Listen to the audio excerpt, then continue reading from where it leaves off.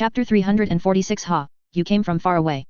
In the dark Imperium of the Segmentum Obscurus, a special unit led by Sisyphus captured a gene stealer. In the 324th year of the chapter's history, when the Dacian world explored a space hulk that suddenly appeared, they discovered a nine-eyed gene stealer cult, which was successfully contained after calling for the Wolf Guard. In the same year, using the Imperial Standard Map as a reference, a Death Watch unit, led by a Xenos Inquisitor, raided a world in the northeastern part of the Ultima Segmentum, but all members disappeared during the battle. According to subsequent investigations by follow-up units, this world was very clean, the entire hive city was an empty shell, with only load-bearing walls remaining, and the walls showed signs of demolition. The Xenos Inquisitor and the Death Watch squad were found on a barren planet, reportedly claiming they were hit by a stasis field. At the same time, news that the Dark Angels possessed an STC template for a stasis field bomb spread along the route of their expeditionary force. Their destination, the Ghoul Stars, is in the northeastern corner of the Ultima Segmentum. Yifeng slowly solidified a clean area. All human worlds in this pure corridor were evacuated, and those harsh mining worlds, where outposts could only be established with spherical domes, underwent sterile disinfection. Xenos strongholds were cleared, and mutant strongholds suffered devastating blows. There was absolutely no life in this corridor. When the Tyranids arrived, they could only choose to advance in another direction, where unknown Xenos and Necrons resided. Yifeng had originally intended to lead his team back to the planet designated by General Zaikduk to initiate the Gene Stealer Four Nations hegemony phase, but he encountered an old friend. We abide by the treaty signed with you and have not entered your operational territory. This time, you have invaded our area. Yifeng slowly put his hand on the hilt of his sword at his waist and said, I understand the principle, but this is the frontier of the Taiping Star region, Tiberos. The Carcharodon's chapter was quite speechless. How did you get here? Crimson Torrent chapter, I started here, so what do you think? How did you get here? Carcharodons, I won't tell you, I'll just keep going. The sharks were very agitated. How many years had they fought in the Ghoul Stars? All for the sake of upholding their promise to the Primarch, but what was the result? The Dark Angels came with their forces. Some things must not be known to the Imperium. After a not-so-rigorous assessment, Tiberos beat up the dissenters. The Carcharodon's chapter concluded that the entire sector would become a battlefield, and they needed to relocate. Move far away. The sharks are a fleet-based chapter, so relocation was fast, but it still took some time. They arrived within Imperial territory and investigated which areas were not in the path of Imperial expeditionary forces. Then they came here. Upon the abrupt arrival of this chapter, Yifeng's first reaction was, wow! A wandering merchant spawned. Wow! The wandering merchant brought his shop over.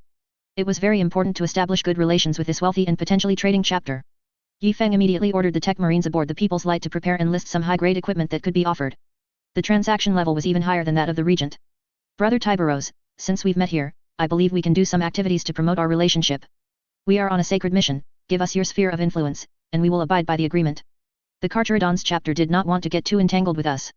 No, I mean trade. The Imperium's newly equipped adamantium armor is harder than Terminator's armor and has more firepower than Centurion warsuits. Don't you want to try it? The last time he encountered them, adamantium armor hadn't been introduced yet. This time, he had to make a good profit. Tiberos's response was impatient. They would contact the Forge World for new Imperial equipment, no need for the Red Tide to do it. Yifeng talked a lot with the Carcharodon's chapter, but their warship didn't stop, cruising towards the Mandeville point. For them, there were no enemies here, nor could they collect grey or red taxes. Every second spent here was a waste. Until Yifeng said, come over here and fight, coward. Silent fury spread throughout the shark pack. The White Maw turned first, followed by the battle barge, Nickel. A battered but powerful-looking fleet turned around and headed straight for our strike cruiser. Prepare for the enemy, brothers, deploy the combat platform. A hard aerospace platform unfolded. This platform, modeled after General Zaikduk's design, was the same level of platform Yifeng intended to deploy when conversing with the Necrons. It was also an excellent arena. Chapter Master, this platform is not yet complete. Is it necessary to use it? Only half of the facilities on the platform were usable. Otherwise? Wait for them to board our warship. The White Maw's angle adjustment wasn't to establish a connecting bridge with us, it was adjusting for a boarding angle. Byway army, follow me. 100 adamantium warriors leaped onto the platform, occupying half the positions. Kazanov also jumped over, he had permission for free action without the chapter master's command. Seeing the Crimson Torrent standing ready, the opposing flagship didn't hold back. Tiberos led his personal guard onto the platform. As soon as he landed, this superboss, over 3 meters tall, felt something was wrong. Hundreds of muzzles ahead were pointing at them. What does it mean for a warsuit to have 6 weapon slots? Besides the 2 arms, there were also weapon slots on the left and right chest like a Centurion, and a missile nest on the head or laser cannons on the shoulders like the 4th Legion siege Terminators. Some even equipped flamethrowers at the waist and hung bouncing landmines on the sides of their legs, which, once activated, would speed and bounce across the ground like rapidly rolling tires, exploding after leaping over cover and charging into enemy lines. I didn't deceive you, I assure you, even if you stood beside the Regent, you wouldn't see a force of this scale. We come from the ocean of the void, where there is only darkness. Tiberose's soft whisper was followed by the furious churning of the shark pack. Facing the ugly red adamantium armor, they, who had fought in the dark for so long, considered it an untested ornament, a war suit that looked good but was useless. If a war suit was truly powerful, how could so many be equipped? Walk with the torch, I am the light. Yi Feng shouted this battle cry for the first time, and the entire army, in tacit understanding, charged with Yi Feng. A friendly physical exchange between the chapters thus began. Neither side stated victory conditions, implicitly agreeing that the winner could make any demands. Victor, this guy is bullying the weak again. Not watching, I'm leaving. Everyone, do not activate ranged weapons. Melee weapons must not activate disintegration fields. Yi Feng. Tear them apart. Carcharodon's second captain. Only when truly closed did Tiberose truly feel the oppressive force of the adamantium armor, partly due to anti-psyker suppression. Yi Feng was taller and broader than him. Dual power claws struck first, the lightning power claws named Hunger and Thirst attacked ferociously, one claw slashing across Yi Feng's chest. Sparks flew, and lightning energy flowed over the golden chest plate, as if washing away attached dust, making the entire adamantium armor even more radiant. Facing an ally, Yi Feng used the golden greatsword. This golden holy sword, without its disintegration field activated, delivered a horizontal slash that struck the opponent's elbow. Tiberose had intended to block the blow with his reinforced Terminator's elbow guard, but a tremendous force struck him. He felt as if he had been hit head-on by a tank and had to turn and put his shoulder into it as well.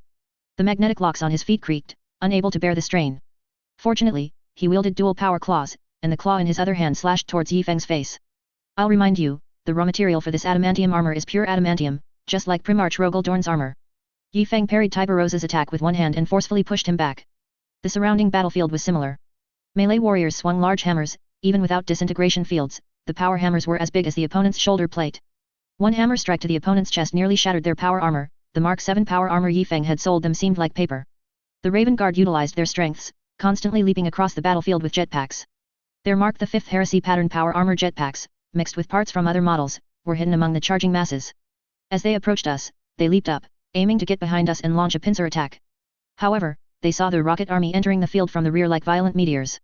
They were not warriors from the platform, they flew out of the warship's hangar. Looking closely, a neat row of adamantium warriors stood in the distant warship's hangar. Rockets flew through the air, turning back after leaving the warriors, and soon ran out of fuel.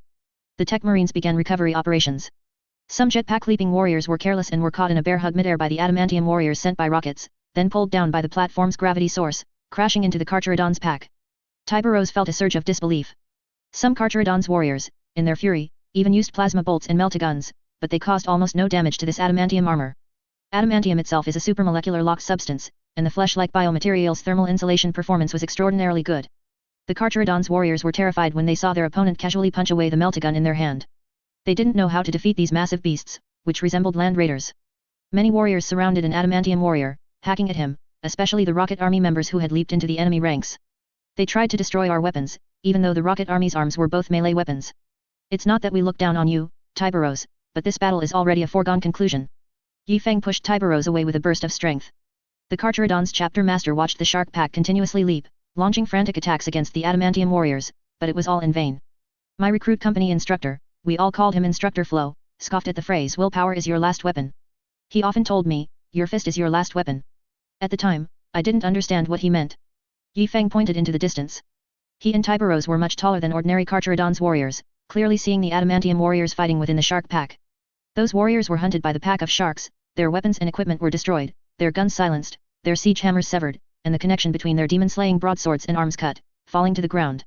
With all his weapons destroyed, the warrior stood firm, greeting the sharks with ordinary punches and elbow strikes, each punch sending a power armor warrior back several paces. Can this arms display be over? We'll honor the bet. The two sides didn't even state what the bet was, but the Carcharodon's chapter, under Tiberose's command, began retreating to the other side of the platform, pulling back a few mad warriors along the way. Several red-tide warriors helped restrain the madmen they were fighting, some constantly emitting roars of an unknown beast, some directly starting to cackle strangely, and some wildly and recklessly charging. Yi Feng spread his hands. Whose fault was it for daring to use any gene seed? Using the crazy gene seed of the Night Lords was one thing, but why the World Eaters too? The World Eaters without butcher's nails were raised in your chapter like Kern's chosen ones. You can tell me what you want. A lot of panting appeared in Yi Feng's communication channel, along with various shouts from the shark pack. Tiberose had connected the communication systems of all the warriors present to Yi Feng's tactical helmet. Gentlemen, I no longer need to elaborate on the power of the adamantium armor. I am now willing to trade with you, and I believe no one would refuse to acquire this armor. A destroyer-class adamantium warrior opened fire. 6 main weapons unleashed a furious barrage in a short time, shattering an incoming meteorite. The tech marine behind him stomped his feet. 5 seconds of firing, and the logistics team would be running their legs off.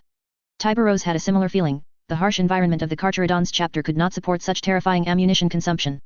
Yi Feng continued, now it depends on what you are willing to offer. I know you have everything. If the trade volume is large enough, I can give you more ammunition. Gentlemen, with these armors, you will soon be able to seize enough supplies from your enemies to make up for your losses. What do you want? The relatively calm Carcharodon's fourth company captain was the first to speak. It depends on what you have. Preferably the big stuff, the kind that can destroy my big stuff. Yi Feng tapped his adamantium armor, clenching his fist and raising it above his head. This was also something that made the Carcharodon's warriors very curious, what exactly could destroy him. After careful consideration, both sides began their arms exhibition. Carcharodon's chapter, Sakaran tank. Its power is the fiercest among tanks of the same class, thus it is equipped with thicker armor. The main weapon of this one is a modified grav cannon. Most importantly, there are no STC templates for it anymore, so it cannot be manufactured. An ordinary Sakaran can only be described as having high and precise attack density. Its power is not particularly strong among tanks, but this grav cannon only exists in legends. Yi Feng, call pattern grav gun, undercutting the price, indicating we have gravity technology, mounted on an anti-psyker adamantium warrior, and then paired with a Roscoe ground sweeper, which is on par with a Bane blade. But have you heard of an assault tank that is super fast and has shields?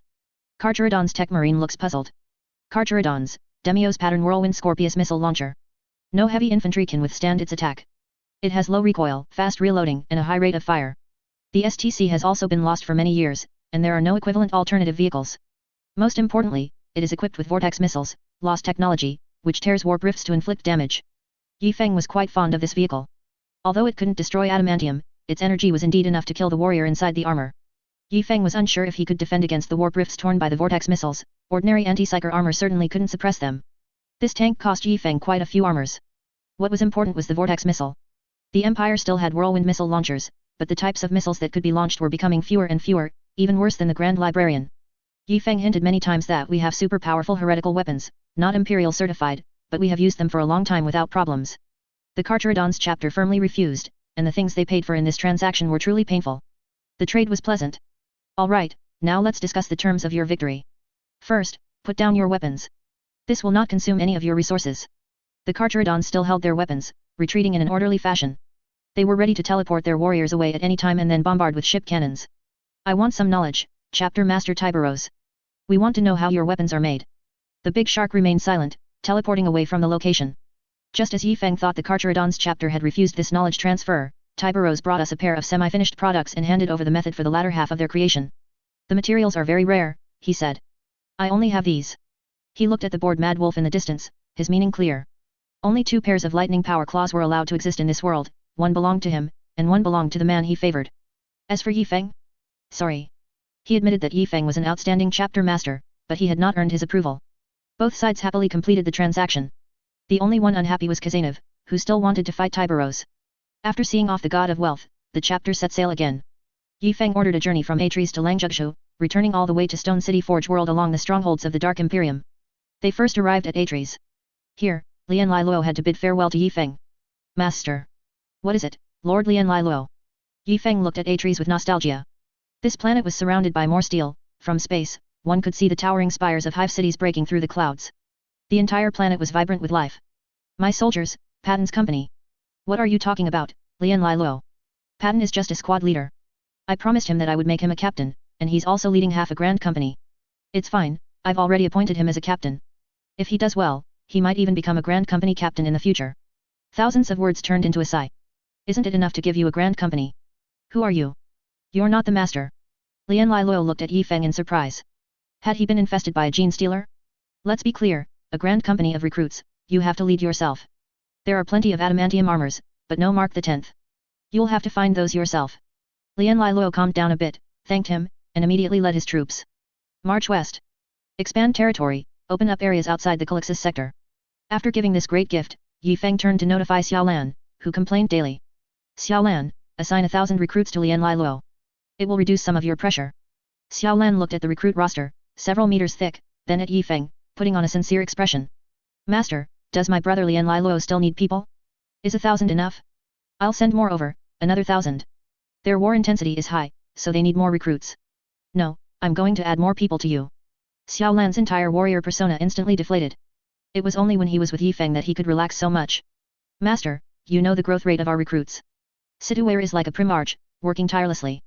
After the Redemption Light battle group arrived, our recruit production doubled. Do you know what the first thing the 5,000 Primaris warriors supported by the Empire, and the Primaris chapters that came with the Redemption Light, did upon arrival? They completely followed our chapter's rules, consciously extracted their second gene seed, and started mass-producing soldiers. Do you know how many recruits we have? Xiao Lan was about to break down because of the Redemption Light battle group. These people's obsession with mass-producing soldiers was even deeper than theirs.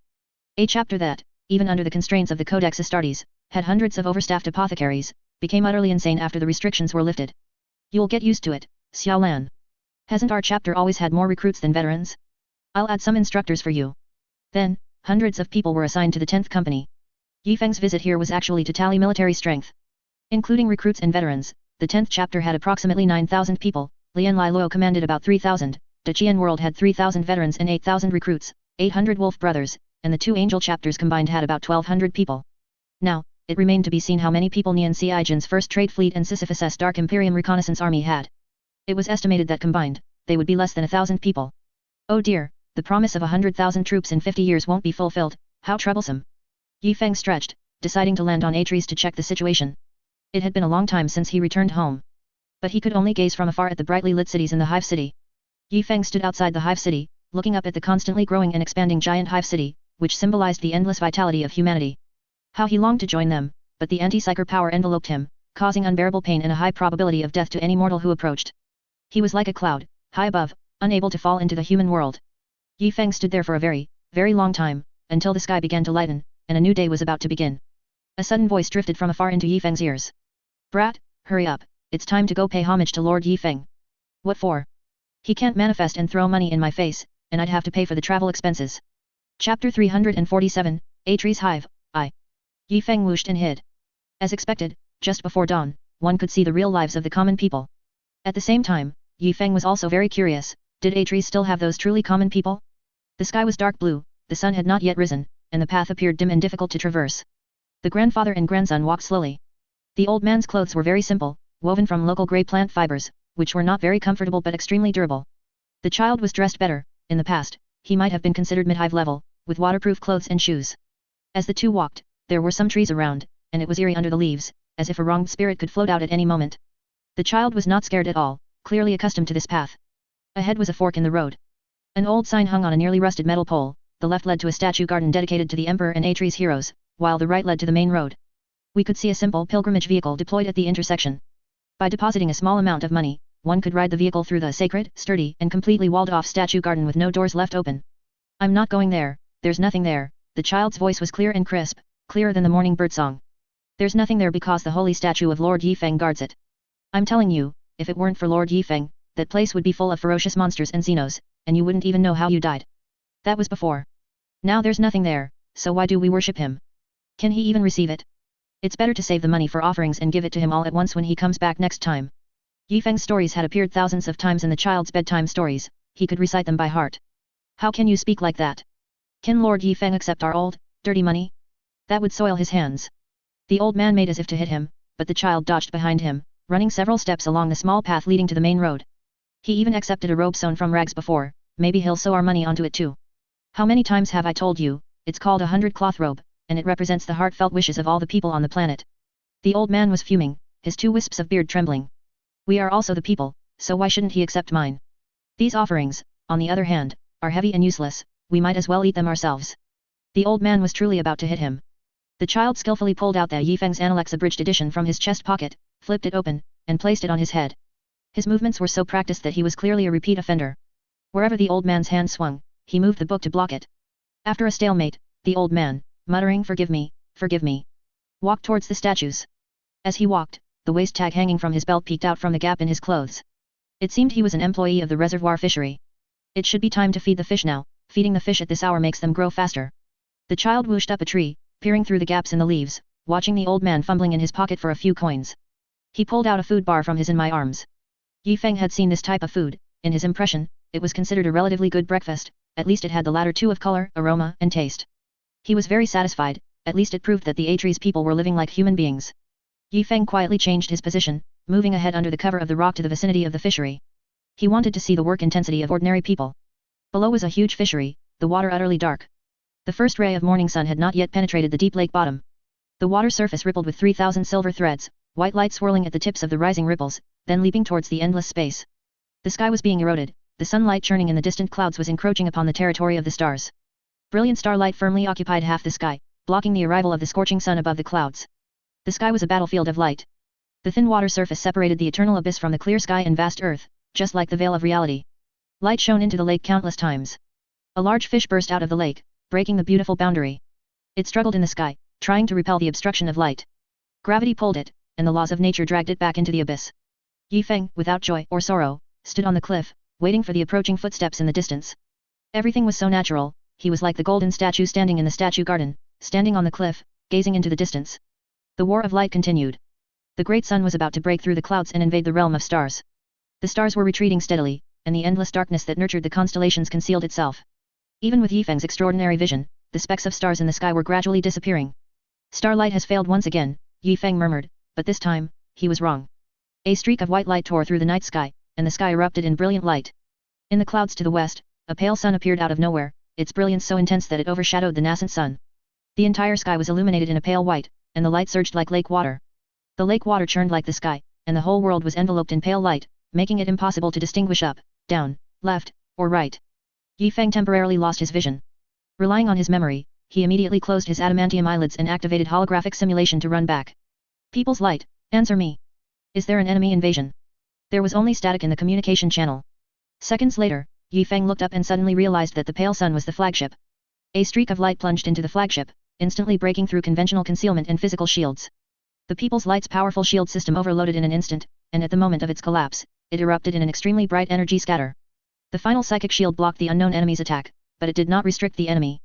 The streak of light leaped across the People's Light, which was enveloped by the psychic shield, constantly changing position and impacting the flagship. Its speed was too fast, ordinary people could only see a ball of light, a psychic light ball formed by the enemy rapidly striking every area of the People's Light's psychic shield. People's Light, respond if you hear me. People's Light, respond if you hear me. Yi Feng's frantic shouts received no answer, and his heart grew heavier and heavier. No enemy can destroy the People's Light, none. I've fought the Necrons before, and in the real world, not even a Chaos God personally intervening would work. Kern's army couldn't take down the Phalanx, and it's even less possible to take down the flagship. Impossible, absolutely impossible. Yi Feng's heart was screaming frantically. The heavy adamantium armor restricted his body. He had to go back quickly, faster. Suddenly, Yi Feng's body froze, and his aquila pattern adamantium eyelids automatically opened. The light extinguished.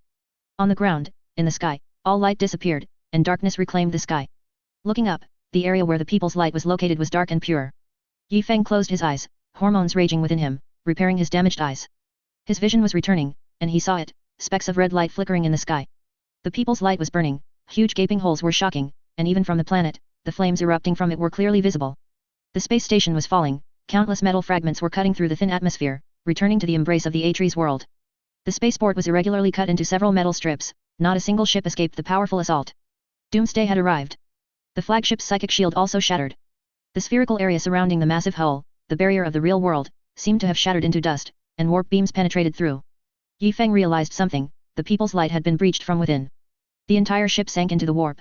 A massive void hung over Atreides, like a demon's eye watching over this ancient land. Damn it, answer me, whoever you are. Yi Feng was running, every fiber of his flesh and blood crying out under the unbearable strain. The ground defenses opened fire. The Hive City's void shields lit up immediately, and giant ground-based cannons roared, pulverizing the falling space station. A fragment several hundred meters in diameter hurtled towards the Hive City. An aerospace missile with a cold white ion trail ascended, and a violent explosion spread across every inch of the sky. However, the shockwave from this missile carried hundreds of fragments, large and small, towards them. Yi Feng was sprinting. He saw it, he saw the old man pulling the child, fleeing with all their might. Flames descended, and giant metal chunks filled the sky. Intricate and complex electronic components vaporized under the scorching of the atmosphere, black smoke was their final lament. Death was beckoning the Atreides people. The child ran desperately. He vaguely saw a golden giant appear ahead, and then, a fragment pierced his body. Torn to pieces. Splashing earth and rock pierced the flesh of the old man's thigh. He was completely oblivious. The old man was still running, his steps erratic, but each footfall on the ground was made with all his strength. Grandson, run quickly, it'll be safe soon, huff grandson. The old man's eyes looked upwards at the countless fiery meteors falling. His eyes looked around, firelight piercing through the gaps in the dense trees. His grip tightened, deforming the child's hand. Only one arm. When adrenaline surges, ordinary people have no concept of pain or the use of strength.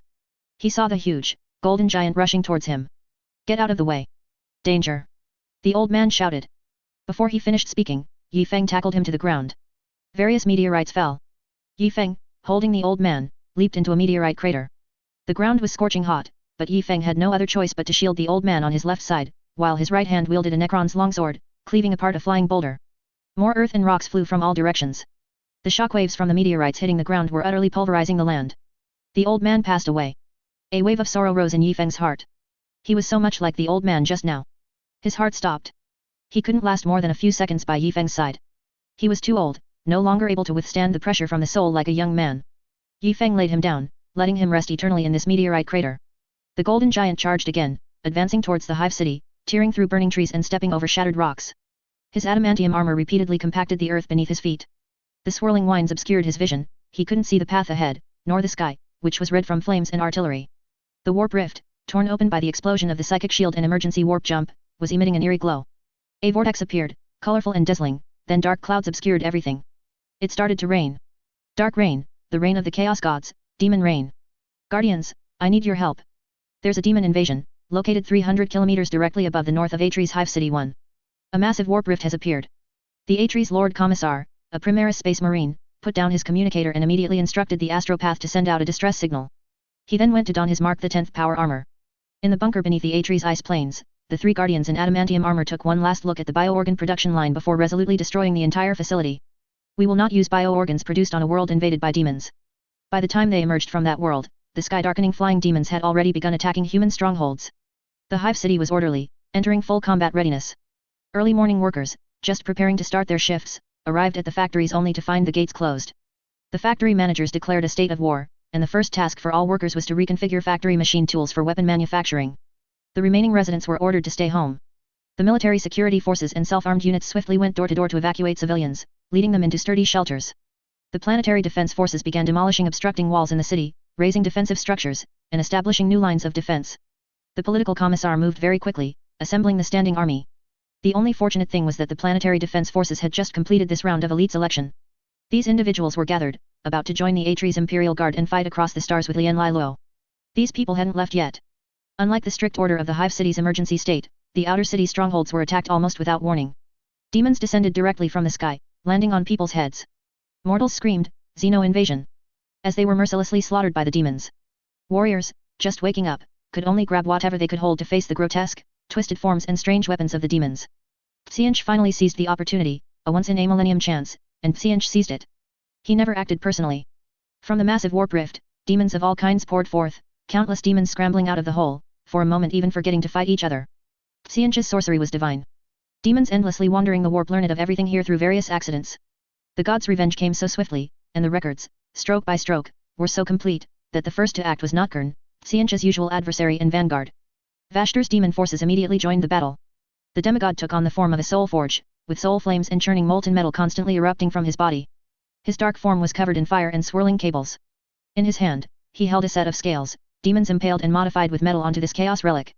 Everything would be weighed on these scales for its soul value. Vashtor slowly placed a scroll of human skin onto the scales. It meticulously detailed everything Yi Feng had once destroyed. Even demon princes dared not easily look at this scroll, for the soul power it carried was too immense, every glance would cause their metallic power to riot. Yi Feng had destroyed too much back then. The scales tipped to one side. Vashtor slowly turned, and through the great rift ahead, the other side of the scales pointed towards the Atre's world behind the void. The scales moved eerily, slowly settling into balance. The god of contracts began to act. The human skin scroll suddenly shattered, transforming into millions of streams of light that merged into the bodies of countless roaring demons. These demons were stitched with countless machines, the dark mechanicums every mad whisper created them, every thought respectfully offered to the dark mechanicums gods. Soul steam raged in the forge. Vashtor pulled a valve, and the steam shrieked out of the vent. The mechanical demon army pushed aside demons arriving from various times and spaces, rushing headlong into the great rift. The strongholds were still fighting. Although suffering heavy losses, they were close to the hive city. The ancient facilities hadn't been used for centuries, but the resident Adeptus Mechanicus personnel successfully awakened the machine spirits of the defense turrets. These defensive points, rebuilt after the Orc invasion, were originally located in the desolate far lands, but now they were on the edge of the hive city. The demons killed many mortals who couldn't react in time. Fortunately, a brave political commissar, carrying a bomb, charged into the demon horde. A huge explosion collapsed the gate to the stronghold, buying the warriors time to retrieve their weapons. Lumber guns tore apart demon after demon. The enemies seemed endless. The mortals' deaths were sealed the moment they saw the demons. The gunner fired numbly, his eyes fixed on every enemy trying to climb the stronghold's outer wall. Beside him, plasma guns picked off seemingly powerful demons, or rather, those that only looked powerful. The gunner didn't realize that his hand had merged with the lumber gun. He stared at every demon under Vashtor's command, his trembling body beginning to emit steam. Huge shells flying from the hive city landed near the stronghold. Demon corpses were flung in front of the gunner, their massive bodies blocking his barrel. A warp banishment rift opened before his eyes, and he screamed, convulsing. The loader jammed his arm into the ammo belt. The bullets from the lumber gun were bright crimson, piercing into the demons' bodies. He kept firing, never stopping. His entire obsession was singular: fire, keep firing. The second round of suppressive fire arrived. The Adeptus Mechanicus awakened more machine spirits, and most of the hive city's defenses were now active. The gunner was still firing, though only scattered demons continued to advance after this barrage. A point of golden light broke through the darkness, appearing at the edge of the horizon. Demon engines, forged from the Forge Lord's intense curiosity and creative drive, roared to meet it, only to be cleaved in two without exception. The gunner turned his weapon. The golden light was so scorching and blinding. Enemy, he thought, I will block your path.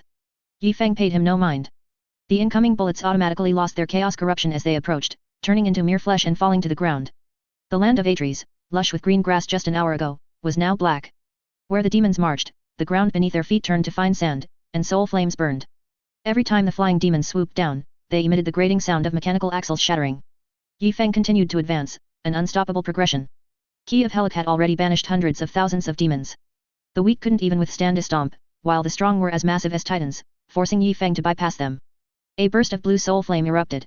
In Yi Feng's mind, countless mortal sacrifices plunged into the forge, wailing. They infiltrated every crevice, only to crash against an unyielding will, hard as adamantium, hot as a star. I will tear you apart. Yi Feng's fist landed on the flamethrower's fuel tank. The leaking gas was absorbed by anti-psychic energy. The demon howled, its equipment separating from its flesh, which was melting. Ahead was a tank, if its black slime-connected barrel and gold-plated bone barrel could function normally. A metal shell exploded near Yi Feng, who almost dropped Qi of Helic. The enemy's shell was surprisingly physical. Soul engines turned, mechanical axles creaked. The tank accelerated, charging towards Yi Feng. The flesh on its front deck was savagely torn open, sharp black blades protruding. The bone-white barrel shattered into 5 sharp spears. The demon assault engine went full throttle, rushing at Yi Feng. On the tank, a humanoid demon leaped up. Several metal extensions unfolded from its back, from which 5 heads hung. It looked like it was carrying a clothesline. The skeletal skulls suddenly opened their mouths. A metallic gleam and flash, then laser beams erupted from their maws. Yi Feng shielded his eyes with his arm, counted to 2, then leaped. Not high, but enough to clear the tank's front deck. His adamantium foot stomped and broke the spear cluster. It was then that Yi Feng noticed the demon standing on top of the tank held a staff, topped with a miniature forge emitting a faint orange glow. With just one glance, Yi Feng felt his eyes burn intensely. So, what is the cost? As the orange light diffused beyond the forge, it transformed into dense lightning. The adamantium armor crackled. Mechanical structures on the demon's body detached, gears scattering across the ground. A staff struck directly. Is anyone on the comms channel? The adamantium hand grabbed the top of the staff, the miniature forge clutched in Yi Feng's palm. The sound of shattering was so faint, yet it clearly reached every demon's ear. The staff-wielding demon finally thought to retreat. The skull laser cannons hanging from its head suddenly exploded, turning into a psychic shockwave. But a more furious psychic force destroyed him. As the forge shattered, the orange flames transformed into the vengeance of souls, moving away from Yi Feng while also consuming the overconfident demon. Looking around, there were only demons, endless demons, completely surrounded. The distant hive city was still lit. Chapter 348, Atres Hive, Part 2. The hive city was still lit, brightly lit, and Yi Feng could see giant shells flying towards him. Yi Feng stood on the daemon tank, stomped his foot hard, and the tank's turret caved into the chassis. Yi Feng had to use every thread of his multi-threaded mind to calculate the battlefield situation. The stronghold's continuous bursts of fire guided Yi Feng. Although the scarlet shooting was inconspicuous among countless mechanical demons, looking along the firing points, beyond the soul steam and black smoke, there was a human stronghold. He took a few large strides and charged out. Where he had just stood, the daemon tank was hit by a shell, its turret blown dozens of feet high, spinning as it crashed into a flying daemon. The impact pushed Yi Feng for a moment, and it also cleared the surrounding daemon swarm for him. Demons in the sky swooped down. Iron-winged eagle demons clamped their talons onto Yi Feng's shoulder armor. A pulsating energy core in their chests condensed terrifying energy, and a destruction cannon, developed from melted technology, was ready to fire.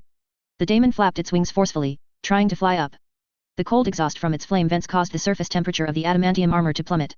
Yi Feng wanted to pierce it with his combat blade, but more iron-winged eagle demons attacked, using their steel-hard wings to cut Yi Feng's body. Each impact from their sharp wings shook the combat blade continuously. The giant adamantium giant leaned back, the daemon's fatal attack grazing his front armor. The adamantium armor's own weight caused any daemon attempting to obstruct this action to be severely bruised. Your wings are no longer hard before me. Your boasted attacks are merely a breeze that stirs dust. Keep trying, for every struggle you make will only make me stronger. Yi Feng grabbed the eagle talon clamped onto his shoulder armor, tore it off with brute force, and slammed it heavily onto the ground. He turned and delivered a huge arcing slash, cleaving 3 demons in half with one sword strike. Your fate has been sealed by me. All that awaits you is utter death. The flying demons scattered, screeching and flapping their wings, flying towards the summit of the white clouds. The stronghold was close at hand.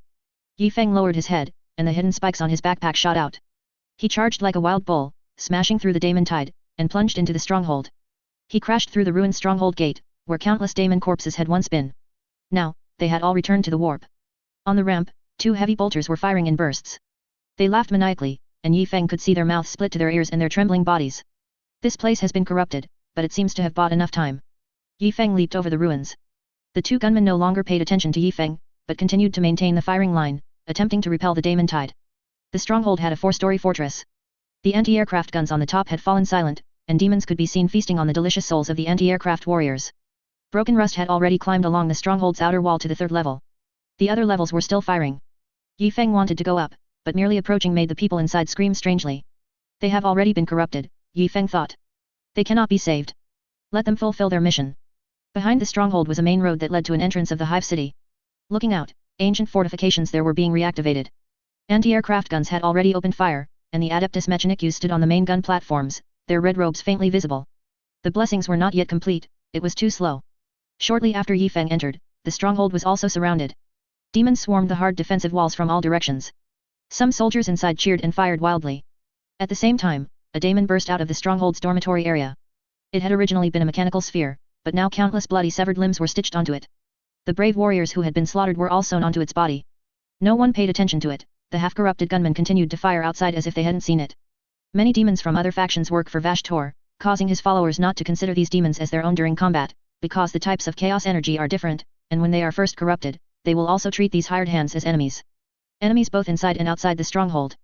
Yi Feng took a breath, held his combat blade across his chest, then swung it back, hiding it behind him. Yi Feng stood sideways, so the demons couldn't see his right hand. A sound of flesh tearing served as its battle cry. Several legs were torn apart, and a rain of blood fell from the sky, dripping onto the golden armor. This was truly human blood. This iron sphere of limbs, bound at the center by metal wires, began to roll. Each unconscious push of an arm made it roll faster. Deep breath. 8 meters, 5 meters, 3 meters. The servo system instantly went into overload. The power of the electronic muscle fibers was pulled to full capacity in 1/10,000th of a second. The machinery wailed. His right fist shot out like a cannonball. The adamantium fist instantly penetrated the inferior plasteel, wreathed in chaos energy. Flesh splattered. Calcitic bones and calcium metal spikes simultaneously protruded, indistinguishable from each other. The adamantium giant spun, driving his right fist deeper. The cross-shaped sword on his back, due to brief inertia, did not fall to the ground. It was hidden behind Yi Feng, rotating slightly a few degrees. His left hand caught the hilt. Yi Feng was about to go all out. His right arm, deeply embedded in the daemon's body, was wrapped by dozens of metal pipes. Each pipe ejected tiny barbs, trying to find a purchase on the smooth adamantium armor. The daemon was in agony. It felt its chest melting. It had to immediately crush this disgusting stone. More flesh fell, obscuring Yi Feng's eyes. Those swaying before him had all once been the people of Atres. Yi Feng grabbed a metal shaft. He didn't know what it was. The metal shaft spun rapidly, rubbing against his palm, and the temperature rose sharply. The daemon didn't want to let Yi Feng go, and Yi Feng had no intention of letting it go either. You will pay for what you have done. You will not be reborn. The arc traced by Key of Helic was graceful and beautiful. The most perfect slash in the world could be no better. The daemon before him was perfectly sliced open, the cut so smooth that every molecule was absolutely flat. Yi Feng's body precisely pressed onto its cut surface. The daemon struggled. No warp rift appeared. It was dissolving, it was vanishing. It had never imagined such a day would come. This was not the last straw that broke its back, this was an unshakable mountain. Yi Feng pressed down firmly on the thrashing creature beneath him until its flesh and limbs fell to the ground, and the metal turned to dust, scattered throughout the camp. The adamantium giant stood up. Lesser demons hesitated, while greater demons were rushing over. Leave here. Everyone in the stronghold will be devoured. I have no choice. Keep going. The hive city is still lit. Everyone thought this, and they were all trying their best to do so. Yi Feng left the stronghold. After running for a minute, Yi Feng heard more violent bolter fire and the roar of a chimera armored vehicle's engine behind him. A mortal force was attempting to break into the hive city. They had already seen the hive city's gate, but their bolter ammunition was almost depleted. Of the entire convoy, only 2 armored vehicles were still combat ready, and they were equipped with laser gun arrays. The political commissar's head emerged from the top. He continuously fired his last pistol. A foul-smelling dissolving shell shattered the rearmost vehicle. He helplessly fired his last pistol at the giant daemon mortar, the thin beams enraging more demons. The political commissar was trembling. He could hear the soft clatter of his upper and lower teeth, but long training kept his arm steady. His mind was clear. The lasgun continuously switched targets, seeking opportunities on every bit of flesh on the enemy. His thoughts were chaotic, he didn't know what he should do. It seemed nothing he did would be useful. The daemon mortar's huge shell was loaded into the barrel.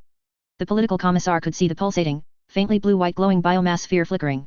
He wanted to shoot at the glowing spot. This was his subconscious action, but the last pistol did not emit a beam. A cloud named despair enveloped him. When he tried to pull the trigger a second time, the usually stable last pistol exploded. It shattered 3 of his fingers. No machine spirit could long withstand Vashtor's power. The political commissar was still trying. He understood that life or death was only a hair's breadth away. When I shout turn, you turn the steering wheel hard left. He yelled at the driver. Political commissar. Enemy on the left, a giant golden man. The political commissar didn't have time to look back at the enemy, only giving the order, skirt around him. His still functional left hand fumbled out a smoke grenade from below. Only these were left in the compartment. He didn't know if it could obscure the enemy's vision, but he had to try. Perhaps it could simply make the enemy think it was a hand grenade and scare them?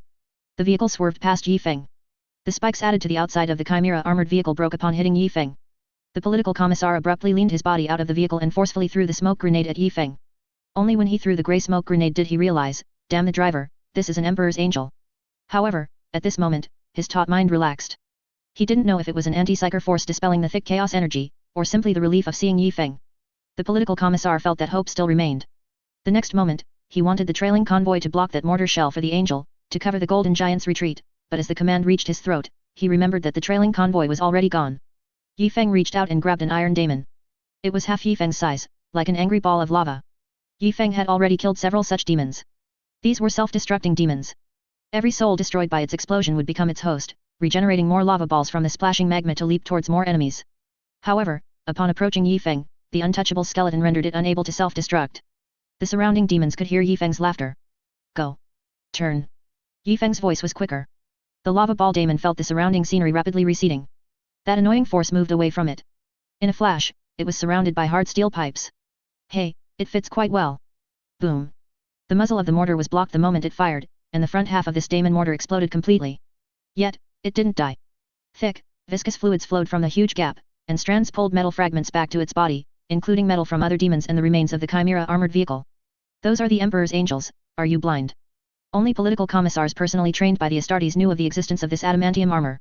Each of them was equivalent to an elite auxiliary, well-versed in chapter affairs and always ready to fight alongside the Astartes in unforeseen circumstances. The driver was terrified, offending an Astartes was a grave sin. He instinctively hit the brakes, then saw Yi Feng speed past the side of the vehicle. Lasguns and ancient kinetic bullets began flying chaotically across the battlefield. The Hive City Guard warriors saw the Chimera convoy. The communicator was screaming, but there was still no answer on the channel. The commander at the defensive position had to make a choice, let them in, or annihilate them all. Blockade Protocol 1. A hidden gate behind them opened, causing dust to billow due to years of disuse.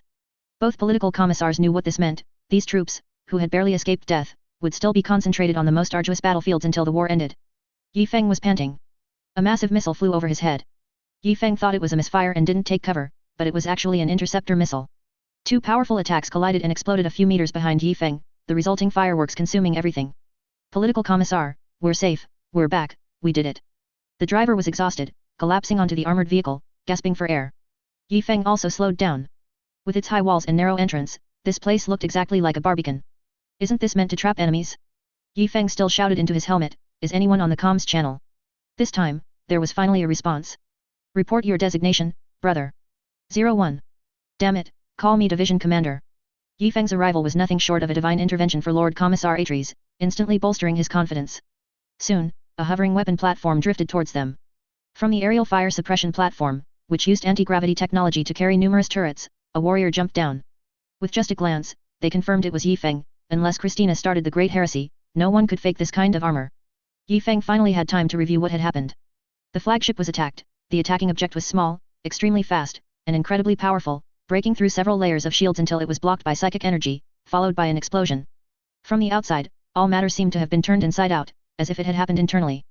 But an overloaded psychic shield module couldn't possibly cause such a massive hole. Something must have been overlooked.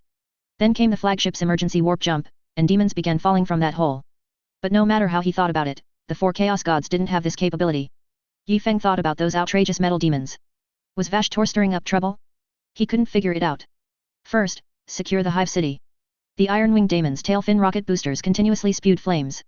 They surged upstream, leaving the atmosphere, rushing into the cold void, and pushing against the warp breach into the giant machine where Vashtor resided. They urgently rushed before the dark machine god, fluttering up and down. Vashtor waved a hand, and a surge of chaos energy infused the largest iron-winged daemon. Its wings flapped incessantly, and countless writhing cables spontaneously erupted from its smooth feathers, gears grinding. This was a blessing, like those given to demons of other chaos gods. Finally, this iron-winged daemon grew to the size of an imperial fighter jet. A speaker dangled from the back of its head, allowing it to speak. This daemon recounted everything it had encountered, using arcane warp language incomprehensible to humans. This was a very frustrating situation. Anything a daemon's psychic senses perceived could be directly known by a chaos god, even a demigod like Vashtor. But the problem was that Yi Feng was psychically unobservable. The metal detectors on the daemon physically detected Yi Feng but could not describe him psychically. Untouchables do not exist in the warp, and warp language has no corresponding vocabulary. They needed to use many phrases to describe what they saw. It could only fly before the demigod and describe it in ridiculous real-world language, handing over the physical instrument's memory to the Forge Lord. Just as information that imperial astropaths could not transmit had to be carried by ships with large amounts of hardware storage, speeding through the warp. Vashtor extended a mechanical arm and heavily patted the daemon. The entire giant machine where the demigod resided trembled. Good, very good. Each pat of the mechanical arm made the daemon grow larger. Now, it was the size of an imperial bomber. Vashtor didn't know Yi Feng was here. He had made a pact with Xianch, and this was his power. Xianch would pay a considerable price to deceive him. Xianch provided him with real-time information according to the contract, which meant he truly didn't know Yi Feng was here. He hit the jackpot, a huge jackpot. Vashtor's objective was simple: the red tide had severely damaged his palace, which was one of his homes. He wanted revenge, to destroy the red tide's home. Similarly, the information Xianch delivered was to organize an attack on Astartes, as that was the red tide's home. This was originally a true lie, because our current home, not counting the flagship, was also the Qing world. However, Vashtor was still actively looking for an opportunity. Now, believing this to be the red tide's old home and with Yi Feng, the culprit, still present, Vashtor dispatched his capable lieutenants to command this battle. Iron Founder joined the battlefield, along with his old friend, the Infernal Dreadnought. A Salamander's traitor, in the Forge world, sacrificed the lives of 55 loyal warriors in a seemingly accidental forge explosion, ascending to daemonhood as Vashtor's Daemon Prince. The Dreadnought fell into chaos with him, becoming a forged Infernal Dreadnought. Iron Founder's true name had been forever forgotten. Vashtor operated discreetly, although he had many demons working for him, his exclusive power was not as vast as that of the Chaos Gods. Iron Founder was a particularly favored one. The Daemon Prince leaped into the warp rift, arriving in the real world. As the raging gale slammed against his hard outer shell, his body began to transform. Metal rolled and deformed on his body, like a transformer. Metal covered his surface, and the flesh destroyed by metallic steam was now rapidly growing, filling the spaces between the metal. Bearings rolled, engines roared. He was like a primitive steam titan, landing on the earth, except that on his back, he bore not a sacred imperial cathedral, but endless forges and war machines. Every soul he killed was absorbed into his back, becoming the flames in the forge. Azure Soul Fire, with endless wails, forged any required equipment. On the battlefield, he evolved faster than Tyranids, and his cunning was more reliable than that of the orcs. Every slight change in the battlefield situation would cause the forge to produce corresponding weapons to counter the enemy. A dreadnought, expanded several times in size, walked beside him, covered in lava and ultra-dense dark alloy. Every movement caused a violent tremor in the ground. He was the embodiment of crushing will, spending his life proving that no living creature could withstand the destructive power of machinery, and he continued to do so. With every step, lava dripped onto the ground, potentially incinerating and destroying demons close to him. The first star system defense chain fleet is returning. They will arrive here within 8 hours. The astropath has died, she suddenly collapsed, bleeding from all orifices. The replacement has not yet reported. Various pieces of information converged. The Chaos Gods had blockaded communications in this area, including the Outer Star System Defense Forces, who initially received no news. Loyal signal detectors issued warnings. After an initial panic, the Outer System Garrison found no anomalies at Mandeville Point. The tech priests believed there was a problem with the machine spirit. Only when appeasing the machine spirit did they discover the abnormality at Astartes.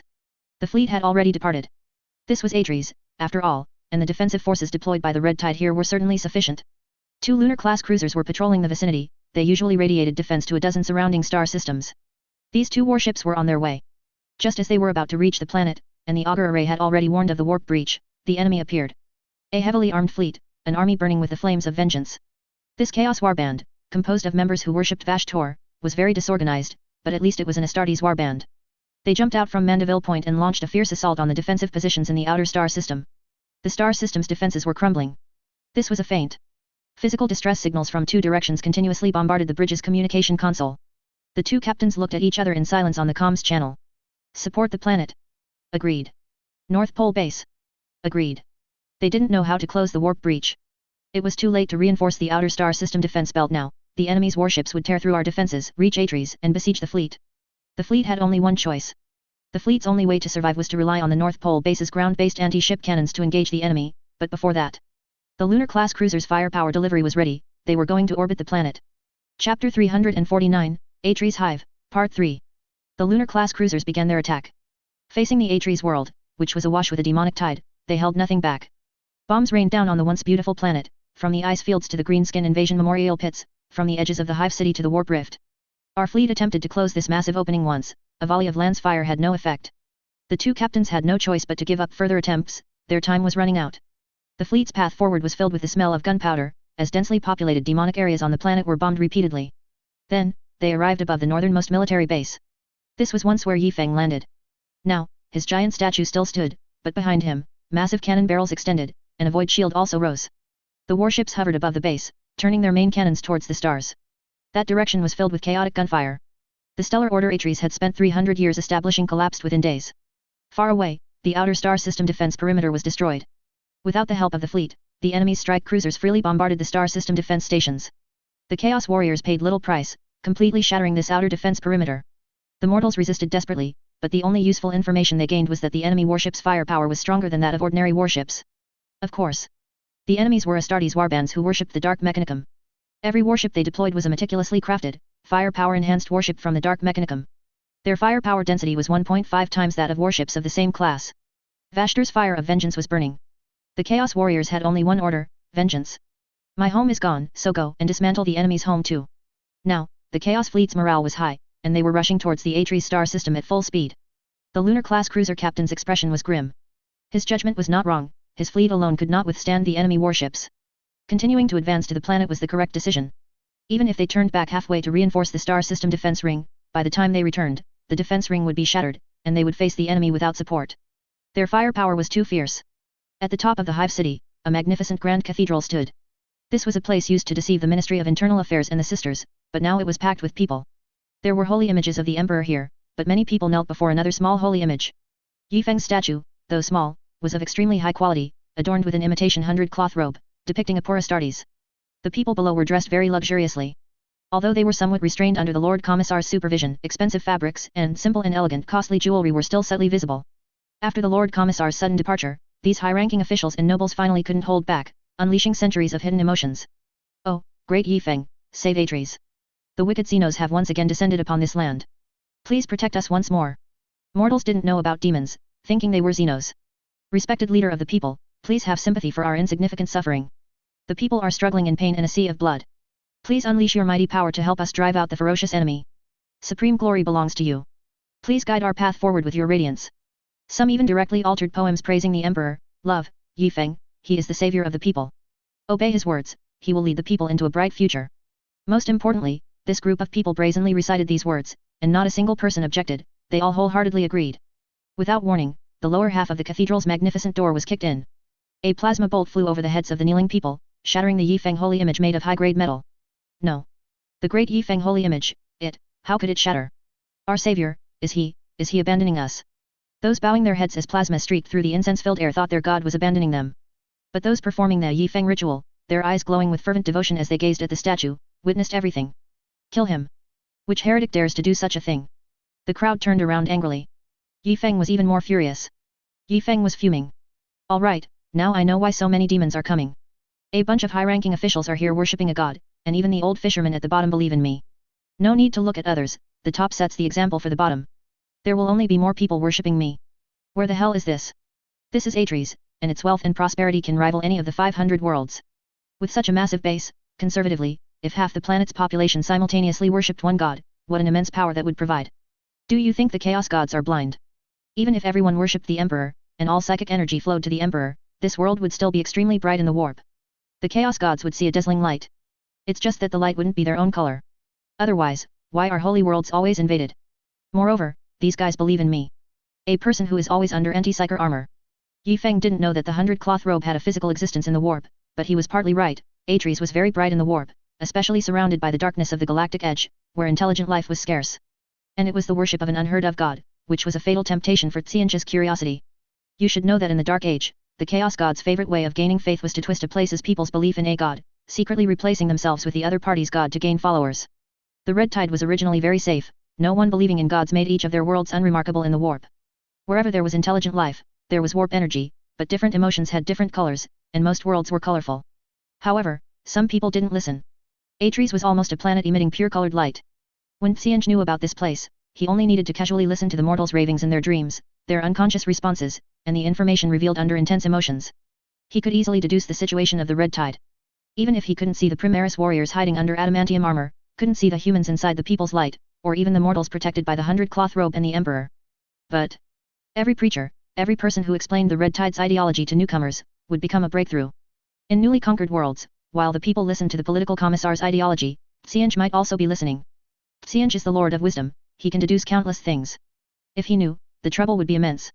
This was a warped troublemaker. Yi Feng firmly believed that Vashtor didn't come knocking on his own, Qian must have been up to mischief again. He was sure that Qian had been watching this place for more than a year or two. When Vashtor was beaten by him last time, Qian might have already been preparing to pit Vashtor and himself against each other. Yi Feng was so angry that sparks flew from his head. Although the secret of the flagship's severe damage had not yet been uncovered, he now knew the reason for the sudden appearance of so many demons. The flagship's psychic shield exploding was just a trigger. Even if it hadn't happened, the next time a few psychers used a grand spell, a librarian tested a psychic relic, the promotion of a great psycher, any opportunity would be seized. It might be 100 years later, 1,000 years later, 10,000 years later, what did it matter? There is no time in the warp. The demons were just massing here, waiting for an opportunity. Waiting for the rabbit by the stump. Yi Feng stomped his foot forcefully, creating a large crater in the cathedral's lavish jade floor. You could have worshipped the Emperor, he's powerful and can fight the Chaos Gods. If you believe in me, what can I do? He truly wanted to kill all the people in front of him. The people in front of him were truly all stunned. Yi Feng took off his helmet, and all the mortals present erupted in excitement. They cheered. The savior had arrived. The god they had deeply called upon had come out to save them from their plight. The people's greatest leader had once again stepped forward when humanity needed him most. And you still say you're not a god? Thousands of words choked in Yi Feng's chest, ultimately turning into one sentence: everyone return to your positions, perform your duties, and strengthen the defensive facilities. I don't want to see any defensive loopholes. Also, melt down my holy image and give it to the factory to be made into ammunition. The Lord Commissar here deserved to be criticized, if he could survive this battle. As the old saying goes, what goes around comes around, but the time has not yet come. The Red Tide has provoked every force it could provoke during its rise, leaving no target untouched, so you must be extremely careful. Every mistake you make will be magnified 1,000-fold, and among a large group of powerful enemies with different abilities, there will always be one who can seize your small flaw. But the actual situation was even more perilous than Yi Feng imagined. Iron Founder was constantly manufacturing special instruments. On his titan-like massive body, molten iron was churning in the furnace. Countless steel objects were thrown into his body: armored vehicle wreckage, strong-point bunkers, mortal armor. As previously stated, he would create weapons adapted to the battlefield situation. Now, he was creating cameras. Vashtor had a huge advantage. An advantage that the other 5 gods did not possess. The Chaos Gods interfered with reality through psychic power, which meant they couldn't see our Primaris warriors. Qian could only use the clumsy method of waiting for the rabbit by the stump to stake out places with many mortals. Vashtor is a machine god, he can normally obtain information stored in mechanical hard drives, even if it is entirely physical and uncorrupted. He can control machines, he interferes with reality with psychic power, and reality can provide feedback to him through machines. To a certain extent, he can see the real world through entirely physical means. From a psychic perspective, he couldn't see Yi Feng, but if an electronic camera was hung up, he could watch the video. My friend, no, the old master of the forge is broadcasting live to everyone. Put a camera on every demon for me. The Iron-Winged demons have rendered great service, the reconnaissance cameras are very effective. Equip all demons with them. The signal base station, find a way to build it for me. Just target Yi Feng. Vashtor, like Perturabo, had countless streams of electronic information flowing into his mind. Hundreds, even thousands, of camera perspectives appeared in his eyes simultaneously. Although he couldn't amplify their clarity with his psyker abilities, it was enough. He commanded the entire battlefield from a bird's-eye view, using his psyker powers to order his demons and coordinate their attacks. It was clearly an enhanced version of the 4th Legion. A Chaos God being able to lock onto Yi Feng, even if using mundane methods, was terrifying. At this moment, Yi Feng was still unaware of all this. The first wave of demons was repelled by the bombardment of the lunar-class cruiser. Even those massive tank demons and titan demons couldn't withstand the warship's assault. Seizing this brief opportunity, the mortals in the Hive City, aware of Yi Feng's presence, reached peak morale. Everyone's work efficiency increased significantly. Basic defensive fortifications were quickly activated, and external constructions were rapidly advancing, with trenches, tunnels, and barrier nets being set up. Standing in the fortifications built outside the hive city were the warriors of the Chimera convoy who had just fled back in a panic.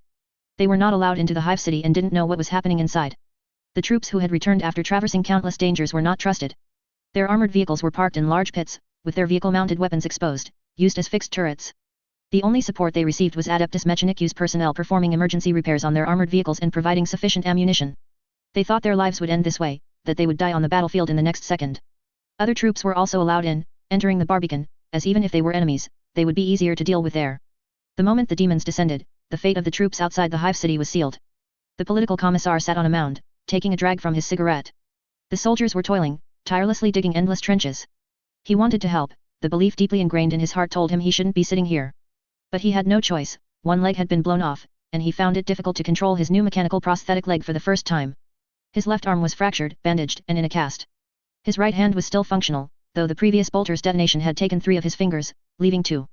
Enough to hold the good cigarette he thought he'd never afford to smoke in his life. The medical officer squatted beside him, bandaging the wound of an unfortunate warrior whose comrade had suddenly gone insane, corrupted, and attacked him, resulting in a stab wound to the chest and a punctured lung. The medical officer rummaged through the newly received medical kit for a long time, finding only stimulants and temporary hemostatics. Political commissar, we're running out of healing agents. Then tell the higher UPS to drop some more down.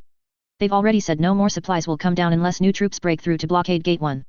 The political commissar exhaled a puff of smoke, stood up, and sneered, don't spread this news. I don't think we'll last until then anyway. He swayed unsteadily, like the hive city behind him. Political commissar, the painkiller is about to wear off. I'll give you the next shot. No need, save it for when the fighting starts. Although the political commissar refused medical treatment, the medical officer helped him back onto the mound. The political commissar tried hard, straining to recall the knowledge the Emperor's angels had taught him earlier. In the distance, a warrior jogged towards them, holding a box.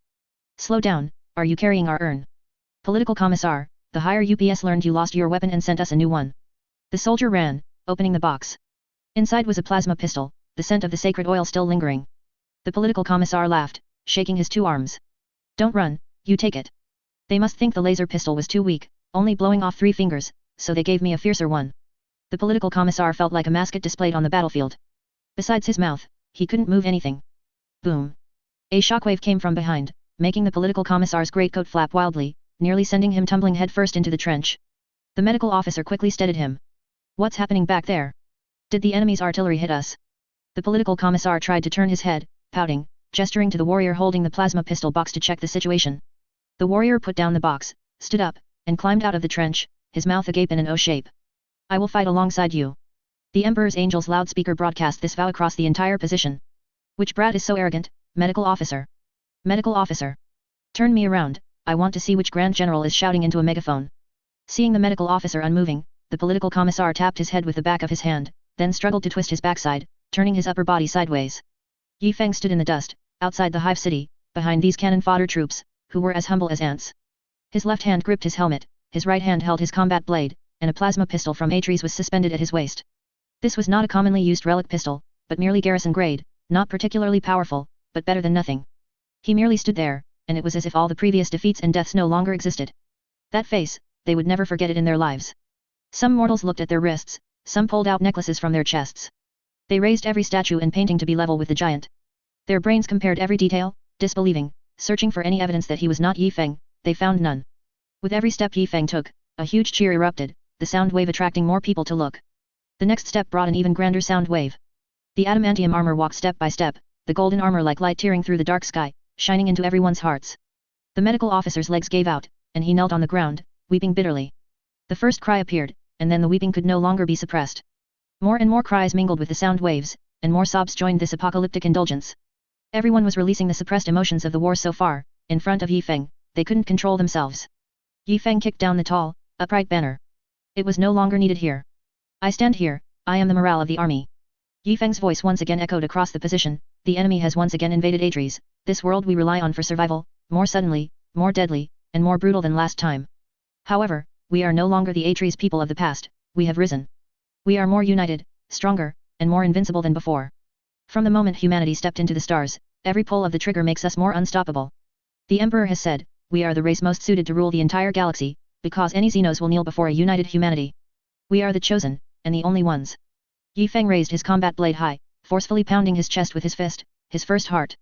The bell sound emitted by the adamantium armor was so inspiring, like a war drum, like a death knell.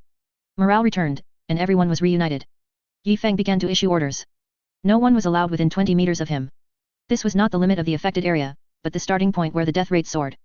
More crossfire was set up, the very front of the position had almost no troops deployed, as Yi Feng would stand there. No one was allowed to stand beneath the airborne weapon platforms. There was no longer any disobey and be executed, the warriors were willing to uphold Yi Feng's commands with their lives. The anti-aircraft artillery of Atre's Hive City 1 began to activate. Flying demons rushed into the range of the void shield in droves, attempting to attract more anti-aircraft fire. The enemy's strike cruiser had arrived, and drop pods were descending through the viscous atmosphere. We could see the bright trajectories of super heavy cannon shells fired from the North Pole base tearing through the veil of warp mist, aimed directly at the strike cruiser. The divine power of the Omnissiah began to enter the star system. Every macro cannon on the lunar-class cruiser was spitting shells, but it was too far, we couldn't see clearly. The Hive City's heavy cannons were also firing. A massive shell landed dozens of kilometers in front of the position, illuminating the ground.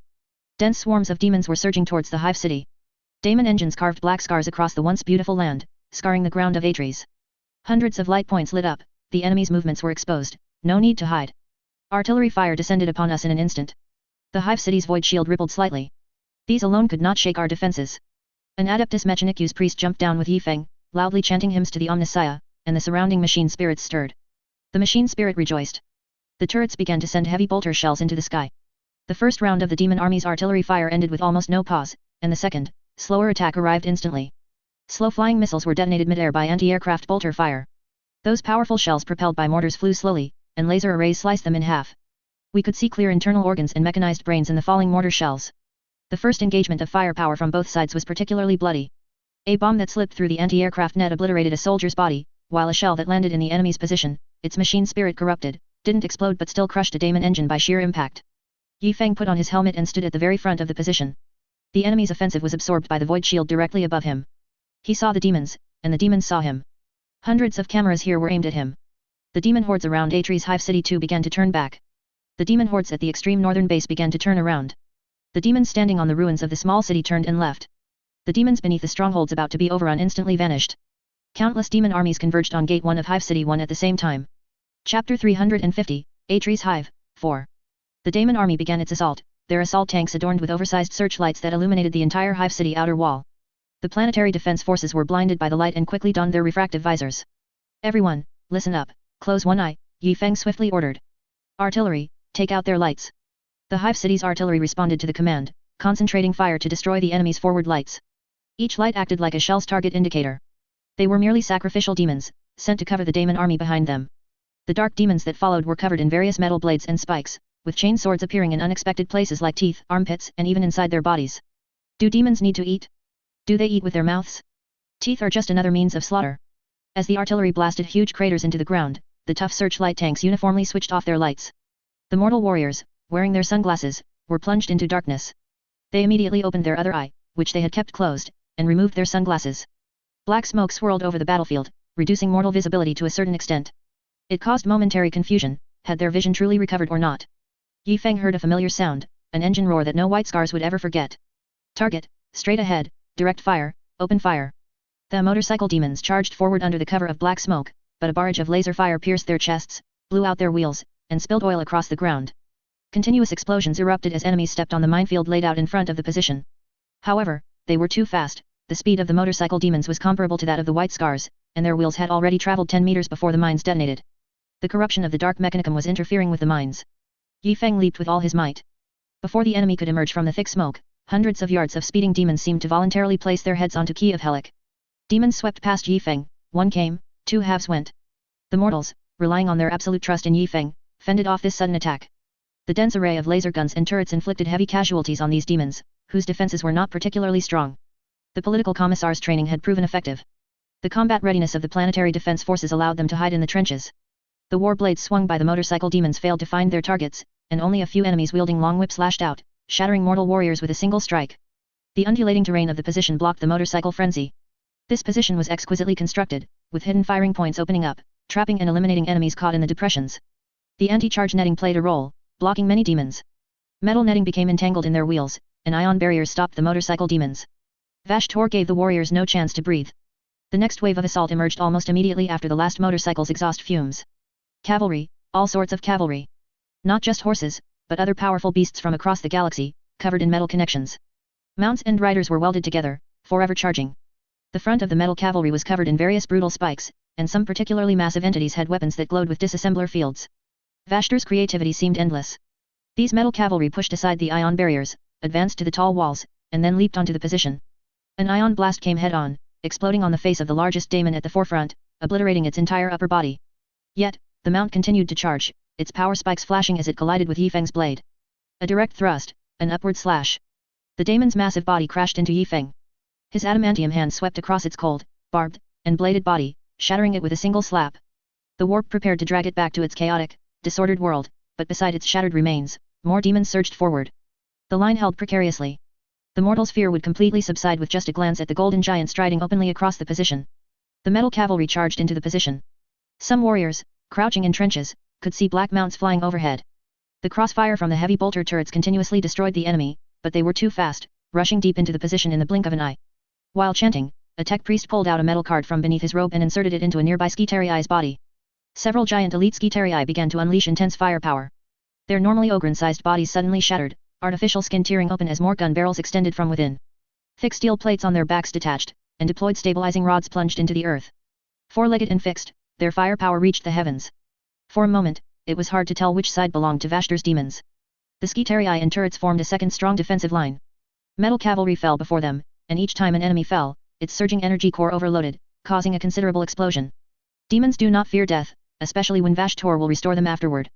These creatures continuously charged, fell, and a large squadron of cavalry was almost simultaneously annihilated and self-destructed by the Skitarii on the same front line, blasting a deep and wide trench between the high-positioned turrets manned by the Adeptus Mechanicus priests and the forward positions, separating the front and rear lines.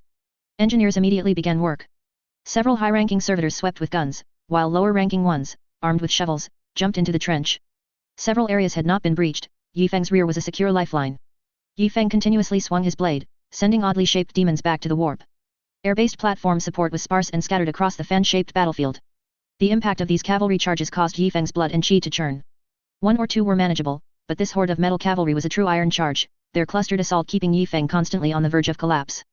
Yifeng had not used Tai Chi-like techniques in a long time, but now his swordsmanship, though inherited from Khan, had attained the true essence of Tai Chi in its form and intent.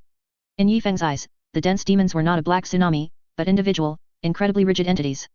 He maneuvered among each enemy with steady steps, combining strength and flexibility, every thrust hitting a vital point. Every enemy that rushed past Yifeng tumbled to the ground, their bodies rolling a few times on the position before disappearing. The tremor of the earth grew more pronounced. After this cavalry charge, the position was scattered, forming a wedge with Yifeng at its head. The mortals' counterattack was valiant. Anti-armor bombs and plasma guns organized a coordinated defense, destroying enemies whose mounts had fallen but whose riders were still alive. This was also a drawback of having two things welded together. If the cavalry couldn't move, stuck in a pit, they could be taken out with projectile mortars or airburst bombs. Before the mortals had time to rebuild their fortifications, subsequent daemon forces began to advance. The remaining searchlight tanks reignited their headlights, now flashing intensely. They dared to be so brazen because demons were engaging the Hive City's firepower. Air-based weapon arrays were firing. They were rapid response firepower, ready to fill any gaps in fire coverage caused by breakthroughs in the position, but they were now in trouble. There were too many flying demons. All kinds of flying demons entangled us, preventing many of the heavy cannons deployed on the outer layers of the Hive City from accurately targeting. The enemy tank forces could advance unchecked, with only sporadic shells landing near them. Explosions echoed one after another. It was the sound of the remaining landmines being detonated, as if every inch of land had been churned by the Daemon army. Some metal knights lay on the ground. They were the unlucky ones whose mounts had been killed by landmines. Under the psychic cover of the Dark Mechanicum, the fact that the mines still successfully triggered could only be attributed to their bad luck. Giant tanks rolled over their remains, sending these useless demons back to the warp. The hard tanks in the front line blocked the continuous laser fire. It was nothing to them. The Daemon army followed behind the tanks. Many were semi-mechanized and fully mechanized. This was Vashtor's regular army. Yifeng could see the distant, swaying Daemon turrets. The mortals were blinded by the continuously flashing searchlights. They tried to determine the optical properties of these lights, but no matter how they tested, the instrument results showed it was physical full-spectrum light. Yifeng roared into the comms channel. He and his allies were finally no longer separated by a layer of warp mist, and his orders were clearly transmitted to the rear. Mortar units, listen to my command. Everyone, take cover in the trenches, do not peek out, prepare to fire. At the same time, Yifeng also called out to the other two Astartes, political commissar, immediately patrol the various areas within the Hive City. The enemy's infiltration units may have begun their operations. Yifeng believed the flashing lights on the tanks were a signal to enemies lurking within the Hive City. The entire Atres world had only 3 adamantium warriors guarding the bio-organs, one for each of the 2 hive cities and the far north base, plus a political commissar in Mark the 10th power armor. Yi Feng hadn't brought the byway army when he came to Atres for inspection. Who knew they would get ambushed while strolling in their own living room? Yi Feng could imagine that if he survived this, Situate would probably tie him to the back of the byway army, and even sleeping might involve 10 strong men crammed together. Never mind, overthinking is useless. Coming back to his senses, fire. Heavy mortars arced across the sky in unison, landing among the enemy. Several more flashing lights went out, and ion blasts and plasma gun rounds streaked through the air, extinguishing the enemy's lights. The demons also achieved their objective. As they approached the hive city, the tough tanks bore most of the damage, not the infantry. The crippled tanks did not return to the warp. These were not demons, but rather modified wreckage of armored vehicles from the road.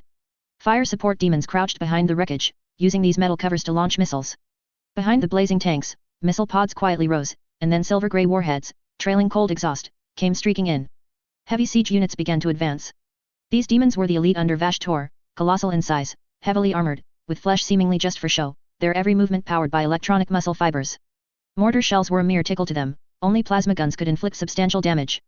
A group of heavily armored Ogren. This was Yi Feng's assessment of them. Anti-armor units, prepare. A line of warriors surged through the trenches to the front. Meltaguns and plasma guns were in short supply, as they were merely planetary defense forces, and expendable ones at that. Most carried anti-tank bombs and a few melta-bombs. The warriors tried to press themselves against the trench, but the political commissar stopped them, even though he could only move his mouth. At this intensity of warfare, pressing one's body against the ground would shatter one's internal organs. In this moment of distress, suddenly, the hive city gate opened. The Lord Commissar had dispatched a support force. From his vantage point atop the hive city, overseeing the entire situation, he immediately noticed the unusual number of demons in front of Gate 1. 2 Baneblade tanks, Type 2, and a large detachment of elite troops were deployed to the position.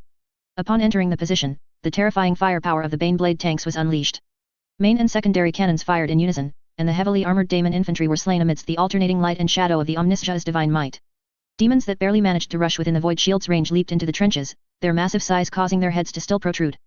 They used soul flamethrowers to incinerate the warriors in the tunnels, and with each death, the souls of the unjustly slain became fuel for the flamethrower. After losing several warriors who bravely charged with bombs, the mortal suicide squad began to change tactics. Sticky bombs were put into use. These bombs could adhere to metal, equipped with magnetic suction cups, viscous surface materials, interlocking mechanisms. The large amount of additional material meant they had insufficient explosive power and were heavy and difficult to throw. Yi Feng issued orders for the warriors to preserve their strength, sacrificing positional depth to deplete the enemy's numbers. During the continuous tug-of-war, wounded enemies struck by sticky bombs fell to the ground, their flesh and blood tissues frantically grabbing various metals to incorporate into themselves for self-repair. Yi Feng and the Meltabomb squad seized this opportunity to precisely target and eliminate the enemies. In the brief moment of entering the Void Shield, the warp energy would be blocked by the Void Shield. Before the enemy's numbers were sufficient to sustain a new warp mist, the Baneblade's artillery fire would inflict immense damage upon them. The newly introduced firepower was slowly turning the tide of battle. Anti-aircraft fire from the tanks and orbital weapon platforms formed a crossfire to shred flying demons, and the liberated cannons could bombard ground enemies, alleviating pressure on the tanks. A positive feedback loop had formed, and Yi Feng saw the battle turning around. All units, hold your current positions, prepare for a counterattack. Half of the frontline position had already been given up, he could see the tunnels swarming with people. Sir, orbital platform salvo ready. Fire. The anti-gravity weapon platforms suspended in the sky organized a volley, their firepower instantly covering all forward positions occupied by demons. Charge. Reclaim our positions. Yi Feng led the charge, leaping into the trench. His long sword whirled, each rotation slicing through the enemy's thick armor. Every time his adamantium leg armor landed, it crushed a daemon's heart, sometimes pulsating flesh, sometimes a roaring engine, and sometimes a swirling vortex of oil. The number of casualties increased. For every daemon Yi Feng killed, several mortals in other areas were smashed into pulp by demons. The machine spirit of our bombs was unstable, especially when they adhered to the enemy's body. Sometimes, the enemy had already fallen to the ground, but the sticky bombs we threw did not detonate. Only when a warrior carrying a meltabomb rushed forward did the daemon intentionally detonate them. Everything was to deplete our manpower and resources. Vashtor was not in a hurry, not even the daemon prince had been deployed. How could this be considered a full-scale assault? The warp rift no longer disgorged demons of the Forge Lord, instead, more demons working for him appeared. These demons were either seeking better weapons, aiming to become daemon engines, or voluntarily serving as his mercenaries for the help Vashtor promised. These guys would never charge fearlessly at Yi Feng, who was wrapped in dozens of sisterly skeletons, but they would be more than happy to destroy other hive cities. The entire planet presented such a grotesque scene. At the edge of Hive City 2, aside from Nurgle's demons, who disliked machinery, their power-corroding metal, various demons appeared on the attacking side, sometimes even fighting among themselves. Hive City 1 was a uniform army of mechanical forces, with clear offensive objectives. This wave of daemon attacks was repelled. The survivors hid behind tank wreckage, stalemating the planetary defense forces. The cost of the counterattack was greater than Yi Feng had estimated. The situation outside was even worse. The mining base was unable to transport minerals to the Hive City, and couldn't even defend itself. The defenders made a last stand. Heavy transport vehicles, larger, heavier, and tougher than tanks, capable of even ramming Night Titans, loaded all minerals onto their vehicles, blew up the mine shafts and empty warehouses. Dozens of heavy transport vehicles charged out, continuing until their machine spirits wailed, their outer armor peeled away, and the number of demons banished under their wheels reached an unimaginable level before they were destroyed. The transport vehicles eventually became immobile. As demons wantonly climbed onto the transport vehicles, enjoying the fruits of victory, weaving the souls of the drivers and the minerals of the transport convoy into their own bodies. The last political commissar pressed the detonator button. High explosives used for blasting mountains were piled in the transport vehicles, beneath a massive amount of minerals. The convoy of transport vehicles, which had charged into the heart of the Daemon Horde, exploded violently. The metal minerals erupted with cannonball-like speed, piercing through the enemy's bodies and sending countless demons back to the warp. The number of Vashtor's demons tasked with capturing the mine was greatly reduced. Their insufficient absorption of mortal soul power meant that the remaining demons extracted metal from the scattered minerals without enough strength. Minerals littered the ground. They stuffed one mineral after another into their chests, and for every one they put in, one fell out from behind, like avarice demons forever counting money and gluttony demons reduced to skeletons. They would wander here forever, until banished. Blood rain polluted the rivers, and the farms outside the Hive City also lost contact. Vashtor believed he had completely blockaded the Hive City, and that as long as the siege continued, the enemy would crumble. You underestimate us too much. The Hive City's self-cycling water storage and food reserves were maximized. Even excrement, after composting, would be used in internal planting factories. The reason for the Hive City's immense expansion was that it contained not only factories and large warehouses, but also plantations and corpse starch factories. Corpse starch was originally made from byproducts of promethium production, very few actually added corpses. The Lord Commissar ordered the dismantling of the holy icons, followed by the churches of the imperial cult. These seemingly cultural buildings were all constructed from bolter materials and weapon-grade materials, and would be melted down to produce ammunition during wartime. We will calmly fight to the last man, with abundant firepower and ample food. This was the intention and construction from the very beginning. To hold out until the main force arrived, the 100 cloth robe sped through the warp. As I said before, strictly speaking, our home is the Duchian world, and the 100 cloth robe's favorite librarian, Li Anjun, is also in charge of the Duchian world's expansion plan. The 100 cloth robe rushed back to Atres from the Duchian world, casually tossing a prophecy to Sisyphus and other prophetic librarians. There was no guarantee Sisyphus would receive it, but their own librarian from the Psychic University should have no problem, yet his status wasn't high enough. Our chapter has always been skeptical of prophecies. The little robe floated far away from Atres. The surrounding warp blockade was too dense, the power of the Chaos Gods had sealed this place. The 100 cloth robe paced anxiously. It couldn't defeat Vashtor, what to do? What to do? It looked into the distance. The people's light was temporarily stable. The Emperor's power and the energy it lent to Baals were beginning to gain the upper hand, but it would take time to fly back, the engines needed some time for repairs. The nearest support should be Lian Lai Luo. How to get him over? Not believing in prophecies was truly annoying. The 100 cloth robe steeled itself and waited for a short while in the warp. As a patrolling Overlord-class battleship passed by, it slapped it hard. Captain! Our astropath suddenly died. All astropaths! The communicator's shout was filled with panic and confusion. Reason? Any anomalies? The captain was shocked. All the dashboards on the bridge, including the psychic ones, showed no abnormalities. Unknown, there were no anomalies at the time of the incident. What? Adjutant, where is our nearest resupply point? It's the Atres world. The adjutant pulled up their navigation route. The ship's final destination was the Atres world, but according to the plan, they still needed to patrol 6 star systems and then return from another direction. Change course, we are heading to the Atres world. Inform the Emperor's angels behind us that there's been a slight incident, and we need to return to Atres early to replenish personnel. The captain knew all navigation regulations by heart. According to regulations, he had to contact other warships to patrol those 6 star systems, but the astropath was dead. They could only return to Atres first. Chapter 351, Atres Hive, v. Divisional Commander, we need support for about 15 days. By then, if the plan is correct, a regularly patrolling Overlord-class battleship will arrive at Atres and discover the anomaly here. I don't believe the enemy has the ability to blockade both the warp and the real world simultaneously. Given the current situation, how long do you think the Hive City can hold out? Yi Feng didn't have time to read the voluminous and complex Atres construction report and could only choose to trust the Lord Commissar. I can guarantee that for 5 months, the Hive City's cannons will fire non-stop, and ammunition will always be plentiful. The Lord Commissar was very confident about this. He had transformed the entire Atres into a giant trap. Or rather, all the worlds of the Red Tide were being built towards becoming traps. After the experience of fighting the 4th Legion was disseminated to various worlds, tactical thinking was further liberated. Our core objectives were 1. To protect the population, and 2. To ensure that important facilities like Hive Cities suffered minimal damage so they could be quickly repaired after the war. So, unimportant facilities, after the holy icons, commercial streets, office buildings, any buildings not needed in a state of war could be dismantled for resources, processed by factories, and quickly turned into weapons and ammunition. Then, these empty areas could be strategically abandoned, allowing the enemy to enter. In the empty interior of the hive city, the enemy couldn't even get fire support from titans or warships. The warriors would then use the weapons produced from those buildings to bombard the enemy. These areas could be continuously dismantled and abandoned, even civilian houses could be torn down. The front line would extend all the way to the shelters and factories. Although we would lose a large amount of territory, the population would not decrease too much. When the Red Tide army arrived, they would counterattack on the spot, sandwiching the enemy. No matter how many invaders there were, they would all be made to stay, including their supplies and siege equipment. This is key. The bad news is, this is a daemon invasion. The good news is, Vashtor's demons, and the dark mechanicum creations on them, will not return to the warp. The defense forces organized by the political commissar reached their designated positions at an extremely fast pace. The hive city now had thousands of units engaged in combat, but within a very short time after the battle began, tens of thousands of reserve units were mobilized, ready to be deployed to the battlefield at any moment.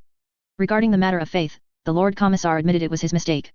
He had been trapped in a cocoon of planet-wide, industry-wide decisions, enveloped by construction reports, economic activities, legal formulations, patrol routes, a myriad of affairs.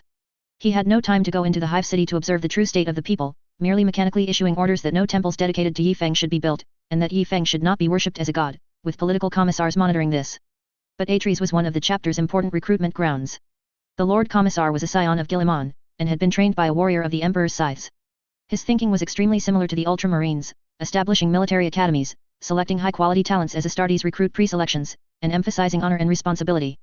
The Lord Commissar led recruits through the chapter's honor and great ideals. How could anyone disloyal to the chapter be recruited? However, when it came to chapter honor, you couldn't help but ask who achieved it. Yifeng was an unavoidable topic. When it came to great ideals, one couldn't bypass Yifeng. The Lord Commissar failed to grasp the proper measure in this, leading to the tragedy that was now unfolding. Even if you forcefully broke into a mortal's home and smashed Yifeng's statue, their hearts would still be devout, and the warp would still glow. At its root, 300 years was too short, so short that the oldest people were still alive. All high-ranking individuals beneath the Astartes were veterans who had survived the Orc War. They were the most steadfast adherents of the Yifeng deity, because initially, the Green Templars had handed this place over to ecclesiarchy personnel. The young and strong faction, rational enough in having entered politics after scientific education, had not yet seized power. Astartes had not experienced war since, and the young and strong faction without war experience were always blocked in their promotions. But they were the main force of the army. The moment the Lord Commissar's order came down, no one engaged in meaningless prayers. Everyone immediately returned to their posts. Whether before, during, or after the war, even the Chimera armored vehicle convoy that had suffered heavy losses and retreated to the hive city, not a single person shouted "The Emperor protects" or "Yifeng protects," until Yifeng stood at the very front of the line. After this war, the young and strong faction would completely dominate the political arena. But whether it would fully shift towards atheism, or give birth to a more steadfast theist faction due to Yifeng's timely appearance, would entirely depend on Yifeng's subsequent actions. Atheism among mortal soldiers had begun to waver, because a successful counterattack had reclaimed all lost ground, and the planetary defense forces re-entered the bombed-out front line. But the whispers of chaos began to chant in the minds of the mortal warriors. The remains of the demons, the metal parts that Vashtor's demons had swallowed but left behind when they were banished, each piece was severely corrupted. The mortals discovered that once Yifeng approached, Lord Yifeng's divine might would dispel these whispers. Yifeng really wanted to slap them twice, but for now, he had to smash the demons in front of him. The political commissar was moved onto a Chimera armored vehicle, still in his familiar position. After simple repairs, the Chimera armored vehicle had largely regained its combat capability, and its laser cannon was continuously sweeping forward. The effect was minimal. Iron Founder had arrived at the front lines. Countless demons carrying electronic cameras guided him, and Vashtor, watching live, was about to launch a frontal assault. The traitor of the Salamanders was so massive that it looked like a Titan attack, making even Yifeng think it was a great daemon, extremely troublesome. Has Vashtor brought Titans from the Dark Mechanicum? Is this some Imperial Fortress world? And with the Machine God? As Iron Founder walked, volcanic ash spewed from his back, obscuring how many troops were behind him. Countless demons and steel were thrown into his forge, emerging as deadly war machines, as if he had brought a foundry to the front line. He stood far behind, bombarding the void shield with surging firepower, causing ripples to continuously spread across the shield. Like Vashtor, he preferred to mass-produce troops from behind the scenes, blowing enemies away from a distance. The Hellbrute served as the vanguard. On the battlefield, Iron Founder Hellbrute, expanded several times in size, was like a moving wall, blocking all artillery fire. Anti-aircraft missiles and lasers began to fly out from within the metal daemon horde, no longer relying solely on warp mist to fend off the hive city's cannons. The branch of the contract within each daemon's heart faintly flickered. The more people of Astartes they killed, the more blessings they would receive. The Hellbrute walked slowly and unstoppably.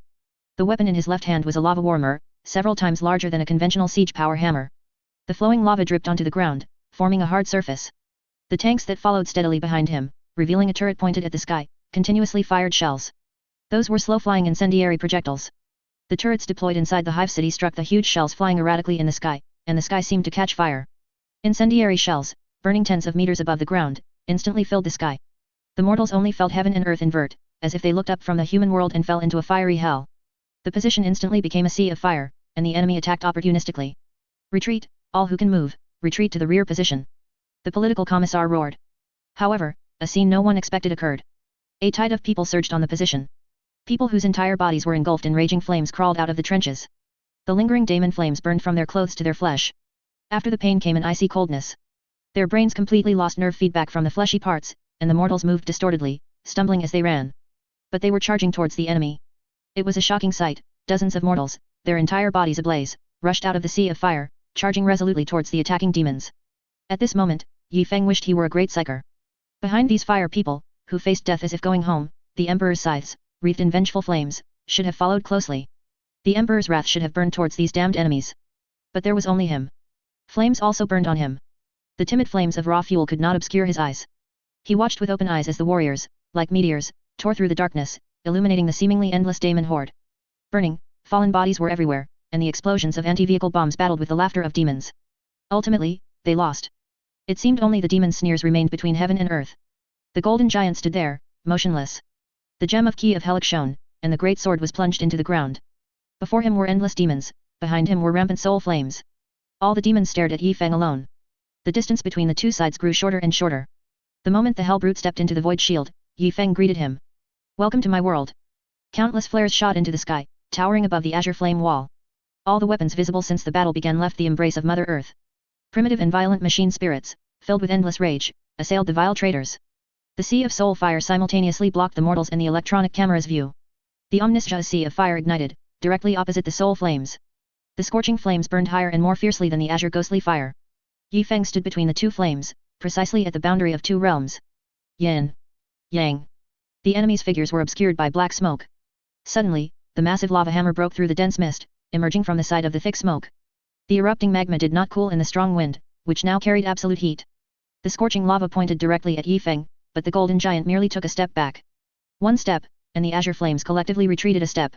The lava hammer grazed Yi Feng's face, and the iron chains behind it, carved with warp runes, rattled. The lava hammer transformed into a meteor hammer, arcing through the air in a circle and smashing heavily onto the ground. As the smoke cleared, the Hellbrute was riddled with cracks and holes, with explosive lava flowing from behind every shattered alloy plate, and yellowish-red magma erupting from its dark armor, like a living volcano.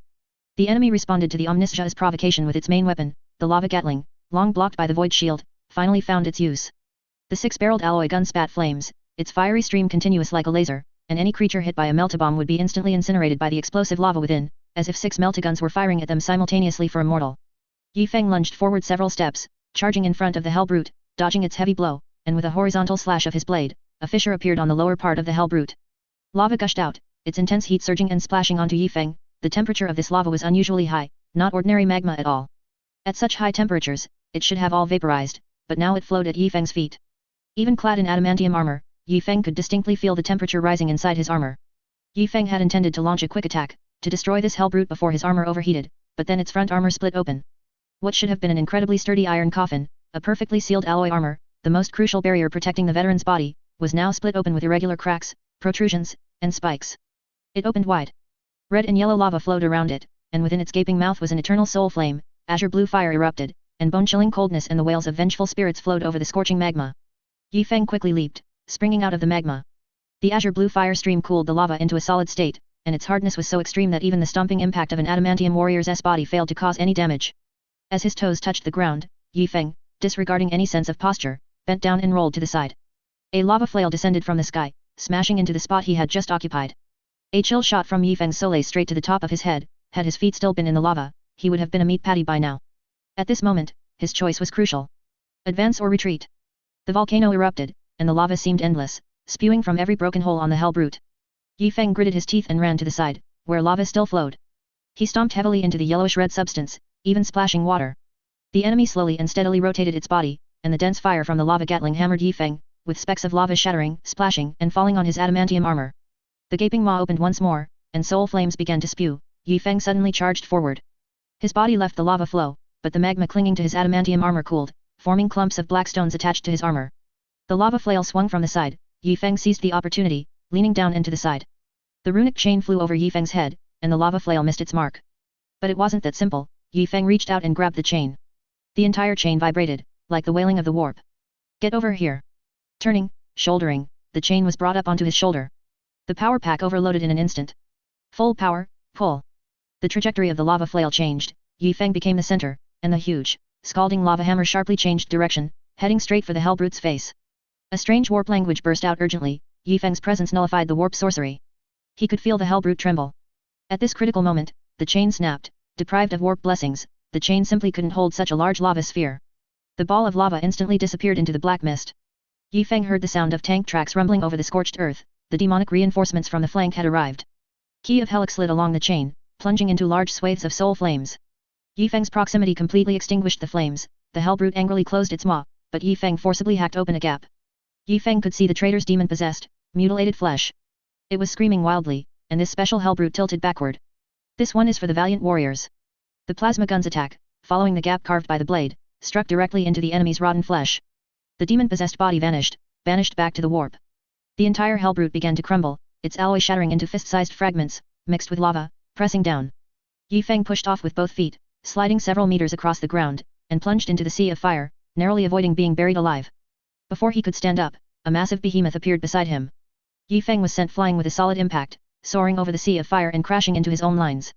The mortals were hunkered down in the trenches, clutching their weapons tightly. Incendiary bombs had a significant impact on morale. The warriors watched the lava bombs constantly flying overhead, finding it difficult to breathe, their lungs burning as if ignited. They didn't know how long they had waited. Each breath felt like a struggle with death, as sticky sweat and scorching metal vapor constantly ravaged their skin. It felt like 10,000 years later when the lava bombs overhead finally stopped flashing. Political Commissar, should we attack? In the comms channel, the political commissar remained silent. He saw a golden figure descend from the sky, falling into an unoccupied area. In midair, Yi Feng struggled to stabilize his body, landing on his knees, crashing to the ground like a meteor. His knees plowed a ditch several meters long. The political commissar trembled as he looked up at the sky, his heart beating erratically, his mind a blank. Yi Feng's shout brought the warriors back to reality. Enemy tank attack. All forces, prepare. The orbital weapon arrays launched a few missiles, then fell silent. Yi Feng looked up, the sky was darkening. No, the weapon platform was crashing, right over his head. At this moment, the battlefield situation took a sharp turn for the worse, effectively a pincer attack. Yi Feng immediately began to sprint, but the more he rushed, the harder his steps became. One foot sank deep into the mud, then another, this time the mud reached his thighs. The exposed Atre's mud in these blasted fortifications was killing him. The shadow in the sky was approaching. Yi Feng could see empty missile launchers and heavy bolters sliced in half. Damn it! Yi Feng even considered firing a plasma gun at the ground beneath him for a burrowing technique, but the weapon's power was simply too low. Just as his multi-threaded mind was calculating whether the trench could protect him, he heard the roar of an engine and the political commissar's choked words, "Forgive me, Lord Yi Feng." Yi Feng was hit again, struck by a speeding chimera armored vehicle. The armored vehicle stopped, a massive human-shaped dent in its front destroying the engine. The political commissar stood on the laser turret, a communicator held to his mouth by 2 fingers. "For Atres, the future depends on all of you." The aerospace platform descended perfectly, sealing everything off. There was no detonation, no widespread explosions and flames, not even too many shattering sounds. We could still hear the hum of the anti-gravity engines. Yi Feng lay sprawled on the ground, feeling a problem with his spinal bones, but the combat stims injected prevented him from accurately determining what had happened. The display in his tactical helmet was somewhat scrambled. Blood dripped onto his face, along with black specks. The consecutive crashes earlier had shaken off all the solidified lava on Yi Feng. Through the blood, he saw a giant demon. A massive, imperial bomber-sized iron-winged demon was slaughtering on the flight platform. The limbs of the Skitarii were scattered everywhere, and the senior servitors controlling the turrets were desperately firing at the enemy, but the bolters were like tickles to it. A tech priest, wielding a power breakdown greatsword, was fighting it, but could be crushed at any moment. After the demon shut down its flight system, its sheer weight alone pressed the entire flight platform to the ground. Yi Feng rallied his spirits and rejoined the battle. He could not slacken, not for a moment. Mortals were wailing, death roamed the entire battlefield. Without Yi Feng on the front line, this wave of enemy tanks seemed impossible to stop. Even combining all the anti-vehicle bombs, they didn't match the enemy's numbers. A Bane blade stopped firing, its main cannon having fired continuously to the point of overheating its barrel. The machine spirit refused the next shot, and enemy tanks were about to overrun our positions. Black storm clouds drifted, and the Lord Commissar received a strange signal. The commander of the final interception against the Chaos Warriors deployed in the lunar-class cruiser received the signal. In the Hive City, amidst countless mortals, the Adamantium Warriors, entangled with a force of Chaos Warriors before the Void Shield module gate, received the signal. The patrol ship, due to arrive 15 days later, had arrived at Astartes early. Where should we fire? Along the outer perimeter of the Hive City's void shield. Light that pierced the heavens tore through the storm clouds, evaporating the rain simultaneously. A giant bomb, capable of taking out enemies within dozens of kilometers with a single shot, exploded in the enemy ranks. On board the Overlord-class battleship, 9 adamantium warriors entered the transport ship. This was a one-way journey, everything filled with uncertainty. As the warship hovered over Hive City 1, the Nova cannon was aiming at enemy ships on the far northern base. The bombardment cannons were ready, and the hyper-reality engines stirred restlessly. Begin. An arrow from the string locked onto a Chaos Strike cruiser. The Nova cannon fired, the transport ship detached from the mothership, and then the battleship poured all its energy into its engines. The bombardment cannons heavily damaged the enemy ship, and torpedoes were unleashed. The Overlord-class battleship did not stop, plunging into the dark starry sky. Since psychic powers were ineffective, we would deliver the message through the real world. Chapter 352, Astartes Hive, 6. The enemy Titan Legion was heavily damaged by a sudden barrage from an Overlord-class battleship. In terms of warp mist intensity, Vashtor is definitely not as strong as Chaos God / the Four Gods. He usually compensates for his defensive power with mechanized armor. Iron Founder, whose intentions were unknown, retreated with his heavy forces. The front lines were littered with the wreckage of tank demons. The creations of the Dark Mechanicum were so blasphemous that even the shockwave of a bomb exploding over their remains produced sounds that drove people mad. On the battlements, the mortals, taking advantage of lulls in the enemy's attacks, frantically dug trenches and repaired fortifications. Blood flowed from their hands gripping the shovels, and to an observer, they seemed to be thoroughly enjoying the process. The clear water flowing into a parched throat was such a wonderful feeling. Yi Feng saw a warrior walk towards a tech priest behind him, asking him to weld a metal cup to his throat so he could drink sweet water forever. The tech priest swung his power sword and struck him. Yi Feng descended from the sky platform. The flying demons were already dead, and their impossibly heavy bodies had vanished.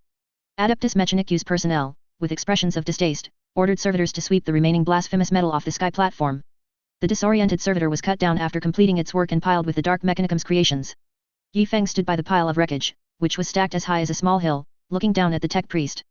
As the priest chanted loudly, the sky platform weapon arrays flew up again.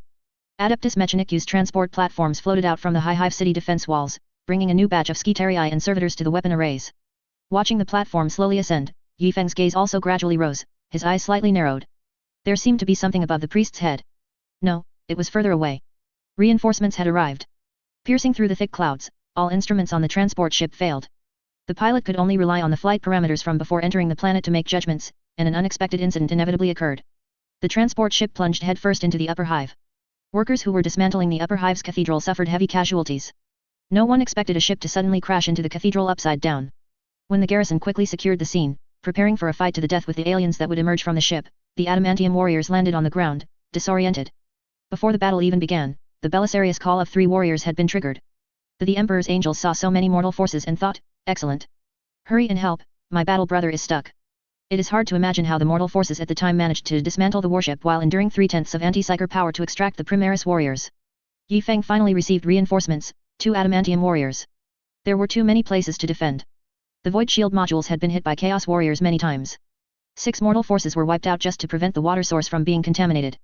The factory district was still in fierce combat, and some ammunition simply couldn't reach the front line, having to be unleashed on the chaos traders as soon as it left the factory gates. The Chaos Warriors summoned by Vashtor were close to capturing the 2 lunar-class cruisers.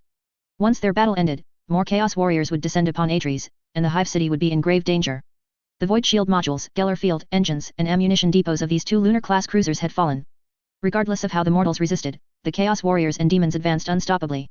They were close to capturing the ship. The last weapon array was destroyed. The enemy strike cruiser no longer paid attention to its riddled opponent and instead began to suppress the base below. They happily thought that if these 2 warships were dragged back to the Dark Mechanicum's forge, it would be another huge profit. This outing was truly a big win, the Forge Lord was truly generous. The commander of the far north base below shouted to the armaments officer, the enemy's strike cruiser is suppressing us. Our void shield won't last much longer. How much longer until the ground-based cannons are fully charged? Only 30 seconds left. Aim it. Just as the commander was about to yell the next word, his adjutant grabbed him. Aim at the one without a void shield. What are you saying? The enemy ship that lost its void shield is blocked by another strike cruiser. That's our lunar-class cruiser. Not for long, the adjutant said with unusual calm.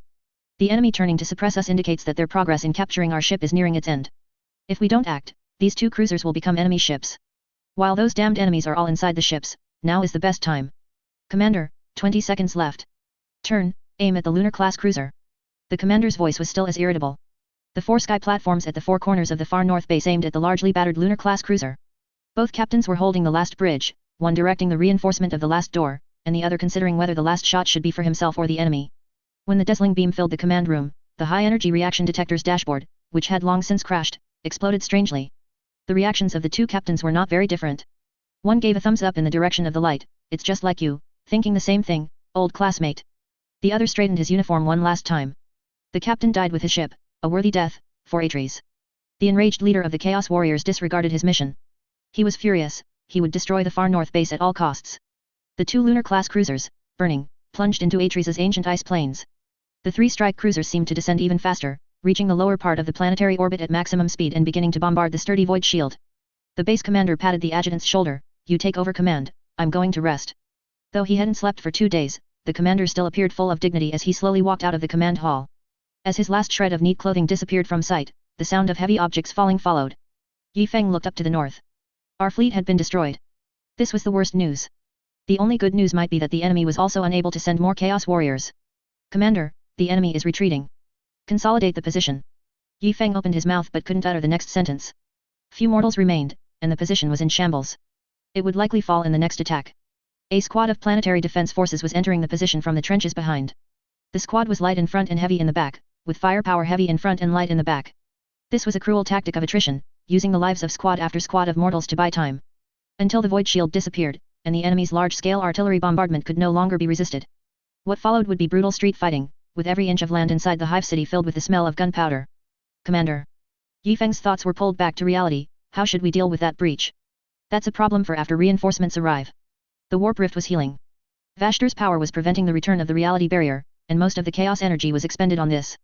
Before the flagship returned, Yi Feng didn't know how to break the stalemate. He still didn't believe the enemy could destroy the flagship. The jump into the warp was clearly a manual operation, and the number of people who could issue that command was few, certainly not those the enemy could corrupt. A rumbling sound drifted over with the wind again. Titans, or rather, strange enemies the size of titans, had begun their assault. It was still the same dull tank army leading the charge, only this time the tanks were more corrupted, likely a creation of the dark mechanicum in the warp. They drove behind the ruins of their predecessors and began to spew flames. Last time, the demons had tasted success, incendiary bombs were very effective. This time, most of their tanks were flamethrower tanks. Massive flames burned on the position, even though there was nothing flammable there. They burned on concrete, on metal, on sandbags. Yi Feng ordered the newly arrived troops to retreat. He wanted to know how the enemy's own infantry would break through the sea of fire.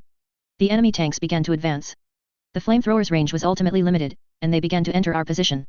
The tanks themselves could extinguish the raging soul flames. As the treads rolled over the sea of fire, a fire-free path appeared. Demon infantry slowly advanced behind them. Just an inch to the side, and they would be swallowed by the flames, but the enemies behind the tanks were at ease, seemingly unaffected by the firelight at all. The Primaris warriors didn't know if the fire outside affected the mortals, as they were heavily enveloped by anti-psyker power. Mines, detonate.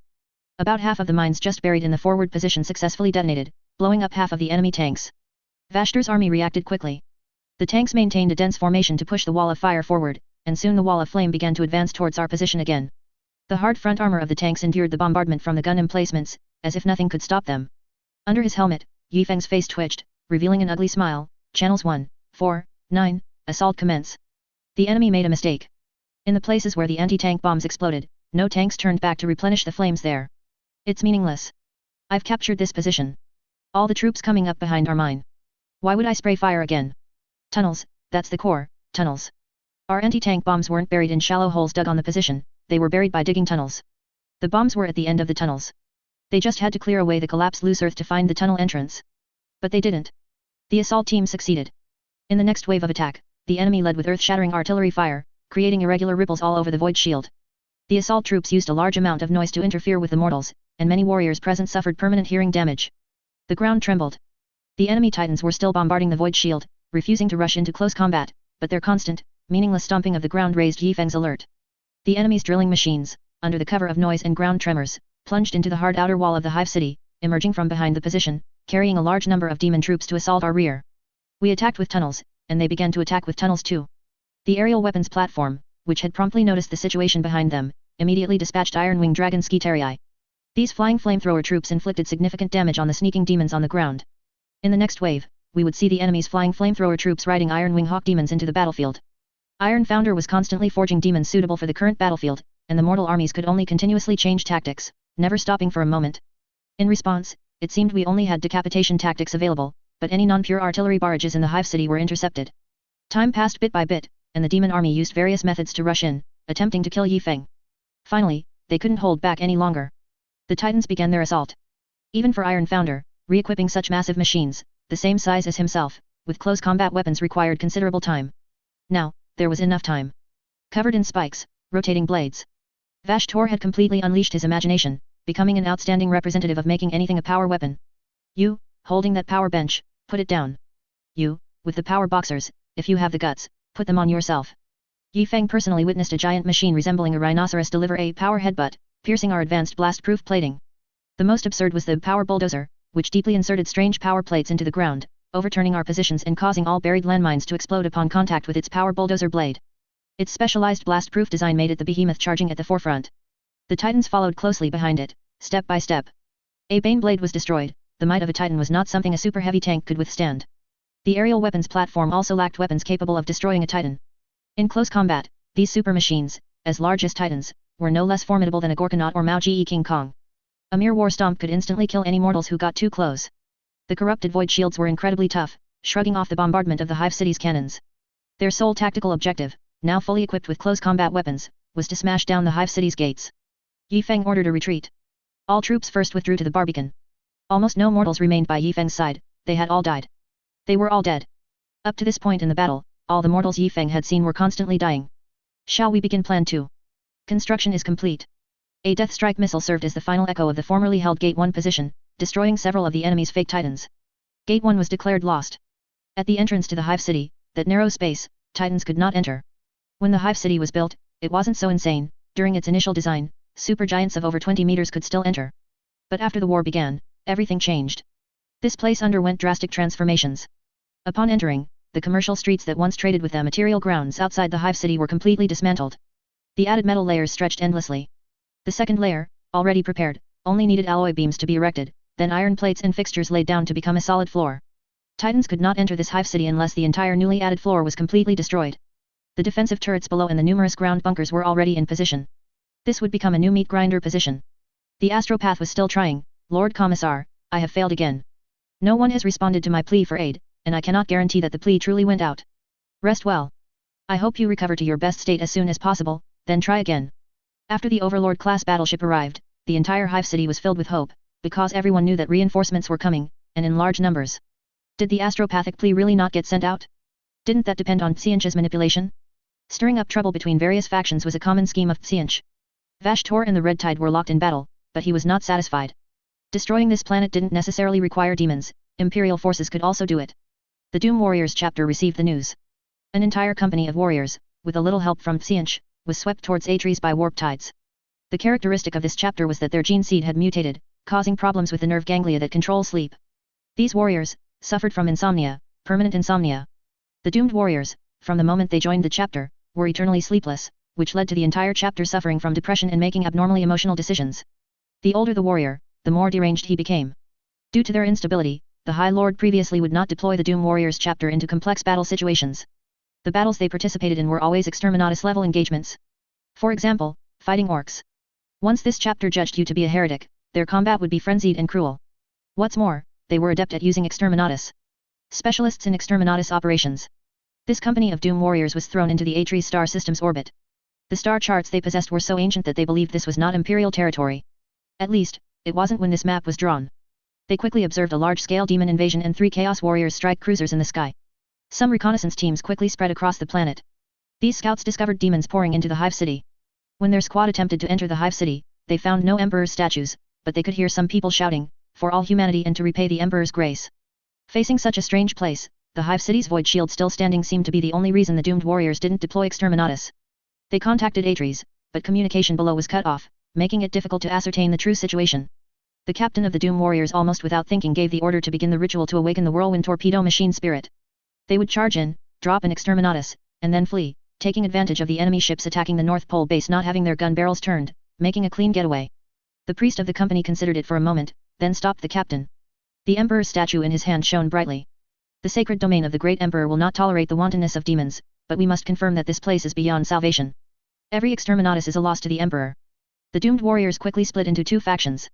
These fellows argued incessantly, but one thing they agreed on was, Don't let the enemy's strike cruisers know of our arrival yet. A moment later, this highly emotional chapter threw up their hands. The captain and his supporters took the lead and sat down. If you think it's not that bad yet, then wait until the situation warrants an exterminatus before releasing it. There were so many demons below. The captain would never let his battle brothers risk their lives when a single whirlwind torpedo could solve the problem. Facing the lying flat captain's faction, the priest's faction's final decision was, let the priest lead men down to assess the situation. If nothing unexpected happened, an exterminatus would be issued. The Thunderhawk carrying the priest and his men would be corrupted by Vashtor's power as it pierced through the dark clouds, its machine spirit going haywire. Then, a certain Qian chaos god, who wished to remain anonymous, would subtly guide them. This Thunderhawk would land headfirst on top of the hive city, seeing arrogant mortals dismantling churches and melting emperor's statues. Then Astartes would be destroyed, Vashtor's demon army would suffer heavy losses, the emperor's angels would achieve victory, humanity would lose a prosperous star system, and Qian would successfully weaken the power of other factions. But the problem was, our 9 adamantium warriors were not in the warp. Their transport ship had already plunged through the top layer of the hive city. When the priest of the doomed warriors led several warriors down, the Thunderhawk was, as expected, guided towards the top of the hive city, then collided head-on with the exposed tail of the transport ship. A second nose-diving warship appeared on the church. This time, the Lord Commissar arrived at the scene of the accident. He was incredibly moved, believing it must be the Emperor's guidance that brought reinforcements to Astartes. No matter who it was, the support arrived just in time. The priest of the doomed warriors saw a group of mortals cheering, shouting, "Reinforcements have arrived. The Emperor's angels are here." They ran around frantically, relieved. Pulling a warrior out of the Thunderhawk, he wanted to go down and see the situation, to confirm if the hive city was truly beyond saving, where the demons had reached, and the extent of the corruption. However, after only a few steps, he saw an Astartes in Mark the 10th armor charging towards him. Halt! The doomed warriors raised their bolters, while the Lord Commissar opened his arms. By the Emperor, you've come just in time. This statement relaxed the priest, who signaled not to shoot, and then was enveloped in a bear hug by the Lord Commissar. The Lord Commissar thought it was support from the 10th chapter, but upon closer inspection, the marking seemed. We are warriors of the Red Tide. Your chapter is.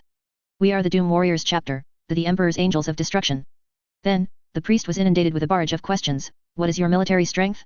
What is your combat power? How much equipment do you have? How many areas can you defend? The doomed warriors expressed their reluctance to participate in this large-scale war. It was still the same problem, a matter that could be resolved with a single exterminatus didn't require Astartes to sacrifice their lives. The Doom Warriors chapter showed goodwill, inviting all warriors of the Red Tide to board their ship and leave. Many chapters disregard mortal lives. The Lord Commissar pondered for a moment, then proposed a compromise. Who doesn't like making money? Do you see those 3 strike cruisers? They have almost no Chaos Warriors on board. Either they are invading our territory, or they boarded a lunar-class cruiser and were destroyed along with the ship and its crew. An entire company of you taking down a strike cruiser with only a few Chaos Warriors guarding it shouldn't be a problem, right? The warship is yours, he said, wincing in pain. Chapter 353, Astartes Hive, 7. The doomed warriors were still very moved 3 strike cruisers. The priest spent a moment considering if this was a chaos ploy, then realized. Aren't we supposed to smash them all anyway? Is there any good to be found when encountering Chaos Warriors? Next, the Lord Commissar, accompanied by several doomed warriors, quickly inspected the bodies of several Chaos Warriors. These traitors included some from the Salamanders, Iron Hands, Iron Warriors, and even offspring of the Imperial Fists. Without exception, their iron hardening was extremely severe, with large metal plates significantly enhancing their survivability. Their defensive capabilities surpassed the record of Nurgle's followers. Nurgle's Death Guard, on average, require 14.5 bolter rounds to kill one. These traitors had over a dozen bullet holes on them, and meltagun and plasma weapon injuries were not uncommon. The priest instantly imagined the threat such highly protected Chaos Warriors could pose by holding key positions. It felt like facing a tech marine warband. He hadn't forgotten his initial purpose, to scout the defensive situation here. The Lord Commissar led him to Gate 3, where Baneblade tanks were stationed, supported by tech priests and the Skitarii, making the front line very stable. Then they went to the breached Gate 4, where a fierce firefight was ongoing, consuming hundreds of thousands of rounds of ammunition every moment. Why visit these 2 places? Because the path passed by areas where the Emperor's statues hadn't been completely dismantled. The doomed warriors priest confirmed that the enemy had indeed committed their forces to the Hive City, meaning the strike cruisers should be lightly defended. What were they waiting for? Both sides agreed, take out the Chaos Warriors first. Ground communications and those in the sky were cut, but this was for the Red Tide. Every chapter had its own trump cards. The doomed warriors' communicators were specially reinforced.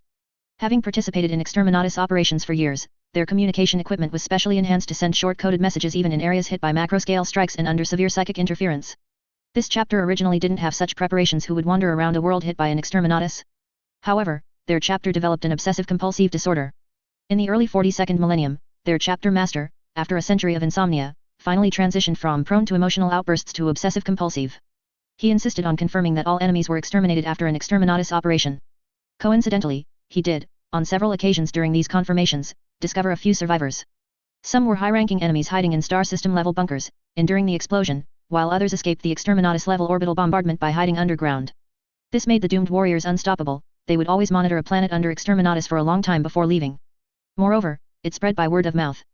According to that chapter master, satisfying his OCD allowed his mind to clear, achieving a restful state akin to sleep. The Tech Marines, in this situation, crafted such equipment for the chapter master.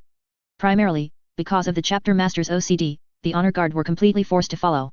Such communication meant fewer people had to go down. Which of these veteran honor guard weren't hardened individuals who hadn't slept for a century? After the chapter master led the way in developing OCD, everyone had a bit of a problem.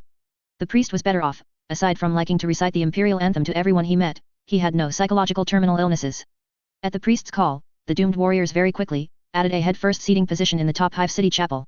Fortunately, only the deck was deformed this time. The Thunderhawk could still fly.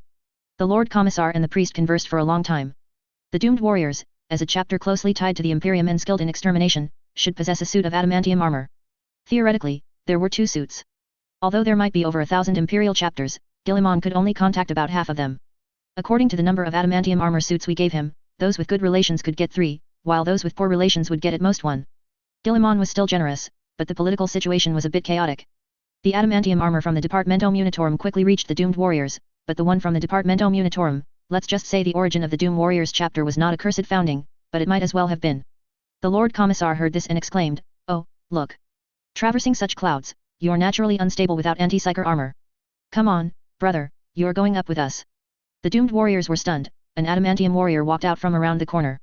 In that case, the available seating in the Thunderhawk was very limited. The priest re-evaluated this chapter. "I will bring the Emperor's wrath upon the demons, but before that, the traitors in the sky must meet their end." The adamantium warrior spun his siege power hammer and looked at the surrounding Astartes. There was no mistake, absolutely no mistake, this anti-psyker power symbolized loyalty and strength. The priest began to recite a long imperial anthem. Those familiar with him knew this was a sign he was about to leave. "The Emperor protect you." These were the priest's final words. The Thunderhawk gunship was packed to the brim. The doomed warriors would not launch an exterminatus on Atres now. The reason was simple, another Thunderhawk was still stuck in the top of the Hive City. At the very least, they had to retrieve the Thunderhawk before throwing it. The doomed warriors did not launch an exterminatus, but Qing did not continue his actions. In this situation, an additional company of Astartes would not make much difference. As long as this warp rift did not close, even 10,000 Astartes might not be effective. The war gradually divided into 3 parts, the battle in the sky, the bombardment between the Hive City cannons and the Daemon Titans, and the fierce fighting within the Hive City. The deeper the enemy attacked, the harder it became to push the front lines. As long as the Hive City's void shield and its power system remained undamaged, the demons would never be able to unleash the might of the Dark Mechanicum upon the Hive City. Facing such a situation, Iron Founder, while maintaining stability, began to produce some entirely new Daemon engines. Support from the Dark Mechanicum personnel arrived late. They didn't come with warships, they brought an entire Mechanic-Use arc. In the warp, a huge shadow drifted towards them. The roar of machinery seemed to cause the surrounding space to resonate, and the light of the fires of Syrixus illuminated this part of the warp. Vashtor began to forcefully drive away the surrounding warp gazes, including Qing. "Qing, guess if I left or not. This is a good planet, I will drag it entirely into the warp and turn it into a mechanical planet. Make it into a brand new mechanical palace. Every soul here will work for me until the warp is destroyed." Every thought of Vashtor was reflected on the huge machinery around him. An unlucky Dark Mechanicum servant was suddenly grabbed. It wailed as its mechanical structures proliferated wildly, binding its soul, eventually evolving into a soul-fueled eternal lamp. "Every soul on Atres, turn into such lamps for me, forever illuminating the entire planet's foundries." The power of the Forge Lord surged wildly into the bodies of the demons. They grew larger and stronger. Yi Feng felt nothing, the enemies before him were still endless. The gunners behind him had already rotated several times. Demons passed by destroyed gun emplacements, casually grabbing them. The emplacements merged with them, becoming good as new, firing bolter rounds made entirely of warp energy, ammunition endless. The enlarged demons were not here, but to the north. Innumerable demons surged towards the 2 lunar-class cruisers that had crashed on Atres's ice plain. Intricate designs and boundless imagination transformed into constructive power, they aimed to create an unprecedentedly massive super general cannon. Using the lunar-class cruisers, they would make the world's largest siege weapon, a 10-kilometer super cannon, unstoppable. One shot, just one shot, could directly overload the void shield from the front. Slow loading was fine, with 2 wrecks, they would make 2. The second shot would then completely destroy the Hive City. The scattered farms and factories on the planet were dismantled, and work began around the 2 cruiser wrecks. From the sky, even through the mist, only giant metal factories could be seen, with factory buildings stretching for tens of kilometers, obscuring the fiercely burning wrecks. All of this was hidden within the chaos mist, unknown to anyone. The war within the Hive City engrossed the minds of all Astartes. Only when the doomed warriors boarded the enemy's strike cruisers and provided some artillery support to the planet did they notice something amiss. But soon, they didn't have much time to investigate what was happening below, as dark Mechanicum ships burst forth from the warp rift. The Mechanic Ark hovered in the warp, continuously producing various daemon vehicles, some exceeding the size of frigates, others similar in size to space fighter jets. Corrupted metal shrieked as it lunged towards the doomed warriors' strike cruisers. The corruption within the Hive City spread everywhere, showing a tendency to extend deeper.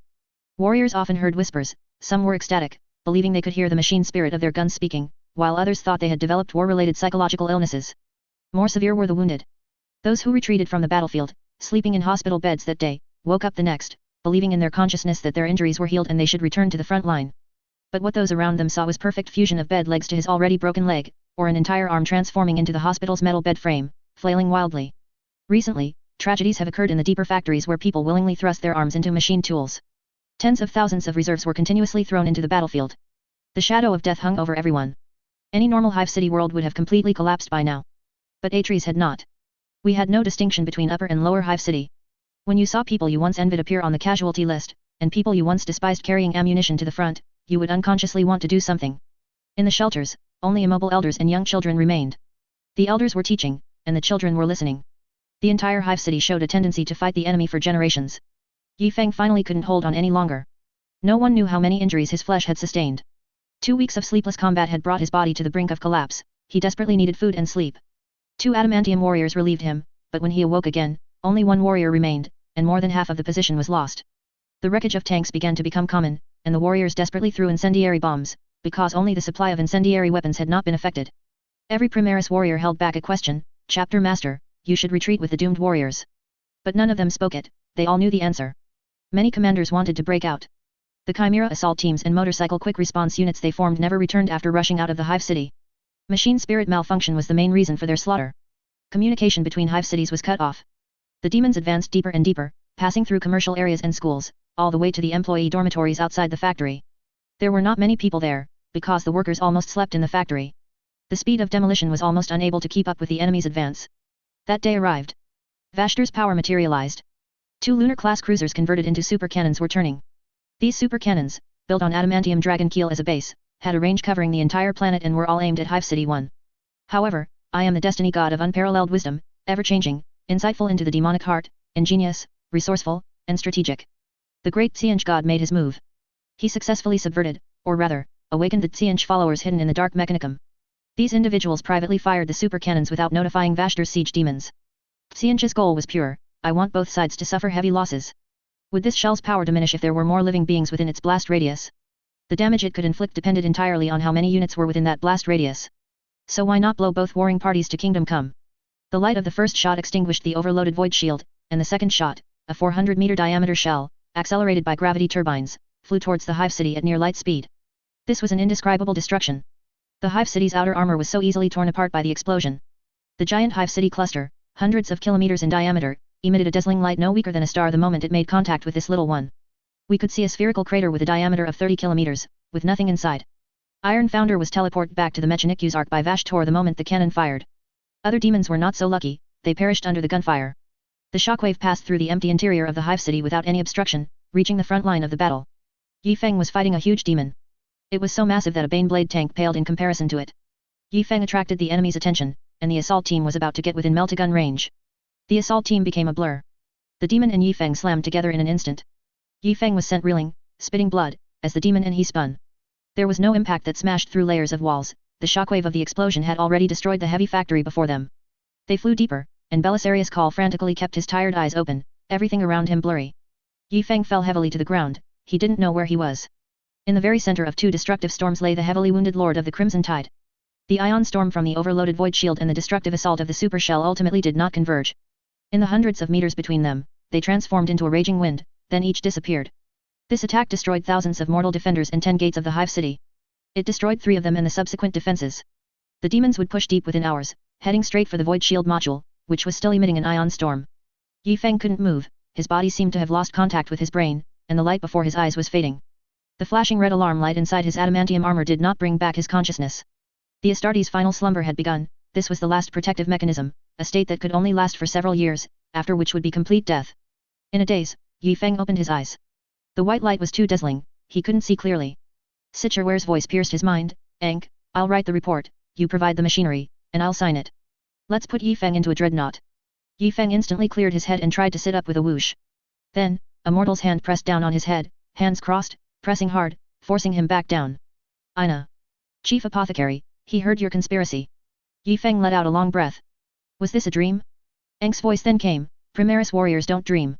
This sentence made the White Scar's big mech tremble all over. How long have I been unconscious? Where is Astartes? No, has the people's light returned? Exactly 9 days, Sichuan's voice was faint, and the oversized syringe in his hand sprayed out a bit of medicine, then plunged violently into Yifeng's waist. The situation is not optimistic. Hive City, one of Astartes, had its important defensive barrier destroyed by an unknown explosion. The void shield was destroyed, but reinforcements have arrived, and the situation below has stabilized. With one injection, Yifeng's spirit quickly returned to 50% of its peak level. What happened to the people's light? Was it invaded by an external enemy? Sort of, and not really. You tell him. All right, Victor's voice suddenly appeared, startling Yifeng. He hadn't noticed the custodian at all. He stood in the shadows, as if he had already merged with them. His auric armor was gone, his body covered in terrifying wounds, only wearing the black robe of the eyes of the Emperor. Yifeng could hardly imagine what kind of enemy could inflict such wounds on Victor. Then, his sickbed was pushed, all the way to an observation platform. He couldn't get too close, or more accurately, Ina couldn't. Chinook power surged, blinding ordinary people. The battle never ceased. Yifeng took a deep breath. This is the true culprit behind the explosion of the people's light. For the first time, Yifeng truly saw the shard of the star god, 2 fragments merged into one. He was careless. Too careless. He thought that if the shard of the star god was bound in a hypercube device and then placed in a stasis field, he could rest easy. But he forgot, this was not a hypercube device from the Necrons' hands. This one, which had been placed in the people's light's cabin, was retrieved from an ancient Eldar ruin. It was too old, no one knew how many years this device had spent in the Webway seal. In the Necron dynasty, hypercube devices maintained day and night by Canopitac scarabs still couldn't guarantee complete containment of a star god, let alone this device that hadn't been maintained for who knows how many years. Yifeng remembered that when it saw him, it might have had the confidence to break free from its cage, and he couldn't help but feel a chill in his heart. But it didn't, until that day. Another shard of the star god, belonging to the same origin, appeared. They were fragments of the same star god, they wanted to merge back into one. The external shard violently attacked the people's light. A star god is the master of the physical rules of the world, no physical shield could stop it. The Chinook shield held it back for a moment. At this moment, the internal shard broke free from its cage. A stasis field? You speak of space-time stasis power to a star god that can arbitrarily twist physical rules? If a stasis field could restrain a star god, then the Necrons wouldn't have such a headache. The internal shard, at an unimaginable speed, shattered layer after layer of obstacles, directly piercing through the Chinook shield generator module. The people's light exploded from within, and the external shard swiftly flew into the flagship. The 2 shards merged into one. Victor refused to elaborate on the process of his injury and loss of his auric armor. He simply said coldly, I ordered the flagship to warp into the warp. The custodian's mind was so quick, he realized in an instant that no one, not even Guilliman himself, could restrain this volatile star god. However, he had seen the battle records, and Li Enjun had also told Bals that secret. Our chapter's great summoning beast. Come out, Kaldor Drago. The lightning field trapped the shard of the star god, but the lightning field was too small to cover the entire people's light.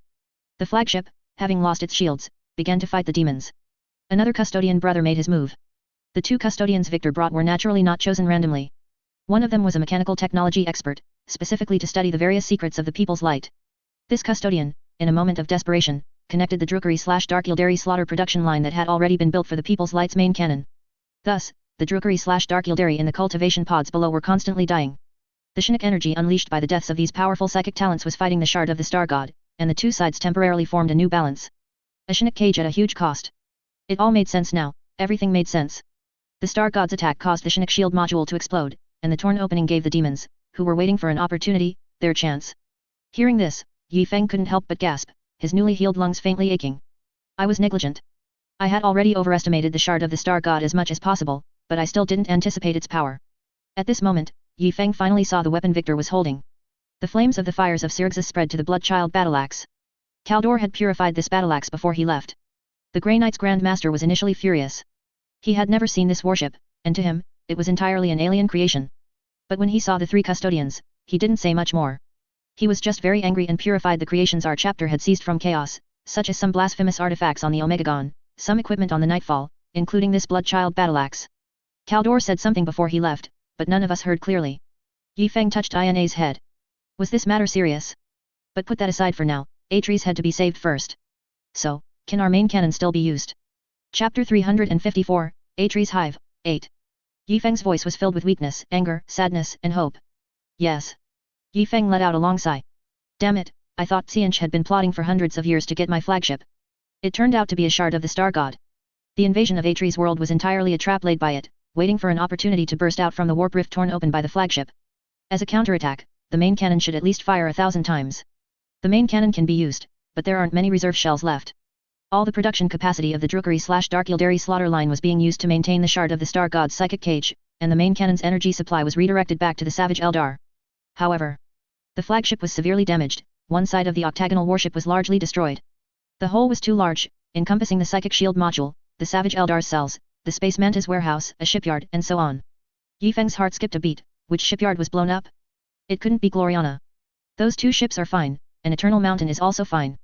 However, half of the Savage Eldar were killed by that strange shard, and the main cannon's reserve shells are down to about 10. At this moment, the Lamenters looked at the Tearfall warship and began to doubt life. Alright, Shard of the Star God, I don't blame you anymore, it must be you Lamenters. So many years without bad luck, and you saved up for a big one. As for the 10 remaining reserve shells, Yi Feng wasn't panicked. At worst, he could double production and build another Drukari/Dark Yildari slaughter production line. Alright, our mission now goes without saying, doesn't it?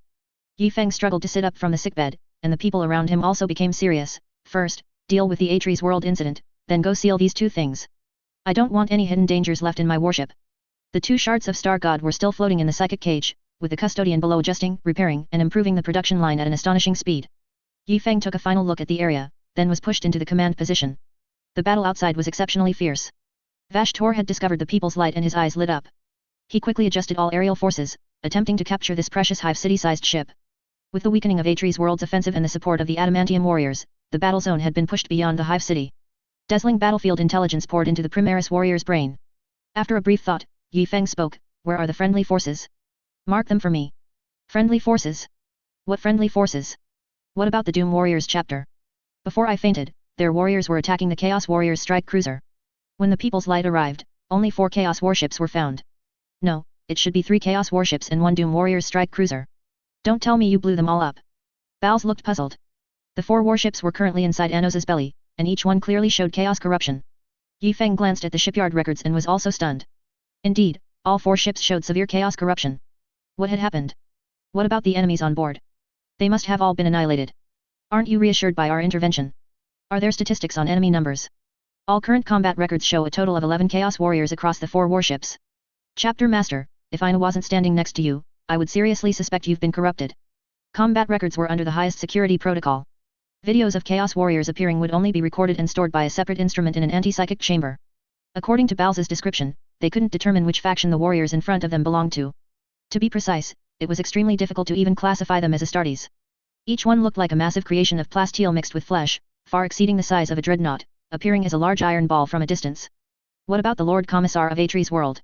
He was in charge of liaising with the doomed warriors, and we even dispatched an adamantium warrior with them. There's no way they could have been so utterly annihilated. The Lord Commissar has already fallen. When we landed, we only found his body. At that time, only 5 anti-psychic warriors were still on the channel within Hive City 1. Yi Feng pondered for a moment, then reconfirmed, I slept for 9 days, right, not 90 days? It was as if the world had changed. He didn't know how much the doomed warriors had sacrificed to thwart Vashtor's plan. The Forge Lord wasn't trying to conquer Atre's world, but to drag the planet into the warp. The fact that Atre's world was still in its planetary position spoke volumes. Turn the flagship, move it in front of the warp rift, and start charging the main cannon. Commander, the surrounding flying demons are too dense, and there are large clusters of enemy space fighter jets. My order is to move forward. Is there a problem? No. The People's Light began to accelerate. Damaged engines prevented it from engaging in supermaneuvers, but this also gave it a more intense sense of oppression. A Hive City-sized ship began to charge savagely. Space fighter jets and demons, small as gnats, witnessed dozens of their kind flattened against the flagship's thick deck and began to flee frantically. They were all paid, why risk their lives? Vashtor was the god of contracts, the difference between the penalty for breach of contract and the cost of action was key to motivating his subordinates. Whether the demons were afraid was unknown, but the Dark Mechanicum space pilots dared not gamble, they truly couldn't be resurrected if they died. Those small, puppet-operated fighter jets were still fighting, but the big shots in higher positions had vanished. On the other side, the Mechanic Uzark became excited, and the phrase "prepare for capture" shrieked from every grotesque loudspeaker. The massive shadow in the warp began to unfold incredible mechanical structures. It was so large that it was stuck in the warp rift and couldn't get out, it was never designed to leave the warp. But it twisted and transformed freely within the warp, its giant pincers measuring hundreds of kilometers. The Gloriana warship was a tiny speck before it, not considering combat power. This was a super stabilizer used only when annexing other Mechanic-U's arcs. Kick out whoever shouted about boarding. This was a super magnificent war where continents and continents were fixed together, and the kingdoms on them began to conquer each other until they were completely unified. Although my great arc can't get out, its big claws can reach out. So, Yi Feng saw two super thick mechanical arms stretching out from the large warp rift, as if to embrace them. Huge macro cannons and thick lasers fired, engaging in a shootout with the various macro cannons installed on the People's Light. They seemed to think we were also a Mechanic-U's arc, a shipyard floating in the real world. Not entirely wrong. The last time Vashtor and we met, we threw biofusion bombs. The People's Light slowly entered the opponent's embrace, moving to the very entrance of the large rift. Vashtor instinctively felt something was wrong. Shouldn't I be chasing you? He recoiled, subtly retreating behind the arc. Once bitten, twice shy. What if they threw a few more exterminatus? The Forge Lord was still very angry. Just now, this warship, glowing with golden light, the shard of the Star God was acting wildly, flew out from here. He hadn't dared to move for a while, but now it had floated back, practically disregarding him. Yi Feng, for the hundreds of millions of dead on Atreus' world, be destroyed, you damned daemon. Taste this flame of vengeance. Vashtor, demigod domain has been deployed, metal domain deployed, defensive barriers established. Last time I was careless. No matter what missiles or bombs you launch, I can corrupt them before they explode. Oh no, psychic shock. All of the Dark Mechanicum's detection instruments went off the charts. They seemed to be facing a natural disaster of the warp. Vashtor instantly withdrew all his power, including the power maintaining the warp rift, consolidating it in front of himself.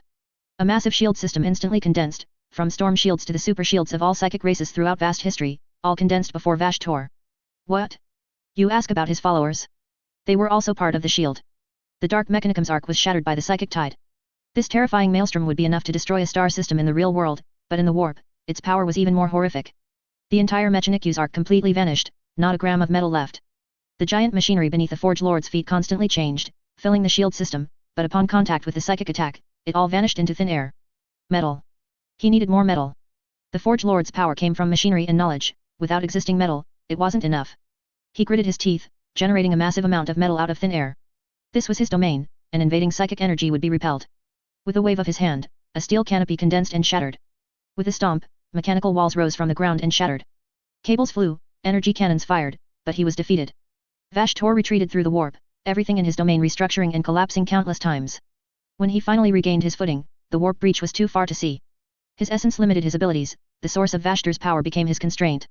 If he were truly the Omnissiah, he wouldn't need to team up with Abaddon to create some Arc of Omen to find things, he could manifest them with a single thought. Xiange transformed from a blue octopus into a nine-tailed giant dragon, turning around, the galaxy was truly uninteresting. Yi Feng yelled for another shot, urging the marine below to reload quickly, but ultimately couldn't catch the closing of the warp rift. Without Vashtor's power to sustain it, the rift gradually became invisible. The starlight of the real world behind them had already streamed through. This evil eye, which had brought endless suffering to the Atreus world, thus disappeared. The anger of the people of Atreus world had nowhere to vent. Small flying demons plunged into the metallic-smelling planetary atmosphere. The annoying little flies that swarmed around the Hive City-class warship suddenly vanished, scattering to hunt for the last souls before being repelled by the reality barrier. Atreus world's beautiful environment was gone forever. Chimera armored vehicles sped across a scarred landscape, with only scorched earth visible as far as the eye could see. The mountains were scorched, the land was scorched, even the ice fields were scorched. A single dead tree seemed to be the last tombstone for the entire world's ecosystem. The place where the demon landed was now a massive crater, its machinery already crushed into fragments by hundreds of adamantium warriors. The howling wind still carried eerie whispers, seeping into every metallic particle in the soil. During Yi Feng's unconsciousness, both sides engaged in a super large-scale armored war on the ice fields, aiming to destroy the super cannon that the enemy had converted from a lunar-class cruiser. This war, under the cover of the People's Light, was victorious, seizing the blasphemous creation before the enemy could load another shell. In the cliff corridor between Hive City 1 and Hive City 2, many sturdy bunkers appeared out of nowhere. Orbital bombardment covered the area, overturning the entire mountain range. The demon pit was permanently sealed. The warship crash site was permanently sealed. The ice field armored battlefield was permanently sealed. The exterior of Atreus was designated a death world, permanently sealed. We could easily change the topography, creating vast grasslands and towering mountains at any time, but the demon's influence, those whispers drifting with the wind, would plague Atreus for who knows how long, and the People's Light couldn't clear them. The people of Atreus vented their anger everywhere, the fall of the last lesser demon did not diminish their fury in the slightest. The soldiers roared, sending troops out of the Hive City. The always reliable Chimera armored vehicle carried warriors filled with rage, speeding everywhere, searching for their enemies. Unvented hatred was destroying the entire star system's society. Perhaps some demons still lurked in the spaceport in the sky, so similar to the space debris floating around the planet that even the most advanced equipment couldn't distinguish whether it was a demon or a pile of trash. Yi Feng made a decisive decision, before the vengeful fury brought by the war and the momentum of the victorious pursuit faded, before the melancholy sorrow and the emptiness of a destroyed home filled the hearts of the warriors. He issued a war conscription to the entire Atres world. We will have our revenge. Fight into the star system, fight to the enemy's home. This gathered group of mortals was later called the Sons of Vengeance. All soldiers who participated in the Hive City defense and cleanup battles were incorporated into this team organized for revenge. They were destined to die. Every mortal who had seen a demon would eventually succumb to corruption.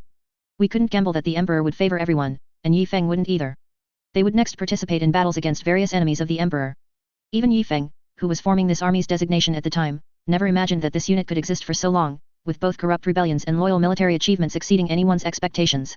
After this battle, the heavily damaged Red Tide began to re-examine its governance model. All soldiers on Atres who had witnessed Yi Feng's heroic salvation were incorporated into the Sons of Vengeance and taken away. The chapter proclaimed that reinforcements from all over the galaxy had come to support them at all costs. Taste, Talos, Langjugzhu. Public opinion was steadily pushed towards the direction of a grand human unity across the galaxy. The workers who had been working overtime in the factories for several months, the elderly and children in the shelters, and those who dismantled Hive City buildings and transported them to factories became the sole residents of the Hive City. In this battle, compared to all historical campaigns of similar scale, Atres's losses were by no means heavy. A 4.6% population loss was acceptable in any war of such magnitude. However, the Sons of Vengeance taken by Yi Feng accounted for approximately 7% of the total population. The vast majority of those killed and taken away were young adult men, which plunged the entire planet into a demographic gap, making it impossible to quickly restore the population after the war. Furthermore, over 92% of the land required purification, a monumental undertaking. This was a mess. The Lord Commissar's example proved that deploying only one Astartes on a planet was insufficient to fully control every detail of the planet. But the chapter couldn't deploy a second Astartes on every planet to investigate public sentiment hidden in the dust. Even our chapter, on average, could only support 2 Astartes per planet. If all were deployed on planets, then who would conquer the galaxy? The chapter had long been operating at a deficit, previously relying on the 4th Legion's old capital, and now relying on the Alpha Legion's old capital. Now, the device binding the shard of the Star God was rapidly consuming our resources, and we were about to face true destitution. This paradox had already spent 10,000 years gradually dragging down the Imperium of Man. The former human territory had significantly shrunk. The solution was to build every planet into a prosperous world, increasing productivity, like ancient Terra. Before the Emperor began his great crusade, he used his own resources to create tens of thousands of Thunder Warriors, Custodes, and Astartes. 2,000 Salamanders stormed technological barbarians, while the Custodes and the First Legion quelled the Thunder Warrior rebellion. At that time, Terra also had no supplies transported from other worlds, all warp routes were cut, and they even lacked resource interaction with Moon. To achieve this, the chapter would have to allocate more resources to the planets under its control, rather than using them for expansion and conquering more worlds. After much thought, still without a good solution, Yi Feng decided to go for a walk. His body was recovering, the transcendent physique straightened, power returned to his flesh. He once again donned his adamantium armor. Enk's emergency repairs had largely restored most system functions. Yi Feng received a communication from Enk on his way to the damaged area of the flagship. I found those Astartes of the Imperium you mentioned, the Doom Warriors chapter, right? Yes, bring them to me. I'm afraid you'll have to come yourself. Enk's voice trembled slightly, and the signal indicated he was currently in the corrupted strike cruiser. Yi Feng held Ina, and the surrounding byway army quickly gathered around him. It was pretty much as he had guessed. From now on, he would never be alone again, not even when he slept. 4 warships lay in the shipyard, countless specialists purifying the foul machine spirit. Bodies were carried out for cremation, and sacred oils and prayers were ceaseless. Yi Feng disliked it here. It seemed every place was filled with mystical theology, yet he had to accept it. Empirical science was also science. Entering one of the ships, he walked through broken corridors. Everywhere there were sounds of metal breaking and deforming. Yi Feng suspected that in the next second, the floor beneath him would shatter. He walked all the way into the tall and narrow area of the ship. At this moment, Enk stood at the edge, surrounded by countless instruments, emitting various indicator signals. Enk was motionless. Where are the doomed warriors, Enk? Enk saw Yi Feng's arrival as if seeing a savior, trembling and saying, "They are here, blasphemy, too blasphemous." Enk vigorously pounded the white metal wall beside him. This should have been a gangway, where all grand ceremonies and large materials would be placed. But a tall, thick wall stood in the middle, separating the entire compartment. They are in the wall. I can detect dozens of power armor signals, belonging to tactical squads, devastator squads, and assault squads. All the doomed warriors are here. Enk was still pounding on this wall of death. Yi Feng looked up. This massive tomb was so smooth, its surface so clean and bright, making it impossible to associate it with the deaths of dozens of Emperor's angels. What exactly happened, Enk? I don't know. The XLXC detection frequency gave me blurry image feedback. I can detect that all the power armor within the entire wall are charging towards a spherical object in the center. They are like they've been permanently frozen in this moment by a stasis bomb. Tear it down. Normally, Yi Feng would choose to seal it, but now, we must eliminate every hidden danger, not allow a will study it later to wait for the danger to erupt. Once bitten by a snake, one fears a well-rope for 10 years. This metal white wall was quickly cut open. Everyone was prepared, gravity guns and stasis bombs were ready. Gravity particles separated the construction area from other areas. We could see power armor being dragged out of the molten metal. The metal was strange, not seeming to have fixed elements, with strong psychic affinity, it could be said to be warp metal. The exciting moment was approaching. Everyone stared intently at the large melting and cutting machine in the center of the construction area. The true face of the central sphere, indicated by the detector, was about to emerge. Buzz buzz. The cutter emitted a different sound. Enk was too familiar with this, it was a void. There was nothing inside this sphere. Everyone's disappointment lasted only for a second. The Astartes in the power armor have also been metallized. A power armor equipped with a flight module was violently disassembled, this was the first one pulled out from the metal. Inside was a familiar statue of an emperor's angel made of white metal. Or rather, he had been metallized. This is a bomb, Enk concluded. We don't know its exact structure, nor how the doomed warriors ultimately prevented its explosion. We only know that it can convert all non-metallic substances into metal. And the doomed warriors detonated it in space, preventing it from exploding on Astartes, which would have turned the entire planet into a metal sphere. Astartes preserve us. Chapter 355, Astartes Hive, Part 9. A full company of doomed warriors came to Astartes, interpreting their vows with their lives. They spent their lives issuing exterminatus, only to block an exterminatus bomb for a dying world. As the warp metal melted, more power armor was dragged out. Right by the spherical cavity was a Terminator's wielding a chainsword, the company captain of the doomed warriors. Tech Marines remained loyal to the machine, their first step was not to dismantle the Terminators, but to open the chainsword's promethium-driven engine. The promethium within had also entirely transformed into warp metal. There was also a large cavity on his left hand, and even the most advanced material detectors found nothing. Say something, Enk. By the Omnissiah, all matter has turned to metal, except for metal. A hint of uncertainty appeared in Enk's voice. Perhaps, it would be more helpful to have a librarian examine it. We can only glimpse a corner of the truth from the postures of the doomed warriors before their deaths, everyone charged towards the central sphere, their heroic stance forever frozen in that moment. This posture was too familiar, Yi Feng had seen it, countless times.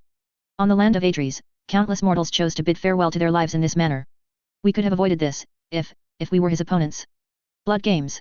The custodes would have several battle brothers impersonate invaders attacking the imperial palace to hone their combat skills and identify defensive vulnerabilities. Without the guidance of Primaris warriors, the efficiency of mortals in governing a star system was too slow, they needed a codex? I'm not saying the codex is the enemy, oh. I'm not. I don't have one. If every Lord Commissar were to write a planning outline based on the star system he governed, along with standard response strategies for most situations, and then begin their blood games. Your enemy might understand you better than you understand yourself. If every Primaris warrior stationed on a star system began to act as an infiltrator, seeking out vulnerabilities, they might become more familiar with the specific conditions of the star system, and the upper echelons would be taken over by the elite political commissars they trained. Through years of infiltration, the Primaris warriors would continuously refine and perfect the planning outline, even assassinating individuals who stood against the people. The codex itself is not terrifying, what is terrifying is that its compilers are constantly revising and improving it. The result of this is that for minor star system matters, the Primaris warriors stationed on the star system can easily discover and resolve them, but for major issues, he has less exposure. To this end, we plan to establish a subsector leader, not only to handle major star system affairs but also to directly command all matters within the entire subsector. For instance, for a planetary governor, trade or political negotiations with other worlds might be a major event requiring his presence. However, if two star systems are managed by the same Primaris warrior, there's no need to spend extra time on it. This area is roughly the size of 10 colonies and some surrounding mining facilities. These locations are not evenly distributed in the real universe, so some might only have 5 worlds, while others could have 15. Of roughly this size, a subsector grand commander will be directly appointed. This Primaris warrior will uniformly plan the general direction of development for these worlds and the entire subsector's defense plan. His Overlord-class battleship flagship will continuously patrol these areas, directly commanding all high-level affairs of this entire region. Unlike the Imperium, which confines a regional leader to a capital star system, we directly use the battleship as a mobile command post. For urgent matters, the stationed warrior is consulted. For non-urgent major issues, the subsector grand commander makes the decision. Once an unexpected invasion event like Astartes occurs, it will take at most about 10 days for an Overlord-class battleship from the real world to enter and assess the situation. There will be no instances of being isolated and helpless for months or even years. To this end, this plan requires more Overlord-class battleships. The warships seized from the Alpha Legion and the warships left behind by the Night Lords need to be accelerated for modification.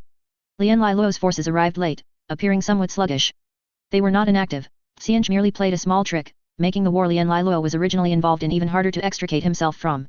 Reconnaissance ships from the Segmentum Obscurus also arrived, and this large army began attacking the defensive positions on the outskirts of the star system. The outer star system defense ring had been destroyed by Chaos Warriors and Demons before. Now, the entire outer ring resembled an endless chain of daemon foundries. All the metal on the entire star system ring was being reforged by fire-breathing demons. During the days when Astartes was embroiled in bitter struggle, they were constantly carrying out their schemes. This defensive belt quickly became filled with heretical constructs. There were no chaos warriors here, they had no interest in wasting time, but demons were different. They first fed on souls, and then on metal. After a brief communication link, Lian Luo began attacking this defensive ring. Not many people considered this a difficult task, because the warp rift had already closed. The enemies here were fighting a cornered beast. Lian Luo thought this, but the demons below believed they were about to complete their great undertaking. Vashtor's command was to drag Astartes into the warp, to forever turn it into his forge world.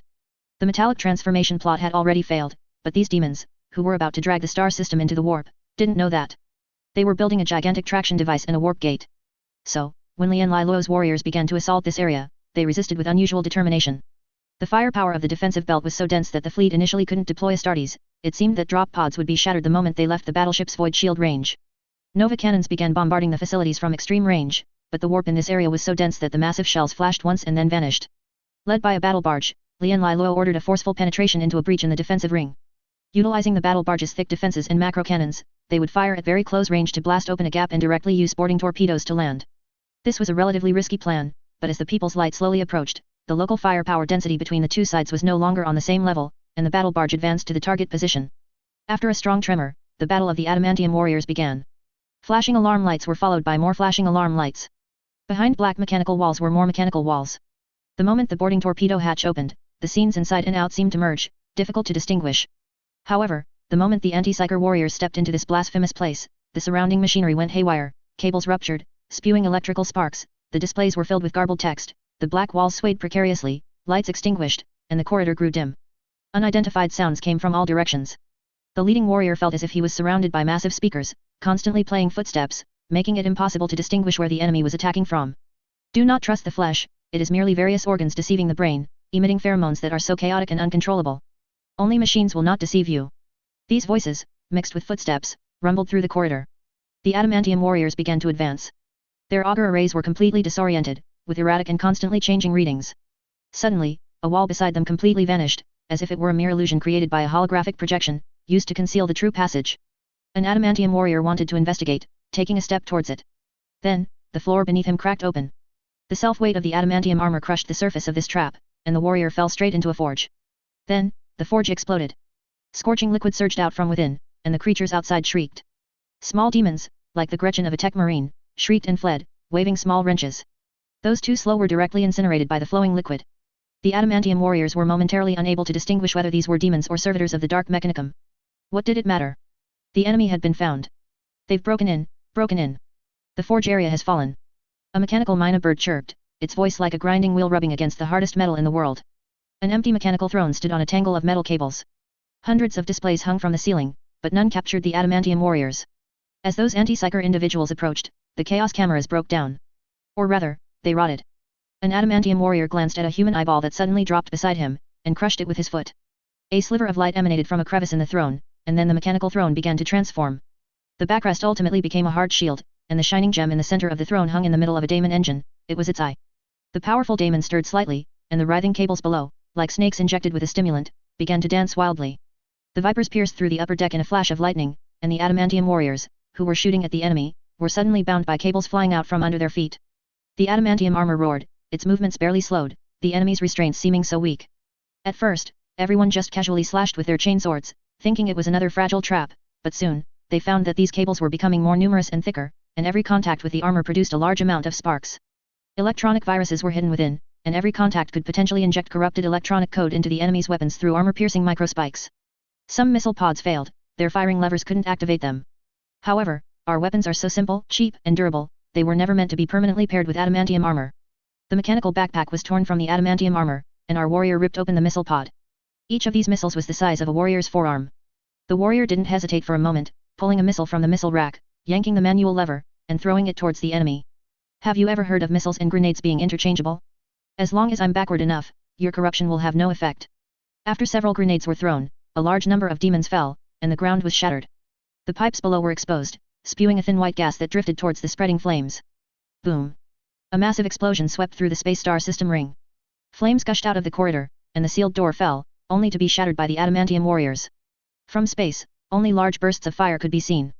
Lian Lai Luo's third heavy assault company advanced through the flames, spearheading into a large hall. The defense of this hall was so tight that the assault company lost 6 battle brothers before reaching it. The enemy actually adopted a suicidal fighting style, launching desperate assaults against the warriors. The assault team members looked to their left and right, realizing it was a blasphemous altar. On the left were thousands of human heads, still dripping with blood, but inside the human skin, they were entirely mechanical. On the right, the thousands of heads were genuinely human, with blurred flesh forcibly covered with metal and stuck together. All the heads focused their gaze on the very center, but there was nothing there. Destroy those heads. First squad, push forward and see what's under the floor in the middle. The heavy assault team had few weapons left, but they remained steady. When they were some distance from the altar, they began to destroy the surrounding ground and walls, trying to find out why the enemy had placed these items in such a way. This saved them. The walls on both sides suddenly closed after being bombarded, trapping first squad among a pile of bloody heads, unable to move. No matter how much power the electronic muscle bundles transmitted, they couldn't pry open the damned walls even an inch. Smash this damned trap completely. The triggering of the trap attracted the throne demon. Just by looking at it, one could tell its usual status. To put it bluntly, the moment they met, the assault company's captain saw a demon swinging a power armor armrest at him and felt the world turn absurd. It also had an ancient painting hanging on its body, like a cloak draped behind it, and it headbutted the assault company captain, sending him flying. Titan. Titan-class behemoth.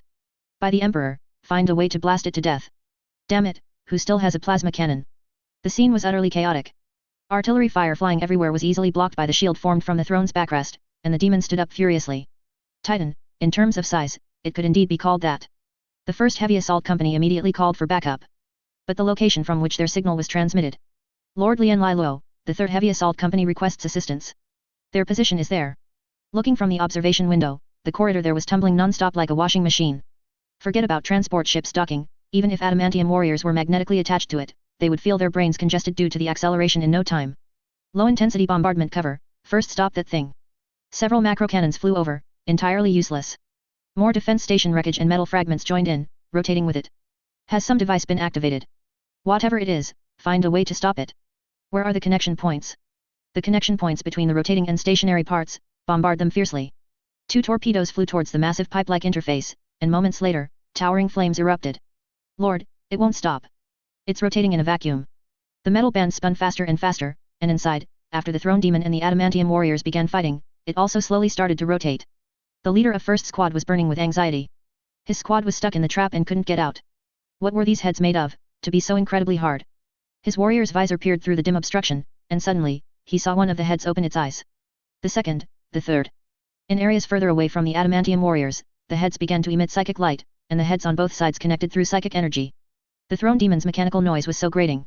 It chanted incomprehensible blessings in a low-quality electronic voice, and a psychic rift began to form above the device. Initially, it pulsed like a void shield, but as time passed, it grew larger and larger, like a warp vortex. The People's Light's initial support was not extensive because everyone was busy with repairs. Now, everyone finally realized something was wrong. Lian Lai Luo's army's opponents were more difficult to deal with than they thought. Vashtor looked at the psychic vortex beneath his feet, and the steam on his back hissed a few times. He didn't understand, was the warp-dragging device on the outskirts of the star system so easy to activate? But Atres had no metal activation and couldn't pull it to this fixed position. What was the demon trying to teleport over? The third heavy assault company was walking towards death. The throne demon's power was so formidable that it had already knocked several warriors unconscious, slamming them against the wall with its backrest, where they were bound by cables. The chain sword could cut through its body, but the wounds healed the next moment. So far in the battle, its body, apart from being a bit smaller, seemed to have no other changes. Machines do not tire, machines do not bore, machines stand eternal guard. The tumbling metal pipe was growing larger and larger, as if it wanted to engulf the entire star system defense belt. The throne demon's idea was simple. Since I'm out, I might as well take something back. The planetary defense belt that Atres spent 300 years building, even if it was pure metal, could be taken back to repair Vashtor's damaged palace. Drag this entire defense belt into the warp. But we need to be faster. The People's Light arrived at the warp rift first.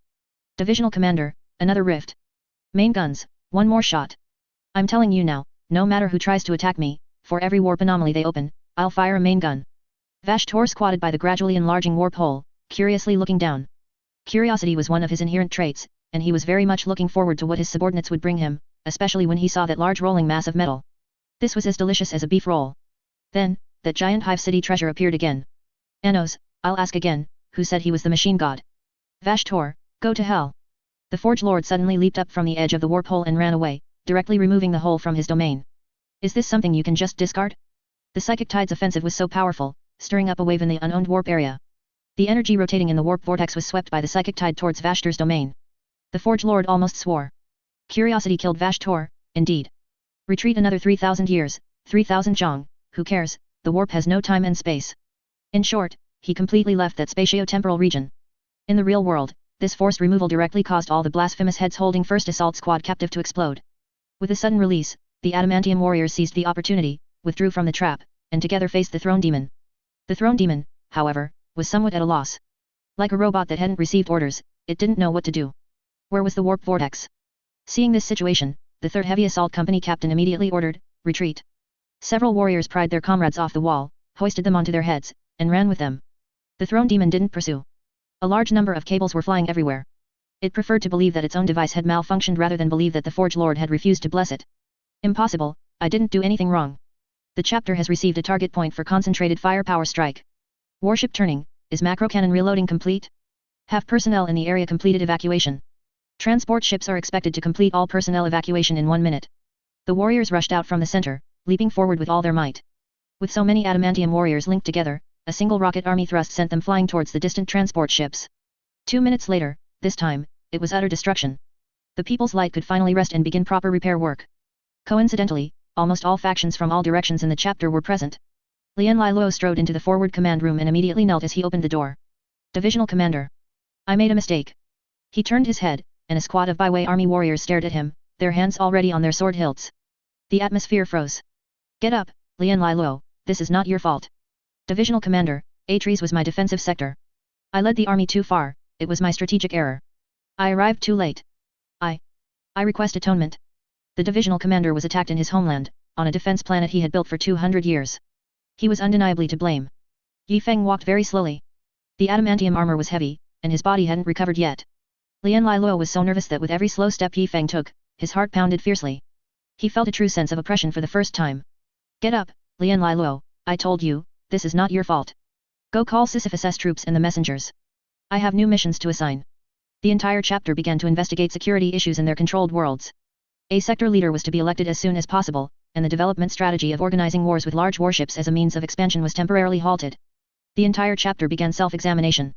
Chapter 356, the last piece of the puzzle. Yi Feng had to get rid of the shard of the Star God. He had 2 choices for buyers, Trazen or General Zaekduk. Trazen possessed sufficient financial resources to exchange with us, and he was quite trustworthy in terms of transactions. However, after the transaction, we believed Trazen wouldn't be able to keep us, at least we could still escape. It's not the thief stealing you fear, but the thief's coveting. The People's Light was like a museum, Trazen wouldn't launch a direct assault, as that wasn't his style. However, he might secretly follow us. During a major battle, when we couldn't hold back and deployed things like the False Great Angel or the Bloodchild Battleaxe, Trazen would emerge after the battle, activate a temporal stasis field, snatch what he wanted, and flee. You wouldn't be able to do anything about him. It was imaginable that for thousands of years to come, a stealthy Necron's big mech would be trailing the People's Light. General Zaekduk was more stable, though the downside was that he might not be as wealthy, and Yi Feng might not be able to obtain what he desired. After all, he was just a general. Thus, a year later, Oberon once again saw this irritating fellow, and his war scythe was almost itching to swing at his head. General Zaekduk was furious. He had been fighting fiercely with the enemy's war beasts when Yi Feng sent an emergency signal. He had spent a lot of favors to get the Storm Lord to assign other generals to temporarily take his place. Explain the specific situation of the emergency signal. The People's Light had only a temporary armor plate covering its wounds, and it indeed looked like it had been through a brutal battle. But, if there was truly an issue, wouldn't the reconnaissance warship I sent to monitor you have reported it directly to me? Necrons can enter the webway, but because of the black stone pylon on the warship, that reconnaissance warship couldn't enter the warp. Yi Feng truly couldn't speak the Necrons' language, the pronunciation was too difficult, not something human organs could produce. The Tech Marine had created specialized equipment, and the unreliable translator buzzed. Please follow me. I'll show you what's going on. The aerial platform floated up and flew towards the edge of the People's Light. The custodes had made their utmost effort to transfer the entire area around the slaughter production line. The energy supply lines had reached their limit, yet this dangerous psychic cage still couldn't be pulled outside the People's Light. It could only be placed at the edge of the warship. The shipyard doors opened, revealing a crooked, exceptionally messy area. Oberon was truly shocked this time. A shard of the Star God was something that was incredibly rare, the Necron dynasty could scheme for tens of thousands of years for a single shard. Each shard was a symbol of military might, and the number of shards of Star God was their standard for judging power. The key was, this one was so big. It had merged into one. General Zaekduk slightly raised his general's staff, then slammed it heavily onto the ground, causing the floor to dent. Whom do you serve? To use the technology of rebels. Yi Feng spread his hands. Old general, I pledge allegiance to you, for the great silent king. But you haven't given me the corresponding technology. The exalted tomb has already been established, right in your territory, but you haven't delivered the other technologies to me. What can I do? The old general's mind couldn't process it for a moment, and that couldn't be blamed on him. If you could even mistake Yi Feng for a Necron, what more could you expect from him? Oberon was clear-headed and immediately reprimanded sharply, impudent. You are now a warrior under the general. Are you questioning the general? Snap out of it, Oberon. I'm not a prisoner. Right now, you haven't fulfilled your promise. The command issued by the Great Zaruk, you still haven't completed. I don't even count as your comrade. General Zayknik watched his confidant and the newly joined powerful newcomer bicker, showing no reaction. He was even a little happy that his warriors were still so full of fighting spirit. Oberon seized the opportunity to attack. Since that's the case, hand over this warship to us. We will bestow upon you a true warship, befitting a Necron noble, one that matches your future status. Is the war going badly, Oberon? Have your warships been destroyed? Look at your advanced super warships, and you still want to take our outdated vessels, cobbled together by us exiles using fragmented knowledge from our minds. What he said was indeed true. Although the People's Light could engage the enemy a few times, it was ultimately not as terrifying as a Necron warship. General Zayknik considered it a battleship-class vessel, but because of outdated technology, a ship of over 10 kilometers was built so large. Especially now, Yi Feng appeared calm as an old general, but in reality, he was extremely panicked. The psychic shield module was gone. For a race like the Necron, who stood at the pinnacle of physical power, without a psychic shield, he really wasn't sure if the Hive City void shield created by Ink could stop them. Enough, Oberon, the old general pointed at Yi Feng, you tell me, what exactly is this thing that required an emergency signal to summon me? The old general's memory was stuck in the era of the Necron schism, he didn't even know what a star god was. Oberon's heart tightened. He exchanged glances with Yi Feng, and both their hearts leaped into their throats. If they spoke carelessly, what if it fried the old general's brain? Yi Feng thought for a moment, then winked at Oberon. They reached an agreement to conceal the truth for now. Old general, this is a super weapon created by the tomb technicians. It's an almost infinite super energy source. You don't remember, but the staff in your hand uses this as its energy source. But this piece is especially large, it can definitely be used as the main cannon of a flagship. Continue, the old general looked at his staff in confusion. This thing was made by tomb technicians? How do I not know about it? The Silent King, who unified the four directions, immediately ordered this super weapon to be equipped in all major dynasties after his technicians researched it.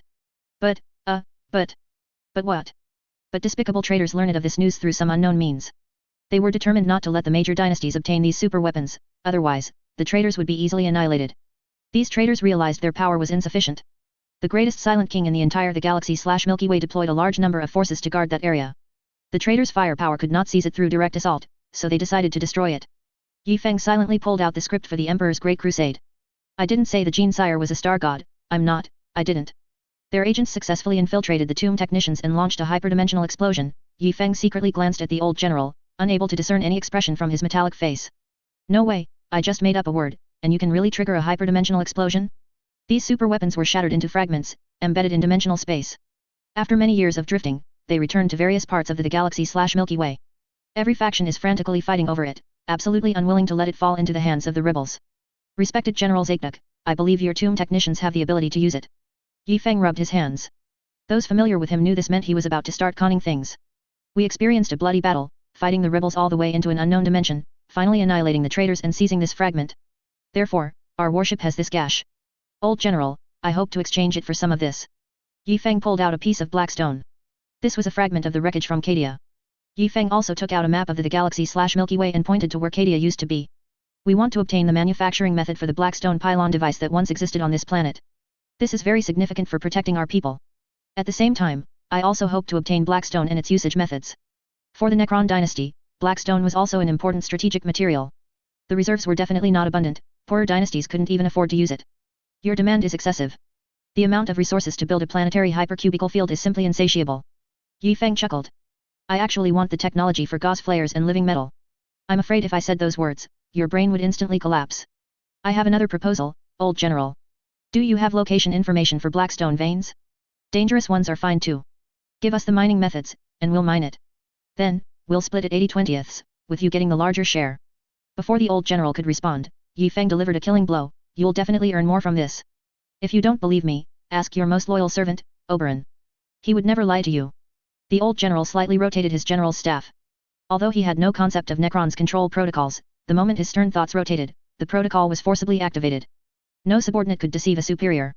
Answer me, Oberon, is what he says true? Are these so-called super energy sources truly more valuable than his demands? Oberon had no other choice.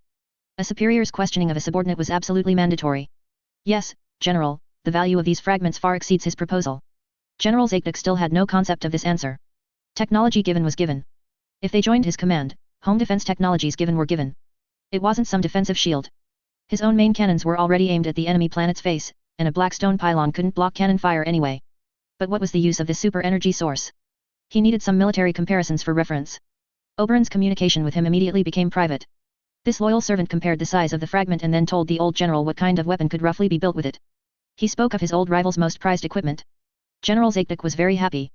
He had coveted that archenemy's super cannon for a long time. Although he was relatively neutral, the military gambit was even more intense. He was known as a Necron military genius. He knew all too well how much having this kind of weapon would help his situation. For example, this time he returned, the front line fighting against the rebel war beasts outside the galaxy/Milky Way was taken over by another general. Their agreement was that for every period of time the other party held the line for him, he would reciprocate with double that time. With such a powerful cannon, double the time just means firing a few more shots, and the favor will be repaid instantly. The Necron dynasties summoned by the Silent King, Saruk, all believed they were protecting private property, the galaxy/Milky Way. The old general believed they were hunting down traitors, and at the same time, this was a display of arms in a battle for war merits. War merits are directly linked to prestige. Since that is the case, I agree to this transaction. I will dispatch tomb technicians to deliver the technology to you. This is a friendly exchange, symbolizing our two sides standing firmly together from now on, under the command of the great Silent King. It's great to make money. The old general wasn't afraid of Yifeng betraying him. Once this super weapon was in his hands, his power would skyrocket. He didn't care if it was a conspiracy to hoard food or weapons, once he had this cannon, the initiative would be his. Now, there was one last question. Was this a trap targeting him? Zendrek scrutinized the psychic cage, feeling very uncomfortable. The internal psychic detector's warning transformed into a sense of unease in his consciousness. After friendly negotiations, both parties exchanged money for goods. The tomb technician arrived with a brand new hypercube containment device, its range directly encompassing half of the Drukari/Dark Yildari production line, then expanding in an instant. All non-shard of the star god matter in the area was instantly annihilated. Necron technology was truly astounding. The hypercube device slowly shrunk, eventually becoming a powerful battery capable of containing a shard of the star god within a very short range. The tech marine was acquiring the knowledge the other party had promised. The handover between the two sides went unusually smoothly, but this map. The Necrons weren't the rulers of the galaxy back then. Many places were indeed explored but not occupied. However, a large area was around the Eldar homeworlds, and everyone knows what they're like now. They've all become the Eye of Terror. Either they were dragged into the Eye of Terror or blown to smithereens. Other scattered points, when added up, were not few. Fortunately, I am the Red Tide. Where there are no people, there are my people. Old General, I gave you the latest map. Look, the map hasn't been updated, has it? These places are all gone. Then I can't help it. We only explored these areas, those aren't our territory. Look, I know your risk is great, and we will try our best to provide assistance. Remember, if something happens, run towards our core stronghold. The Sodic dynasty is not weak. Since you've joined us, we will help you deal with your enemies. The old general thought Yifeng was going to secretly mine under the old one's noses. What Yifeng heard was, cause trouble, run to the core stronghold, deal with enemies. All right, understood. You wait, I'm going to cause some trouble now. His intermittent deafness was getting worse. Both sides felt they had made a huge profit. The old general took the super weapon and could easily deal with the Tyranids. You wait, I'll put a few pure strain gene stealers from the warehouse into his home, and you'll see how many tentacled bugs will come. Both sides returned to their warship. The old general was happy, and Oberon also had to admit that, although he was at odds with Yifeng's alien group, by a fluke, it seemed they really had profited. The hypercube field, hehe, do you know what you ignorant creatures will become if you stay inside? You will become walking corpses. Shells without self-awareness. This is technology they can't even use. They'll probably be extinct after a few decades of using it. As for a reversal, hehe, they were given the technology, but not how to manufacture the weapons. Let them figure it out, it's just self-destruction. You've acquired aerospace-grade metal alloys, but you're still in an era of shooting each other with gunpowder guns. At most, you'll just use it to make sharper bayonets. The gap between us is insurmountable. Yifeng was overjoyed, his plan to save the Emperor was about to reach its final hurdle, this was the last piece of the puzzle. The Blackstone technology was in hand.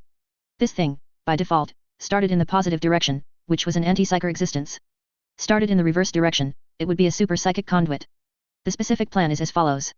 We activate it in reverse, so that the long, pointed, galaxy-stabilizing Blackstone creation becomes a super psychic conduit, carrying it into the webway under the Golden Throne. The Emperor, with a few casual psychic slaps, and these Blackstones strengthened, that would be like several roulette divine palms striking at the demons, incredibly powerful. Relying on amplifying the Emperor's psychic power, we'll launch a counterattack, ideally getting close to the breach in the webway, then directly activating it in the positive direction, allowing the black stone to stabilize the entire warp webway. Necron warship carrying black stone can enter the webway, which means the webway can also be stabilized by strengthening the reality barrier. In this way, when the Emperor returns to the warp, the webway won't explode. It will be like Cadia, even if you are truly the Eye of Terror, the Chaos Gods can't do anything. For 10 millennia, they could only send endless daemon armies to constantly attack, taking out the black stone pylons one by one. Next would be a hard-fought siege, with the Custodian Guard, Sisters of Silence, Adamantium warriors and whatever forces might develop in the future, fighting the demons pouring out of the webway breach to protect these black stone pylons. Everything hinged on how long it would take for the Emperor to return. The uncertain question was, did the Emperor become weaker or stronger after entering the warp? His warp projection wouldn't disappear, he wasn't dead. The power of faith accumulated over 10 millennia was enough to eradicate the chaos injuries he sustained back then. But, at that time, could he still bless the warriors fighting across the galaxy? Perhaps his human consciousness would be focused on condensing a physical body. Would his divine nature respond to the prayers of the faithful? Would a pure energy mass be hurled, turning an ordinary librarian into a world-destroying powerhouse? His venerable self originally helped the faithful through warp blessings. After entering the warp, would his warp-related abilities actually become stronger? Would the Emperor's scythes be running rampant everywhere? Everything was unknown. Yi Feng was walking happily when he was suddenly clubbed by Victor. The surrounding byway army immediately drew their blades. Yi Feng was clearly used to it. Victor's auric adamantium armor was gone. I now believe his hand hurts more than my face. Stand down, guard the entrance. I need to discuss something with the Custodian Guard. The byway army reluctantly squatted by the entrance, blocking the gate with their bodies. You're trading with Xenos? That thing should be locked in the shadow dungeons and controlled by us, the Custodian Guard Brotherhood. Yi Feng wasn't flustered. You only say this after the transaction is complete, it's clearly an attempt to cause trouble. Trust my judgment, I acquired the most crucial technology. Victor raised his fist. Now, hand over the knowledge to that tech genius Custodian Guard. Victor stroked Yi Feng's head. Quite sensible, aren't we? Following the map, Yi Feng had the People's Light undergo repairs while drifting towards an uninhabited star system in the Ultima Segmentum. Mine Blackstone for me. Mine it to death. Upon arrival, they found it empty. No rush, no rush. So many years have passed, there must have been changes. Let's try another one. The outer edge of the storm sector. Still empty. Deep into the galaxy/Milky Way. Empty. Taiping star region. Hey, the planet is gone. Yi Feng was dumbfounded. He had visited several large mining veins, and found nothing. Was the old general's map unreliable? Choose a secondary vein, let's go. Hey. Caught one. There's a mining facility in this wilderness. You, don't run, how dare you secretly mine my ore. A large number of Adeptus Mechanicus forces had blockaded the mine, and the defenses were very tight. However, it was impossible to tell if they were loyal. Your modifications are too heretical. What are those piles of automated sentinels? An AI-controlled legion? And what are those dozens of multi-headed things? Hail Hydra ×3? Yi Feng was fuming. Where was the nightfall? Bring it out. Never mind its combat power, scare these oil-soaked guys to death. Assault team, move out. Facing the enemies that suddenly appeared in the sky, the enemies below responded with absolute discipline and completely indifferent defenses.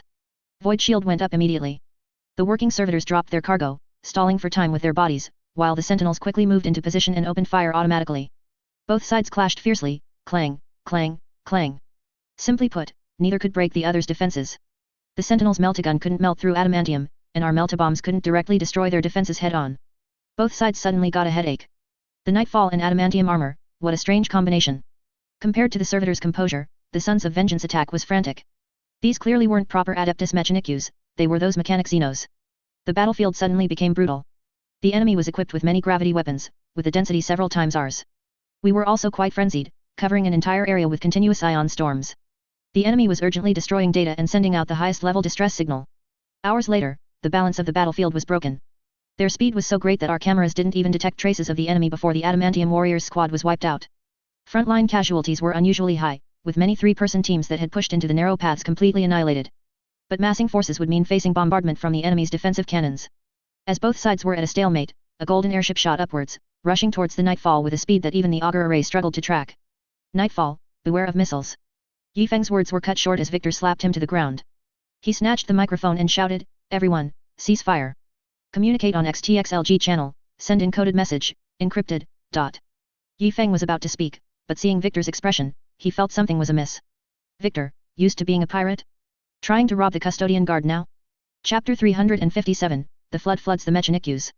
Archmagos Call's avatar, currently self-stewing in a cauldron, slowly climbed out of the acid. "Oh, you should have said you were on our side earlier, that was quite a scare. I thought the main traitor force had arrived." He spun 3.5 times in the cauldron, melting 30% of his body, then climbed out and washed himself over 30 times, emerging sparkling clean. The current situation was a bit chaotic, and he needed to step forward to explain. He was in charge of the Pharos project for the Second Imperium. The original Pharos device used fragments of the Cetan Zayalurish as its energy source. The Archmagos traded with it, gaining information about the Pharos and Blackstone deposits, then teleported it into the Necrons' home. After that, the Blackstone excavation began. This work was so important that he had to seek the most secure protection, which involved protecting the Pharos device now deployed on Mercury. The Custodes could teleport to various parts of the galaxy from there, primarily to support the expeditionary force led by the 9 first founding chapters. As the lead of this plan, Belisarius Cawl was also under the protection of the Custodes. Although the Custodes were more inclined to dismantle Cawl and consolidate his knowledge into the hands of their own tech marines, Cawl invoked the first principle of the Custodes. The Emperor favors me. Cawl was initially supposed to be possessed by a dying Mechanicu's High Lord, Setian. However, Cawl's mind was too strong, and the possession failed, instead granting Cawl Setian's memories. In these memories, Setian had met the Emperor, and the Emperor had told Setian, Belisarius Cawl, you will do things that seem blasphemous, even making you doubt yourself, but you must persevere. The Custodes, for those favored by the Emperor, could only offer protection, so they also deployed support teams. After so many years of research by Cawl, the Pharos teleportation gate could finally be expanded a little. The golden missile they saw just now was the largest vehicle, but in reality, it could only transport 4 Custodes. To be fair, 4 Custodes are overkill for most warships. Fortunately, Victor saw them, otherwise it would have been a huge misunderstanding. Victor pulled aside the nearby communicator and began an unclear exchange of passwords. Both sides ceased fire. As for Yifeng, after getting up from the ground, he started drooling while staring at the golden mini-warship on the screen. Who wouldn't be mesmerized by this thing? Clang. Another crisp and loud percussion. Put away your unwarranted desires, Victor said. Yifeng sighed. Victor, I can understand everything else, but are these demonic monstrosities down here really the Custodes doing? I'm not entirely sure what our tech marines have been up to since I've been gone. Victor also found it strange, but at least contact had been made. There was an entire company of Custodes below. Because Call's signal indicated the enemy's main force had appeared here, the Custodes were preparing for a major battle under the cover of the Adeptus Mechanicus. However, these Adeptus Mechanicus covers were practically models of heresy. Archmagos Cawl, the heretic leader, slowly rummaged through a spare cabinet to find a pair of mechanical prosthetic legs that hadn't been destroyed yet. After attaching them, he looked even more heretical. Belisarius Cawl walked and pondered, how could there be such a large number of adamantium armor? Even if the regent's warehouse was robbed, there shouldn't be this many. Then, he suddenly realized he had encountered a rival. His biggest obstacle to becoming the Fabricator General of Mars. The mysterious Adeptus Mechanicus faction favored by Lord Regent Robert Guillemon. They actually dared to plot against me. Is this to sabotage my project, destroy my equipment, embarrass me before the regent, and ultimately become my superior, the leader of the Adeptus Mechanicus, isn't it? Cawl didn't believe Yifeng possessed Blackstone technology, he thought this was a political struggle. This was a battle for power. The Archmagos fully armed himself, donning all his notable equipment, carefully replacing or covering the half-corroded areas with armor plating, and strode out of the secret room with great swagger. The Custodes are on my side, what the hell am I afraid of? Pfft. The 2 teams of Custodes were chatting happily. Although Victor's side only had 3 people, his status was high, and the conversation among the Custodes quickly turned into a discussion evaluating each other's missions. The Adamantium warriors were frantically pulling the Sons of Vengeance back onto the warship. Why were these guys as difficult to pull as Krieg? Yifeng preferred to forge his warriors into a fusion of Krieg, Mordian Iron Guard, and Valhallan Ice warriors, rather than a bunch of vengeful madmen. Compared to the chaotic scene here, the automated sentinel area on the other side was much quieter, with all sentinels staying in place, only the sizzling sound of repair robot torches. As that large mass of mechanical monsters emerged, the Adamantium warriors once again picked up their weapons and began forcibly pushing the mortal warriors back with their extraordinary strength. A company of Custodes led Cawl to the front, expressing their displeasure as they walked. You have severely wasted our time. Our plan has not been affected, that is the most important thing. You should understand the importance of this place, no one is allowed to pose any threat here. I suggest exterminatus for all units that know of this location. This Cawl avatar had to be ruthless, there was no room for error here. All in accordance with the Emperor's will. A Mechanicus High Lord, as large as a mountain, was cloaked in black robes, following behind a golden-clad custodian. A custodian, clad only in black robes, stood before a golden adamantium warrior. Cawl had originally broadcast terrifying signal fluctuations from some of his equipment, openly displaying his power in the unseen realm, but it was like casting pearls before swine, lecturing Yifeng on knowledge. There wasn't even a single tech marine present, let alone any other technical personnel. This is Belisarius Cawl. This is Brother Lin Xiu Hao. I've long heard of your esteemed name, noble Archmagos Cawl. Yifeng stepped forward, intending to shake hands with Guillemon's capable assistant, but he couldn't find a hand. Please explain why you initiated the attack. Please explain why you are conducting mining operations here. Your clearance is insufficient. Your status is not high enough. Both sides were at loggerheads. Call's instruments were malfunctioning, many psychic-related devices were experiencing errors and crashing, and scorched black smoke brewed beneath his black robe, only to be forcefully contained by the Archmagosa's spatial seals. I regret to inform you, brother, this place does not exist. You have no other choice. Yes, Archmagos, Yi Feng remained as calm as ever. From this perspective, we must utterly annihilate you, and your sentinels. Skitarii. Call's analysis system focused on the faces of the custodes on both sides, their expressions remained unchanged, as if they were truly waiting for the two sides to duel, and would protect whoever won. Then please bring out your master, I will speak with him. I am trying. Under the current circumstances, I'm afraid you can only seek the custode's permission and go see him yourself. Call believed that the adamantium warrior before him, although better equipped, was essentially a Primaris warrior. He thought Lin Xiu Hao was the chief guard of the Adeptus Mechanicus Archmagos who created the adamantium armor. Yi Feng was referring to the Emperor, of course. Halfway through Yi Feng's sentence, Call realized he was being set up. I am referring to the Mechanicus High Lord who created this armor. Call casually scrutinized. There are 644 suits of armor here. I believe this far exceeds the quantity you should possess. I question your loyalty, especially after you attacked my base. Come now, Archmagos Call, look at this one beside me. You shouldn't question my loyalty. Look at the warship above and these armors. You should also know not to question my military achievements and status. The Nightfall floated, severely damaged, but the traitor's marks had been cleared, just waiting for the words for the Emperor to be painted on it. I do not know how you obtained information about the Blackstone deposits here, but I also have a map of the deposits. I think we can discuss a price, fill in the gaps, and combine them into one grand map. Call wanted to refute, but the custodes on both sides seemed to agree. No, they must have already done so. The technical personnel of the custodes on both sides must have already exchanged their data. These guys always only trust their own kind. To maintain as much identical information with the custodes as possible, he needed to make an equivalent trade with Yi Feng. He disliked strange, inexplicable actions, especially when the custodes didn't tell him the reason. I don't trust you, I need a guarantor. Let's keep it simple. At our level, no one can guarantee anything. I suggest both sides give the information to the custodes, and let them decide what information to show us. Do you not trust them? The Emperor's will is sacrosanct. Yi Feng was completely unfazed. The custodes already had the information, so he had nothing to lose. Under the custodes' coordination, information from both sides was being integrated. Yi Feng quietly pulled the Archmagos aside. Victor narrowed his eyes but said nothing. Under Call's black robe, several weapons were aimed at the golden forehead. Your actions are disrespectful. In my opinion, your entire being is a blasphemy against the Omnissiah. If you obtained these technologies, then that is the divine power of the Omnissiah. A thin wire flew out from Call's body, attempting to connect to Yi Feng's armor. A physical communication link is the hardest to eavesdrop on, but Yi Feng strongly suspected the Archmagos wanted to probe the specific data of his armor. Christina excelled at modular design, she liked to do that. The communication system, when necessary, was completely independent of other systems. Unless Call intended to directly invade Yi Feng's mind. Archmagos, I have many such divine powers. I will report everything to the Regent. I also know that you have not reported everything to the Regent. Your military strength and my armor are enough to constitute a world-shaking force. Yi Feng absolutely believed that Call's military strength was probably ridiculously large. This guy constantly suggested to Guillemon to use the gene seed of traitor legions, and he himself didn't know how many he had produced.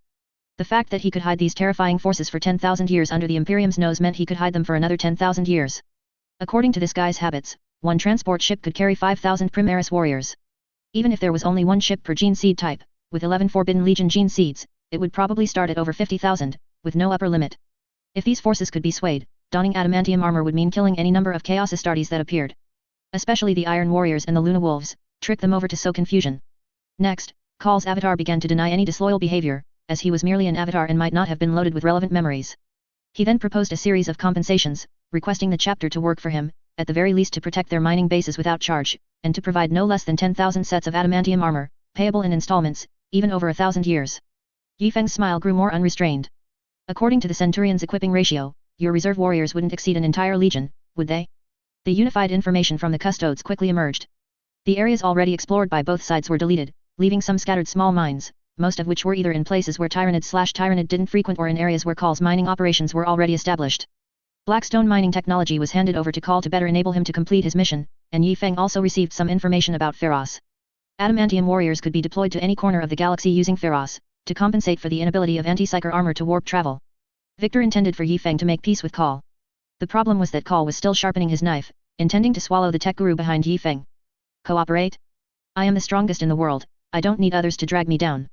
It's already good enough that Call, with his strength and arrogance, isn't fighting us. After the exchange, both sides departed. As a meeting gift, Call pried a massive gravity cannon off an automated sentinel and tossed it to Yi Feng, saying, "Here, play with this." It'll keep you busy for a few hundred years. Yi Feng was even more extreme, he pulled food out of the biological laboratory. With so many people on the People's Light, food was undoubtedly very important. From the hands of the biologist Magos from the Biological Technology Department, how about some rice bamboo? It was a combination of fast-growing bamboo genes from ancient Terra and rice that had been genetically modified for countless generations. Fully automated growing bamboo tube rice, how about that? The originally hollow part inside the bamboo could now grow rice. Although it only ripened once a year, it grew tall. What used to be a small plot with a few rice plants could now grow to over 10 meters, with rice grains in every section of bamboo. How much space did that save? Moreover, it came with its own transport container, the bamboo could be cut down and directly loaded onto a vehicle. In an emergency, there was no need to cut it open, just put the bamboo on a fire, and the bamboo tube rice was ready. Although the rice husks had a terrible texture, they filled you up. Furthermore, the growing conditions were not so harsh, if there was enough nutrition, it grew large, if not, it grew smaller, but there was always something to eat. Archmagos Call was utterly speechless. Are you a foodie chapter, you rascal? He emerged carrying a huge bamboo stalk, its leaves rustling, and tossed it to the Archmagos. Archmagos, bamboo can be used as toothpicks, you know. You can pick your teeth after eating. Call, is there a possibility that there are no mortals here at all? Hello? Do you automated sentinels eat bamboo tube rice? The red tide quickly withdrew from the area at an extraordinary speed. The dejected treasure hunter outlets and the beaming captain of strategic resource involuntary transfer stood at the hatch undergoing inspection. During the chaotic battle, a large amount of black stone from the warehouse was directly protectively salvaged by them. It was just that the sentinel was too large and heavy. They received news that the Adamantium Warriors squad had been defeated by an unknown powerful enemy just as they were preparing to move it, which was why they left those sentinels behind. Let's go, next world. Yi Feng began to manufacture counterfeit products, mixing black stone powder with other black stones to form black spires and placing them on the world in Zendreka's homeland. It was nullified, but not completely. 4 gene stealer from different factions were deployed. The Teo Society, having lost its gene detection technology, began to experience some small heresies, though no one noticed at the time. With Yi Feng's departure, the local 4 kingdoms contended for supremacy began. The chapter was re-examining its worlds, Overlord-class battleship were being reallocated, the flagship needed repairs, and expansion had stalled. But the enemy would not stop, they were fleeing, and the direction of their flight was towards our worlds. Gillimon received a complaint letter from Call, furiously accusing the adamantium armor supplier of robbing his blackstone minerals and severely damaging his mining base, which significantly delayed the progress of his important plans. The regent casually destroyed the letter. It was merely a letter explaining the reasons for delayed progress. A casual comforting reply, a bit of encouragement, and it would be fine. His headache now extended beyond just this issue.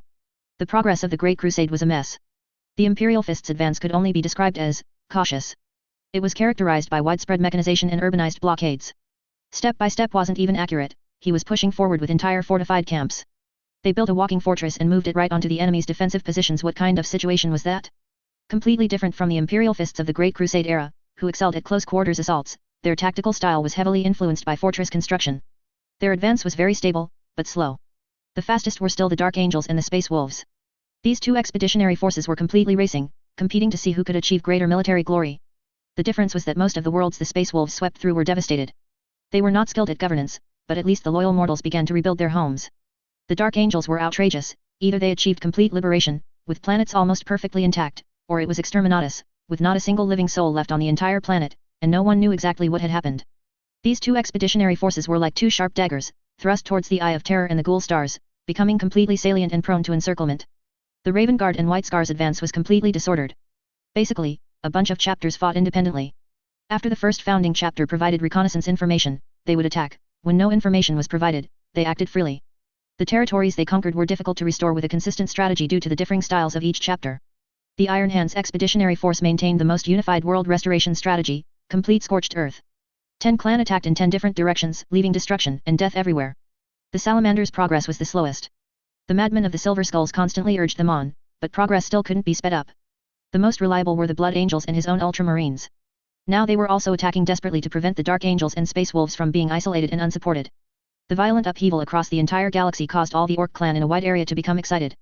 Amidst endless wars and defeats, they were organizing themselves, forming a colossal Wadaik.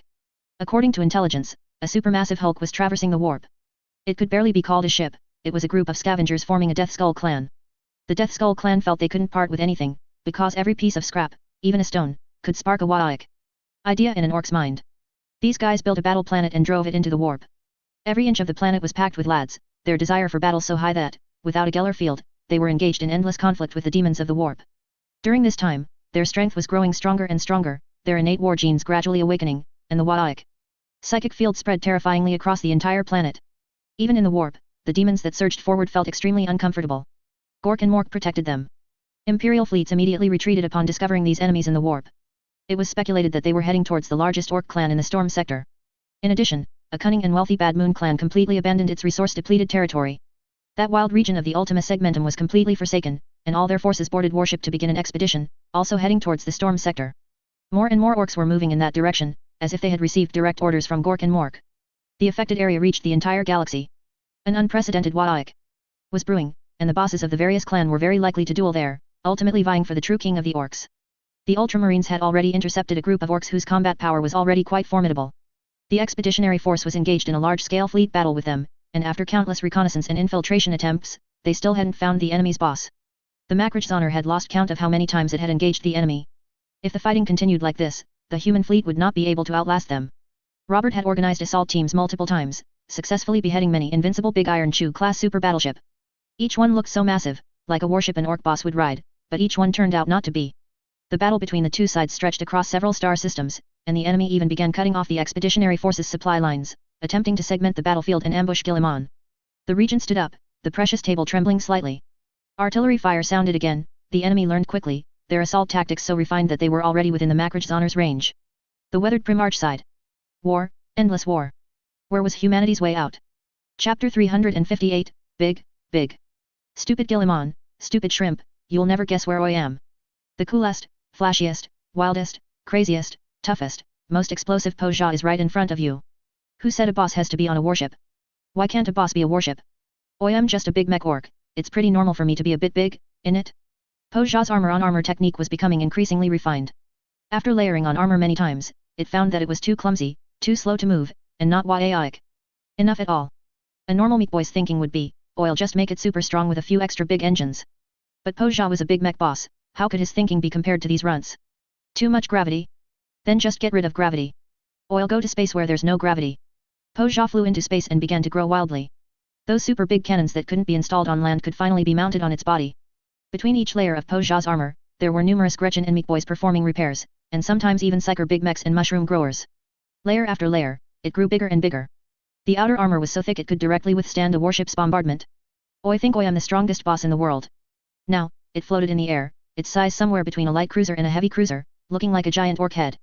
Or rather, all orc warships looked pretty much like this. It was right in the expeditionary force's face, but few Astartes warships were targeting it, everyone was focused on the larger behemoths. The invincible field deflected several Imperial Navy attacks, and Poja began searching for its target. If it were a Goth clan orc, it would definitely go and clash with the biggest, toughest, coolest Makrachzahner, but it was a meat boy, so Poja first set its sights on an Adeptus Mechanicus fire support warship. Upon seeing the small enemy warship flying towards them, the Adeptus Mechanicus personnel, with their tech priests chanting to soothe the machine spirits, aimed their Nova cannon at Poja. The gravity turbines rumbled, and the warship's energy began to flow into the giant cannon at the bottom. This single shot would be enough to utterly destroy a light cruiser. Poja executed a super maneuver, and large streams of ion flow erupted from the Mork's head's ears, deflecting several degrees within seconds. The Nova cannon hadn't even fired yet, and the speed of its rotation couldn't keep up with Poja's maneuvering. As the most confident meat boy in the entire galaxy, he was incredibly confident in the performance of his equipment, which, in an orc's head, translated to I think you can't hit me. Poja's eyes brightened. The Nova cannon's beam grazed its scalp and flew past, the massive, sublight speed projectile piercing through numerous warships and finally plunging into a star. Now it's my turn. Mork's gaze. Two colors of light burst forth from the big head's eyes. Red, Gork help me Wa'aik. Across the galaxy. Yellow, Mork help me blow up the universe. Two laser beams, mixed with terrifying psychic power, instantly slammed into the fire support warship.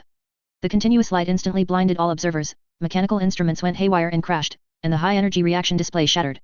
The auger array was the only thing still functioning, but its entire frequency band glowed bright red. The brief yet long impact finally passed. The Adeptus Mechanicus personnel present appeared calm, but the overloaded operation of their internal machinery betrayed them. Void shield module overloaded, weapon deck reporting, macro cannon array number 1's machine spirit is displeased, lance array number 2 has an unknown error and cannot activate. Even the usually reliable macro cannons were malfunctioning under the residual psychic energy. The Adeptus Mechanicus priests looked terrified. What kind of power could push them to such a state? Torpedoes, load. The Adeptus Mechanicus's last shred of dignity. The primitive and violent machine spirits of torpedoes would only become more warlike, never confused. Servitors were shoved aside as frantic Adeptus Mechanicus personnel personally stepped forward, soothing and launching the torpedoes. The orc warship was almost within reach. 2 melta torpedoes and 2 plasma torpedoes launched, heading towards their ultimate destiny. Everyone watched anxiously. The entire fire support warship was listing.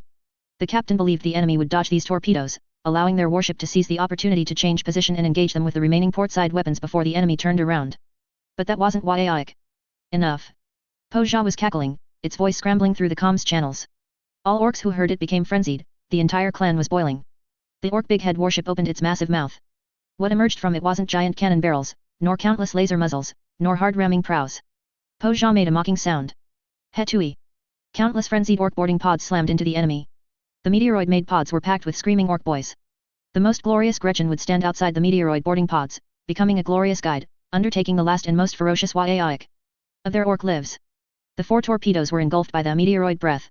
The dense swarm of meteoroid boarding pods shattered the torpedoes, and the resulting explosions didn't even produce a flicker of light against the terrifying number of meteoroids. Countless meteoroids smashed the fire support warship's bow, and the orcs began their slaughter. Crush these brittle shrimps. Will Waiaic. Until blood flows like rivers.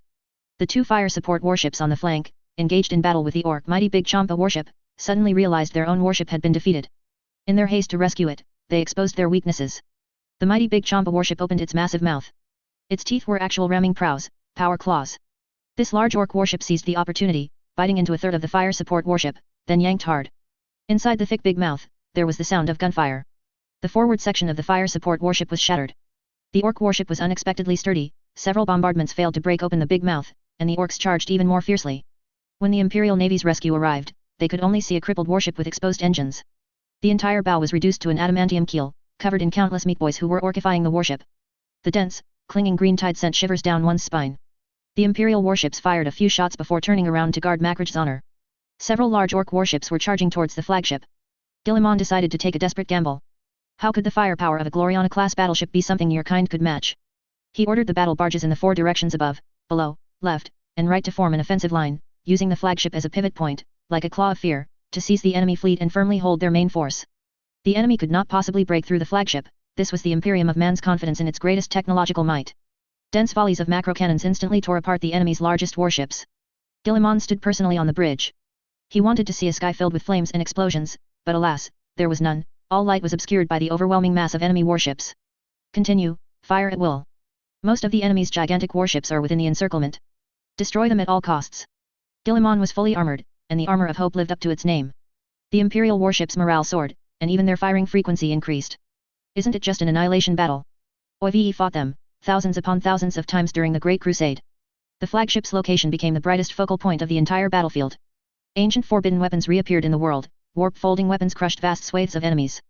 The warship-grade gravity cannons, courteously provided by the custodes, effortlessly held several enemy warships, dragging them towards a single central point. Several warships collided and exploded, creating a grand display of fireworks in front of Makraj's honor. But the enemies were still so numerous, so endless. However, among a large group of orc-head-type warships, some non-conforming warships appeared. Long and strangely shaped, the Imperium paid no attention to these warships, considering them merely scrap modified by orcs from stolen warships. They also followed the main force, charging towards the Ultramarines flagship, appearing no different. Several large orc warships gathered. Guilliman realized that the enemy's boss must be among these warships, it was certain. No boss of a small clan could coordinate so many warships. With the wings of despair unfurled, Guilliman appeared so mighty. Come, let me see what you can do. Many orcs began boarding. The void shields were still active, and most of them were swept into the warp or hyperdimensional anomalies, while a few were stuck in the walls, unable to move. They were not afraid, their numbers were so vast. The 1 in 100 successful boarding big mechs also gathered into a considerable force, wreaking havoc throughout the ship's compartments. Mortals had to be careful in their panicked escape, as even while running along a wall, they might at any moment see half an orc stuck in the wall. Their vitality was so strong that they did not die even after losing their lower half, and could bite you at any moment. Guilliman ran through the narrow corridors. After a few breaths, he felt it wasn't fast enough, and with a grimace, he took flight. For his size, Makraj's honor's passages were too narrow. The acceleration provided by the wings of despair was so strong that even using Alfarius's techniques, he inevitably left footprints or impact marks at T-junctions. Brother Khan should be good at this. If the angel were still here, I could ask him how to fly. Melancholy was driven away by absolute rationality. The Primarch, with unimaginable efficiency, slaughtered the orcs who had entered the warship. Fungal fluid flowed across the decks, blessed for generations by the Ultramarines. Every feather of the wings of despair was incredibly sharp, easily cutting through orc flesh, and hidden beneath the feathers was absolute firepower. The battle was so fierce that the wrecks of warships almost completely blocked the view in front of the flagship. In front of this incredibly sturdy Gloriana-class battleship lay a graveyard of warships, the end of your assault. Over 10 colossal orc warship wrecks drifted, and on each, kill cans could be seen firing at the valiant Imperial fighter pilots outside, but they no longer posed a threat to the warship. New orc warships wanting to approach had to pass through this junkyard. However, using the junkyard for cover, Poja, hidden by a giant warship, began its operation. The thick and long Poja plunged into the battlefield, and the sight before him was so exhilarating that Poja couldn't help but cheer loudly for his great plan. Waik! Mech combine! Dozens of warships crazily surged onto Poja. A layer of ship-grade armor shattered during the battle, but instead of diminishing its prestige, it made it even more waik. In such an intense battle, the powerful psychic energy unleashed by every orc connected to Poja, and a cosmic super mech, tens of kilometers long, appeared. Space Hulk. Magnetic and psychic forces connected the various flying stick warships, which formed the skeleton of the giant mech. The colossal warship wrecks floating in space were drawn in by powerful magnetic and gravitational devices, becoming the scales, skin, and flesh covering the mech. Tens of millions of meat boys were constantly welding. The stage here was large enough, and the materials abundant enough for them to fully display their talents between the bones and flesh. High-energy alarms on the Macrage flashed incessantly. Calgar glanced at the auger array, too shocked to speak. Behind the junk ruins, there was an orc boss. It was entirely in the form of an orc, with its massive head and sturdy body, all indicating that it was another protagonist of this war. Except for the fact that it was tens of kilometers long. The tech priest immediately began to pray to appease the auger array's machine spirit. On the display, the opponent's scan not only didn't disappear but became clearer and closer. Impact evasion. Full fire, target directly ahead. Calgar only had time to issue this order before the entire Macrage was sent flying sideways. As the flagship assumed a head-on impact stance, the invincible Space Hulk Poja swung its arm. There should have been another warship forming the fist, but it had already been shattered in the previous battle. A powerful magnetic current pulled the wreckage of a previous giant warship, and half of a battleship suddenly emerged from the space junk pile like a meteor hammer, arcing in a bizarre trajectory, and smashing heavily into the starboard side of the Gloriana battleship. The giant mechanical orc suddenly charged out from behind the thick metallic junk curtain, appearing before the flagship. By the Emperor, Emperor, Emperor. Even some Astartes didn't know what to say. They had never seen such a terrifying sight, so terrifying that they didn't know what they could do to change the tide of battle. For the first time, a feeling of helplessness surged into the hearts of the Ultramarines. It was as if, while resting in the shade of a big tree, you looked up, and the dense canopy was suddenly torn open, and Conrad Kurz, the Midnight-clad, with his power claw crackling with black lightning, charged at you. Calgar gritted his teeth and sent a command over the comms channel, fire directly. By the Emperor, fire now. The gunners, unaware of the full truth, systematically carried out their tasks, loading shells into the breeches. The priest chanted a few words before pulling the sacred lever. Countless macro cannons fired continuously, obliterating approaching piles of metallic junk and completely vaporizing the space debris. Gravity weapons created a gravity well in front of the flagship, and countless skins on the back of the invincible Space Hulk Poja were pulled into the center of gravity. Many Gretchen were turned into mushroom paste, but the skeleton remained motionless. Oi think, oi can smash ye. This strike was like Gork reborn, stirring the clouds and changing the heavens and earth. Rampant Waik energy surged at the fist tip. The turbulent psychic vortex pulled in all the surrounding warship fragments, forming a massive metallic vortex that spun continuously, delivering a heavy blow to the opponent's damaged broadside. Inside the Space Hulk, every orc stopped what it was doing and roared to the sky. Poja laughed maniacally. This was the pinnacle moment of his 300-year career. Take this, Gork and Mork's great chaotic vortex adamantium subduing calamity destroying boom boom ascending explosive psychic sealing invincible iron fist. At that moment, time seemed to completely stand still. The psychic vortex erupted with dazzling light upon contact with the Gloriana battleship's void shield. The entire psychic vortex completely exploded, scattering metallic debris everywhere. The Space Hulk's right arm, which had just swung, cracked inch by inch. The warship serving as the skeleton completely shattered, and an unwatchable light annihilated the entire impact zone. The Macrage was sent flying outwards at an extremely high speed. Poja immediately turned and followed up with a Gork's gaze, a series of black clouds and flames that made all the orc believe they had won. The enemy's biggest warship was sent flying by the boss's punch. Orc are invincible. All the orc were cheering. Poja's prestige had never reached such heights. Powerful Waik energy surged wildly into his body, and countless ingenious mechanical ideas popped into his mind. That right arm was still continuously exploding. Poja no longer cared for it. Detach, self-destruct. Several warships in the right arm exploded. The invincible Space Hulk Poja looked mockingly at the surrounding Imperial fleet. These shrimp were not worthy of fighting him. Boys, let's go to the storm sector and join the Gork and Mork martial arts tournament.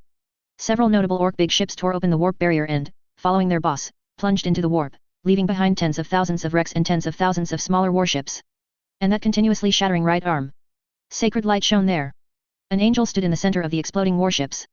The holy sword in her hand was now incredibly massive, transformed into a gigantic ship-cleaving blade, completely cutting open the Space Hulk's right arm, which enveloped several battleship wrecks. Celestine appeared at the moment the psychic vortex and void shield converged. The massive psychic explosion pushed the Macrage away. The full power of the Gork and Mork shocked the full power of the one on the golden throne. It was true that the Gloriana-class battleship was heavily damaged, but the damage was not as high as Pozha had imagined. Celestine's body appeared so tiny before the Gorgut. Although she plunged into the enemy warship and shattered the opponent's entire warship, to others, it merely seemed like a display of the immense power of that punch. Including Pozha, who was enveloped in the Gork and Mork's divine power. The Imperial Navy retreated hundreds of miles, scrambling to keep up with Guilliman's flagship. It wasn't until the dazzling light disappeared that they looked back and realized another angel had descended upon the battlefield. The tide of battle turned from this moment. The terrifying psychic afterglow on Celestine's body pushed her flesh to the brink of collapse. Every swing carried destructive power. The Imperial Navy watched the scene before them in disbelief. The Ecclesiarchy Pontiff raised his arm and shouted, "The Emperor's divine might is vast, destroying all enemies in the world."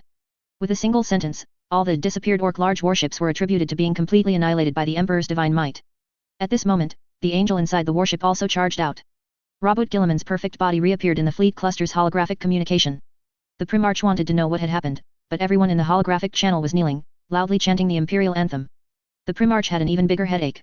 It seemed they were one step further away from the rational society he and the Emperor desired. Celestine, in cooperation with the Imperial Expeditionary Force, swiftly cleared the remaining battlefield. The Expeditionary Force's overall strategy was still sound, almost none of the enemy's remaining warships in reality escaped.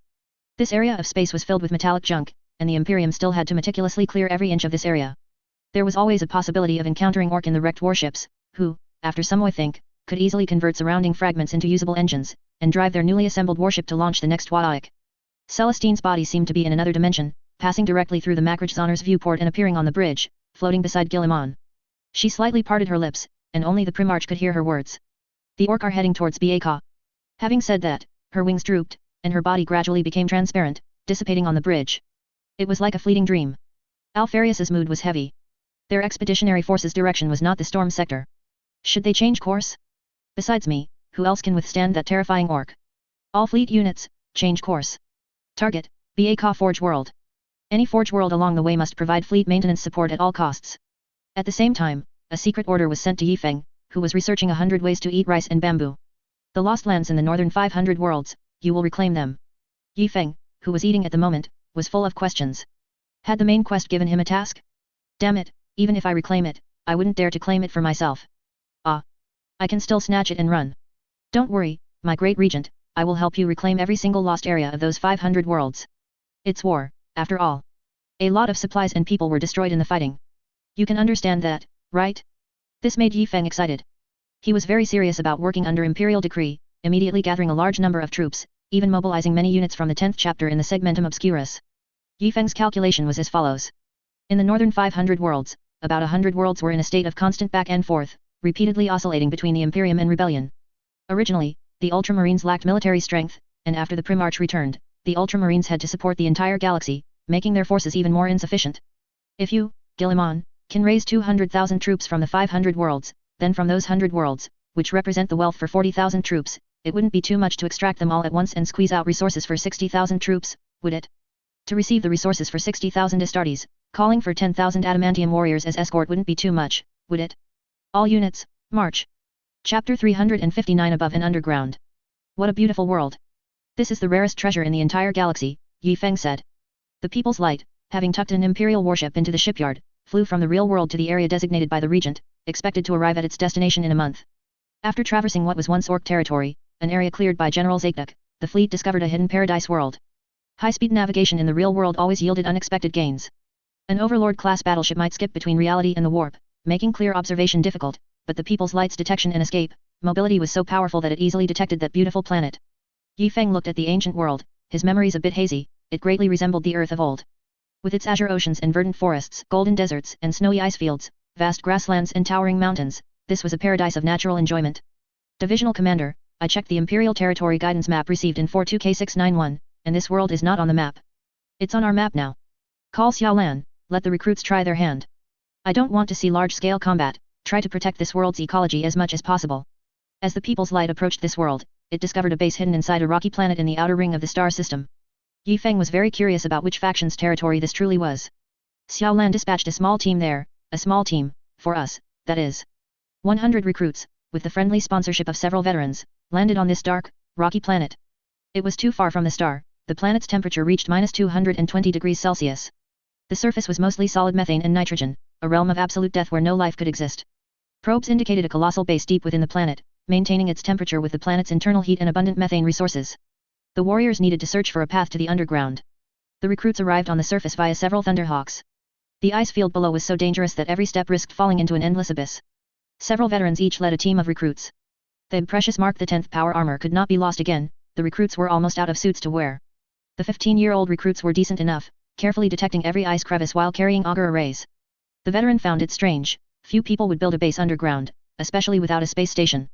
How would they interact with the outside world? The veteran felt his line of thought was incorrect. This base might not be a survival base meant to preserve life in extreme conditions, especially with a paradise world nearby. He should look for something amiss. The methane and nitrogen ice field was so vast, as far as the eye could see, there was only ice crystal haze and distant, faintly visible snow-white mountains. The recruit leaned out, pointing his auger array to the very bottom of the ice field. No anomaly. Let's go look at the mountains, the veteran said. The mountains looked very strange, with a slight bulge, like a volcano. Frost covered the surface of the high mountain. From space, this mountain stood alone from the surrounding plains, circular in shape. Such a structure usually resulted from a small asteroid impact or a volcanic eruption on a plain. The recruits began to climb the large mountain. The surroundings were incredibly slippery, the slick ice and snow made power armor movement difficult, slipping half a step for every step taken. Energy consumption here was too fast, the warriors dared not frequently use their flight modules, only firing them once when encountering cliffs. The fastest team was already exhausted. The veteran leading them was a white scars, and the mixed seed recruits behind him were panting. Hurry up, we're almost at the top. Let me see, what's going on? Ah! The veteran who reached the summit looked down. It was a thin sheet of ice, which was absolutely not normal, something below was wrong. Auger array, quick! The recruit carrying the auger array, who was behind, heard the veteran's call, activated his flight module, and leaped to the mountaintop. The auger array shows that below is just ice field. Let's go down, dig down. Something is wrong underneath. The portable auger array's detection range was not deep, so the veteran called the tech marine, requesting the use of engineering equipment. One of Eng's disciples descended below. He was also a white scars. The skill of a white scars tech marine. I'll just say, modifying motorcycles is their specialty. An anti-gravity motorcycle floated down. Before it even landed, the motorcycle's rear seat began to deform, extending a massive impact drill. The recruits looked on with envy. The veteran's judgment was correct, there was a layer of metal underneath, definitely not formed by natural factors. Brother, according to the flagship's detection, the base below is much larger than this. This isn't a crashed fleet ship, this should be a gate. Having ruled out the crashed warship option, the warriors began searching for the gate. Meanwhile, the base below also detected the anomaly above. Unknown energy fluctuations, directly above main gate 1. Detectors show humanoid organisms active. A servitor reported to the person in charge here, but sitting on the high platform was not a fully mechanized archmagos, but a flesh and blood man. Frank's voice was muffled but full of authority. Initiate gravity accelerator catapult preheating procedure. You have 3 days to clear the enemies from the world's surface. He tapped his knuckles lightly on the table. The servitor quickly left to relay the message, while the man, bored, connected to the Paradise World's communication. Any anomalies on your end? My head is a bit itchy. Are your heads still attached? He was answered by a binary code, which translated to no anomalies. On that beautiful Paradise World, Xiaolan's forces were incredibly well hidden. They stealthily concealed themselves beneath the fine sands of the desert, among the craggy rocks of the mountains. After several days of exploration, they finally discovered several observation posts. The surrounding creatures clearly exhibited species characteristics from various worlds across the galaxy. Some species originated from distant Terra, some from Macrage, some from Solar Enza. This is like an ecological experiment observation planet. Do you believe that? I don't. Authorization to proceed with hostile action mode, begin invasion. Yi Feng pouted. This planet, given to him for 500 years, could establish a rich and prosperous world, mere ecological experiments were not enough. In this world, strength was the ultimate truth. The reconnaissance team did not forcibly dismantle the enemy's observation posts. They lay in wait nearby and began searching for alternative passages along the enemy's underground facility construction trajectory. Finally, they found an emergency escape exit in a cave. The Astartes lockpicking was very convenient, their poisonous glands could easily corrode metal, and a mouthful of fluid opened the door. They entered the next world, an underground world. There, they saw half the galaxy's subterranean and dark world creatures. Further down were creatures from high radiation zones, whose origins included Nocturne, Bale, Thyrus, and so on. Some of the remaining creatures even the veterans didn't recognize. Even further down, the high geothermal temperatures maintained a cruel tableau of an entire hellish world, equally a brutal slaughterhouse, or rather, a zoo. Xiaolan was astonished by the grand scale here. If a catastrophic event occurred across the galaxy, this single planet could preserve a vast diversity of life. Finally, they infiltrated the cool experimental base. The war began. These vile heretics and dark mechanicum traitors had to be purged. In the experimental zone, countless biological gene fragments were randomly fused, creating all sorts of super monsters. The dark mechanicum biologist Magos unceremoniously displayed his creations for the Primaris recruits to observe. Infernal fire dragons roared, and heavy ankylosaurus mammoths launched dreadnought charges at the warriors.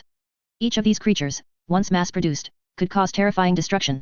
The recruits' only combat knives struggled against these monsters, not to mention the enemy's skiterii, those abominations fused with flesh and metal. A series of binary signals drifted towards the ice world at the edge of the star system. Enough, enough, I get it. A bunch of damned Astartes have invaded here. How did they find out about our secret base? The man's voice was still muffled, but his trembling tone completely stripped away his authority. Let me tell you first, this really has nothing to do with me. I absolutely did not report any information to the Imperium. All crew members involved in this planetary exploration are buried in the star. This has absolutely nothing to do with me. Seeing the unfavorable situation, the man was already preparing to flee. Whether a rogue traitor cooperated with the Imperium or with traitors, that thin loyalty was not decisive. Ultimately, it depended on which side offered a higher price. Seeing the unfavorable situation, self-preservation was paramount. Who would fight to the death with Primaris warriors? Isn't that insane? On the surface, the man remained calm, directing senior servitors and the skiterii to important choke points in the base, setting up turrets and ambush arrays. In reality, he was betting on the gravity catapult. The act had to be convincing. Yi Feng agreed and dispatched a strike cruiser to begin suppressing the planet. Frankly, we don't know what there is to suppress on this paradise world. Forget planetary cannons and planetary void shields, it doesn't even have a space station. The 4 layers of the world below were fighting fiercely. Just as one person was about to step out, a dozen arms simultaneously exerted force, holding Yi Feng down. By way army, aren't you guys my honor guard? We are the registered Crimson Torrent Chapter Honor Guard, obeying the orders of Chapter Master Situwayer, tasked with protecting you by all means. How about I go sleep in a stasis field for a while? Chief Apothecary and Tech Marine Inc. proposed that option. Yi Feng was pressed back into his chair and could only send Rogier, who constantly clamored for a fight. The wolf cubs, full of fighting spirit, charged into the paradise world. Anyway, the people's light was right there. The other side didn't even have a warship. What was there to be afraid of? Right? The warship is ready. The sense of security brought by the mechanical voice was so strong that the man quickly got up and walked towards his warship. Who said that ships can only be built in space? Places with weak gravity are not just space, but also the Earth's core. They built a shipyard in the Earth's core. All the planet's resources could be sent directly to their factory via crustal elevators, and parts from all underground factories didn't need to be transported to space, they could be assembled directly onto the ships. How do the ships leave the Earth's core? This is where the true black technology comes in, the gravity slingshot. The passage they built, leading directly to the surface, was like a giant cannon barrel, with the warship as the projectile. The operating principle of the gravity slingshot device was more like an electromagnetic railgun. In the 100-kilometer-long cannon barrel, gravity turbines continuously operated, and invisible gravity wheels accelerated the warship at all times. After exiting this area, the warship entered the cannon barrel, where it underwent a final, massive acceleration gravity launch. Then, solely by the warship's own power, it had enough force to break free from the planet's gravitational pull. I will suppress the enemy's warships in the sky. Skiterii, you strengthen fire protection and hold the narrow pass. I will repel them. I'm sorry, Captain Frank, your warship is not in the first launch sequence. The servitor's voice was cold and emotionless, he was just a mouthpiece. Frank feigned shock and hurriedly ran to the information verification terminal to confirm the situation. I'm sorry, Captain Frank, your warship is not in the first launch sequence, it repeated. I want to return to my ship. What position is my warship in? Third. The first mission of the 2 ships in front of the dark mechanicum flying out of the planet was not to suppress the strike cruiser, but to form a pincer formation, watching the rogue traitor to prevent him from escaping. Frank walked towards his warship dejectedly, and only when the ship's hatch closed did he reveal a smile. Did you think I'd deal with the dark mechanicum without preparation? Don't underestimate a rogue traitor's ability to escape death. A violent earthquake occurred in the volcano crater, and even the Astartes couldn't stand steadily. Tech Marine. It's collapsing here, we need to go up. Everyone activate flight modules. All attacking forces, contract your lines. Get as far away from this mountain as possible. The Tech Marine pulled a recruit onto an anti-gravity motorcycle and, with a stomp on the accelerator, flew upwards. Everyone began continuous aerial jumps. The volcanic lake below disintegrated so quickly that a huge fissure opened in the middle, and the methane, nitrogen, and ice chunks fell into the dark, deep hole. After falling several kilometers, they liquefied due to geothermal heat, eventually turning into gas. The Tech Marine flew to the crater, performed a beautiful spinning in place turn, and flung the recruit from the back seat. The warrior flew for a distance in the air, then rolled and bounced down the volcano, even triggering an avalanche. The Tech Marine didn't hesitate, stomped on the accelerator again, and plunged downwards.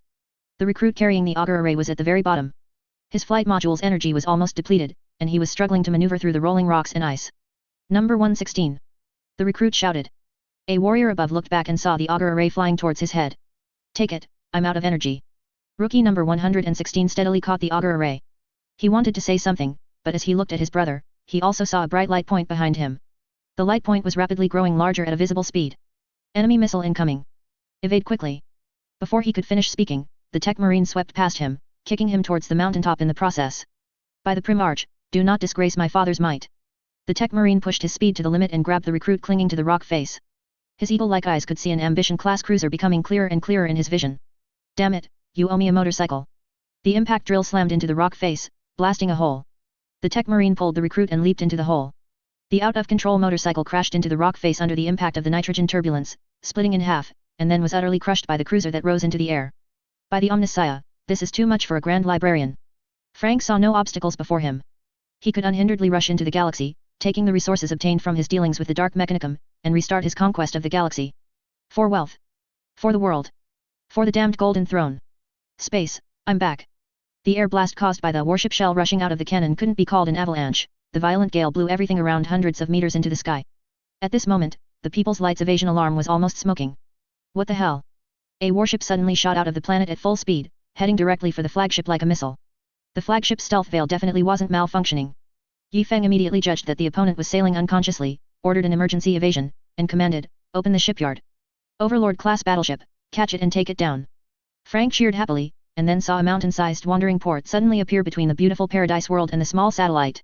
Turn, hard to port, full to port. The warship scraped past a corner of the People's Light. Before Frank could relax, several light points lit up behind him. My never-before-met Emperor, I really just came to defraud the traders of money. Money I get is just money they lose, isn't it? I'm truly a loyal agent, don't chase me. Frank cried out in desperation, but his hands were decisive. Hundreds of decoy barrier bombs were scattered to interfere with the enemy's auger array, and the warship turned, rushing towards the nearest Mandeville point. These devices, prepared for escaping the Dark Mechanicum, were now all used against the Red Tide. Yi Feng observed the enemy, considering whether to open fire, when another warship suddenly shot towards the flagship. Again. Are your warships really meant to be used as missiles? The previous Ambition-class cruiser was one thing, but what is this lump? Something from the Mechanicu's traders? Open fire and blast it. The People's Light's cannons began to densely cover a large area ahead. Many large cannons, unable to turn in time, fired directly, their firepower covering the entire area. The bow of this Dark Mechanicum ship had a large gap. Frank had used explosives to destroy a small part of its bow, preventing the keel code identifier from recognizing it. He then forged a keel code signal to replace it and was the first to rush out. The enraged Mechanicus saw a giant flying baby heading straight for them, and then, they also went flying. Yi Feng was very satisfied with the newly installed high-power ship cannons.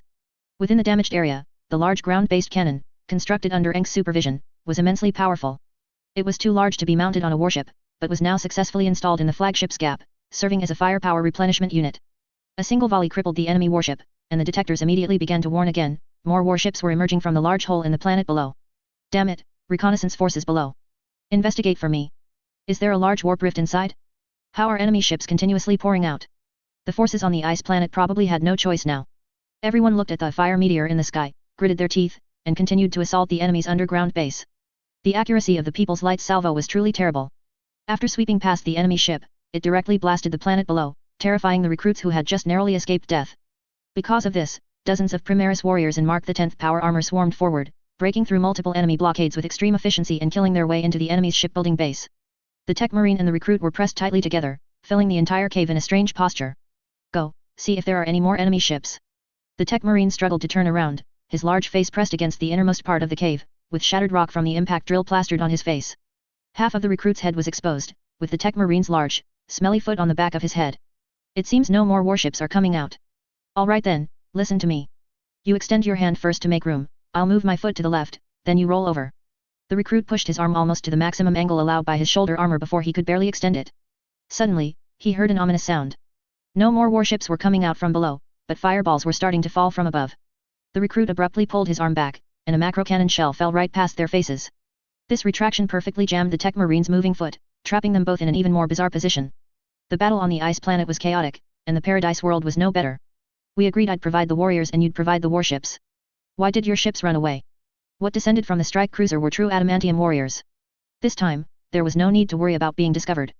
The warriors directly blew open the enemy's observation post and fought their way in through the official aisle, passage. Xiao Lan's slashes were fast, but his injuries were growing more severe. He had to rescue the chapter's recruits from the mouths of fierce beasts.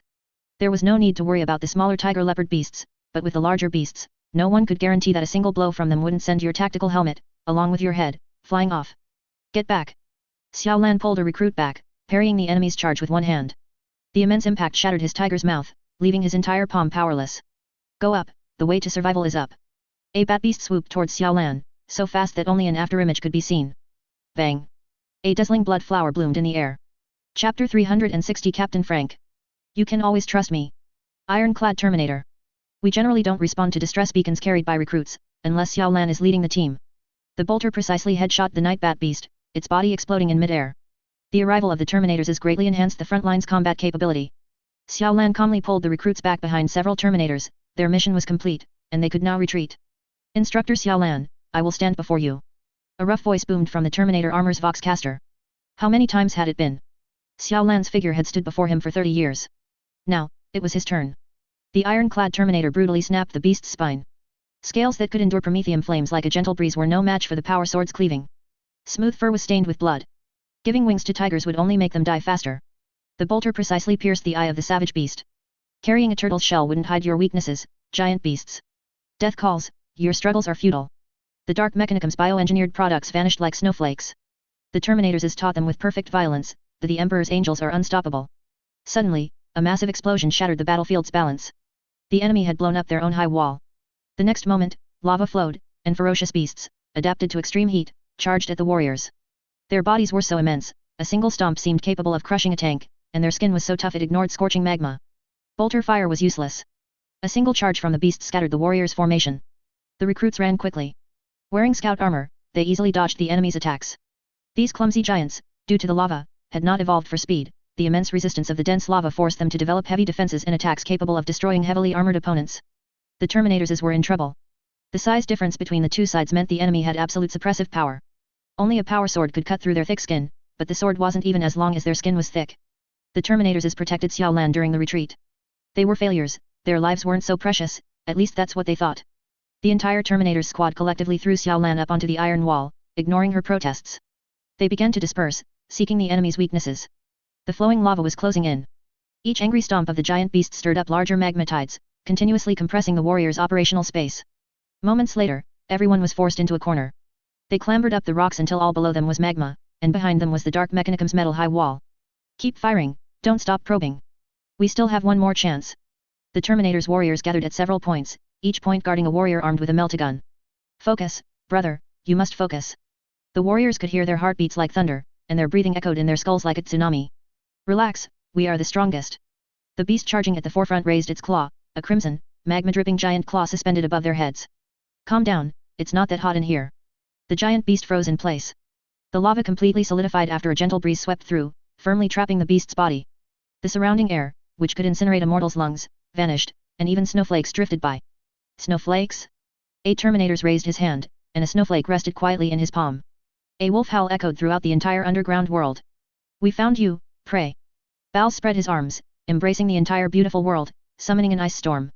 The wolf guard appeared with heavy steps. A volley of shoulder-mounted missiles tore open the beast's skin, sending unknown organs flying everywhere. Baal's exhaled, and psychic energy coiled around his hand, floating out like mist, freezing everything in its path. The blasted flesh of the beasts froze in mid-air, raining frozen meat onto the ground. The Dark Mechanicum was beyond salvation. The enemies hidden in the fourth level of the world desperately sealed the last passage. These devices were originally intended to block rampaging experimental failures. The thick walls could completely withstand frenzied mammoth earth dragons, and the energy force field would inflict severe pain on enemies impacting the wall. The moment the gate closed, a distress signal also spread out. The biologist Magos of the Dark Mechanicum extended a withered hand, grasping a skull. Energy beams passed through electronic fiber tubes, and his hawk-like sharp fingertips pierced the skull with a slight squeeze. The dying wail of the psyker spread across the warp, but unfortunately, this distress signal would not be answered. It's just a strike cruiser, why aren't they supporting us? At this moment, the ship missile was riddled with holes by the people's light, daring not to turn back. All the priests blessed the engines with their lives, praying they could go faster, just a little faster. How did a wandering spaceport end up here? Several Overlord-class battleships released by the flagship were in relentless pursuit. The fleet that appeared here alone was more than their Dark Mechanicum fleet could handle. The fleet lingered here for a month, destroying the main enemies, leaving scattered enemy forces for the Sons of Vengeance to practice on. What made Yifeng even more curious was that the rift opened by Abaddon's 14th Black Crusade had swept through this place on a warp level. Then, the orc barrier we set up here swept through it again. Finally, General Zayknik cleared it from the real-world level. How did this paradise world manage to survive? Everyone seemed to have found the answer, and yet not. On that ice world at the edge of the star system, at the base of the Geo shipyard, we also found a large pile of completely destroyed equipment. The damage was so severe that even if the non-strategic resource transfer unit came, they could only treat it as scrap metal. Aang speculated that it was a traction device, that this planet was transported here, or perhaps it was some magical warp phenomenon. The true discoverers of this ruin were a White Scars tech marine and a recruit. After finally climbing out of a small cave, they formed a temporary duo.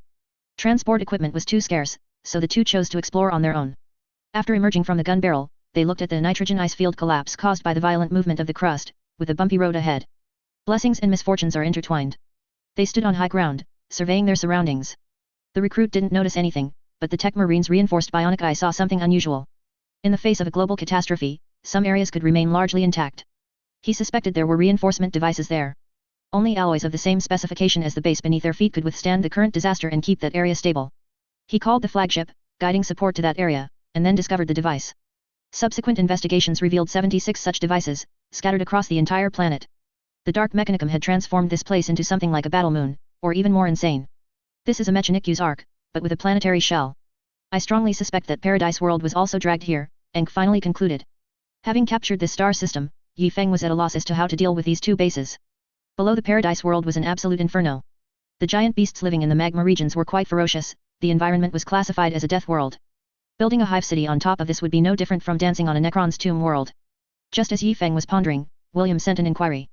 If Kroot could undergo corresponding mutations by consuming beast flesh, could this place serve as an experimental ground for flesh mutation? Well, the dark mechanicum is me after all. Truly worthy of being my eldest disciple. Let's do it. Captain Frank, mighty and valiant, was drinking tea in a prison cell. I'm just a poor, helpless rogue trader, coerced by the wicked dark mechanicum. My unwavering faith forbids me from living in ignominy, but at that moment, I recalled the famous saying of the imperial saint, Wojgi Short, endurance is stronger than death. I decided to live, to disrupt the enemy's plans from within. By wasting their resources, I'm indirectly destroying them. This is my grand plan of enduring humiliation for a greater purpose. Believe me. It's true. Frank, an 8-foot-strong man, cried profusely. His expression seemed to carry 3 parts regret, 3 parts injustice, and 4 parts sorrow. His hands, however, were not slow at all. The moment he entered the cell, he had already felt almost everything around him, trying to find resources for escape. The material of every item was firmly etched in his mind. Even when he was blindfolded earlier, he clearly remembered how many steps he took and how many turns he made. The guard coldly replied, "Dinner later," then left. Frank took a big gulp of water and paced endlessly in the cell, shouting, "Injustice! I am truly loyal." His footsteps subtly shifted, having already covered the entire floor. The feedback from different force levels of stomping told him that the material below was impossible to break through. A moment later, he lay on the bed as if exhausted, pondering a solution. He managed to escape from the dark mechanicum, he could escape from here now. They captured me, that's the key, they captured me. Astartes capturing someone means they don't want to kill him. These guys are the Emperor's blades, when they strike, it's death. There's no reason to capture someone for trial. Think, quickly think, what value do I have, what do they want? Frank thought for a long time. He tried to get answers from the guard's fragmented words, but in the end, he only received a rice ball containing all nutrients. There weren't even utensils. Captain Frank, who had traversed the stars and navigated effortlessly between various factions, gnawed on the large rice ball. Tears flowed uncontrollably. The more desperate the place, the more dramatic his physical performance became, it was ingrained in his bones. There is no unbreakable prison in the world, nor is there love without reason. Ah, the rice ball is quite tasty. My navigation experience, they probably don't need it. Is it my ability to negotiate with various factions? The pickles were a bit salty. Oh. Tears got mixed in. My secrets with these oil heads? Do I need to lie? No, their interrogator chaplain is very capable. I need to find a way to prove my worth after they get enough information. It's a bit choking. I need a drink of water. I need to hydrate, or I'll get dehydrated from too many tears. Frank's state continued until he was taken away by a librarian. He didn't remember anything that happened during that time, but it was clear that the other party didn't get the information they wanted. His brain had been modified.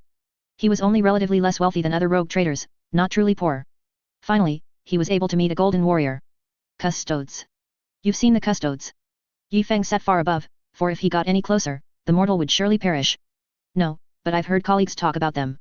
Oh, poor old Hank, he died accidentally a long time ago. Victor hung upside down from the rafters, undetected even by Yi Feng. You should know the current situation. Tell me, how much do you know about the lost territories of the 500 worlds? My Lord Custodes asks, and I shall speak without reservation, revealing all I know. Frank began his loyal performance again. My time is limited. Every moment wasted is a loss to the Emperor. Chaos cultists invaded World Haveros 18.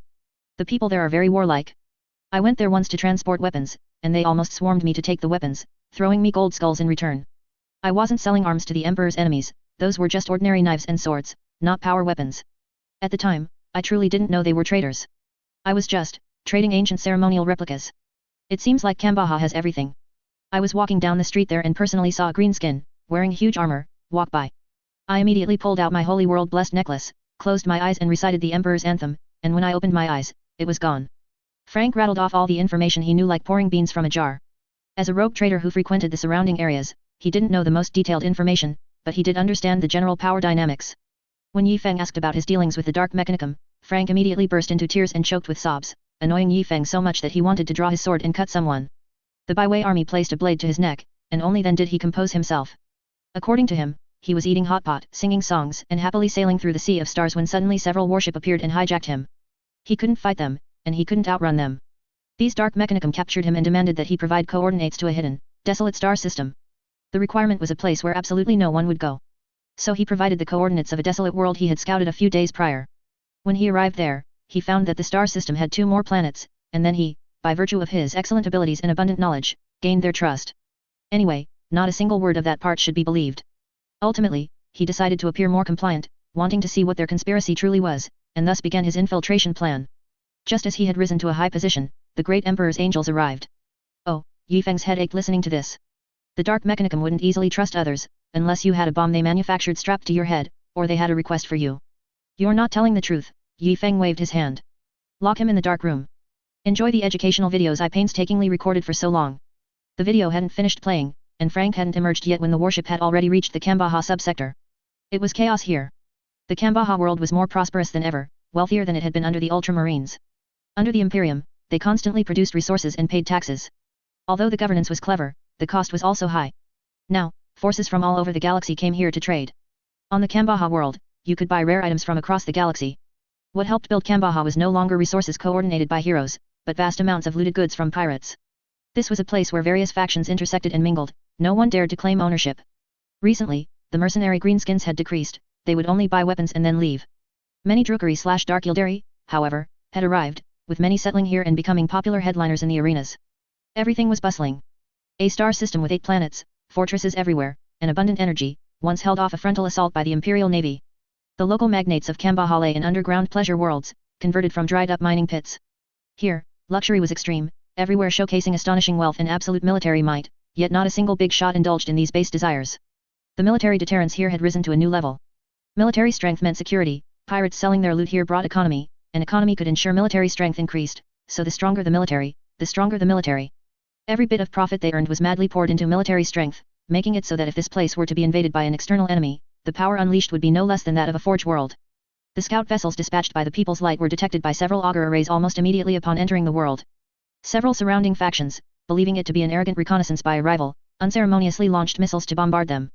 The scout vessel, having narrowly escaped death, hastily fled. A day later, a rare creature pirate chieftain with an Ogren guard appeared. Frank's dilapidated Ambition-class cruiser sailed into the port, it was a miracle it made it here. He expertly completed the procedures, paid a deposit, fix this ship for me, as fast as possible. Give me a price, the usual. Behind him, several Ogren followed closely, dragging huge cage carts filled with various rare animals. He didn't care how much money he had to pay, everything here was about to be destroyed. I haven't been here for only 20 years, and the arenas are already being built right under my nose. Just after leaving the spaceport, what greeted his eyes were numerous arenas of various styles, rising and falling. Gambling was a big business. Followers of the Blood God battled with Gork's boys, and the Drukari/Dark Yildari's cruel and magnificent killing methods were displayed alongside fully mechanized slaughterers wielding blades freely. This was also an important way to display military strength to the pirates selling their loot. This time, Frank's main mission was to use trade as a means to bring these Primaris warriors in, to ascertain most of the planet's defenses, and to destroy them before the enemy could react. Commonly known as Gina Stealer-style infiltration strike. Frank feigned searching for buyers. Small advertisements were everywhere on the road. He casually walked towards an arena, and a promoter at the entrance grabbed his hand and wouldn't let go. Looking for an auction house? Only a 15% security fee, guaranteed to let you walk out safely with your money. See this arena? Same owner. Want to watch an arena show? Each of those powerful warriors is ready to lay down their life to protect your property, as long as you auction your valuable goods at our auction house. The secret lines of these merchants had been eyeing this group of rare beasts since they emerged from the spaceport. This was a big business. Frank wasn't interested in these peddlers who came to him. His target was the huge brass fortress, that was the primary objective. This place. Frank looked it up and down. At this scale, it would probably be crushed in passing when the Astartes attacked. The caravan headed straight for the huge fortress. Along the way, People kept coming to promote, and thieves came to steal. The Ogryn naively squeezed the pickpocket's outstretched hand into a ball of minced meat. I ain't smart, but I ain't stupid. A certain Ogryn repeatedly slapped his thick chest until Frank offered him extra dinner before he stopped. Everything was normal. They slowly walked to the foot of the brass fortress. Arena or auction house? Auction house. Procedures and security fee 50%. Continue. The auction has a 3-day publicity period. During this time, if you participate in the arena, you can be exempt from the procedural and security fees. And watch the arena for free. The death rate in the arena here was the highest on the planet. I choose. An Ogryn bodyguard tugged on Frank's sleeve. Hurry up, I can't wait to. Blood God. We choose to pay. Can we still watch the arena matches for free? Yes, pay 50% of the auction proceeds, right? Go in. 50%? Haha, the Primaris warrior veterans behind wanted to laugh. Let us in, and if you have any underwear left, consider it our mercy. The huge cage carts entered the fortress one by one. The furious roars and violent crashes were so melodious. The guard who had just questioned them licked his lips, his face full of anticipation. No need to think about it, these were all excellent beasts. The auction house would probably buy them themselves, and the Blood God's warriors would be eager to fight them in the arena. Only the last cage remained motionless, with snores coming from within. Outlets lay in the cage cart, swaying gently and sleeping soundly. His hair was white, but it didn't affect his sleep quality, which was as hard as Perturabo's briefs. His sleep quality was directly related to the density of treasures here. Whether he could wake up on time was still up for debate. Frank walked at the end of the procession, discussing some final details with the auction house manager, and then was drawn by a roar from above. A huge bomber, laden with skulls, flew in. A massive missile flew out from the brass fortress, striking it and sending black smoke billowing, before it abruptly fell into the center of the arena. The arena terrain was complete. The duel began. Chapter 361 Khazanah as Sneak Attack. The appraisers at the auction affiliated with the brass fortress arena had a unique method of appraisal. Because for Qing followers, value was largely determined by how effective an item was in combat. These evaluators were very important, they would ensure that every gladiator participating in the arena was matched against an opponent slightly stronger than him. Qing did not approve of the skulls of enemies weaker than the combatant, nor was he foolish enough to let gladiators challenge super bosses beyond their level. These evaluators joyfully welcomed Captain Frank. This batch of goods was truly excellent, every beast qualified to fight Chaos Warriors, unarmored. Except for one. The colossal alligator snapping turtle. This giant alligator snapping turtle looked no different from an ordinary one, perhaps a bit bigger? Like a truck. Its combat power detection value was off the charts, but this guy was not very useful. Its movement was extremely slow.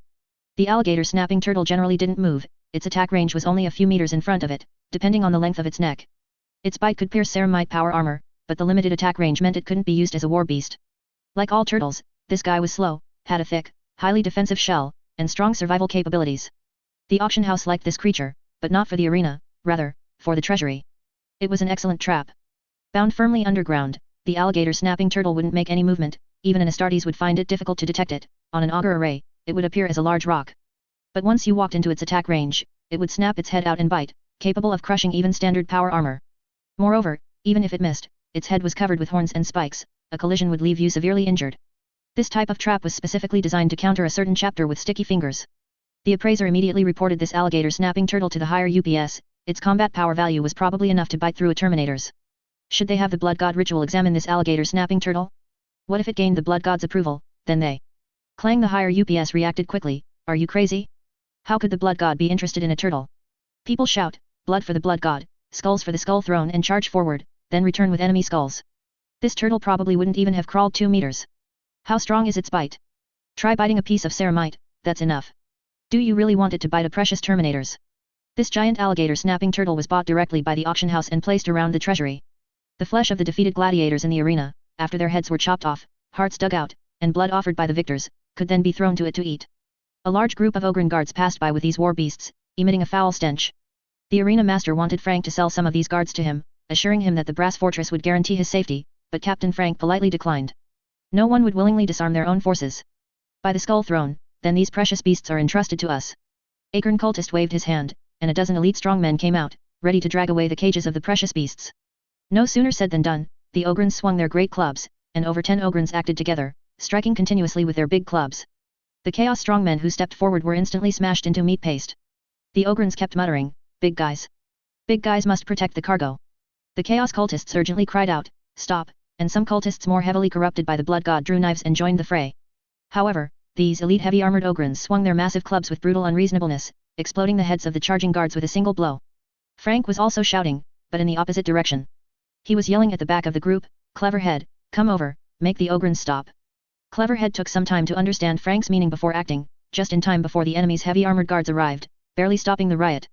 Cleverhead. Tell them, the cargo is now given to these people in red helmets. No, tell them, the current mission is to protect me, the mission of all Ogrins is to protect me. Frank looked at the bloodstains on the ground, swallowed, and immediately put on an apologetic face. I'm sorry, all expenses will be deducted from my auction proceeds, all deducted from the money.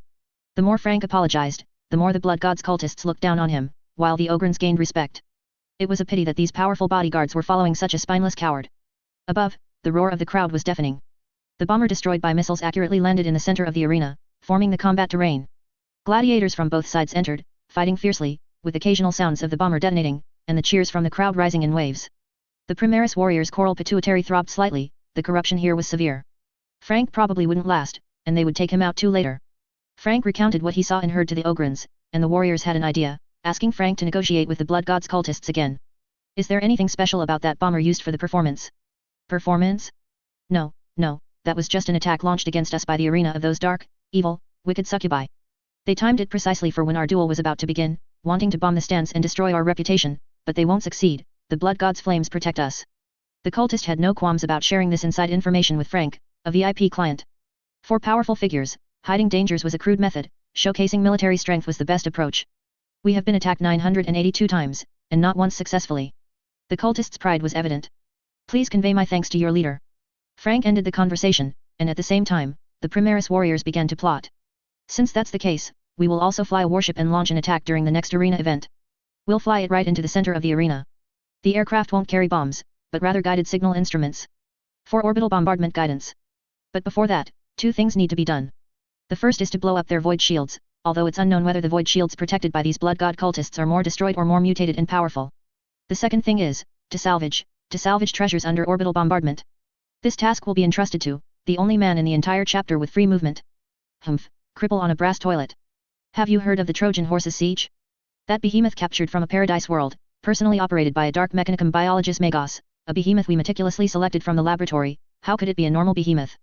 If you say this is a normal alligator snapping turtle, then that is the biggest abnormality. The traders performed horrific flesh sculpting surgery on this turtle, making its flesh scarcer and creating large empty spaces beneath its massive shell. A heavy biological ram, now capable of carrying people.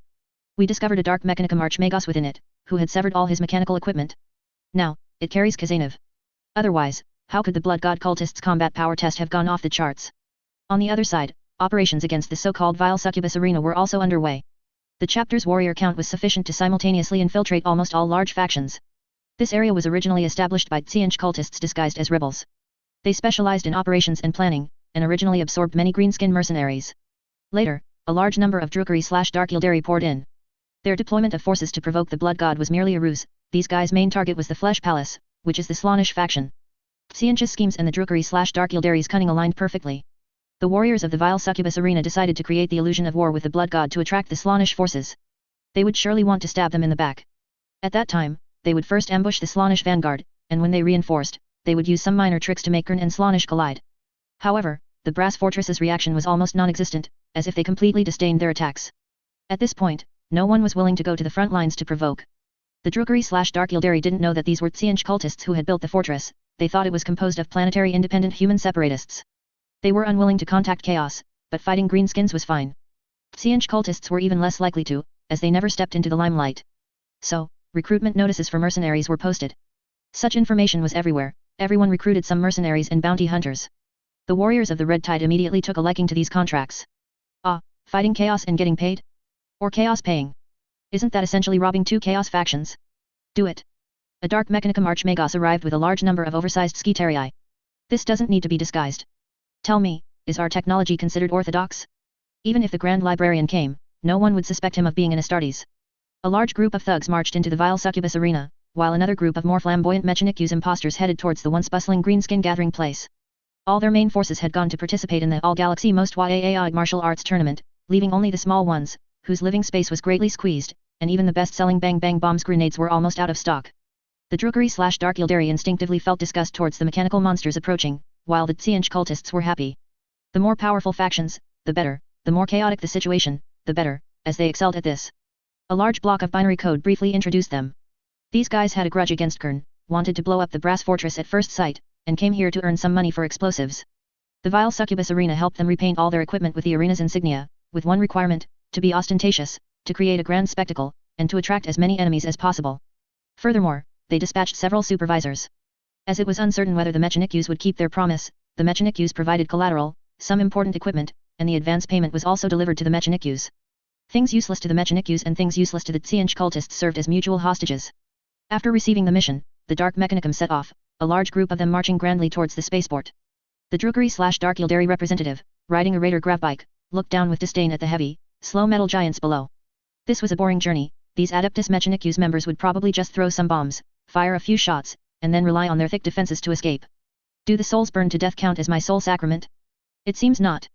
The valiant army exited the city, wantonly slaughtering the bandits that sprang out from the surroundings.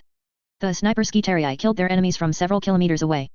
They advanced until they reached a place where blood chi soared to the heavens. Inside the low-lying shantytown settlement, the corpses of mutants lay scattered everywhere. This small, impoverished settlement, whose reason for attack was unknown, had been completely annihilated. Tattered tarpaulins and ruins of dead wood covered a large area of land before them. Fall back. The Drukari/Dark Yildari ignored the demands of the bizarre oil men below. She flew straight forward. Engine start. The explosive ion exhaust flames from the engine erupted, igniting everything around with scorching heat. It was as if tattered cloth was blown into the air by the heat wave, dancing with flames. The Drukari/Dark Yildari representative pulled the front of her vehicle up with all her might, but the enormous spread of the tail flames still completely burned her back. She screamed heartbreakingly, falling from the sky. Not a single Adeptus Mechanicues member paid her any attention, each entering through the open hatch at the rear of their warship. Calling all scourges, bombers ready. This full-spectrum broadcast utterly bewildered the Qing cultists. The bombers began to take off on their own. A full-channel broadcast. All factions that heard this message became tense. Your bombers are ready, but you didn't say who you were going to bomb. Are these bombers? These are ghosts. By size, these are considered warships. The original purpose of these warships was to transport space mantas. During the attack on Kumarak, the space mantas invaded the ground and fought titans.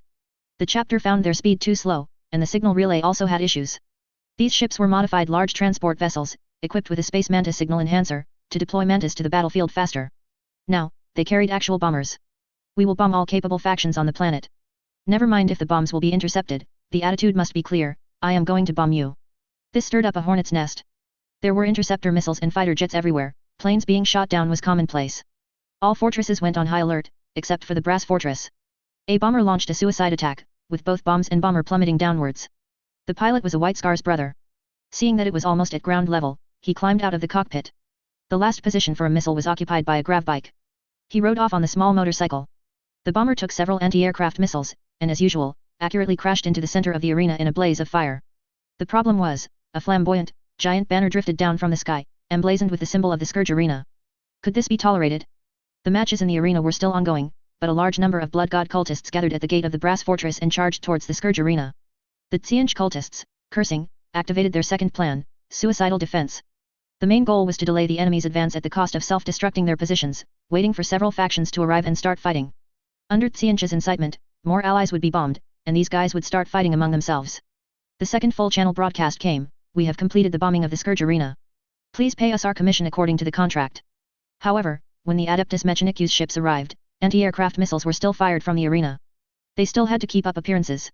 For those factions that were not strategic targets and should not be provoked, they would still offer explanations, claiming it was done by enemies framing them. Everyone on the planet received your mercenary recruitment flyers, and the Dark Mechanicum was under the watchful eyes of all major factions as soon as they landed. It was truly hard to convince people that you didn't do it. Coupled with the efforts of other Red Tide sub-teams, the entire planet erupted into war. Inside the Brass Fortress, a large number of Kern followers rushed out to fight, leaving the defenses vulnerable. The time is now, act. The Ogryn shed their disguises, slaughtering the mortal cultists like dicing vegetables. The White Scars charged towards the Void Shield module with extreme speed. A riot also began inside the Crocodilian Tortoise. There were demons within the Crocodilian Tortoise. Kazanov directly tore open the thick carapace of the Crocodilian Tortoise and emerged from within. The lightning power claw was truly effective. The weapon given by the Carcharodon's chapter master incinerated the Crocodilian Tortoise's flesh into charcoal in a short time. The cage was easily cut open by Mad Wolf. He wore Mark the 10th Phobos pattern power armor, a type of armor used by infiltrators that had almost no signal reflection. Unless seen directly, detection instruments found it very difficult to discover it. This armor was so light that Kazanov ran as fast as the wind. He passed through various traps, destroying them before they could activate. When encountering worse bomb traps, Mad Wolf didn't even bother with them. The explosion occurred more than 10 meters after he walked past. A series of urgent alarms blared throughout the fortress, but they flickered twice and then failed. The Ogryn squad had destroyed the energy system. During the tens of seconds it took for the backup power to activate, the Vault Guardians suffered unimaginable losses. There was a mad killing genius in the darkness. The final defensive area of the vault was the gladiator dormitory of the Brass Fortress. These were a group of combat fanatics. If you told them there was an ultimate divine weapon in the vault behind them, they would fight to the last man to prove they were worthy of it, then tear open the vault and take it. But if you told them it was full of gold coins, they would scoff and pay it no mind. Most of the gladiators had left to participate in the war, but the champion of the arena was still there. The Chaos Warrior had completed 800 matches here, nearing his sacred 888th victory. He quietly awaited the arrival of his opponent. I smell it, the scent of a strong one. By the blood god. He raised his axe. Mad Wolf saw his opponent, the noise of the chain axe was so great it seemed the entire corridor echoed with it. The Chaos Warrior saw it, the light of the activating lightning power claw was so dazzling that the dark, unpowered corridor was filled with electric flashes. Grip the great axe, the blood god watches over me, no one can defeat me, no one. The Chaos Warrior roared. Half of his power armor was already shattered, with a few metal plates strapped to his body to protect vital areas. He was also very fast. The chain axe spewed black smoke, the Prometheum engine ran with such power, far exceeding before. The blood god's blessing descended. The Chaos Warrior's muscles bulged unnaturally, the crimson color growing more intense. He held the axe with both hands, his arms trembling violently. He was like a novice. A novice whose adrenaline surged due to overexcitement before a duel, causing his muscles to twitch uncontrollably. Blood for the blood god, skulls for the skull throne. The great axe was held horizontally, he was spinning, he was whirling. Black smoke swirled around his body 1.5 times. The Chaos Warrior roared. This was the strongest axe swing he had ever delivered in his fighting career. From the moment he saw Khazanov and his heart pounded like thunder, he was utterly convinced of this. Mad Wolf leaped. He soared high, striking with all his might, his claw as fast as lightning. Even a regular Astartes observing would only see a streak of electric light appear on the Chaos Warrior's great axe. The electric light began to spread, bouncing off the rapidly spinning monomolecular chainsaw, piercing the barrier of black smoke, landing in the suspended skull decorations, and then leaping into the crimson flesh. The veteran's arm shattered, absolute thermal energy drilled into his skin and then leaped out. One arm vanished in the lightning. The chain axe hit something, he was utterly certain it had hit. His right arm lost all sensation. 3 power claws sliced through the ceramite shoulder pad, embedding themselves in his shoulder. The charred bones still trembled. With unknown strength, the bones held firm, not shattering. Only bones remained of his entire right arm, but the axe was still spinning. The red lights came back on, backup power was connected. The alarm lights flickered incessantly. The 2 powerful warriors passed each other, turning back to back. Khazanov had an axe mark on his chest. The Phobos pattern power armor had given up its protection, blood was seeping out. The Chaos Warrior's appearance was utterly destroyed, it was impossible to tell if he was an Astartes or a daemon, but he was still fighting. Combat is life. Mad Wolf heard meaningless roars behind him. He turned to look, the Chaos Warrior was splitting apart. Something seemed to be breaking out of his flesh, and his opponent charged at him madly. His 2 claws parried the heavy attack of the chain axe. Khazanov's body sank, even he felt the strain. He wouldn't win this struggle. In a flash, he exerted force with both arms to the right, flinging his opponent's axe to one side, and then raised a leg to kick his opponent. The Chaos Warrior tilted sideways and fell. His disengagement triggered an even more severe effect. His skin and flesh exploded, and black spikes shot out rapidly from within, almost piercing his opponent's head. Khazanov retreated several steps. He saw this mass of flesh begin to proliferate eerily, and black spikes suddenly emerged from it. Some spikes even had small holes, from which countless mortal wails diffused.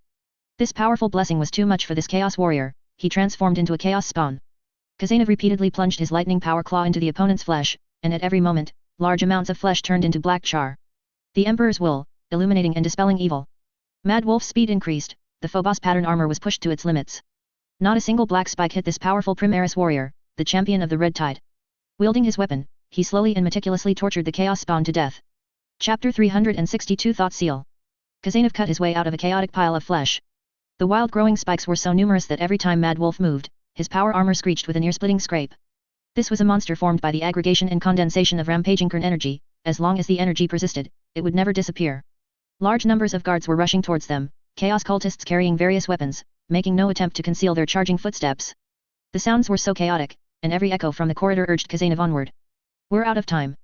The pile of spikes twisted, and Mad Wolf's steps became hurried, constantly circling the enemy, weaving around it. The chaos spawn had lost its patience, as was typical of Kern's minions. It charged at Khazanov with its fiercest posture. That Aquila emblem was so disgusting, it had to tear apart those golden wings, now, immediately, at once. Mad Wolf stood before the vault door, knees slightly bent, he knew what to do, and Kern knew too. Their footsteps drew closer and closer, the black spikes just 3 inches from the lightning power claw. Not leaving yet? Brute force was transmitted to the Phobos power armor, the electronic muscle fibers stretched to their limit. Not leaving yet? A dozen black spikes simultaneously stabbed towards the small red figure, but the two powerless claws only managed to block three. The chaos eyes growing between the spikes could clearly see the armor-filling foam in the cracks of Mad Wolf's chest plate. Not leaving yet? The chaos spawn plunged into Khazanov like a sea urchin, and he finally moved. The lightning power claw plunged deep into the flesh, lightning incinerating the biomass, bone spurs severed by the power claw. With just two close-range strikes, the pressure directly in front of Khazanov sharply decreased. Left? Right? This was a multiple-choice question, and our chapter champion tore up the one who posed it. The energy of the lightning suddenly erupted, melting a bloody hole in the chaos spawn. For the chaos spawn's size, it was merely a small breach, but it was enough. Khazanov passed right through its body, flying out with a dozen bone spurs. Its residual body crashed into the vault door, the black sharp points piercing the vault door, and its body deformed the vault's outer plating. The chaos spawn let out a sound from somewhere, then turned around and ripped off the vault door. The thick door, dented by the impact, was fixed onto the chaos spawn by its spikes, like a helmet. A spiky helmet, at that. When it prepared to fight Mad Wolf for another 300 rounds, it found that Khazanov was already fighting the surrounding chaos cultists. It angrily charged forward, crushing many ants along the way. When Mad Wolf finally took down this chaos spawn, the surroundings were already strewn with corpses, a significant portion of which had died tragically on the chaos spawn's spikes. After dealing with the arena champion, the chapter champion actively sought his next opponent.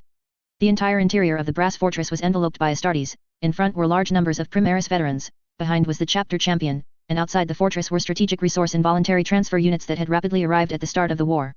Attacked from both inside and out, the fortress was completely breached within dozens of minutes.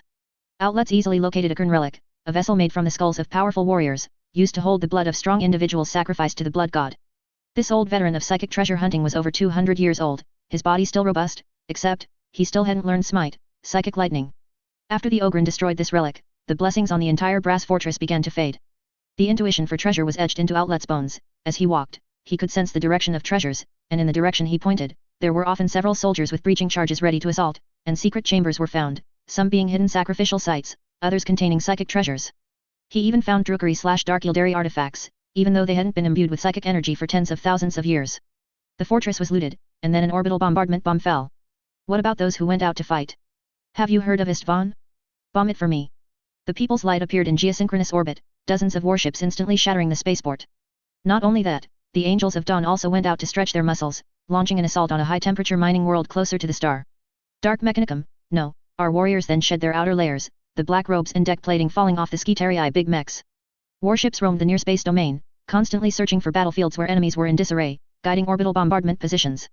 Only the small squad heading to the Orc camp was the most bored. Their vault was full of teeth, what do we need those for? Why? The Orc camp was blown sky high, and then they calmly went to trouble other factions. All powerful factions on the entire planet suffered devastating blows simultaneously, from underground bases to spacecraft command posts, almost everything was destroyed at the same time. A battlefield of 10 against 10 is not the same as 10,000 against 10,000, but if you are fast enough, before 10,000 can gather, it becomes 1,000 10-person battles. Every battle is a victory. Yi Feng stood in the command post, pacing idly, his thoughts racing wildly, but his body was confined to this exclusive cage. Bombing orders were issued one by one. Xianxu's fortress received the most strikes because most of the forces of various factions had been drawn there. Phantom Dragon-class battleships were using terrifying firepower to shatter pirate ships one after another, and Overlord-class battleships had already reached the very edge of the star system, beginning to defend the Mandeville Point. Yi Feng's screen displayed the positions of thousands of transport ships, and their speed was incredible, to put it mildly. The pirates below discovered the air raid and hurriedly ran to the anti-aircraft gun positions, only to see that the entire cannon was reduced to just a gun mount. Missiles flew from the forests, giant cannons emerged from the deserts, the hidden defenses of various factions began to act, and at the same time, under the suppression of the warships, ground forces began to land and deploy. The People's Light remained cloaked, it only needed to use its shield-breaking waves to destroy enemy ship defenses. This splendid battle concluded within weeks, the Red Tide declared this area returned to the embrace of the Imperium, and the entire world was basically left with only scattered Drukari/Dark Yildari remnants, zipping across the planet at extreme speeds in their vehicles. William took over the command. Yi Feng finally had free time, standing with his hands on his hips in front of the warehouse, watching people come and go.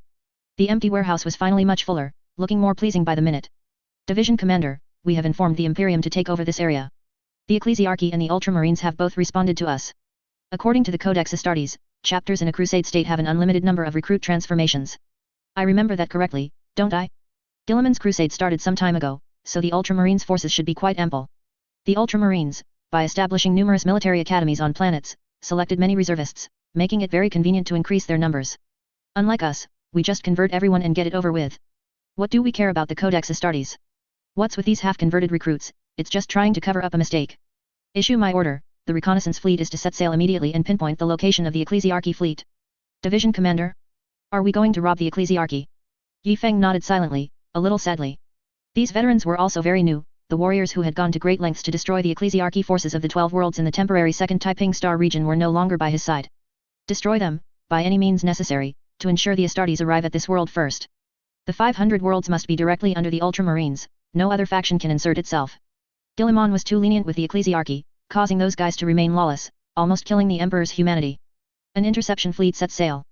We really didn't have many Overlord-class battleships left, so we had to use the strike cruisers of the missing newly formed Primaris Warrior chapter. Complete the mission as soon as possible, and we will rendezvous at the next world. Great. Custodes. We have completed the planned objective. To everyone's surprise, Frank actually came back. This veteran rogue trader, using some unknown method, avoided countless chaotic battles and suddenly appeared just as the transport ship was about to close its doors, his pockets full of treasures he had acquired from some people sleeping on the ground. Yifeng didn't know what to say, so he waved his hand and told him, wherever we go, there is only victory. Did the guy who came out of the brass fortress still have any use? No. To be precise, when would he act up and become a trap for the blood god? If used properly, anyone could be a trap. Captain Frank, due to your excellent performance, we have upgraded your living quarters. I believe your loyalty to the Emperor is firm enough.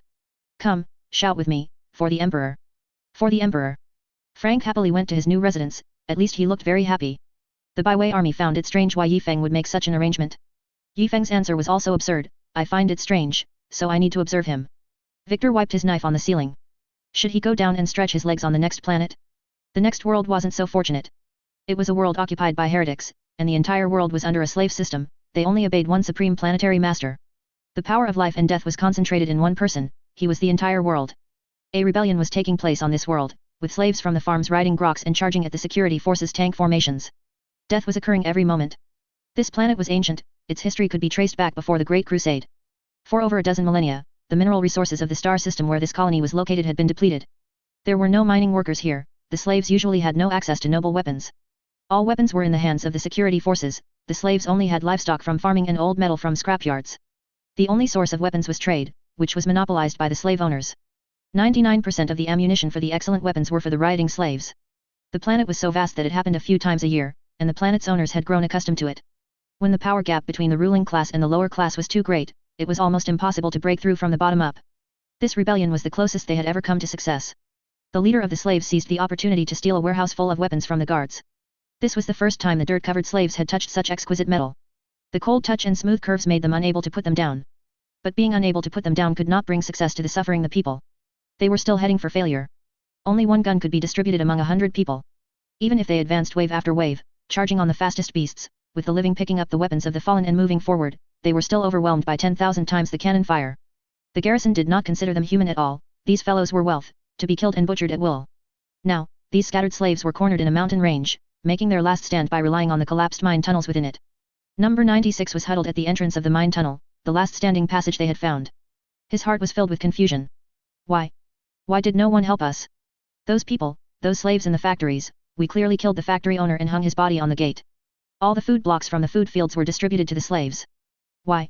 Why did they not even have the courage to pick up the food blocks? Don't waste your breath, number 96. We need to figure out how to escape now. After all the bravest men in the unit died, the wavering fellows scattered, and the entire unit collapsed. No one wanted to use their flesh to block steel. One of the two leaders was bewildered, the other desperate. They were both number 96. The slaves here were not worthy of names, but one was number 96 from the factory, and the other was number 96 from the livestock farm. Slavery had existed here for too long, and the mental imprints on each slave were incredibly firm. Loosening them would certainly not be an overnight task. Number 96, we found something in the pit.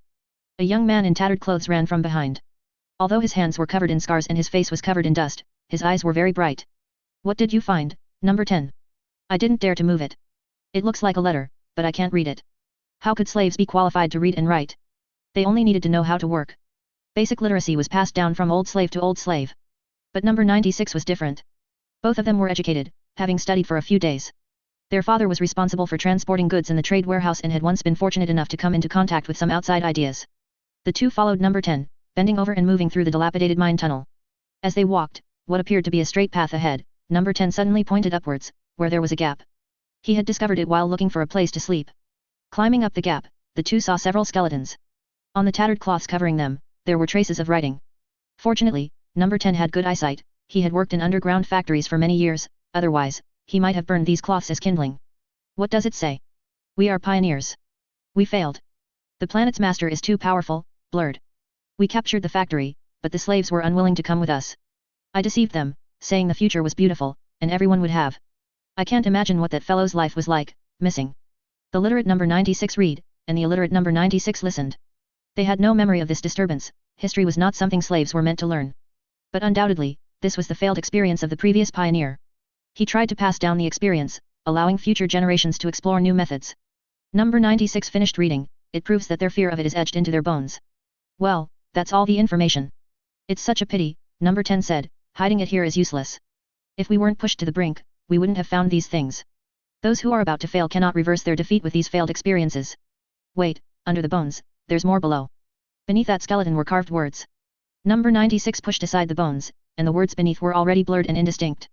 It's the last words of another group of people. This place was like a tomb for humanity's spirit of resistance. Generation after generation failed, and the last gleam of courage in human nature echoed in this tomb. Like a severed corner of the river of time, they never knew that history was so vast, with countless predecessors having spilled their blood on this world. One by one, the pioneers seemed to stand here, gazing at them, their descendants. It's too late, everything is too late. Should we write? We are almost done too. Right. Of the 3 leaders, 2 rose and left. They were happy. In the last moments of their lives, fighting alone, as if against everyone, they knew at this moment that they were not alone. With companions, the path to death was not lonely. Fortunate to know you all, I can face death with resolve. The sound of artillery grew thicker, shaking the heavens and the earth. The ground trembled, and the main beam, corroded by 1,000 years of time, finally could no longer support this last bastion of courage. The wooden beam crashed down, hitting number 96's head heavily. He passed out, wet, warm, viscous, my blood. Number 96 vaguely opened his eyes. Dried blood firmly glued his right eye shut. The wooden beam had not pressed on him, it was too old. After colliding with number 96's body, half of the beam turned into wood shavings and dust, scattering around. The moment number 96 regained consciousness, he frantically moved his weak hands, wiping continuously. Where are the words? Where are my words? Where, he muttered to himself. A moment later, his lips curved into a smile. Wiping away the wood shavings, his words were still there. Let me write one more word, let me write one more word. Spirits of heroes above, let me write one more word.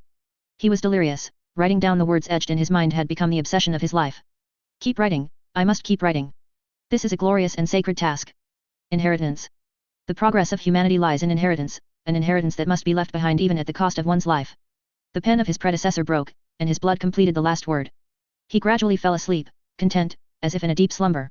The next moment, he was startled awake again. A tremendous roar was deafening, shaking his brain. Unite and liberate the entire galaxy. Facing a world with such backward technology, a large army stormed this planet. Tens of thousands of high-ranking slaves were assassinated, and the high-tech armed forces were left leaderless. The slave-owning family was completely destroyed by a missile. Adamantium warriors landed and, with armored units, stormed their fortress. The Astartes didn't even know what the enemy was still resisting. The slave owners were dead, so why were the slaves still desperately resisting? Towards enemies who stubbornly resisted, the Primaris warriors unceremoniously showed the highest respect. Bolter rounds and missiles lit up the entire sky. They charged into the destroyed city walls, almost the entire wall had collapsed, but cold shots still came from the ruins, and sparks on the adamantium armor never stopped. A high-ranking slave held a whip, fiercely lashing the slaves behind him. Even if the soldiers were missing arms or legs, they held their ground in defense, even without any orders. Gao Hozi is dead. His body is hung on the highest spire of the planet. Give up resistance, surrender your weapons, and you will not be killed. My master will kill me. He will kill me. The slaves ignored the words of the Astartes. In their hearts, there was only one belief: I am my master's servant, and his commands are our everything. The slaves under the city wall ruins attacked with astonishing tenacity. Although they could not stop the Primaris warriors for a moment, the bloodiness of the battlefield shocked the Emperor's angels. It was like facing Krieg. No, the tactical literacy of these people was too poor, or rather, non-existent. Number 96 barely crawled out of the mine. A huge rock blocked the way, and he could only twist his body through a narrow gap. He saw the bodies of the planet's master's lackeys scattered everywhere. The positions that had once unleashed 1,000 cannons were now filled with flames and explosions. What happened? Unite and liberate the entire galaxy. A powerful war cry came from afar again. This time, number 96 heard it very clearly. It was shouted from the mouth of a metal giant. Number 96 did not understand the meaning of this sentence. He could not understand the language at all, but his heart was unexpectedly calm. The next moment, he saw the metal giant take off his helmet, revealing a human head, and shout that war cry in broken local language. His heart suddenly skipped a beat. He was not alone. His predecessors fell in the cave, but he was not alone. There were also fellow travelers. My path is not lonely. Number 96 frantically scrambled to his feet, stumbling towards the giant. His eyes lit up, as bright as number 10's. Commander, why aren't they surrendering? What do you think? I think they are very foolish. The slave owners are clearly dead, yet they are still afraid and hold their ground for the orders their masters once gave. Perhaps we should just stop and leave? They will collapse on their own. No, they won't, Yi Feng sighed, hesitating for a moment. They will continue to work mechanically according to the previous plan. Factories produce food, slaves are transported to the front lines, and they die on the battlefield. Without orders from the slave owners, they will continue like this. They will even organize counterattacks, do you believe that? Yi Feng gave a self-deprecating smile, aren't we? The Emperor, sigh. Chapter 363 Green Orcs, Red Orcs, Black Orcs. Yi Feng took a step back, swayed his body 3 times in a row, and shielded his face with his arm. The Baiwei army looked at their division commander strangely. Yi Feng chuckled. Victor was indeed not here.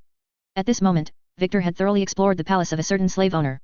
He also locked up their treasury, causing a large number of elite guards to be killed before they could even grab their weapons. Victor wanted to know the Red Tide's attack habits, especially their tactics when assaulting palaces, as the custodes constantly guarded against any betrayal. He circled the palace once, then heard a planet-wide unified alarm. Everyone, retreat. This was the highest authority command from the custodes. Moments later, the imperial palace exploded. Intricately carved beams and painted rafters bloomed in the air, and an ion storm, similar to a void shield overload, swept through the entire area. Within several kilometers of the imperial palace, only adamantium warriors and custodes survived. Victor was very displeased that he hadn't discovered this trap. The lower and upper parts of the palace were completely isolated, not just in sound, but even in vibration. Just as the adamantium warriors were reorganizing, on the other side of the planet, a mechanical palace rose from the ocean. Its exterior looked very Adeptus Mechanicus, but its interior was entirely a palace.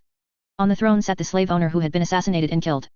With a wave of his arm, all the slaves on the planet converged towards the mechanical palace, united to resist the invasion of alien enemies. Gao Hozi has returned. He is unkillable. Praise Gao Hozi. However, he was about to face Victor's wrath. The custodes were completely enraged. Those who could survive independently in this treacherous galaxy were not weak, but the custodes stood at the pinnacle of reality. The mechanical palace was infiltrated by Victor a few hours later. He was faster than the slaves who came to rescue the Emperor. The Red Tide's comprehensive air and space superiority allowed its forces to be rapidly deployed anywhere in the world. Victor's landing was silent, and his infiltration was beyond anyone's imagination. He stealthily moved through complex interlayers, crawled into pipes filled with toxic gas, and followed cable conduits to the most secret parts of the palace. He discovered that the most powerfully supplied area of the entire palace was surprisingly not for void shields or some large laser defense cannons. Could it be a teleportation array? Thinking this, Victor tore open a metal plate with his the fires of Syrixus and leaped down. In the darkness, there was the frosty blue glow of indicator lights. The custode's enhanced vision was far superior to that of a Primaris warrior, and in his eyes, this place was extremely heretical. Biological cultivation tanks stood in rows. There were thousands upon thousands of Gao Hoses here, the lord of slaves, endless. Memories? He didn't need such things. He was Gao Hozi, and that was enough. All the initial templates were the slave owner's state when this project began, each one of them the slave owner at 180 years old, in his prime. He was so ambitious, believing his rule would be forever secure. However, he had witnessed his father's death, a similarly ambitious fellow who eventually became a cowardly wretch afraid of death. The entire society fell into a slump with his change in state, followed by assassinations and fratricide. Gao Hozi began to contemplate all of this from that moment on. Ultimately, he made a terrifying decision: he killed himself. Every cell wriggled in the culture fluid, cultivated by the tech priests into a clone.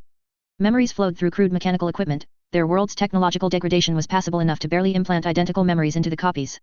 Each one was so ambitious, and the planets under his rule prospered. Then, before that clone became numb, cowardly, and sinister, his lifespan limit would kill him. The next vibrant clone would restart everything. Victor took a quick glance: 461 biological cultivation tanks, 46 of which were empty. Crude technology, ignorant ideas. A remnant soul, long dead a millennium ago, still echoed on this planet. This planet had died before the rule of 46 slave owners, it was utterly dead. So now, grant it new life, under the Emperor's gaze. Victor raised his hand. Was there any need for covert sneak attacks anymore? He didn't even bother to inject viruses into the mechanical systems to disable their defenses and alarms, he just started dismantling them directly. The fires of Syrixus was held horizontally, but the Bloodchild battleaxe on it had been removed and replaced with a normal, for a custodes, combat blade. Victor held both arms out, Bloodchild in one hand and the fires of Syrixus in the other, just enough to simultaneously cut open the left and right rows of modification tanks.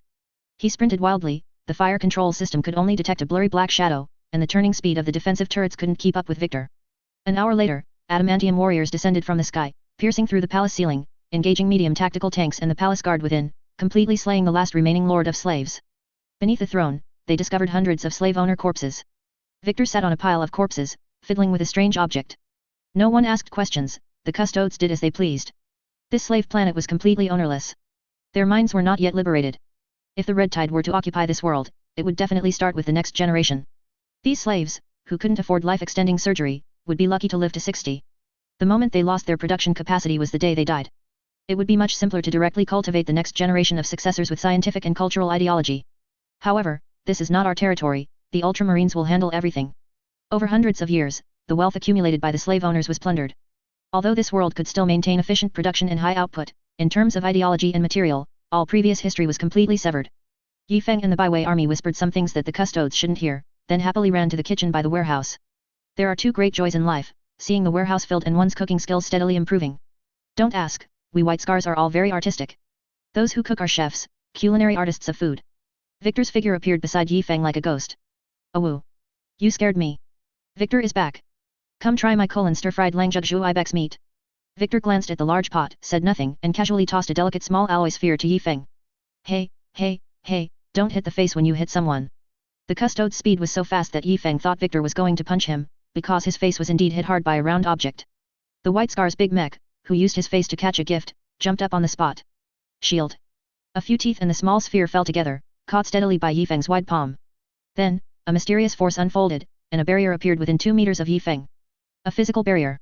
It was almost a relic. It was surprising that a planetary governor could possess such an ancient relic, but considering this place had rebelled from the 500 worlds, it was perfectly logical. Perhaps it was because of this sphere that they chose to rebel? Oh, the lamb is burnt. Scoop it out, can't waste food. Xiaolan Division Commander is personally cooking to celebrate your triumphant return. Wa'ik. The storm sector became a paradise for orc revelry. Countless orc boys wa'iked between star systems. Crude but powerful missiles sped across various planets. You couldn't even tell if the huge flying iron rods carrying orcs were missiles or Evil Sun's rocket transports. Savage kilogons and boisterous oversized Gretchen crashed into each other. Goth big mechs advanced with axes, meeting countless poisonous mushroom bombs thrown by the Snakebite clans. The Bad Moon clan's colossal warship floated in the sky. They actively contacted mech bosses from various factions, using the finest and largest teeth to buy the best equipment, though the very best part never reached their hands. The Death Skull clan's boss, the most skilled thief and a Death Skull genius, was roaming this sector. The biggest, coolest, flashiest, and most Wa'ik equipment that was stolen was probably only known to the Blood Axe clan's intelligence officers. The Ba Forge world had completely fallen. The Ba fleet made its utmost effort to transport the people on warship. They drifted in space, not knowing where to go. The White Scar's expeditionary force was not far from here. They were adjusting their course, they were very professional at dealing with orcs. 3 massive Wa'aks collided. The Ba Forge world had so many supplies that the orc boys disdainfully threw away their shoddy choppas and excitedly rushed towards the giant metal planet. At the same time, a bloody war unfolded between the fleets in the sky. It was incredibly difficult to get orc bosses to hold talks, especially with the Goth clan's boss here, the most battle-loving of all the clan. As the battle raged, with a loud bang in the sky, Po Zha made a brilliant entrance. A space hulk tore open a warp rift. During its days traversing the warp, the Gretchen and orc boys constantly exercised their brilliant ideas, continuously modifying this gigantic space war machine. The orc warship fragments, hastily attached by magnetism during battles, had completely fused onto it, the flesh becoming solid and reliable. These fragments were now taken over by Po Zha's Wa'ik energy field. Every inch of its skin was incredibly hard, and strange-shaped turrets stood upright, each one having repelled ferocious demons. Through countless wars with demons, this space hulk increasingly resembled Gork himself. In those similar places, the Wa'ik energy was so dense that even a thin metal plate seemed indestructible, while the dissimilar parts had to fend for themselves. When this Gorgut burst out of the warp, all the surrounding large warship and battle moons were overshadowed. Some big mechs even believed this was the true Gork, prostrating themselves on the spot, bowing to that super warship capable of plucking stars and embracing the moon. Po Zha stopped this massive, multi-star system battle in a way that best exemplified his name. The space hulk raised its incredibly huge fist and slowly opened it. Before the armor on his palm had fully retracted, Po Zha impatiently pressed the super huge red button. In his palm, nothing seemed to change, only a perfectly circular, large hole suddenly appeared, almost covering his entire hand. The armor on his palm completely disappeared, and there was no trace of light from the dark muzzle. But wherever his palm pointed, the battle moons exploded, and the huge iron-headed warships automatically disintegrated. This weapon had exceeded the range of visible light. The orc boys only felt this was the supreme divine power of Gork and Mork, and they hastily knelt to worship their gods. The mech bosses almost simultaneously turned against their former leaders, believing Po Zha was the most worthy boss to follow. The bosses of these 3 massive Wa'aks could only stand straight by exerting all their courage, staring at the arrogant, colossal space hulk in space. More large warships of the Po Zha clan warped in. They were laughing wildly. Even facing 3 giant Wa'aks, the boys remained fearless, immediately unleashing full firepower, perfectly embodying Po Jia's philosophy. The biggest explosion. The Space Hulk began to move. Its movement appeared to be walking on two legs, but in reality, thousands of massive engines on its back propelled it.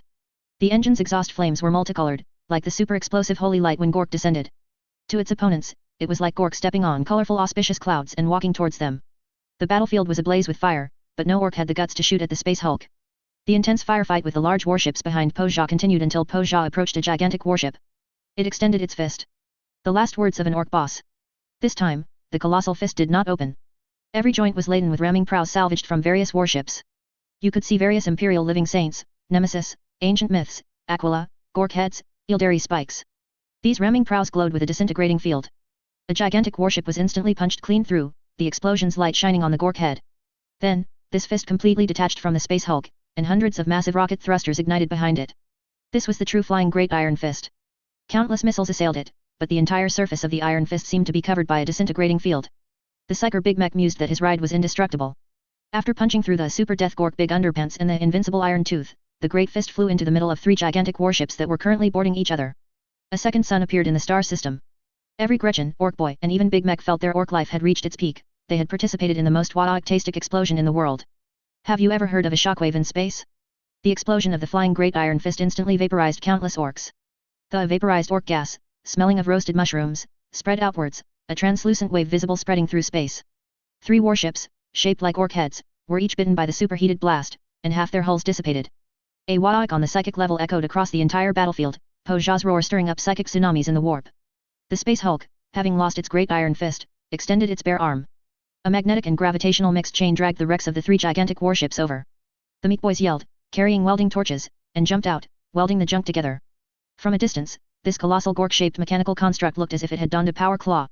The three war bosses maintained their morale with their loudest war cries, but to little effect. Before they could even confront the thoroughly terrified and deserting ships, Po Jia launched another attack. Po Jia opened its massive maw, from which an endless torrent of asteroid boarding pods spewed forth. However, this time, they carried its most beloved Death Skull clan members, these scavengers eager to claim the precious materials floating in space. The three giant Wadaoks were almost merging to confront Po Jia, but there was still another super boss present. The Death Skull clan's warboss watched all of this. What he desired could not escape his grasp. Moreover, all the orc boys were looking at the Space Hulk, which was rampaging through the universe like Gork reborn, with stars in their eyes.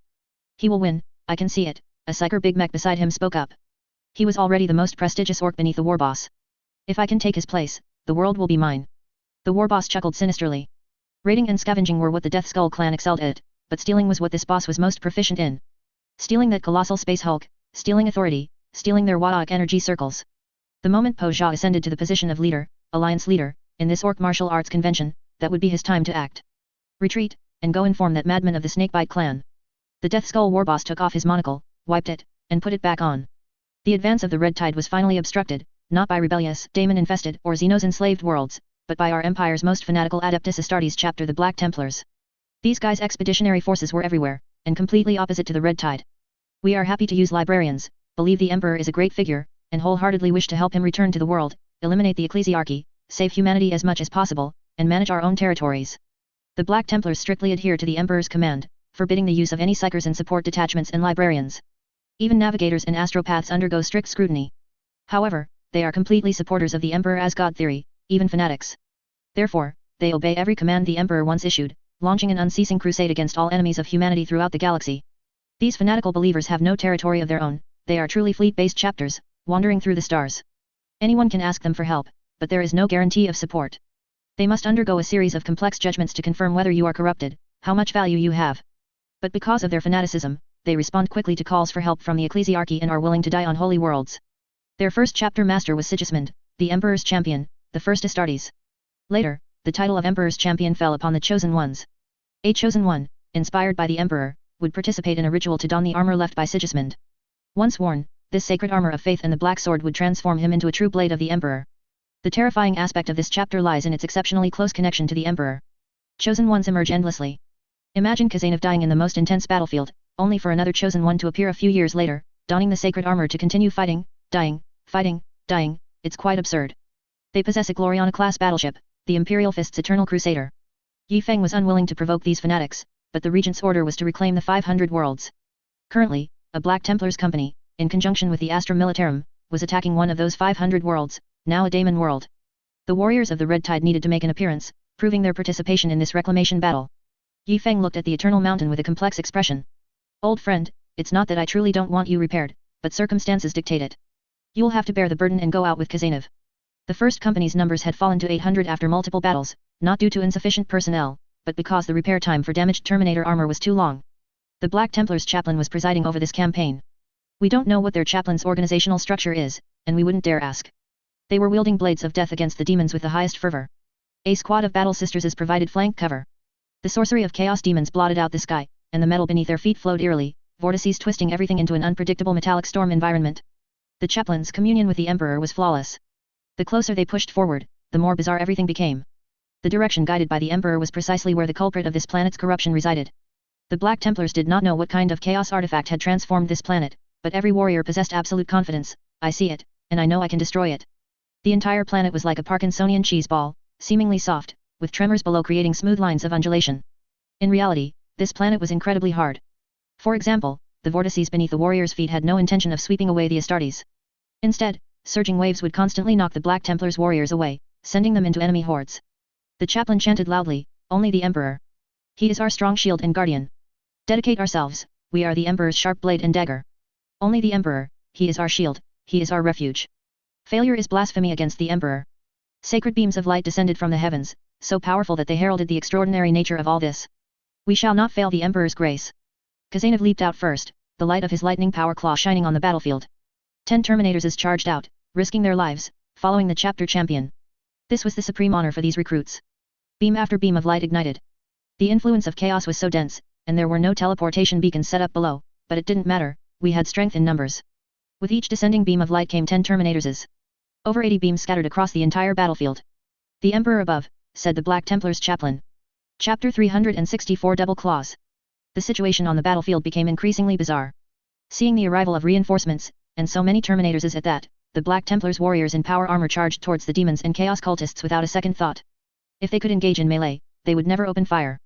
The iron-clad Terminators, the toughest and heaviest of the Red Tide, did not charge too far forward. These armors came from the 4th Legion siege Terminators, and with missile pods on their heads, they unleashed a barrage of bombardments on the enemy's positions. If they could bombard, they would never engage in melee. Moreover, these newly commissioned warriors couldn't keep up with Khazanov's pace. If they didn't focus on ranged attacks, they wouldn't even be able to support the chapter champion. The Black Templar's priest raised the war banner that had been plunged into the charred earth. The fallen, valiant standard-bearer had fought to the death, the chapter banner had never fallen, but losing an old veteran brother was a tremendous loss for the chapter. "Tear them apart, in the Emperor's name." The priest waved the war banner, flipping a demon to the ground. The Black Templars' organization was different from conventional chapters, they had no librarians, so the second in command of the force was the Recluserge, an elite priest. However, the scene here was just a small corner of the expeditionary force, and the priest charged with the most heroic posture towards a giant demon. It looked like a balloon made of human skin, with thin, long, jellyfish-like tentacles underneath. This demon floated in the very center of the field. Any teleportation would be deviated by the interference of warp evil forces, so this last stretch had to be covered on foot and with combat blades. After more than 80 teleportation lights flared, more red lines of the Red Tide tore through the sky. The pressure in front of the priest suddenly decreased. The Terminators' bombardment not only tore open a rift but also routed the enemy's follow-up forces. "Charge, the Emperors!"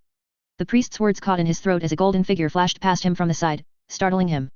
Khazanov's adamantium armor had no psychic dampening and was much lighter and more flexible than that of ordinary warriors. His speed surpassed that of the fatigued Black Templars' warriors. He leaped over trenches, crashed through groups of chaos cultists, and wherever his power claw reached, the chaos-corrupted humans couldn't even hope to leave behind ashes. A towering giant wave blocked everyone's path. The great river surged, as if it could smash the Emperor's angels to pieces at any moment, but the material was metal, and objects would not sink into it in the slightest. The giant wave slammed Khazanov back, throwing him next to the priest. The Black Templars' Crusader Squad, a team of recruits led by veterans, gathered around, and the Terminators also slowly converged, turning this area into a forbidden zone for demons. Any demon that charged in would be mercilessly torn to shreds. The priest tried to pull Khazanov up, but despite his efforts, he couldn't move him. "Who are you, brother?" Most Terminators had the Red Tide's emblem painted on one shoulder, and their original chapter's emblem on the other shoulder pad, as, in Imperial records, we have over a dozen chapters. "You could consider us another kind of Death Watch, but we were formed by the Custodes." The Terminators rushed over and stood beside the Mad Wolf. There were almost a dozen chapters' first companies here. This army was invincible. Although morale was high now, the priest was not happy. "You should go where you are supposed to go, brother. So many Terminators could guarantee victory on many battlefields, having them all gathered here was simply a waste of combat power." "You're right, brother. Kazanov got to his feet and looked at the magnificent metal river ahead. This was a wide moat, and behind it was the chaos device that was corrupting the entire planet. A Thunderhawk attempted to fly over, but chaos demons flew out of the waves and clung to the Thunderhawk's outer armor. The pilot had no choice but to turn back and land, allowing his brothers to deal with the demons first. Hordes of demons circled in the sky, and the metal tide below grew fiercer. The priest looked back at Kazanov. The Emperor watches over us, brother. We will hang on the outside of the Thunderhawk and charge through. Your Terminators are too heavy. Once we deal with the culprit affecting the terrain, you can launch a frontal assault. Well said, but we will pass through this dark cloud. No one can stop us. Kazanov, this golden big mech, wearing his exclusive adamantium armor, brought an extraordinary sense of oppression to the Astartes. Some recruits fell behind. It seemed impossible for the Red Tide to ever be at a numerical disadvantage. Xiao Lan arrived, carrying a rocket launcher only usable with adamantium armor. Terminator's version jump packs were simply too rare, but the rocket-powered jetpack was independent, and its powerful thrust was even too violent and difficult for Terminators to control. Old friend, Xiao Lan patted Kazanov's shoulder, the commander asked me to tell you something, although I don't quite understand it. Xiao Lan heavily thumped the Mad Wolf's shoulder. 800 Tiger warriors crossed the river, 10,000 enemy soldiers returned disheartened. Dust rises, winds rage, 800 light cavalry, one battle brings 1,000 to their knees. All Terminators, heed my command, low-altitude penetration, directly target the enemy general. Yifeng's raids on Kamarak, his devastating strikes against the Tio, and the Alien Slaughter 2.0 plan were dragging the galaxy towards a three-way standoff. Chaos, the Imperium, and the Orcs were in constant conflict, while the Eldar, Necrons, and Tyranids had already moved off the chessboard. 800 Terminators soared into the sky. The first extreme flight caused many warriors to lose their balance, but they adjusted within a few heartbeats. Kazanov could even fire single shots at enemies in mid-air. Over the Great River, 800 rockets, propelled by the fierce wind, flew with resolute determination into the densely defended demon hordes. The Terminators had only one chance. They were not adamantium warriors and could not control the rockets' explosions. They could only make a forced landing before reaching their destination, letting the rockets continue their flight and crash into the enemy's defensive net. A fortress of bones stood between heaven and earth, and 800 rockets carpet-bombed the enemy's area. Kazanov landed and, using the powerful momentum, kicked a demon to pieces. Without idle chatter, the Mad Wolf didn't like to talk much in front of demons, raising his power claw to strike. The Terminators were eager to follow the chapter champion, his golden adamantium armor was exceptionally easy to spot, and they all flew towards Kazanov. Within seconds, Terminator's human bombs and rocket detonations rained down. Truly, they would crush you to death. The demon defenses on this side were instantly torn apart. Countless demons were banished back to the warp, and dozens of Chaos warriors, seeing this, fled without looking back. As long as the Green Hills remain, there will be wood to burn. Originally, with enchanted warriors leading the charge, the Chaos forces could have exchanged blows with the Black Templars, but in this situation, not running would mean death. The problem was, fleeing also had its rules.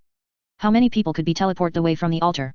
The final result was that the remaining Chaos warriors still had to fight the Terminators to the death. Kazanov charged beneath the giant demon, which resembled a human skin balloon. Its tentacles swiftly lashed out, carrying strands of demonic power that heavily whipped against his adamantium armor. The demon's power seeped into the adamantium, but it was limited. This was a sacred adamantium armor, and thousands of Astartes big mechs collectively believed it to be an invincible holy armor. With the next whip, the power claw severed one of the demon's tentacles. One broke, 10 more appeared. 10 broke, 100 more appeared. More and more tentacles struck towards Kazanov, as if trying to bind his immensely powerful power claws. The Mad Wolf, using the surrounding ruins, constantly leaped, moving like a thunderous god of slaughter in the air. His twin power claws swung as if entering an uninhabited realm. Wherever he passed, whips snapped, corruption receded, displaying the valor of 1,000 men. The Terminators were not idle either. Although they couldn't run fast enough, they had ample ammunition. The bolter rounds fired by the Terminators bounced off the demon's human skin balloon, followed by plasma balls, direct fire missiles, and more powerful shells. Seeing this, the other demons surged towards them, and the two sides clashed. But everyone understood that the key to this battle lay with Kazanov and the giant demon. The Mad Wolf, with a frenzied and swift assault, constantly tore at the bizarre tentacles. The demon's shrieks had no effect on the Mad Wolf. It had no choice but to sacrifice a few tentacles, retracting most of them beneath its body, constantly fiddling with something. Blue-white lightning incinerated the blasphemous things. These holy power claws were so powerful that they reminded the demon of a gigantic Astartes it had once fought. The few interfering tentacles were quickly destroyed. As Kazanov looked up at the enemy's main body, the ground shook, and a 1,000-foot-tall mountain cliff suddenly rose from the flat ground. A huge bone fortress stood between heaven and earth, and hundreds of demons laughed as they leaped down from above. The giant human skin balloon demon took the opportunity to retreat, manipulating the terrain to continuously rise, blocking the advance of the Terminator's army. It focused its main power on its confrontation with the Mad Wolf, and the turbulent waters around it instantly fell silent. The Black Templar's priest hesitated. He wasn't sure if this was a heretical trap, but Xiao Lan immediately led his team to attack. Over 200 recruits in Mark the 10th power armor went first, while the recruits in scout armor spread out to provide intelligence support. Their movements were orderly. The Black Templars saw this and thought, what the hell are we cowering for? 800 Terminators flew over and must have broken the enemy. Everyone, charge! The Black Templars, shouting the Emperor's name, joined the charge. These fanatics were so powerful that, even though our armor had no superfluous decorations, we fought the enemy's charging ranks to a standstill. The Crusader squads were their recruits, but they were trained one-on-one, with one recruit led by one veteran. Xiao Lan saw this and thought, how can this be? We set out first. If we get caught up to, where will I, the Legion instructor, put my face? You brats, push forward with all your might. Whoever catches up to Khazanov, I'll let you graduate early. With a roar, the recruits, as if injected with chicken blood, frantically climbed over one static metal wave after another. The giant demon manipulated the chaos artifact for a while, visibly shrinking in size. The dense terrain changes made the surroundings unrecognizable. Surely the enemy wouldn't charge in now, right? It had set up countless traps and pitfalls in the terrain, a moment of carelessness would send one plummeting. On the flanks, there were powerful melt-gun attacks. Facing the towering mountain walls, the warriors chose to melt their way directly through. Wait, the daemon planned, once they've melted their way nearly inside, I'll use a terrain shift to bury them. Suddenly, a flash of lightning streaked across its mind. It didn't know how Mad Wolf had appeared on its head, he always appeared where a champion should. The lightning power claw plunged deep into the daemon's human skin balloon and slashed heavily, carving a deep gash in the large sphere. The human skin was completely incinerated by the lightning, and the flames grew more intense, threatening to consume the entire sphere. As the holy flames ignited, the truth within was revealed.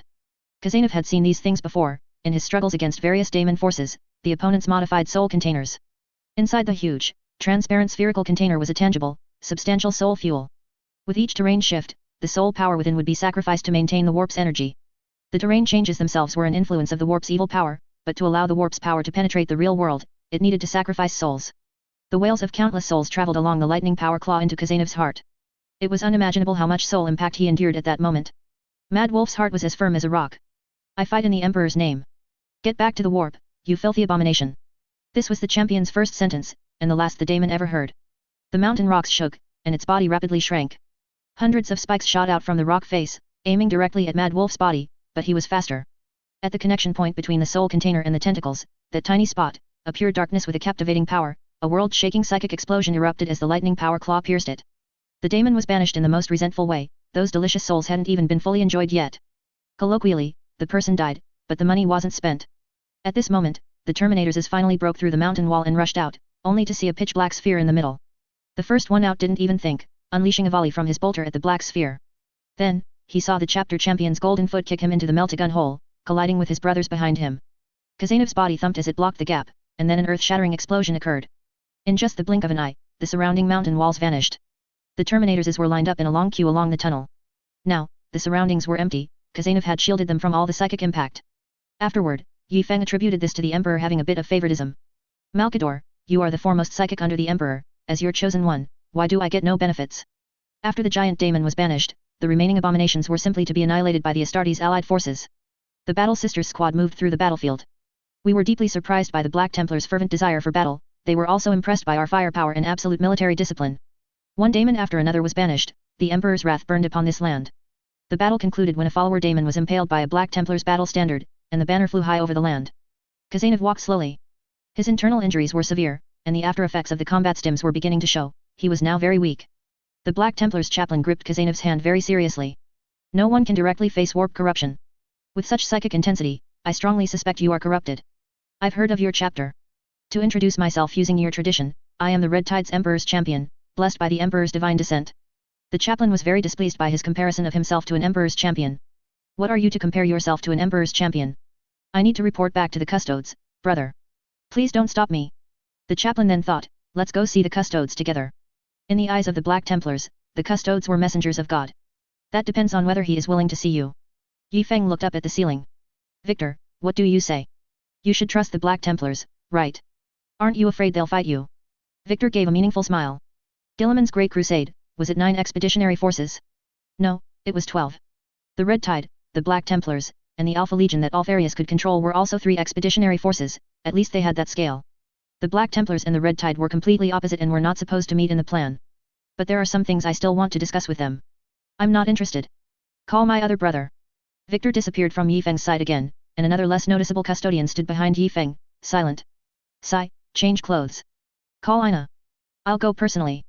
Yi Feng changed into the iron-clad Terminator he had worn a long time ago and, pulling Ina, walked toward the transport ship. On the Eternal Mountain, Yi Feng received the Black Templars warriors with the highest etiquette. Upon seeing the Sisters of Silence and a custodian, the chaplain immediately knelt in salute. The Black Templars were a very exclusive chapter. Fortunately, we are all sons of Dorn. Situare was forced to step away from complicated surgery to receive friendly forces from the same Gene Father. When talking to them, don't mention anything else first, talk about honor. These warriors greatly value honor because they believe that dying in service to the God Emperor throughout one's life is the best outcome. The more honor, the better the service proven. Yi Feng slowly led the conversation toward that battle. The Red Tide was very keen to discuss with the Black Templars their honorable deeds during the Age of Apostasy. They had acquired a battle standard then, the very first one, with the depiction of Terra on it, demonstrating the entire Imperium of Man's affirmation of their contribution at the time. What exactly happened? Simply put, the Black Templars launched an expeditionary force against Terra, a true cleansing of the court, fighting their way in. In those days, Van Dyer seized all political power, and the entire Imperium of Man was under his sole rule. The result, as one can imagine, was disastrous. Deceiving the Battle Sisters, making them serve Van Dyer, the Emperor's mouthpiece, replacing the Emperor's will with his own ideas, distorting the ecclesiarchy doctrines, labeling other factions as heretics. In short, he committed every evil imaginable, and the entire Imperium fell into decline. Even more absurdly, the Grand Marshal of the Black Templars returned home to find their world orbital bombarded. The Imperial Fists, Soul Drinkers and other chapters also grew dissatisfied. Everyone raised the banner of righteousness, to cleanse the court. Fighting their way into Terra was the most ferocious attack Holy Terra had suffered since the Horus Heresy. They fought their way into Terra. They breached the outer walls of the ecclesiarchy's court on Terra. Isn't this a ready-made predecessor? The cleansing of the court we'll have to do in the future isn't just about first smashing the ecclesiarchy, then pulling up the golden Big Mech to do great things, maybe even creating a third republic. The Galactic Human Republic. Shouldn't we learn from our predecessors? The Black Templars and everyone engaged in a frank exchange, which, simply put, was the Astartes' favorite physical sparring. Situare knew these people's characteristics too well. After talking about honor, it was always a fight. I've thoroughly researched the anesthetics for the Blade Feast, I could host one here now. They started fighting bare-chested, their combat knives coated with special anesthetic. The other side heard, wow, a Blade Feast top 8 contestant. Come on, let's fight. Good heavens, at the Blade Feast, they wore scout armor, but you're bare-chested. Come, today I'll risk my life to accompany a gentleman. Another matter was that Yi Feng pulled Khazanov away, partly to have him stay with Ina for a while to check for any abnormalities, and partly to formally bestow names upon his twin claws. One was called Zayahu. In ancient Terra, it is rumored that during the Three Kingdoms period, Zhang Liao, courtesy named Zhang Wen Yuan, with 800 elite soldiers, awed Xiao Ao Ford, defeating Sun Quan's army of 100,000. His reputation soared, and he was hailed as Zayahu of old. Zayahu is a famous high-ranking official of the Zhou dynasty who pacified the Huai. During the Three Kingdoms period, Cao Wei openly regarded Jiangdong's Sun Quan as barbarians, and Xiao Ao Ford happened to be within the Huai region, hence Zhang Liao was called Zayahu of old. The other lightning power claw was named Piao Ao. Huo Qubing's first battle, as Piao Ao colonel, led 800 elite cavalry, hundreds of miles away from the main force, directly striking deep into the Xiongnu's rear, defeating tens of thousands of enemies, capturing over 2,000 people. Xiongnu high officials suffered heavy casualties, and the Han army achieved a great victory. Piao can also be written as Piao or Piao, meaning swift and agile. These were all names of peerlessly brave and divinely skilled generals. Khazanov gladly accepted the bestowed names for the pair of lightning power claws and proposed a full chapter ceremony. It would be one where important figures attended, as a truly full chapter gathering might only be possible outdoors. Strictly speaking, this was the chapter's first self-made weapon that could be considered a relic. The 100-cloth robe was, after all, a relic Yi Feng brought from the Green Templars and couldn't count. Valus's power armor was already a relic, though he himself hadn't realized it. Yi Feng was quite surprised by this. Khazanov hadn't been this solemn even when he stepped down as first company captain to solely take on the chapter champion's duties. He valued his weapons even more than he valued himself. Chapter 365 Alien Illusion. Only the Grand Marshal of the Black Templars knew how many men the Black Templars truly had. This was a rumor, the Grand Marshal himself wasn't even sure. Just as Yi Feng still wasn't sure where Nian Xiaijin's trading fleet had gone, how many troops it had, or how Sisyphus' development was progressing. After the Black Templars warriors clashed with the chapter's experts. ZZZ.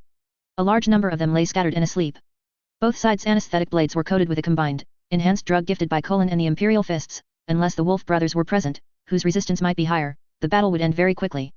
Overall, the Black Templars veterans were stronger than us, but our chapter had more people. With more people, some exceptionally fierce individuals always emerged. The direct troops on the People's Light were undoubtedly elite, and being strong, the battle brothers who participated performed admirably. The Black Templars veterans had a blast, believing they were fighting experts from over a dozen chapters. The interrogator chaplain was invited to tour our various structures. As a former chapter flagship, the statues of various chapter leaders still stood tall. For the Black Templars zealots, fighting for the Emperor their entire lives was a given, but he still felt an immense sense of holiness for the loyal warriors who fought the traitors to the last moment, no matter the cost. He recited an imperial anthem. It had been a long time since such a sacred ritualistic song had echoed here. Normally, after friendly sparring, the Black Templars would depart. Respect and trust were two different things, unless the custodes explicitly requested them to stay. The longer they lingered, the more they would feel they were wasting time. Just as everyone was saying their goodbyes, a set of coded messages, exclusive to the Black Templars, was sent. It was a set because it comprised a large number of astropath signals, and the complexity of the information was indescribable. The interrogator chaplain hurriedly flipped through the archives, his mind growing more muddled with each page. Another expeditionary force, the Kritavan Expeditionary Force, discovered life on an unknown planet in the Kritavan sector, suspected to be a renegade Astra Militarum force, so the expeditionary force descended. The subsequent information was absurd. Record 1. A battle brother from a Crusader squad reported seeing the former Grand Marshal of the Black Templars, Sigismundus, fighting a feral beast of the local world. He immediately joined the fray to assist the Grand Marshal. According to the Grand Marshal, during the battle, he had not perished in the final battle. The Emperor had helped him by teleporting him here, and from then on, he began an unending battle. After a massive explosion, this recruit lost consciousness. When his mentor found him, he was the only one around. Record 2. A veteran claimed to have seen his Primarch, Rogel Dorn. While he was engaging the renegade Astra Militarum, a gigantic warrior suddenly appeared behind him, shattering a lemon rust tank operated by the traitors with a single punch, then charging onward and disappearing from his sight. Record 3. A Devastator squad member reported seeing Sigismund. He wore the armor of faith and wielded a black sword. The entire squad witnessed his peerless swordsmanship. A whole squad of chaos sorcerers and traitor terminators appeared before them, but the great first chapter master of the Black Templars moved gracefully, traversing such a battlefield as if entering an empty realm. Eventually, the chaos sorcerer unleashed a massive sorceress attack, flinging their entire squad far away. When asked why the squad members believed it was Sigismund and not an Emperor's champion or an illusion, their explanations varied but were all well reasoned. Record 4. An accompanying apothecary saw his deceased mentor in the shadows. The powerful mentor told him that death was not the end, and they would continue to fight for the Emperor. It was certain that the signals they received were not the complete message. More psychic information had been scattered by the warp. The Black Templars interrogator chaplain immediately concluded that the expeditionary force had been corrupted, completely corrupted, but such an absurd conclusion was difficult to reach. Corrupting the Black Templars, especially the veterans, was almost impossible. He turned to bid farewell to the Red Tide and led his forces away in haste. Their warships no longer responded to any of our calls, heading straight for the Mandeville point to depart. Yi Feng initially didn't want to get involved, but he still ordered a pursuit. Come on, give and take. Tell us how you broke into Terra. You just ran off after seeing our chapter hall, don't you have any basic manners? The enemies didn't matter at all, what they wanted was experience. Once the rebellion began, the Imperial Fists would inevitably activate the final High Wall Protocol, summoning all the Sons of Dorn to return and form a legion to resist the enemy. These guys were troublesome. Not only did they need to see how the Black Templars broke into Terra, but also how they activated the protocol to muster. The Red Tide also packed up the warehouses on the planet below at an extremely fast pace. The People's Light plunged into the warp. On the world below, only the Battle Sisters and the Astra Militarum remained to clean up the aftermath of the battlefield. A battle barge floated silently in the sky. The Grand Marshal and the Recluserge had already descended, only the Tech Marine brothers and a few apprentices remained on board. They were helpless regarding the war below. To be precise, they didn't even know who the enemy was. I can't even be sure if my brothers have truly rebelled. Or rather, you can't bring yourself to say it. The two Tech Marines looked at the world below with complex expressions. Their battle brothers were down there, but the comms channel was full of gibberish. The Grand Marshal landed on the planet, attempting to bring back his fallen brothers.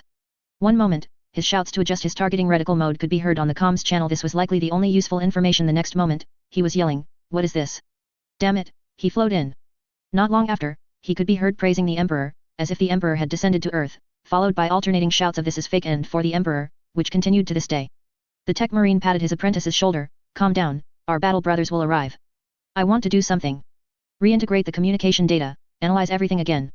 When another Black Templars expeditionary force arrived here, only a lonely battle barge could still be seen in orbit. The interrogator chaplain stood beside the Grand Marshal.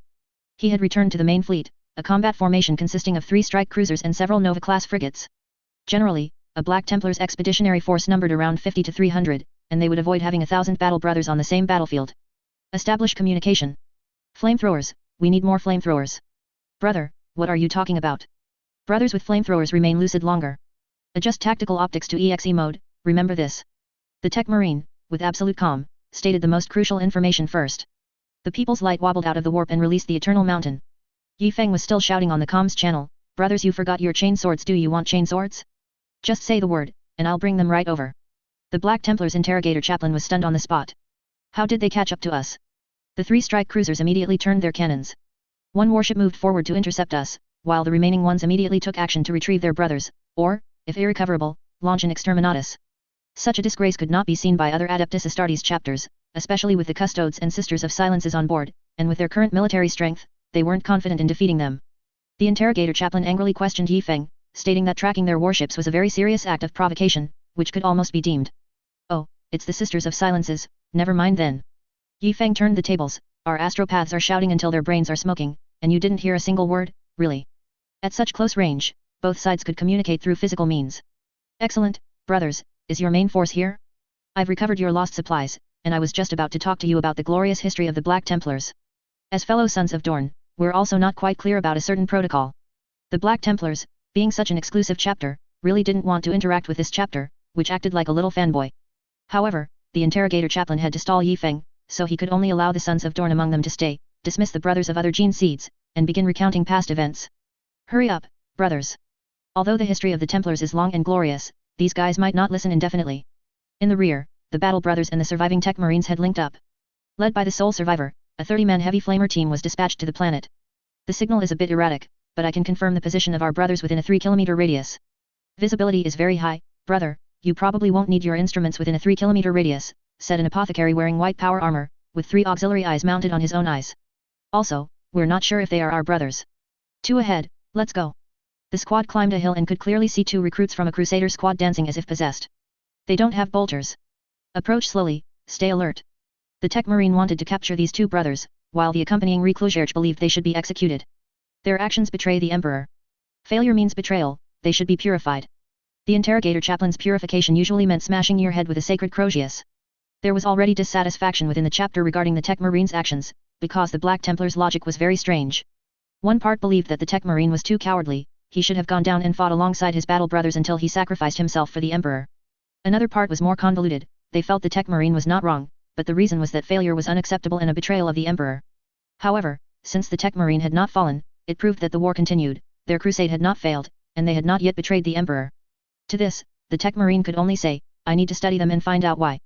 Also, activate EXE mode for the tactical optics. The Recluserge pulled out a bolter pistol from his waist and pointed it at the Tech Marine's head. I am your superior now. We need you, and you need us. This is the final warning.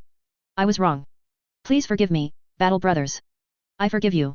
The other Battle Brothers replied after a brief pause. The Emperor's weapons do not need thoughts, they advance according to the Emperor's will.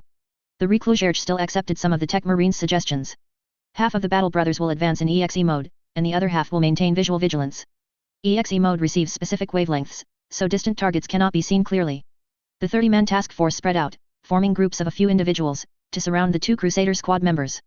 By the Emperor, what is that? They are on the Crusader squad members. A veteran in EXE mode had gotten close enough. He saw an unbelievable sight. A translucent, fluid-like mass, seemingly made of slime, completely enveloped the 2 recruits, as if the Astartes had merged into them, becoming their puppets. This was unacceptable. The veteran pressed lightly, activating his power sword, and charged towards the enemy. The Tech Marine rushed forward, but his speed was not fast enough, as his mechanical backpack was much heavier than the power armor of his other battle brothers. By the time he got close enough to see the enemy, the veteran had already swung his power sword at it. The disintegration field easily tore through the Xenos, but before the blade even left its body, the wound had already healed. Can you cleave water? The opponent offered no resistance, controlling the recruit to leave erratically, and in the distance, more translucent ghosts floated over. Flamer, battle brother, use the flamer quickly. The Tech Marine shouted, but instead of using a flamer himself, he raised a laser gun and a plasma gun. Don't ask him where he got them, he was a Tech Marine. The laser pierced the enemy, creating a hole in the ghost. That wound did not disappear immediately. The subsequent plasma bolt flew past one recruit's head, hitting the rock behind another recruit, generating intense electronic turbulence. The warriors observed that the wounds caused by the plasma bolt's penetration, like those from the laser gun, healed slowly. However, the ion storm from the explosion instantly destroyed more than half of the ghost, indicating significant damage. Fire, fire quickly. The veteran controlled his flamer, but instead of aiming at the recruit, he turned and engulfed the enemy reinforcements rapidly flying from a distance in a torrent of flames. Effective, the flamer annihilated the enemy. But under the recent fire order, many bolters spewed flames, passing through the opponent's body without leaving a single scratch, or rather, the healing was too fast. We need more flamers. Recluserge, we are surrounded. Ghosts appeared everywhere within sight. The warriors responsible for observation in standard optics mode had not detected any anomalies, so they also activated EXE mode. We need support. The priest was just speaking of Null, the first to breach the city walls, the true champion holding the banner against the twin saints, when an urgent distress signal interrupted him. The planet's signal was too poor, so the forces below used an amplified frequency, which the people's light also picked up. It was an encrypted message. The priest calmly began narrating the next segment, but the Eternal Mountain observed a large number of transport ships landing on the planet under the cover of Thunderhawks. Do you need support, the Emperor's most loyal blades? No, it's nothing major. I still suggest you leave here. Listening to my history can entirely wait until the next blade feast, there's no need to waste time here. Yi Feng changed his approach. I believe we can make some transactions. Inter-chapter coordination of supplies is entirely in line with the Emperor's will. The priest was about to refuse, but the message of promethium fuel depletion in the communication was so jarring. The Black Templars' fighting style primarily involved heavy armor and close-quarters combat, so promethium was consumed quickly. Their rapid deployment had not allowed for fuel replenishment. Our chapter's supplies are self-sufficient. If you need anything, you can tell us, and I will repay your support. The priest's mouth was quite firm. We have a large number of heavy tanks, bolters, melta-bombs, promethium flamers. Yi Feng rattled off a string of weapons like a menu, observing the priest's subtle reactions with each word. Our armaments are sufficient. Stubborn mule. The battlefield below received a batch of powerful support. Flamers continuously annihilated surrounding enemies, but the problem was that the tactical optics in EXE mode had a shorter observation range than the enemy, allowing them to react completely out of the Black Templar's sight. Through continuous attacks and probes, they confirmed the approximate range and began setting traps to encircle and kill the Black Templar's warriors. But the veterans were not without gains. They captured the two unfortunate Crusader squad members, at one point believing they had cleared out the ghosts. But when they opened the bound recruits' tactical helmets, the viscous, translucent liquid still covered their flesh. They are beyond saving. Grant them. Wait. The tech marine came over, carrying a flamer. The reclusiarch was very angry. Even if you are from the neighboring expeditionary force, why do you keep interrupting me? Let me try. Please obey orders. My decision. The reclusiarch looked at the tech marine's equipment and felt he was still too lenient. I want to give him a slash. Are you going to cremate the recruit? Whether they can endure it depends on them. The tech marine adjusted the flamer's nozzle, reducing the flame's density and increasing its coverage. Crusader power armor also has built-in insulating materials. When the power armor system overloads and burns out, the insulating foam inside them will trigger to extinguish the flames. We only have one chance. May the Emperor protect them. This was an immense test for the recruits. Being directly hit by a flamer, even if it extinguished immediately, if Belisarius' call failed to trigger or was even slightly late, he would surely die. At this moment, the recruit let out a cry, calling out his former mentor's name, almost breaking free. The tech marine wasted no words, had the apothecary inject the recruit with a combat stimulant, and then fired. One recruit was incinerated into charcoal. Unfortunately, the Emperor did not favor him. Belisarius' call had already triggered, but could not withstand the powerful flames of promethium. He struggled to utter some useful information before his soul returned to the throne. He had no idea he was corrupted, his coral pituitary showed no abnormalities. He merely felt a momentary delay in his body, and then saw some incredible things. But the other recruit survived, falling unconscious, with weak vital signs. However, the apothecary was nearby and confident in saving him. That's it, Battle Brothers, save all the Battle Brothers. As the apothecary conducted further dissection of the bodies and treatment of the severely wounded, he discovered some important information. Call the interrogator chaplain over, and then go capture a Battle Brother who has been corrupted infested. The People's Light stealthily arrived on the other side of the planet. Xiao Lan took charge of directing the landing. The Black Templars clearly wanted to hide something. Upon landing, they saw several strange entities lunging at them. After secretly dealing with them with combat knives, the reconnaissance squad lost contact with the main force. A squad of adamantium warriors landed and also lost contact. Hey? Are there even stronger enemies? Yi Feng couldn't even imagine what could be so powerful. And so, Victor swooped down instantly. Just kidding, an enemy capable of defeating adamantium armor, whether for dealing with potential betrayal from the Red Tide or simply killing enemies, was very important. Mid-air, he executed several emergency stops, unleashed a barrage of firepower, then sharply turned and flew back to the People's Light. The custodian's eyes did not need EXE mode, he could see the enemy directly. Quantum ghosts. Dropping this cryptic remark, Victor went to find the tech priest custodian. A moment later, he walked out again, carrying a cage. Victor captured one and brought it back. The cage, filled with an ion stream, held the opponent captive. Then, a certain unlucky colon was thrown in, and then Bowles applied a series of electric shocks, bringing him back to consciousness. According to him, at the moment of possession, his body felt completely normal, but all his senses felt reborn. They create illusions by deceiving all of the warrior's senses. The Black Templar's interrogator chaplain reached the same conclusion. This isn't corruption. This recruit's memory is intact but abnormal. After enveloping the body, the opponent adheres to the entire body and resimulates the environment. Those damn translucent slimes, when they adhere to the skin, eyeballs, ears, simultaneously simulate incorrect visual, auditory, and tactile environments, misleading our warriors. For example, the slime adhering to the skin would become scorching hot, simulating the sensation of being burned, and the slime adhering to the eyeballs would play a visual scene, making the warrior believe it was what they were seeing. By attacking all senses simultaneously, this is almost impossible to detect. Furthermore, without vigilance, Even if you feel something is wrong, it's hard to confirm, because in regular mode, the slime is invisible. They have desecrated us. The Recluserche's fury was palpable. The Tech Marine tapped his power armor. They can infiltrate power armor, so what about Terminator armor? I think so. The interrogator chaplain pointed into the distance, where an Indomitus pattern Terminators stood. Chapter 366 Rescue. The Terminators gave the Battle Brothers of the Black Templars a wriggling performance. In his sensory feedback, he had been swallowed by a Titan-class beast of the Tyranids and was wriggling in its stomach. This comical change did not affect any of the Holy Warriors. The Black Templars warriors resolutely carried out orders, scattering to capture the Terminators. The interrogator chaplains of the Black Templars were more experienced than those of other chapters. They were not psychers, so their physical ability to gather intelligence was especially important. With their own recruits being relatively cooperative, his talent was now gathering increasingly complete information into his hands. But time waits for no one.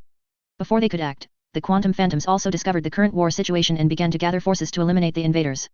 They are extra-dimensional beings. Energy weapons, such as fire, lightning, and other plasmas, cause significant damage to them, but they are almost immune to kinetic weapons. The interrogator chaplain looked around with a serious expression. He needed to find a way to learn more about the enemy. They wouldn't infest Battle Brothers, including the humans here before, without reason. They always wanted something. What was their purpose?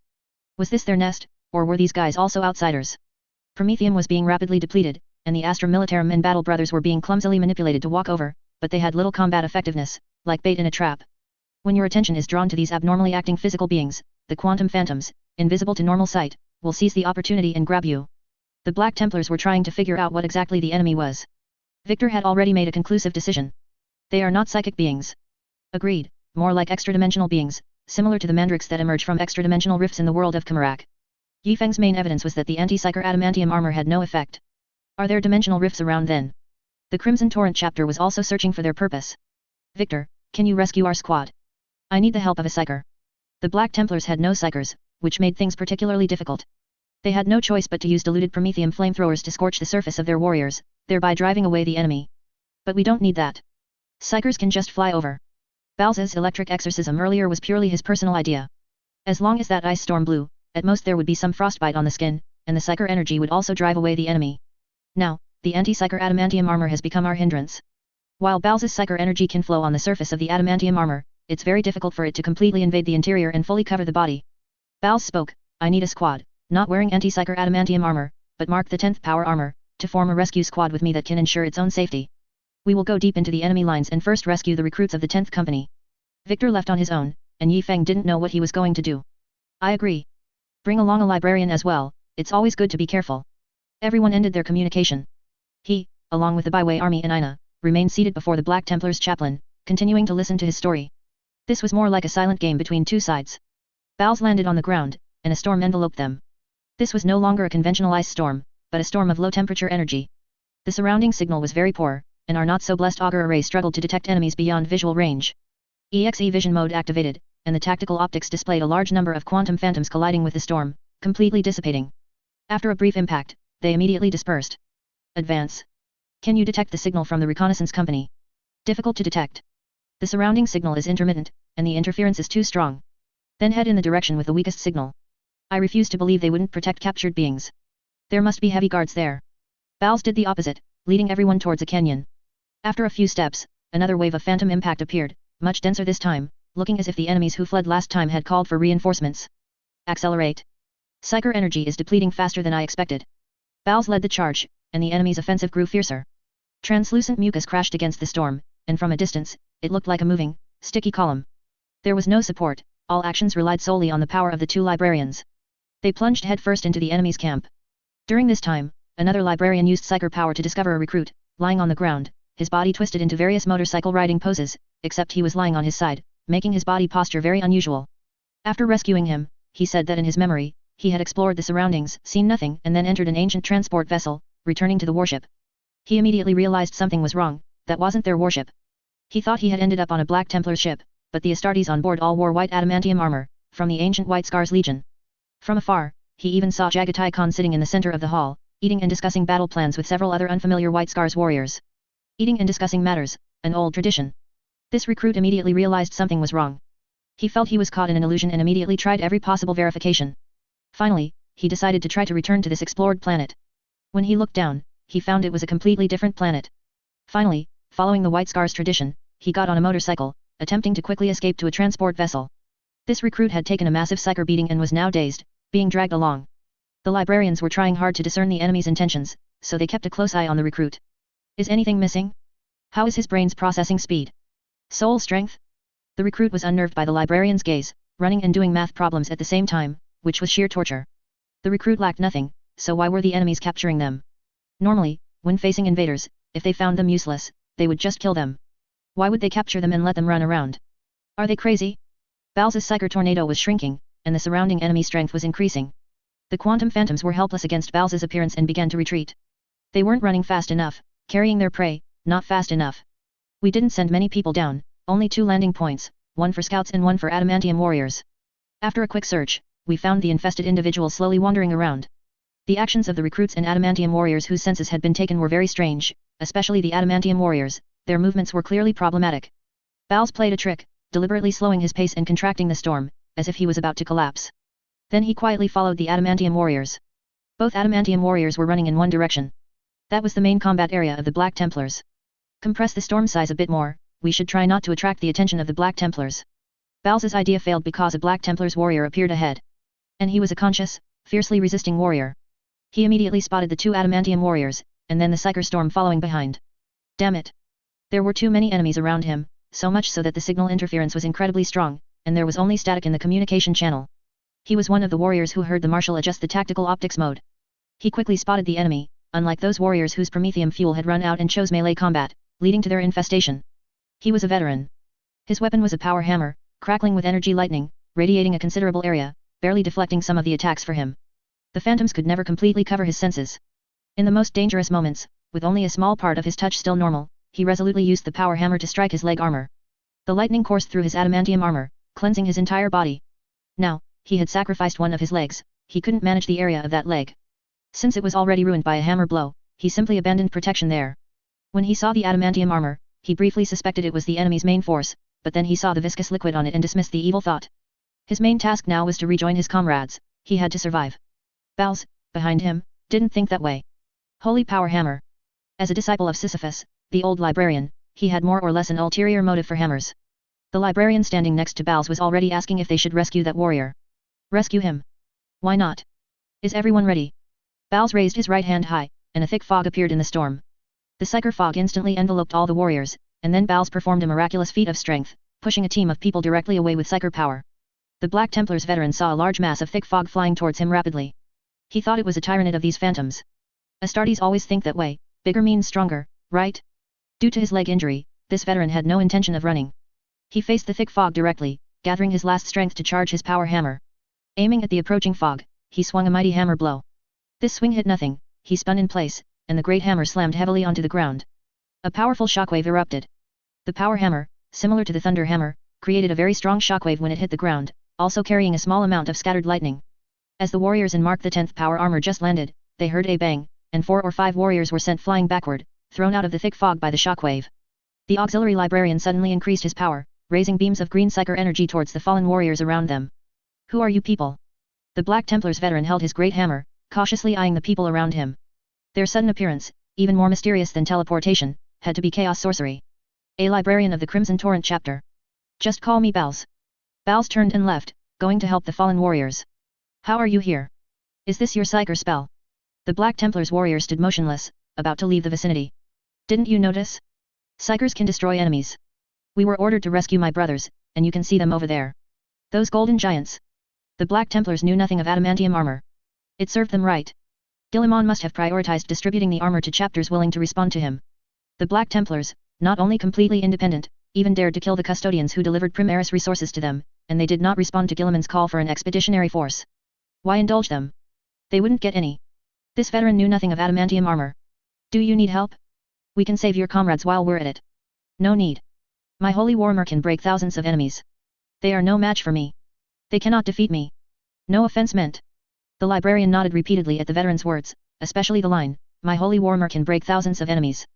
Balz hesitated for a moment, wondering whether to order an all-out attack to eliminate him, but he was wary of the weapon in his hand and ultimately did not act. Save the people first. First, they pulled up the brothers who had been knocked away. The Black Templars veteran felt no guilt at this moment. They were the ones who first adopted an aggressive stance and charged at him. Balz, with his back to the veteran, said, I can save you, save all of you. We have our own methods. Not as good as mine. Come with me, brother. For the Emperor, staying here is meaningless. We should now strike at the source of their appearance, not stand guard here. Our support is arriving soon. No, it has already arrived, but it has suffered considerable losses. Seeing me, you should know that I truly have the ability to save all of you. Too late, it's too late. From his own will, the Black Templars veteran wanted Bals to save him, but the warriors were already gone. My warriors are over there. The veteran pointed to the canyon ahead. Many brothers have gone that way. You go, it's probably their lair or something. The main reason the veteran kept refusing to accompany them was actually because his legs could no longer maintain high-speed movement. He couldn't join this team and slow down their progress. Moreover, allowing psychers to defile a warrior's body seemed unacceptable to the Black Templars. Interesting, how much longer can you hold out? I'll hold out until you return. Everyone exchanged glances. Brothers, it's time for a coffin carry. A team of warriors lunged at the veteran. The veteran was startled and quickly swung his Warhammer, but we had more people and had stealthily approached while talking. Under the surprise attack, several people pinned down his hands. The veteran had fought for too long, his physical strength was nearing its limit, and he could only be lifted while constantly cursing. Brothers, let's go. The librarian darted forward a few steps, picked up the great Warhammer, and slung it over his shoulder. The other warriors hoisted the veteran above their heads and ran, their movements practiced, fluid, and incredibly fast. As the squad advanced, the quantum specters ahead first heard curses like "Oh, Emperor!" and "Dorn," then a furious psyker storm swept over them. Bolters fired, though sparsely, but some of the corrupted Black Templars warriors were equipped with ranged weapons. The quantum specters played a combat scene for them, and bolter rounds thudded into the storm. The specters seemed to spot an opportunity. They huddled together, and the moment the bolter rounds plunged into the storm, they rushed in along the bolter's path. One of them actually managed to get through. Then it was obliterated by psyker lightning. Bals was ruthless, unleashing a dozen psyker slaps that left the corrupted warriors crispy and numb. After breaking through this layer of guards, the team grew larger. The veteran ended his grumbling journey, maintaining sufficient dignity in front of the Crusader squad recruits as he advanced under the protection of his own brothers. We were corrupted while fighting against the renegade Valhallan ice warriors. Then where are they? The surroundings were empty, with no sign of any mortals. More brothers and Astra Militarum should be in that direction. After analyzing the surrounding environment, only one gap was found. At this moment, two corrupted adamantium warriors were still slowly making their way over. All right, let's go. The squad was not flustered. Adamantium warriors were tough, so as long as their lives were not immediately threatened, they would prioritize rescuing those deeper inside. Outside, the Black Templars' fiery army had also fought their way to this location, tracing the scattered footprints and clues. Upon reaching the entrance, they saw two adamantium warriors. They had no idea what these things were, looking like centurions. The expeditionary force immediately saw the Crimson Torrent chapter's emblem and were furious. These guys had already landed on this world, so wouldn't their disgrace be seen? Bastards. The Terminator's veteran agreed with this sentiment, stating that it was fortunate his own people came to rescue him, otherwise his wriggling scandal would have been permanently etched in the history of other chapters. This would tarnish the reputation of our Black Templars. While the Black Templars were angry, the Marshal was more magnanimous and decided to rescue them as well. The flamethrowers stopped firing in bursts and began to incinerate the adamantium warriors fiercely. If they didn't die, they were lucky; if they died, it was none of their business. The result was, after roasting them for a long time, nothing happened. Inside the adamantium armor, a sticky substance still clung to the battle brother's body. His reaction was clear: everything around him was fake. Did worlds under their chapter's rule still have such mystical things? The quantum specters encountered adamantium warriors for the first time. They had no similar memories at all and didn't know what scenes to project. They are a constantly hunting species. Every victim dragged into the abyss is completely transformed into sustenance, specifically, the sustenance of the main beast. They are not a solitary species, they are symbiotic with a giant beast. These bodies are the giant beast's food. Whether it's ceramite armor or anything else, nothing can resist its digestion. In return, the giant beast's excreted waste is also what the quantum specters need, including the experiences of these prey before their demise. Therefore, the things they simulate were once real, including fighting alongside a Primarch and breaking through with Sigismund. The adamantium warriors did not believe any of this and constantly struggled to find a way out, which made his actions appear provocative. The Black Templars veteran saw this and thought, isn't this wasting fuel? Stop spraying, just give them a few shots and let fate decide. They fired a few plasma gun shots, but still nothing happened. This piqued their interest. They dispatched a small team to guard the area and bring them back, while the other teams continued to follow the traces. For our warriors whose consciousness still exists, erasing their tracks is ingrained in their bones. For the corrupted, it's not necessarily the case, some of them might be having a feast. The interrogator chaplain advanced with a solemn expression, then saw a dense fog. The psyker detector began to alarm for the first time. The Black Templars warriors shouted, "For the Emperor!" and fired a few bolter rounds. A corner of the dense fog opened, suddenly expanding and enveloping them as well. Several Black Templars warriors immediately stepped forward, holding storm shields and standing at the very front. To find shield bearers in this chapter, one can imagine what kind of veterans they were. Stop, it's me. The veteran finally felt relieved, his own support had finally arrived. The two teams met, but no one made any moves. The sight before them was so preposterous. In the crevice of this canyon, a dimensional rift had appeared out of thin air. Just looking at it caused the Primaris warriors' eyes to ache as if they were about to explode. They could only barely make out a silhouette, a black edge. Looking at it was as painful as having a power sword pry open your toenail. What is that? A hyperdimensional passage. I know you, Bals, the librarian of the Crimson Torrent chapter. We met before, but your chapter tracking us here is disrespectful to us. You should be grateful. This disrespect saved the lives of dozens of your recruits. If I hadn't been here, they would have already jumped in. Bals pointed at the rift. That may not be a death trap. Our warriors don't need you. Whether it's a death trap or not, we'll know when he returns. You sent someone in. Sent? He doesn't have that ability. Victor emerged from the dimensional rift, covered in injuries. He had no armor, and only a black robe, which failed to fully withstand the attacks. What should we do? Bals had been waiting for a long time, and the Black Templars were so shocked their jaws dropped. This custodian was completely different from the one seen on the Eternal Mountains. The Crimson Torrent chapter has 2 custodians. Victor, I suggest a big bomb. I remember. He glanced at the Black Templars warriors and slowly said, leave this to me. You all retreat immediately. An Exterminatus level strike is about to sweep this world. We obey your command. Everyone dared not say more and hastily retreated. At this time, the Black Templars bigwigs were still figuring out how to breach the adamantium armor. They had already struck it several times with master-crafted power swords. As everyone rushed out, they just happened to see a warrior swing a war axe, heavily striking the ugly armor, but due to its excellent design, the armor was completely unharmed, only vibrating a little. Why don't we just seize these 2 suits of armor? The Black Templars Tech Marine wondered. Chapter 367, Want a big hammer? Hehe, come and get it. The Black Templars realized the power of adamantium armor for the first time. Fortunately, because this was the first time adamantium warriors had been corrupted, the 2 of them hadn't been devoured by the beasts, preventing the quantum specters from acquiring their memories. Those erroneous sensory replacements couldn't simulate the operation of adamantium armor firing. Otherwise, this burst of firepower would have crippled these Black Templar warriors. The Black Templars remained silent, their squad having already gathered many charred warriors around them, their message very clear. Don't misunderstand, we want to save these 2 warriors. The method is to open this incredibly hard can and then stick a flamethrower inside the armor. Bals wanted to say something, but seeing the numerous severely burned warriors behind them, he finally sighed. Leave it to us. The 2 sides exchanged glances, the current scene was like 2 chapters exchanging hostages. Behind us was a group of rescued recruits, and in the middle of their crowd were 2 adamantium warriors flailing wildly. Victor came out carrying the fires of Syrixus. In just a few steps, the injuries on his body had already healed, leaving some scars that were slowly fading. On the Bloodchild battleaxe, the fires of Syrixus blazed fiercely. After merging with the Bloodchild battleaxe, it had completely transformed into a long-handled axe. Even the most battle-hardened Black Templar veterans could only see a blurry flicker of fire, forming a fan-shaped area of flame due to its rapid movement. The adamantium armor was split into several fragments by multiple hard blows. The weapons of 2 Primarches, merged into one and wielded by a custodian, how could their power be matched by mere Black Templars?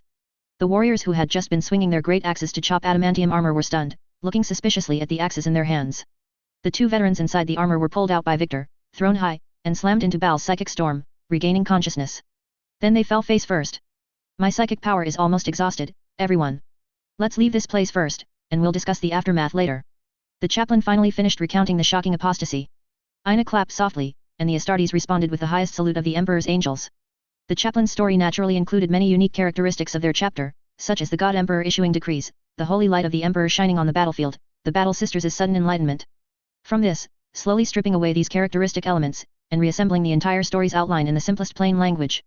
After this campaign, Terra's defenses underwent many upgrades, though many newly constructed fortresses were also built by the Sons of Dorn. Yifeng and the chaplain sat facing each other. They received information that the troop rescue had been completed at the same time. Yifeng gave the chaplain a smile, while the other hid all emotions behind a cold mask. I think you've learned something. You stand on the brink of war. No, Black Templars, I am now acting on behalf of the Regent, Jean Sire Robert Guillemon. Yifeng clapped his hands, and the door behind him suddenly opened. Several warriors wearing heavy adamantium armor walked out. They were the original unpainted, golden ones, as dazzling as Dorn's armor. The chaplain felt a great sense of foreboding, and the 2 accompanying Black Templar veterans also stood up, drew their swords, and glared angrily. According to the Regent, each chapter will receive 2 suits of this armor, as a tactical weapon of the same level as a dreadnought. You can think of it as a reinforced defense version of the Centurion armor worn by Primaris warriors. 2 suits. The chaplain already gripped his weapon with both hands, there were at least 10 adamantium warriors before him. We don't need these. You'd better think carefully about what you are doing. The chaplain's staff was eager for action. Custodians and Sisters of Silences, do you think that's not enough? Call your tech marines, and decide everything in your favorite way. Strictly speaking, the Red Tide had helped them twice, and their Grand Marshal had placed the other party's support sequence high on the list. If the Red Tide had a request for support, they would most likely prioritize it. Of course, the prerequisite for all this was, you damn well return our relic Thunder Hammer. Fishing in troubled waters was a shameful act. The sole purpose of our action was to lure the opponent's tech marine team to our warship. For friendly chapters' supplies, except for malicious warriors, we generally don't steal. Exchanging was a better way. The tech marine angrily arrived on our warship, bringing a large group of bodyguards just in case. In a sense, it was enough force to directly seize the Eternal Mountain. Nearly half a company of elite veterans, with 5 Terminators is mixed among them. Upon entering the largest cathedral of the Eternal Mountain, the place where the Emperor gazed, the Black Templar's fury began to rise. Most of the ceremonial items in the cathedral had been removed, replaced by a large enough space to accommodate 20 adamantium warriors fighting here. Their relic, that Thunder Hammer, was placed at the foot of the Emperor's statue. Situere stepped forward, standing in front of the Thunder Hammer. His body obscured half of the hammer, and only he could make the Black Templars remain silent immediately. Our patience has its limits. This relic concerns our honor. Honor is earned through battle, brave Black Templars. Welcome to a duel of vastly unequal forces. On the other side, the huge 3-ring circular alloy door opened, and this time, even more adamantium warriors emerged, roughly 30 of them. What do you mean? The Grand Marshal of this expeditionary force suppressed the restless veterans, only he could hold back the warmongers behind him. Lord Regent Robert Guillemon has ordered some of the Empire's brand new treasures to be sent to various chapters. As you can see, the adamantium armor, imbued with some of the power of the Sisters of Silences, you should already know its might. That squad of adamantium warriors all took a step forward, the pressure so immense it made one's breath catch.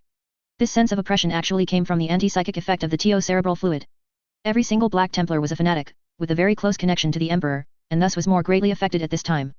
However, such precious and powerful armor should be worn by the strongest warriors. Since your chapter has many strong individuals, shouldn't you receive more suits? Therefore, we have obtained the custodian's consent to set up this arena. Situere spread his arms, behind him the towering Emperor's statue, an image of the Emperor looking down on all beings. Under the Emperor's gaze, prove with your bravery that you are worthy of receiving more adamantium armor. The Grand Marshal nodded, then said, this is a very sacred contest. I can understand all your preparations, but what does this have to do with our relic, Brother Situere? We need to ensure you use your full strength. Come, let's have some stakes. Kazanov stepped out, and in front of the Black Templars, he tore apart a rare beast, of which there were plenty in a certain paradise world, with his lightning power claw, then deactivated this sacred weapon and placed it next to the relic hammer. The loser falls, the winner takes all. We refuse this contest. This relic is one of the most important artifacts of my chapter, it will not. We never said there would only be one contest, brother. Every 100 years, you can return to challenge us. The victor will continue to hold these 2 relics. These 2 relics will connect our 2 chapters, just like the Blade Feast. Counting on his fingers, it was again time for the Blade Feast, but this time, the Red Tide did not intend to participate. Everyone looked at the Grand Marshal, and the Grand Marshal looked at the Tech Marine. What are the rules of the contest? The Tech Marine asked. The Black Templar brothers looked at him in confusion, and he said in the comms channel, trust me, brothers, from the current perspective, this is fair. Look at the rules. To dispel the Black Templar's doubts, Yifeng's preparation was very simple, you all come at once.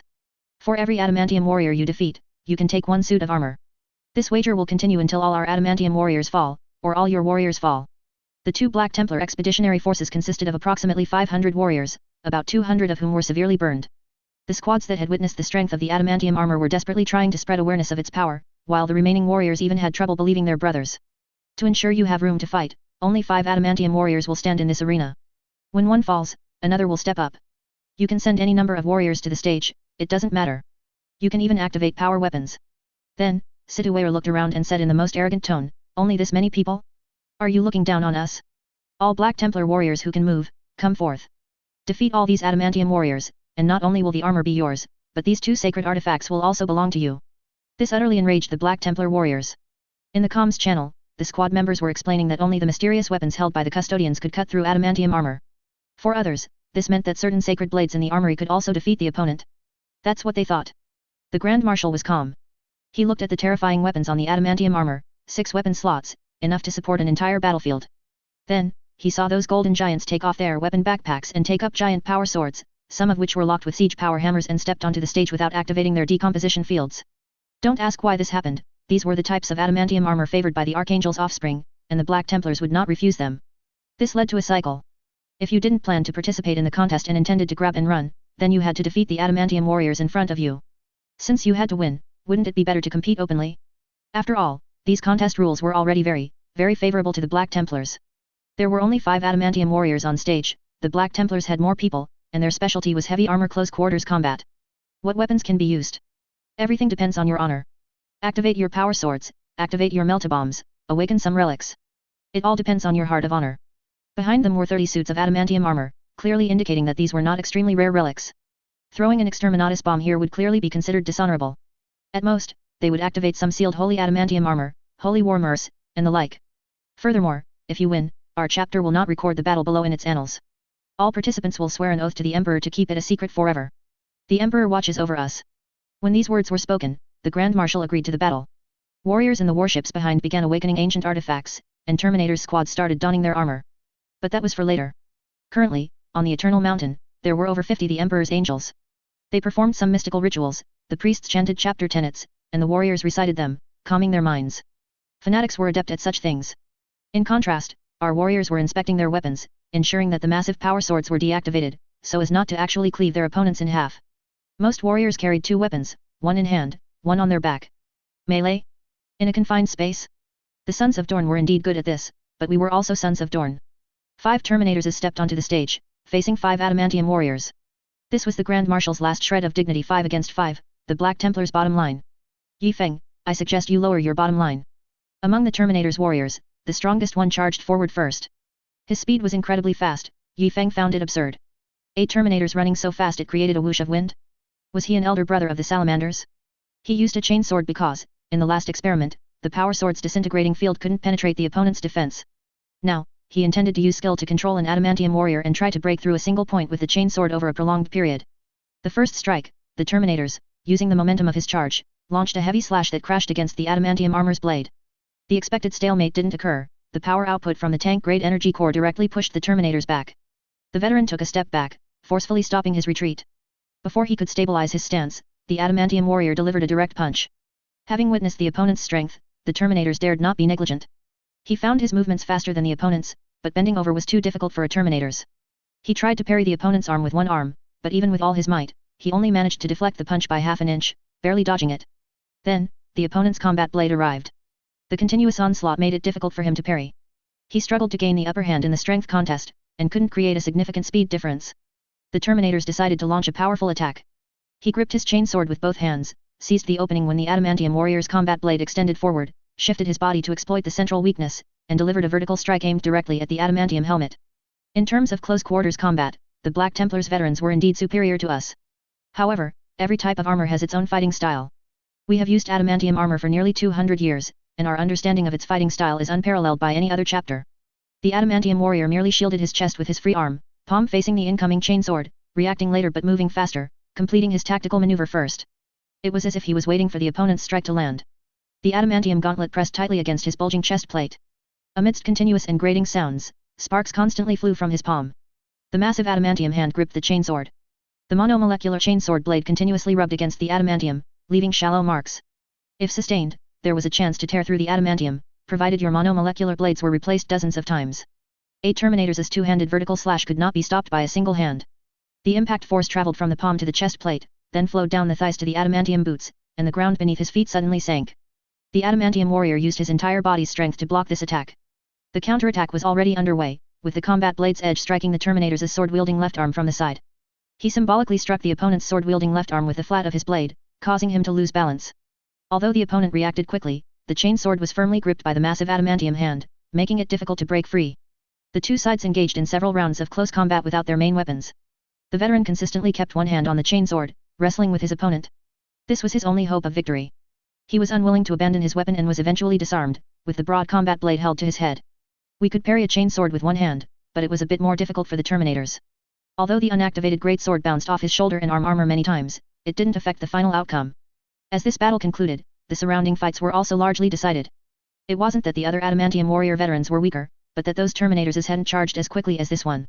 The Grand Marshal of the Black Templars, wielding a powerful relic power sword, stepped onto the arena, accompanied by over a dozen warriors, essentially creating a 3-on-1 situation. The two sides began a formal, large-scale melee. Kazanov quietly put on an anti-psychic armor and hid at the very back of the adamantium armor team. Are you kidding? You think you can just take my lightning power claws? I'll personally defend the arena. Yi Feng and Victor had more important matters to attend to. What about that dimensional rift below? How could a hyperdimensional zone that just appeared in Kamarak directly connect to a real planet? There's no webway here either. This planet, to Yifeng, didn't seem to hold much value, but it wasn't yet at the point of launching a main cannon. One must know that every time the main cannon was activated, it wasn't just the Eldar's consumption, the consumption of auxiliary materials was also exaggerated, possibly equivalent to the resources of an exterminatus. How about we just launch an exterminatus? Victor also found it difficult. He wanted to directly deploy a bomb from a Custodes meat boy, no, a Custodes tech lord, but the problem was that guy wouldn't let go of it. He just wouldn't give it up. It's just fighting an alien, this might even be a discontinued item. Is it really necessary? Wouldn't an exterminatus suffice? As the two hesitated, they suddenly remembered that the People's Light still had secondary cannons. Just installed.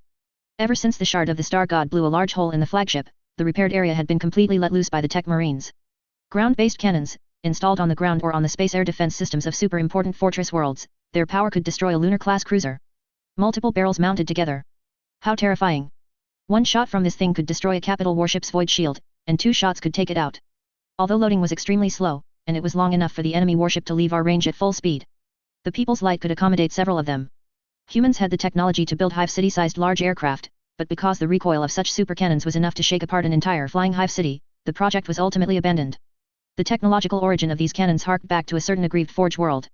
They traded this thing for an Eldar piece of equipment, believing that even if we had the technology, it would be impossible for a single chapter to manufacture it. They would surely have to do business with them, and then the material costs, hiring fees, travel expenses, meal expenses, they would definitely be able to fleece a large sum again.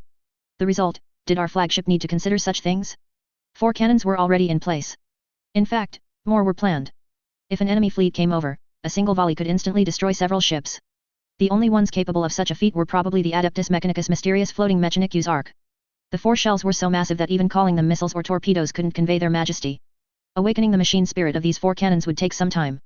During this period, the Black Templars had to be diverted first. The Black Templars' follow-up forces arrived, with a large number of warriors carrying various weapons coming to reinforce.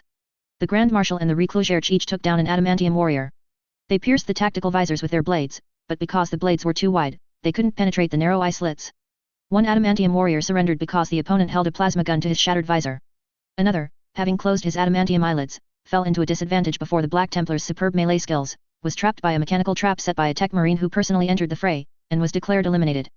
But overall, the Black Templars suffered heavy casualties. They truly realized the power of this type of armor, and thus their fighting style became even more desperate, trying to take down one for one. The adamantium warriors not only demonstrated the immense power and individual combat methods of this type of armor but also showcased multi-person combat tactics. When an adamantium warrior lost his weapon, he could immediately retrieve one from a nearby teammate's back. 5 men, back to back in a circle, were almost impossible to breach. The Black Templars combat analysts watched the fierce battle from below, constantly proposing new and effective tactical methods. Under the escalating difficulty of the battle, our adamantium warriors were also learning. The turning point of the battle came with the appearance of a relic thunder hammer. The Grand Marshal was truly sparing no expense, even revealing his chapter's assets to secure these armors, for what they saw now was merely the assets of one of his expeditionary forces. The shockwaves unleashed by the thunder hammer were so violent that even the elastic material inside the adamantium armor couldn't fully absorb them. After enduring one hammer blow, the adamantium warrior's movements became noticeably sluggish. The heavy Warhammer's drawbacks were also obvious, its attacks were slow, requiring many warriors to engage the opponent to draw attention. Originally, a Terminator's veteran used this Warhammer, but he was jointly defeated by 2 adamantium warriors. The Black Templars warriors were also fighting with bloodshot eyes. The warriors below picked up the great hammer and charged, circulating around the battlefield, until it fell into the Grand Marshal's hands. Chapter 368, in terms of heresy, we seem to have lost. Finish them quickly, Chapter Master Yifeng was already urging his warriors. The battle had reached a point where both sides had suffered heavy casualties. The Black Templar's tactical analyst was already grabbing a weapon, preparing to enter the fray, making the scene even more unrestrained. The Black Templars' combat teams adopted a highly effective fighting style. In groups of 3, they engaged the adamantium warriors, their sole objective being to cover the marshal, who carried a thunder hammer, to deliver a decisive blow to the adamantium warrior. The adamantium warriors' fighting style also became wild. Those light assassins wearing Phobos pattern Mark the 10th power armor often liked to exploit their agility advantage to stab at our tactical visors, but the adamantium warriors seized the opportunity to directly swing their opponents around. They swung them around as if they were weapons. If you dared to smash an adamantium warrior with a thunder hammer, would you dare to smash your own soldiers wearing Phobos pattern adamantium armor? That one hammer blow would truly kill someone. With their opponents holding back, the adamantium warriors counterattacked. The assassins experienced a dizzying spin, and after successive collisions, they fell out of the arena along with their battle brothers. In this way, an adamantium warrior could often take down 2 crusader squads, recruits, before engaging 4 veterans in a decisive battle. In most cases, they would be successfully ambushed by the marshal's great hammer during the struggle. Seeing this, the adamantium warriors behind them also began to choose different weapons, such as the power dragon rod. These seemingly heavy and clumsy adamantium armors, when wielding the coiled dragon staff, looked awkward and laughable. But the emphasis was on the staff. This weapon, with its long damage range, further compressed the opponent's combat space within the hall. The key was immense strength. One sweep of the staff, if it didn't kill you, would push you away. Not to mention, the coiled dragon staff is a weapon that counters swords. The tactical team began to execute their plan. Of the 5 adamantium warriors in the arena, one, holding a massive shield, pushed forward, primarily to counter the great hammer. A hammer blow to the shield was acceptable for an adamantium warrior. If one arm was waste, they'd switch to the other. On either side stood a coiled dragon staff warrior, who, using the cover of the great shield, was responsible for inflicting damage at mid-range. 2 warriors with close combat weapons stood at the rear, protecting the flanks and rear, and engaging the enemy's assassins in melee. The entire formation rotated with the movement of the great hammer in the marshal's hand. Wherever the great hammer was, the great shield faced that direction. This battle successfully defeated 60 enemies until the thunder hammer completely destroyed the great shield. The great shield's disintegration field was deemed ineffective, and the reclusier stepped onto the shield, using the momentum to leap into the middle of the adamantium warrior circle. The coiled dragon staffs had no choice but to be raised to meet the enemy. The Black Templars veterans seized this brief window of attack, rushing forward to the adamantium warriors to cover the thunder hammer's assault. The adamantium warrior and the reclusier were simultaneously declared eliminated. The final 3 adamantium warriors entered the arena, while the Black Templars were in a worse situation, with only 15 warriors remaining, though all were highly experienced veterans. Khazanev's speed was distinctly different from the previous warriors. He wielded an ancient, dark power sword, which had not been used for a very long time. He surveyed the warriors before him. Those opponents had brought out all the chapter's notable resources. The 15 warriors had a full 10 storm shields or boarding shields. They had now formed a shield wall, intending to directly confront the power of the adamantium armor. The other 2 adamantium warriors were not easy opponents either. Ever heard of a breaching power maul on the left hand? If it came to blows, one strike would shatter a shield. With so few people left, there was no longer a dynamic of offense and defense, it was a direct charge and clash. Khazanev advanced slowly, even slower than the other 2. 2 storm shields were destroyed by the breaching maul. With a strike from his right hand, the opponent was knocked unconscious. 3 warriors circled around to attack Khazanev. In their eyes, he seemed like an easy target. 3. Mad Wolf's blade suddenly accelerated, piercing through the opponent's attack gap, instantly deflecting their weapon. His other hand brutally swept across the power sword and armor clashing, sparks flying. A punch, delivered with unexpected speed, struck directly at the heart of the enemy. The opponent bent his knee to dodge the punch. But he hadn't expected Mad Wolf's flexibility to be equally impressive. Just as the fist seemed about to pass over his head, the golden fist suddenly transformed into a claw, gripping the veteran's tactical helmet. He had no choice but to concede. If Khazanev had also performed a corpse-swinging maneuver like the other adamantium warriors, his entire head could have been ripped off. The last enemy attacked from above, but the adamantium armor Khazanev wore was a very ancient model. How ancient? Its backpack area was equipped with 2 retractable blades, not weapon attachments. This Black Templar's veteran was truly injured. The blade slid into the connecting seam of his power armor, slicing half of his joint. Almost at the same moment, Khazanev alone destroyed 3 warriors. After dispatching these 3, he charged furiously towards the main battlefield, a single bull-like ramming attack sending 2 warriors holding boarding shields flying. Before they could get up, he placed his combat blade against their throats. Another marshal of the Black Templars appeared. No one had anticipated his arrival. His entire body was covered in burns, not yet fully healed, but upon hearing news of this battle, he insisted on coming to this battlefield. The 2 marshals converged. Chain axes and thunder hammers flew up and down. The battlefield was truly brutal. The old marshal, who had launched countless attacks with his warhammer, was completely exhausted and kicked away by an adamantium warrior. But a pair of large hands took the thunder hammer. Simultaneously, the adamantium warrior also reached out to grab the hammer. One gripped the hammer handle, the other grabbed the hammerhead. As both sides struggled, the last veteran pressed a plasma gun against the adamantium warrior's visor. Only 2 warriors remained on the battlefield, the old marshal with unhealed burns, gripping the warhammer, and another veteran, the tactical analyst, gasping for breath. "Are you 2 the last ones?" "You have 3 minutes," said the marshal with burns. "Do not underestimate the Black Templars." Now, all those burned warriors were struggling to get up. The sense of weakness brought by the silence of Belisarius' call did not diminish their will to fight for the chapter's honor. The old marshal had his own line of honor. The battle must continue. If they lost before the wounded arrived, then so be it. Otherwise, why not just wait until everyone was healed before fighting? Would battle wait until you finished healing? Then you'd best be quick, brother. Khazanev attacked first with his blade, his speed surprisingly matching the marshal's movements. Though the adamantium armor was heavy, the combat blade felt weightless. Though the holy armor was light, the great hammer, burdened with injuries, struggled to fight. The old marshal was suppressed in all aspects. The tactical analyst took on the main offensive role. After fewer than 3 exchanges, he discovered that the experience accumulated over several hours of fighting was completely useless.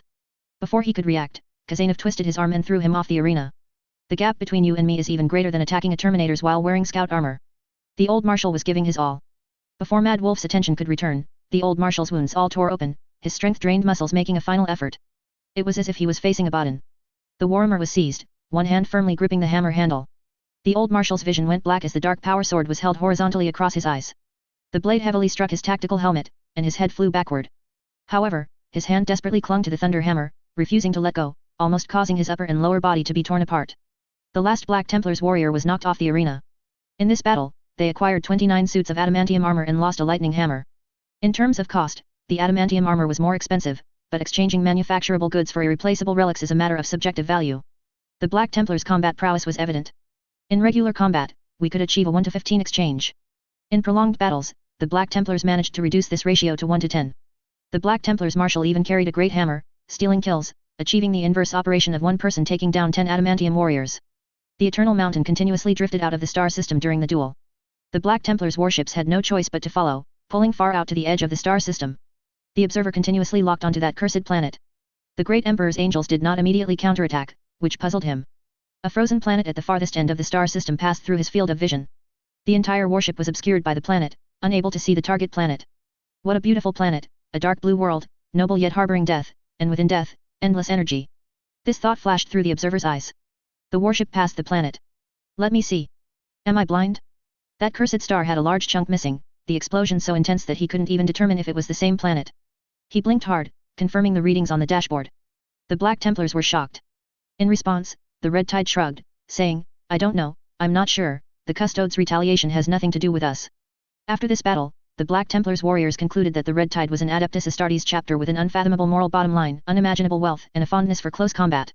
10 minutes later, we demonstrated the adamantium armor's overwhelming bombardment capability when equipped with weapon backpacks, and stated that they could use them freely. These weapons were not very reliable, but also very cheap, so they could be replaced and fired at will. We delivered the version beloved by the Blood Angels recruits, with only 4 main ranged weapon slots, because great swords. Really great swords, and really great swords, are absolutely irreplaceable. These warriors had a final exchange with us, learned the location of our chapter home world, which we rarely visited, and then departed. They rushed off to the next lair of the Imperium's enemies, the Eternal Crusade, Crusade Eternal. The people's light could finally reveal itself. The world below looked like it had been hit by asteroids, covered in dense craters. The Tech Marine wanted to go down to search for hyperdimensional fragments, something whose existence was entirely unknown, but was deterred by the detector's high energy readings. The Custodes confirmed the closure of the hyperdimensional rift. The drastic changes on this planet would likely continue for tens of thousands of years, but it didn't matter. After all, this was not a human colony. Perhaps we can come back here later to pick up some more. The underground mineral veins were directly blasted into the sky during this bombing, scattering across the world. In chapter year 351, the rebellious areas of the 500 worlds were all recovered. Unfortunately, many planets had been reduced to ruins. About 70 worlds still maintained their complete structure, except for virtually all planetary resources being consumed in the war. Other aspects like population, hive city structures, factories, and mines remained largely intact. The other 30-odd worlds were exceptionally brutal. According to the combat reports provided by the Red Tide, the enemy resisted by overloading and detonating the hive city's power facilities or void shield modules, and many worlds only had people far from the main battlefield surviving. The reason for this was that they were too strong. Some were daemon-corrupted worlds, and it was unclear how to save them. Some worlds no longer even had humans, either overrun by Xenos or already turned into ruins. We refused to pay the price of our battle brothers' lives to assault these places. The flagship exited stealth and directly joined the battlefield. All traders who saw the flagship died, only those far on the other side of the planet did not discover the hive city floating in the sky, only seeing endless plumes of explosive smoke rolling in. The planetary population plummeted to the tens of millions. At the same time, Chapter Master Yi Feng also seriously doubted that even if these worlds were recovered, with the main force of the Ultramarines participating in the Great Crusade, did they have the military strength to protect them? The attacks currently suffered by the surrounding worlds were unusually intense. All expansion operations of the chapter had ended.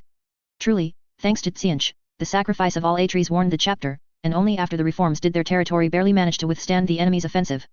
A large number of various forces were driven to the edge of the galaxy by the Great Crusade, and combat reports piled up on Chapter Master Yi Feng's desk. Some Adeptus Mechanicus traders, such as the Archmagos of exploration fleets, are individuals easily corrupted and prone to acting independently. But now, one is rapidly approaching to find the Red Tide. Father Mapuz had a good relationship with these Red Astartes. Guided by them, he ran all the way to Stone City Forge World. Christina's lair is currently guarded by Sage Heichuo. After meeting Father Mapuz, he gave him a thorough dressing down. If he hadn't, in his anger, blurted out, "You are even more heretical than the Red Tide," the scolding match would probably have lasted several more hours. A disheartened Father Mapuz prepared to leave and wander the world, but he was stopped by the first trade fleet. Nian Xiaijin glanced at the priest's technology, rubbed his temples, and called Chapter Master Yi Feng. "Hello? Chapter. Master, about the Tyrannid/Tyrannid ship, do you think we should build it? Chapter Master Yifeng floored the accelerator, almost making the flagship smoke, and rushed back in a hurry. What's going on? Did you seize a Tyrannid/Tyrannid hive ship for me? Father Mapuz hugged his chest tightly. Inside was the most important knowledge from his 600 years of faith in the Omnissiah. He didn't know what to do, because it was indeed heretical. Chapter Master Yifeng was his last hope. Deep breath. Chapter Master Yifeng is coming, he will definitely help me, he will. Nian Sijin stood beside him. The spaceport was deserted, all unrelated personnel had been dispersed. Nian Sijin constantly reassured the priest, don't worry, Master will have his own judgment. We are all people who have shed blood and sweat, we won't be so heartless. At the very least, you will be given a place to settle down. Trust us, the chapter is indeed very short on technical expertise right now. A tech priest would never starve wherever he went, the main thing was whether he could receive enough attention. Attention? He would be given attention, right? The Supreme Chongming strike cruiser docked in the port, but the person who disembarked was not Chapter Master Yifeng. Long time no see, Brother Nian Sijin. Yes, Valis, I no longer remember when I last met the parent chapter. This must be Father Mapuz, I presume. It's a pleasure to meet you. Valis happily greeted Father Mapuz, but the priest's heart sank as if into the boundless deep space above his head, his last hope was perishing. A pleasure. The priest performed an Aquila salute, which was rare, his posture was already very humble. Is Chapter Master Yifeng available for a meeting? Naturally, please come aboard with me. We have prepared a very high-level, absolutely secure meeting room. Valis was enigmatic, not directly answering Father Mapuz's question. Valis actually heard a sigh, a strange sonic boom produced by steam. The priest took one last look at the dilapidated small ship he had arrived in. He no longer held any hope. If the Red Tide was willing to help him repair his ship, that would be the best outcome. A tech priest asking an Adeptus Astartes chapter for help with ship repairs was unprecedented. An hour later, the Supreme Chongming was swallowed by Anos. Father Mapuz knew nothing of this, there wasn't even the tremor of the warp engine starting, so he probably thought it was still drifting in the cosmos. Father, please disembark with me.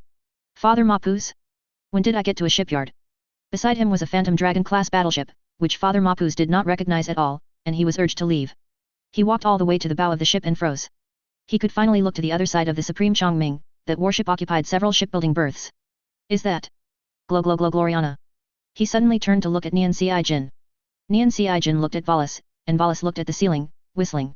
Small matter, all snatched back with our lives. Calm down, my foot. Do you know how many Adeptus Mechanicus chose to rebel during the Great Heresy just to remain with the Gloriana-class battleships on the rebel side, to serve one of the greatest warships of the Imperium of Man? Father Mapuz's entire body trembled, metal clanking together, emitting urgent and irregular collision sounds. He dropped to his knees with a thud, chanting hymns of praise to the Omnissiah, prostrating himself one step at a time towards the nightfall. Father Mapuz, calm down, Valis stopped Nian Sijin with one hand, extending a finger. One sentence, and he'll follow me, believe it or not. Father Mapuz. Go talk to Chapter Master Yifeng, perhaps he can let you oversee a Gloriana-class battle. Before he could finish, Father Mapuz pounced like a hungry tiger, clinging tightly to Valis. Is what you said true? Is it really possible?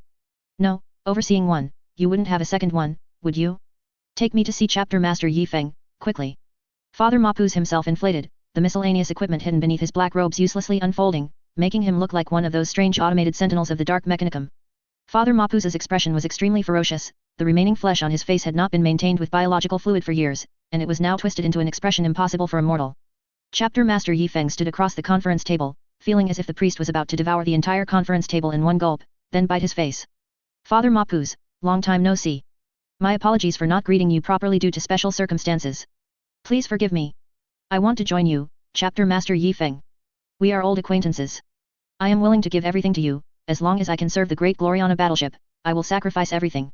Father Mapuz grabbed the fabric on his chest with his two mechanical arms and ripped it open violently. Hey, Father, none of that. We're not into that. It's too much for you to strip naked right away. Do you take me for Christina? By the way, could this seduce Christina? Father Mapuz tore open his clothes and then popped open multiple plates on his chest, sending a large stack of storage hard drives clattering down. Unlike other priests, his thought storage unit was not connected to his brain and placed at the back, forming a hunched mechanical monster. He hid everything within his body, with a huge toolbox on his back. These are my memories, Chapter Master Yifeng. This is my most important research. The warship I promised you back then, I've built a model of it. Don't drive me away, I'm really not a heretic. Chapter Master Yifeng took it and handed it to the Marine, unable to hold back a laugh. Mapuz, technologically, you are truly a genius. Aesthetically, you are truly Christina. That strange fish from back then, the culprit that violently destroyed and drilled into the platform on an oceanic planet, a Leviathan beast that could withstand battleship lance bombardment on the ground and evade auger array detection. The deep sea monster that Chapter Master Yi Feng personally led the Astartes to board and kill, its research was initially completed. That creature's skin was tough and could reflect auger array. How powerful would it be if draped over a warship? The problem is, this thing doesn't defend against incendiary technology. I suspect that if our tank's incendiary mortar hits it, the entire warship's skin might be incinerated. Rather than saying its resistance to lances was due to thick skin, it was more that light and radiation had little effect on it. Encountering energy weapons specifically designed to combat biological entities would truly cause problems. Chapter Master Yi Feng, I am truly not a heretic, I am not a tyrannid spy. Father Mapuz had already been investigated multiple times as a gene stealer. The Adeptus Mechanicus confirmed he wasn't a spy, then had thoughts of killing him and taking his memories. Chapter Master Yi Feng, don't I know whether you are or not? I personally killed that fish back then. Chapter Master Yi Feng finally understood why Sage Heichuo almost threw Father Mapuz out. Heito's hometown was devoured by the Tyrannids, and you give him a ship like this. Father Mapuz had gambled almost everything on this. Since handing his memories to Chapter Master Yi Feng, he had directly deleted other memories, focusing all his efforts on studying that strange fish. This was his everything. Chapter 369 Can wolves go to the sea to catch fish? The dilapidated small ship Father Mapuz arrived in was not covered with the skin of a Leviathan sea monster, because before that, the intense pursuit had already destroyed the entire beast hide. Although it had an auger array, it lacked optical stealth, and the enemy visually discovered this ugly escape vessel. However, the hologram still brought a hint of heretical shock to the Red Tide's elite veterans present. The warship Father Mapuz created was truly too ugly, so ugly that Rogier was reminded of the sea monsters on Fenris. This reminds me of the first time I hunted sea monsters. Damn it, I can't help but want to harpoon it. Chapter Master, I believe this warship has extremely high strategic value, with the potential to blend into a Tyrannid swarm.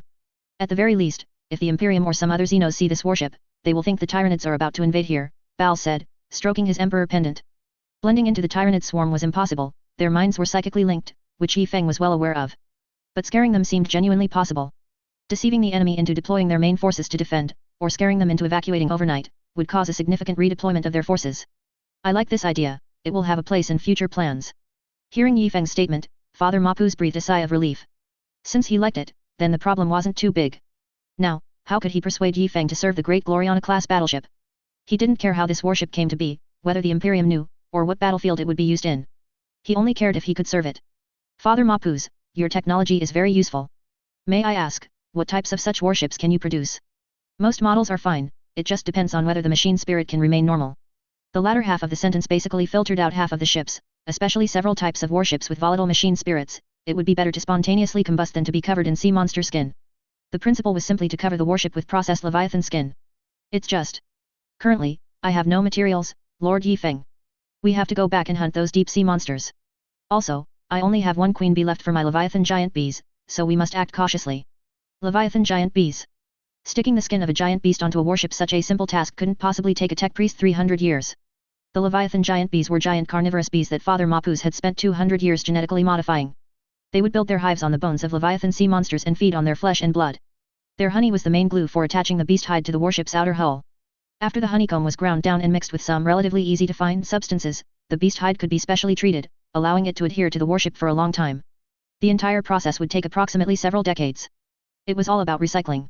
Father Mapuz hadn't yet determined the approximate service life, because to this day, the outer skin hadn't naturally aged, all damage had been from combat. Father Mapuz, do you mean we need to return to that star system to capture Leviathan sea monsters? I'm afraid it's not that simple. The Forge world might have control of that place. Although for them it's just a fishing world, a good base for providing fish, they might have deployed elite troops to ambush me. They know that if I sell the technology or decide to make a comeback, the only thing I can rely on are the Leviathan sea monsters there. Yi Feng pondered for a moment. This wasn't a big problem. The most important thing was, Father Mapuz, you've attempted warp travel. Does the warp affect the beast hide covering the warship's exterior? When the Geller field is stable, no. I also wouldn't dare to experiment with what happens when the Geller field disappears. This was very interesting. Everyone knew that the people's light could not be exposed. What if we covered it with a thick layer of Leviathan giant beast skin? Wouldn't it look very similar to a Tyrannid/Tyrannid hive ship? Imperial weapons generally emit fluctuations that allow enemy energy detectors to roughly determine the weapon model. However, they couldn't determine the weapons on the people's light. Coupled with its confusing appearance, it was very likely to be fooled by terms like bioplasma attack or organic lance. Anos, what do you think? Who is the great devourer? Anos expressed his displeasure in his own way. The conference hall became like a disco, with lights flashing at irregular frequencies. Left with no choice, the White Scar's big mech could only abandon this very Wadaak-like idea. Father Mapuz, your arrival has made a huge contribution to the people. You are truly a pillar of the Imperium of Man, of the Omniscias. Yi Feng entered the flattery stage, a scene Father Mapuz was quite familiar with. It was time to make a request. Chapter Master Yi Feng, when I arrived at the shipyard, I discovered a Gloriana-class battleship. Oh, you mean the Nightfall? It's under repair, and my shipyard's output for repairing Gloriana-class battleships is pitifully low right now. A Gloriana-class battleship building one could reduce the total output value of the Mars Forge world by 4.5%. The White Scar's flagship, the Sword Storm, was even more outrageous. It was initially built on the moon, but when the Khan returned, he wasn't satisfied no matter how he looked at it. With a wave of his hand, he had it all dismantled and rebuilt. I want the maximum power engine. So it was rebuilt. The Nightfall's situation was quite special. It was originally heavily damaged by the Invincible Reason during the Great Heresy, and it was not peaceful after entering the warp, having been involved in many battles. If it were in the real world, it would have been repaired in 10,000 years, but resources in the warp were scarce, and time was strange. To this day, large sections of the Nightfall's emergency repairs and parts we burned through and blew down haven't been cleared, and the requirements for rebuilding are very high. We don't have the original blueprints for the Nightfall, so we can only roughly repair it based on its appearance in combat records. The internal defense arrays were replaced with heretical devices from the flagship, and it also incorporated some Golden Age technology from STC template fragments. Yi Feng saw through Mapuz's meaning. I understand your feelings, Father, but the Gloriana-class battleship will take a long time to repair. Before that, Father Mapuz, I hope you can build enough Leviathan giant beast ships, approximately what looks like a very large biological fleet. Just looks like it. The Astartes Tech Marines were currently researching large-scale holographic projection technology and Eldar ship Phantom technology to be installed on the flagship. At that time, one ship would create 4 projections, making it seem like 5 ships were assaulting the front line, scaring the enemy to death. Respected Chapter Master Yi Feng, I am willing to hand over all my knowledge to you, only asking for a blessed position on the Gloriana warship, even if it means lowering my status, I can accept it. Father Mapuz almost knelt, and Yi Feng could see all his visible mechanical limbs fold up. There's no need for that, Father Mapuz. I can understand you being shocked by the Gloriana warship. Please accept my rick. Wait, Mapuz, do you know where you are right now? Only then did Mapuz realize, this was a large shipyard. There must be a big shot from the Adeptus Mechanicus presiding over it. To be able to repair such a large warship, it must be a forge world. Who was presiding? Was it Christina, whom Yi Feng mentioned? This is, the Red Tide's forge world. Rather than a forge world, a Mechanicus arc might be more understandable. You can think of it as a combination of a phalanx and a Mechanicus arc. Mapuz was completely confused. The others didn't intend to tease him further. After the priest learned the truth, he found a small room and started chanting prayers to the Omnissiah. Just 22 hours later, he emerged. It could be said that he was the most accepting Adeptus Mechanicus personnel, mainly because he spent over a dozen hours deleting the emotional gibberish that had popped up in his head. Yi Feng summoned ANS and Rogier. ANS, you are now the backbone of the Wolf Brothers, aren't you? Not really, there are still hundreds of brothers I can't beat, ANS said truthfully, but Rogier clapped ANS heavily on the shoulder. This kid is great, let him lead the 6th Company. The 6th Company now had 300 warriors, with ample military strength, so ANS could serve as company captain concurrently. Why? The Wolf Guard, 6th Company Honor Guard, had 800 men, led by Kurosal. So ANS could be a company captain, but still rank below hundreds of brothers? Don't ask, if you ask, it's because he learned from you, Yi Feng. Rogier was very bored. Besides the very old warriors who were scattered across various worlds, most of these Wolf brothers stayed on the flagship. Yi Feng also wasn't at ease letting them go out and wander. The 6th Legion, without its Primarch, was now like a husky. If you let them out again, they might just tear down your home. About 1,000 homewreckers, a few hundred unlucky lamenters, and 900 loudmouth angels of dawn formed the main military force on the flagship. ANS, your home world, the so-called Fenris II, is an ocean world, if I remember correctly. No, Chapter Master, there are only a few land islands, the climate is cold, and the ocean is very deep. Do you have the specific depth? And the seawater composition is also needed, Rogier. Do you think it's feasible to raise the Leviathan sea monsters Father Mapuz mentioned on Fenris II? Rogier sat down casually. Brother Yi Feng, I haven't seen that Leviathan sea monster. We need to fight it to see the situation. I think it's feasible. The environment on my Fenris is thousands of times harsher than there, which is how we cultivate the best warriors. ANS didn't get angry hearing this, because he had heard it countless times. Rogier's catchphrase was, you're still a little short of being comparable to the warriors of Fenris. For Rogier, Fenris had become a persistent ache in his heart.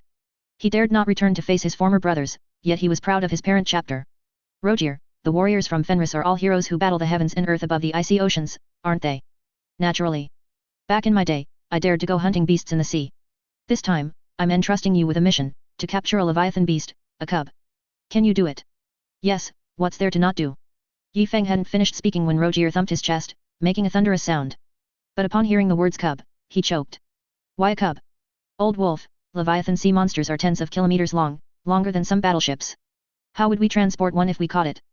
Build a space swimming pool hundreds of kilometers long. What do their cubs look like? Yi Feng threw out a set of photos taken by Father Mapuz.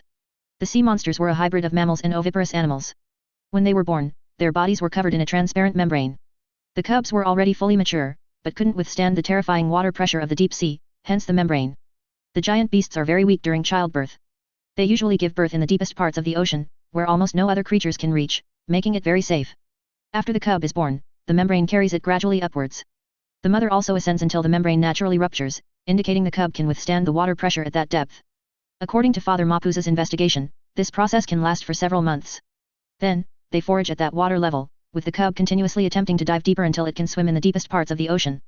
The mother then leaves its side. Yi Feng issued the combat mission. The main force would lure the enemy's mothers to the surface, which could be a global operation. The Wolf brothers would pilot specialized submarines to descend to the seabed to find the young, then use a large amount of colon-made anesthetic injection missiles to sedate the young, enclose them in a water tank, and then surface with the water in the vessel. The water pressure down there is terrifying. To maintain the submarine's upward buoyancy, they would have to activate the engines for active ascent when near the coast, which would alert the Leviathan sea monsters. In short, this was a home invasion and kidnapping. The most important point was only one. You wolf pups are forbidden from disassembling the anesthetic missiles to steal and drink the medicine. Don't worry, leave it to me. Rogier's smile was harder to suppress than a call pattern bolter. Over the next few days, the entire People's Light was in an uproar, with the Wolf brothers committing offenses right under everyone's noses, drinking the anesthetic before it was poured into the harpoon missiles. Their methods included, but were not limited to, disguising themselves as lamenters, running to Situware and telling him that a tech marine wanted him to move the anesthetic to the missile bay. Robbing legitimate transport convoys halfway through. After that incident, the internal transport team was courteously guest-starred by Angels of Dawn warriors. First, they drank all their hidden colon wine to prevent Brother Enk from desperately pouring their wine into the missiles. After repeating this cycle, Chef Tinos finally collapsed from exhaustion. Brewing wine is too tiring. Chapter Master, why don't we expand the colon cultivation base? Rogier secretly smiling. In short, by the time the flagship arrived at the target world, the harpoon anesthetic missiles were barely assembled. The Adeptus Mechanicus personnel were bustling below, while the Skitarii stood quietly outside, looking lifeless. The dawn of light had temporarily come out, finally fully repaired after years of maintenance. Upon seeing this familiar warship, the Adeptus Mechanicus felt a sudden pang of agony, as if a piece of their flesh had been cut off, even though they mostly lacked flesh. The Archmagos, who had been waiting there for a long time, immediately called for reinforcements and emerged in a light cruiser. Oh no, Father Mapuz has joined the Red Tide. Things are not going to be easy. Since the 100-year period passed, Leilo's transactions with him had steadily decreased. This time, the arrival was even more significant. Inside the dawn of light was either Yi Feng or his chief disciple. The orbital cannons began to turn, and the warship's weapon arrays warmed up. There's no need for this, old friends, it's me, Yi Feng. I apologize, we've recently discovered small pirates constantly raiding our transport ships, so we've heightened our vigilance. There's absolutely no intention to target you. Small pirates? No worries, if big pirates come, we absolutely won't let you discover us. Adeptus Mechanicus? A priest, fuming with anger, rushed forward in a small skiff. Yi Feng simply said, your rank isn't high enough, go back. The dawn of light suddenly accelerated, and the small skiff nearly crashed into the thick armor of a battle barge. The Adeptus Mechanicus Archmagos commanded his warship to maintain an advantageous position, but the battle barge did nothing but forcefully squeeze into the star system's defensive orbit. Warnings are useless, Archmagos, come over and talk. We're not unreasonable people, come over and talk to us. The Archmagos broke into a cold sweat. Why did it feel like they were about to eliminate him? Under duress, he could only bring his most expensive and fiercest Skitarii to the meeting. Upon arrival, Yi Feng spoke first. Ho, it's you. Then I'm relieved. What are you planning to do with that big treasure outside the galaxy/Milky Way? Counting the days, there isn't much time left until the next 100-year trade. How are your preparations coming along? To talk about this? Well, that's good. If it's just passing by. Hey, why are you starting to smash submarines? My goodness, and with covering fire. The dawn of light fired a few lance blasts towards the sea, and at the same time, the Adeptus Mechanicus alarms echoed throughout the entire star system. More than a dozen strike cruisers appeared in this star system. Chapter Master Yi Feng, what is the meaning of this? Are you going to completely seize that ancient treasure? Why are you bombarding our world? Both sides were too lazy to beat around the bush. The Archmagos took a stance, you must compensate us for all our losses. This will be an enormous sum. I won't compensate. What can you do?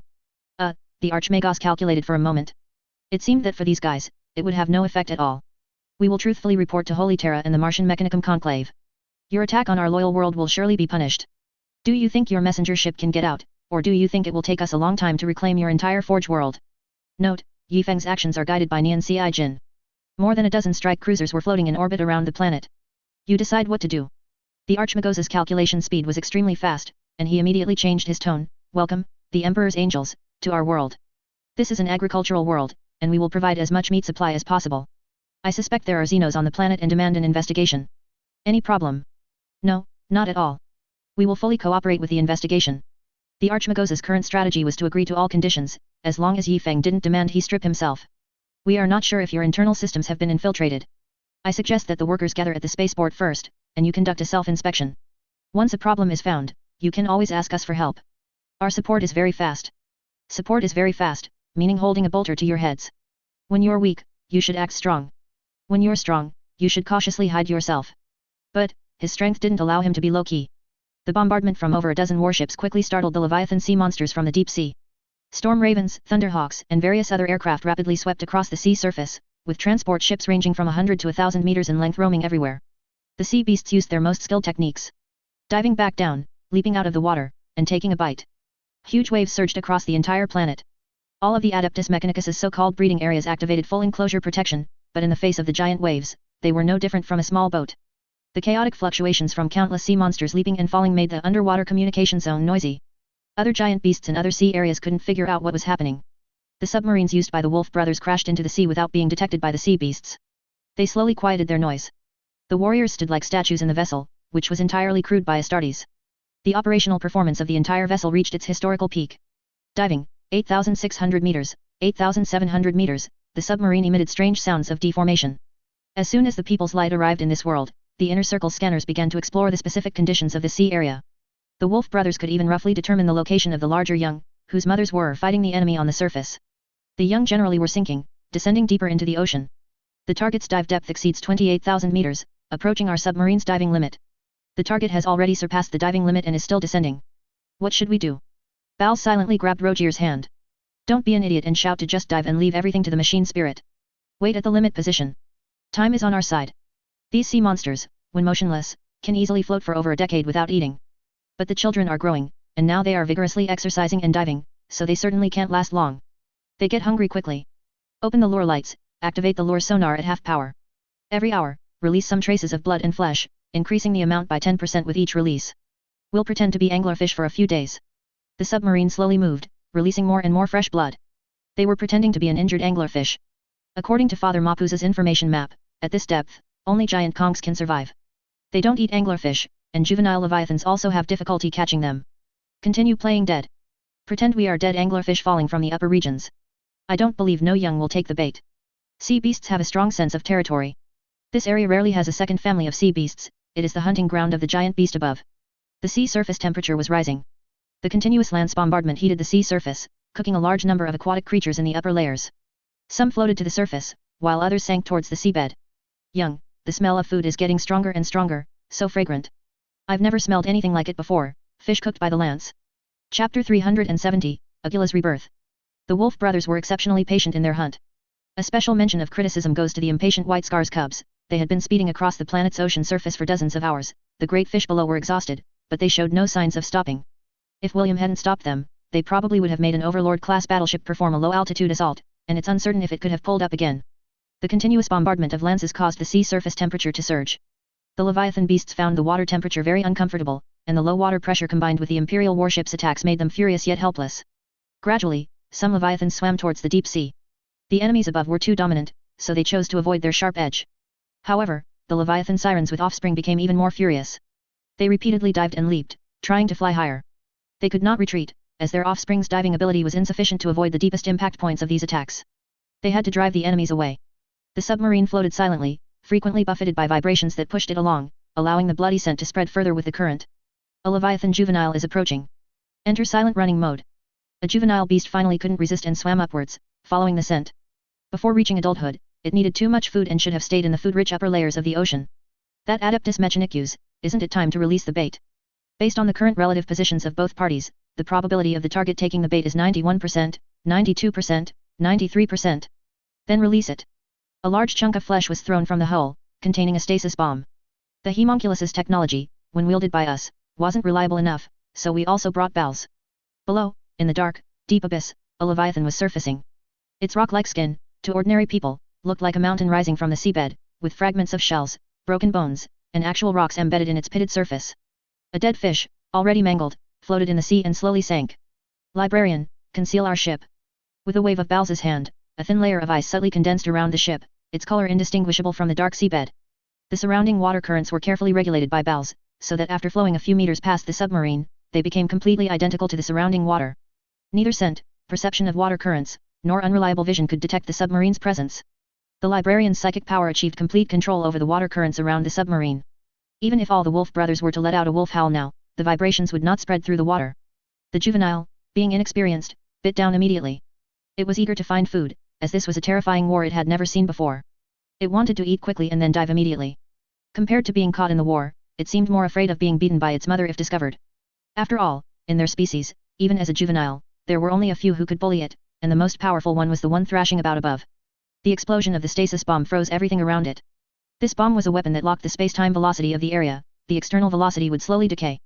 The submarine was about to begin its work. Balz, lend us a hand. The surrounding water currents began to swirl, forming a vortex, a strange, upward-flying reverse vortex. The submarine and the stasis-affected target quickly ascended. Sections of the deck unfolded, beginning to envelop the stasis-affected juvenile. Although it was only a few hundred meters long, it would require an extra-large transport ship to carry it. Like the kind that transports an Emperor-class Titan. The giant beast above noticed the anomaly below. It let out a cry but received no response. It leaped high, biting at the transport ship that was attempting to descend. After failing, it immediately plunged downwards. Seizing this opportunity, the transport ship successfully approached the sea surface. Below, a speed differential was about to be exploited. The submarine rapidly ascended under psychic influence. The Leviathan beast is approaching. Balz shifted his psychic power, erasing his own traces and leaving a depth charge in his original position. The Leviathan beast frantically dived, its cries to its offspring becoming more frequent. It thrashed its tail uneasily, creating huge waves on the sea surface. The commotion was so great that a giant turtle that had spent its entire life stacking armor in the sea, experienced fresh air for the first time. The damp sea breeze, carrying scorching hot air, brushed over its shell and then shattered into pieces on the transport ship's deck. At this moment, everyone on the submarine was incredibly tense. It's coming. Hard to port. The submarine made a sharp turn to brace for the imminent massive current. The depth charge exploded 10 kilometers below them, and the huge shockwave was quickly perceived by the Leviathan mother. It rushed down in a frenzy, barely noticing a patch of relatively still water to its side. Powerful fins stirred up huge undercurrents. The entire submarine completed its adjustment in 1 second, mechanical peak performance was no more than this. The machine spirit's mood could no longer restrict this vessel, the immense power of the Primaris Astartes controlled everything. By the time the target dived and realized something was wrong, and turned back, we had already reached the surface. The operation was a perfect success, my foot. The speed of the undercurrent exceeded the Adeptus Mechanicus's predictions. The Leviathan beast once again set a new extreme record, sending them all the way to the edge of the sea monster's territory. To the side, another Leviathan sea monster was frantically rushing towards them. As it was about to approach the submarine, the lenses from above fell with increasing frequency and speed. It also swam faster. If I can't beat you, can't I run? Going to other Leviathan's territories is better than taking a beating here. The Crimson Torrent's offensive was too terrifying, it had scared it silly. The submarine was hit by the first wave of pre-currents, buffeted by the water and spinning in place. A small amount of the shockwave penetrated Balz's psychic power, impacting the submarine's outer hull, causing terrifying deformation of the shell. Don't panic, you wolf pups. If the big charlatan Lucas were here, you'd understand that the deep sea isn't frightening at all. You can swim up wearing power armor and carrying a brother on your back. Hat, Rogier, are you looking down on me? Believe it or not, I'll turn you into an ice cube right now and let you slowly float to the surface. Balz didn't even turn his head, concentrating on controlling everything. The submarine traced an incredible arc through the water, then shot towards the surface like a cannonball. Transport Ship 1 reporting, the waves on the surface are too big, we can't land effectively. The Leviathan mother's hastily diving tail had created huge waves, forcing the transport ship to pull up sharply. The turbulent waters below made it impossible to stop steadily. Balz's voice came through the comms channel. He gave an aerial coordinate. We will arrive in 3 minutes. Upon arrival, open the hatch immediately. But that's 500 meters in the air. Request confirmation of order. Captain Hops, have you ever played air catch? Hops? A black shadow, several hundred meters in diameter, appeared on the sea surface. The surrounding water waves crashed chaotically, disordered and like the warp. Hundreds of feet of waves rose from the sea surface. Captain Hops's expression was uncertain. A Leviathan could leap out at any moment. The auger array observer was shouting, and the captain could visually see the huge shadow rapidly swimming in the distance. Transport Ship 1, requesting emergency evasion. Agreed. Hatch will close in 30 seconds, then initiate emergency maneuver. Balz's voice carried a hint of breathlessness. 30 seconds? Bang! The submarine, launched by inertia, shot out of the water. Its deck was almost a twisted wreck due to the pressure. A psychic glow enveloped a dark blue sphere of water, heading straight for the transport ship. Fire, fire quickly. Captain Hops clearly saw that behind the sphere of water, an abyssal maw a kilometer in diameter had opened, heading straight to bite the transport ship. Eat cannonballs, you bastard. A huge tremor came from the rear of the transport ship. Hops made a decisive call, close the door, evade. The transport ship performed an emergency sidestep. The Leviathan beast opened its mouth with all its might, the annoying enemy was right above it. This was the best opportunity in over a dozen hours of torment. Remnants of fish bones were exposed between its bloody fangs. The observer was terrified, his bowels loosening, as the brutal maw filled his entire field of vision. I am staring into hell. Captain Hops let out a soft cry, fire.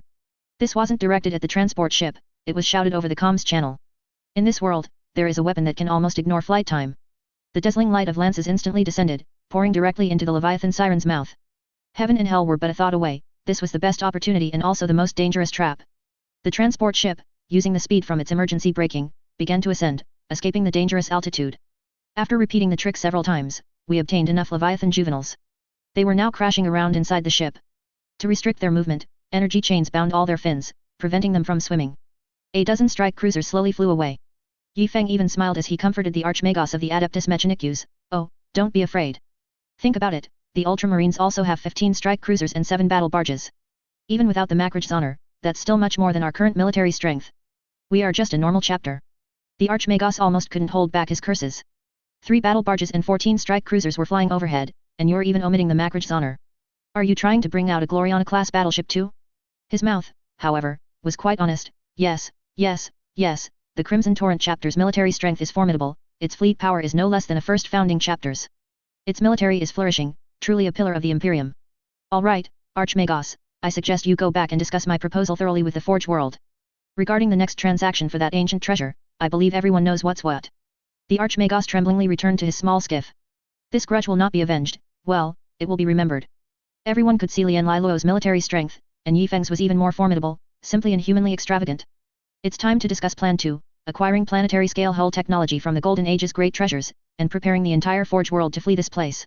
Agila, wake up, Agila, we need to start moving. The word-bearers anxiously knocked on the rune-covered cabin door. The warship was about to reach Huron's territory. A brand new martial arts tournament was about to begin. The Skull Feast Championship, hosted by Huron, Lord of the Red Corsairs, welcomed talents from across the warp. The winner takes all, the losers die, and all contestants were top warband leaders from the warp. And Agila, this White Scars traitor, who had been thoroughly beaten by the Red Tide, was still in seclusion. The talismanic cultivator, crossed out, calligraphy master Agila, had lost his wolf hair brush. Now, on a dilapidated light cruiser, he was engrossed in researching ways to strengthen himself. Only the one-sidedly infatuated word-bearers and some Slaanesh followers accompanied him. Occasionally, Slaaneshi demons would suddenly appear on the ship, which was normal, the corrupted warship Skeller Field had some issues. They giggled and roamed, bumping their heads against the outer wall of Agila's rune-filled room before leaving in a huff. Thud. The entire warship vibrated violently as another warship collided with it.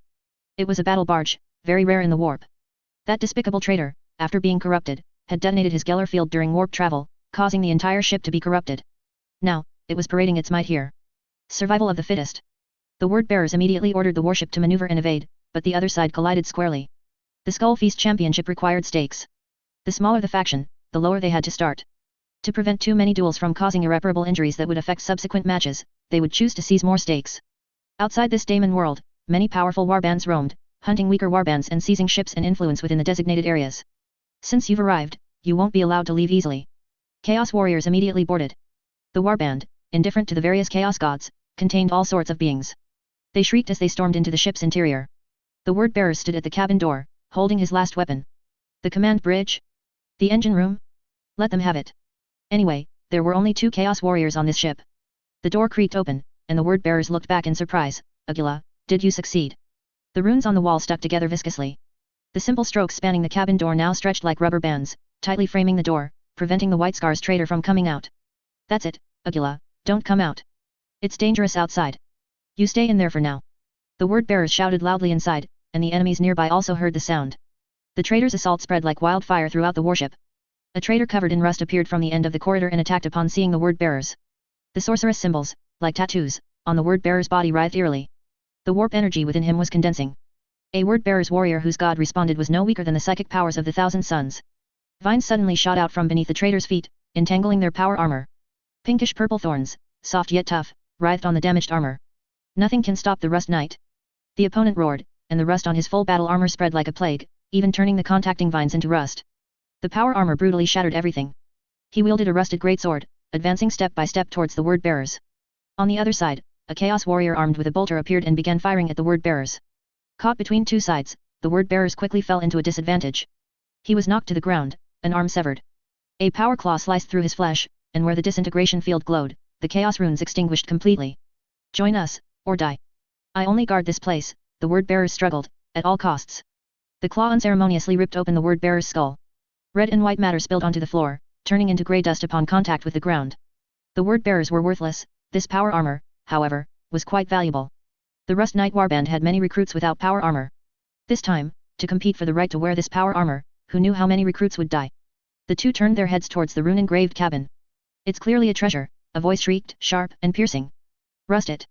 All things have an end. The sound was like the nauseating friction of an old millstone and sandpaper. Rust was spreading, knights were cleaving, and two more chaos warriors arrived.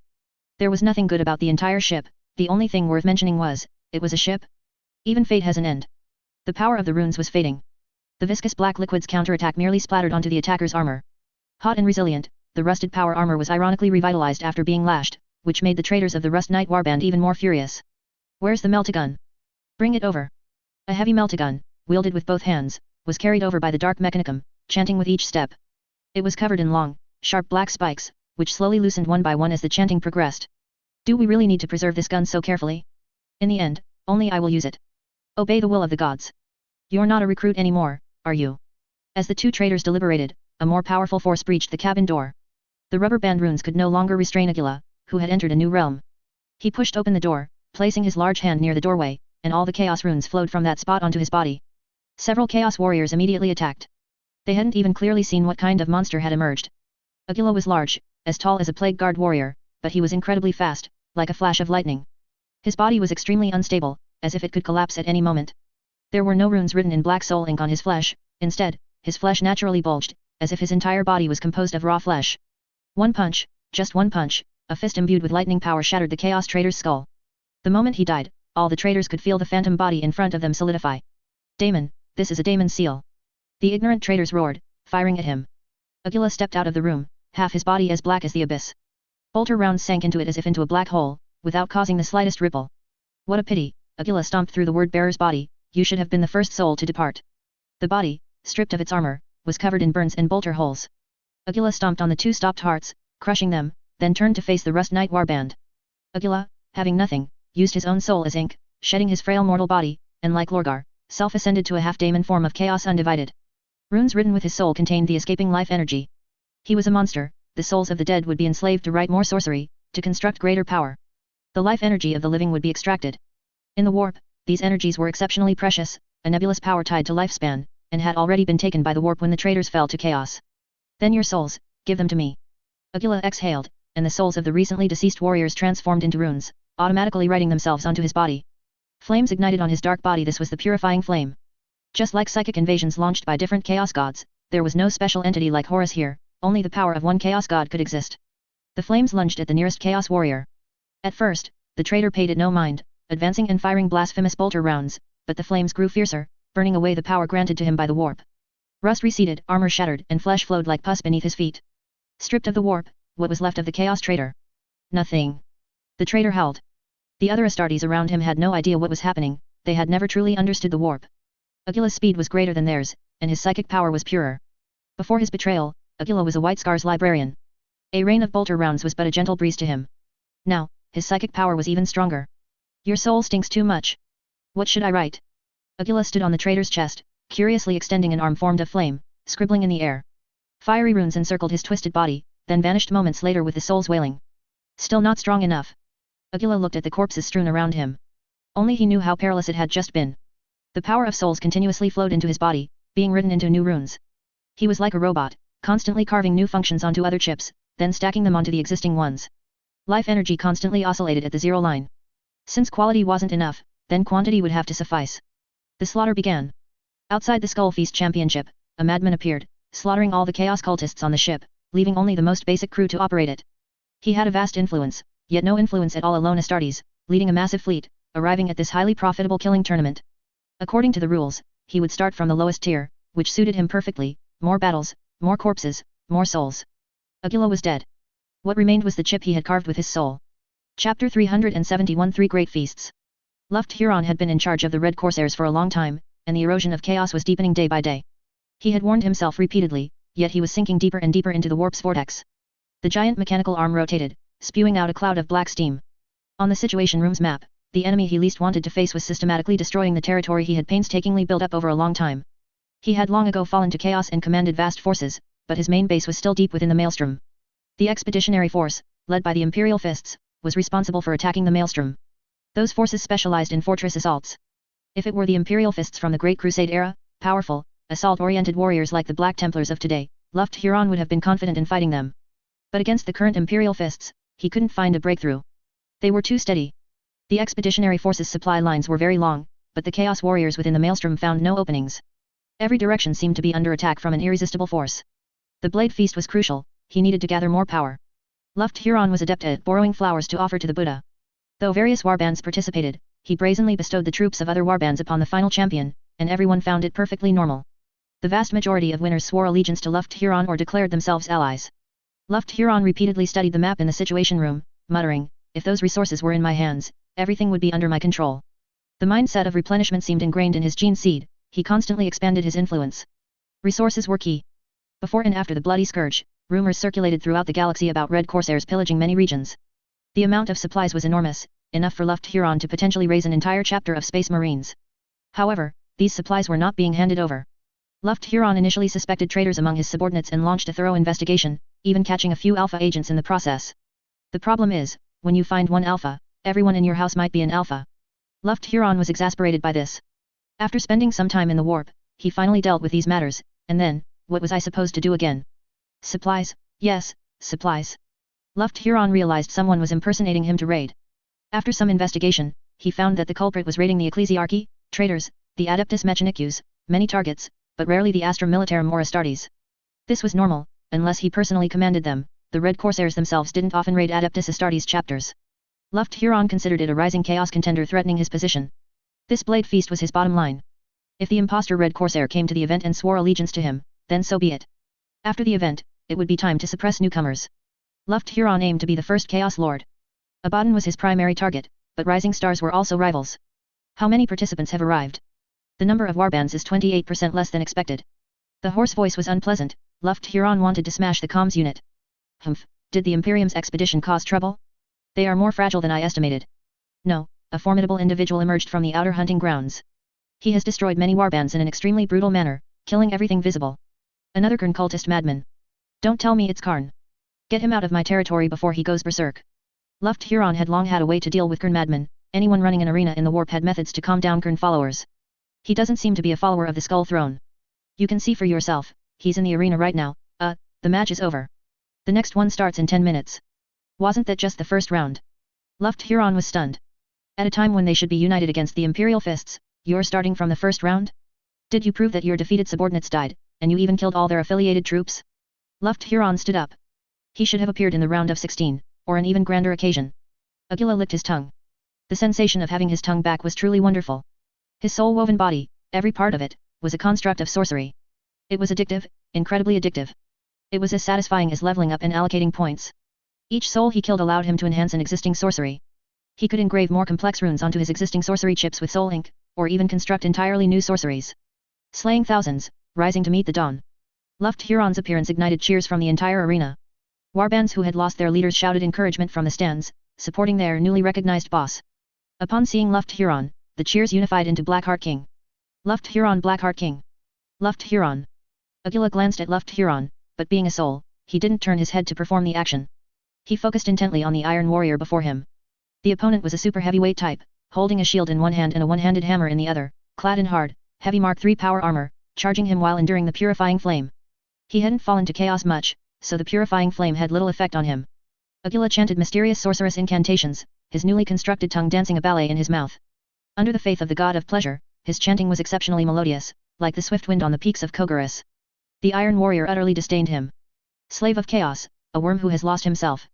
During the 4th Legion's invasion of the Calixus sector, his forces were annihilated.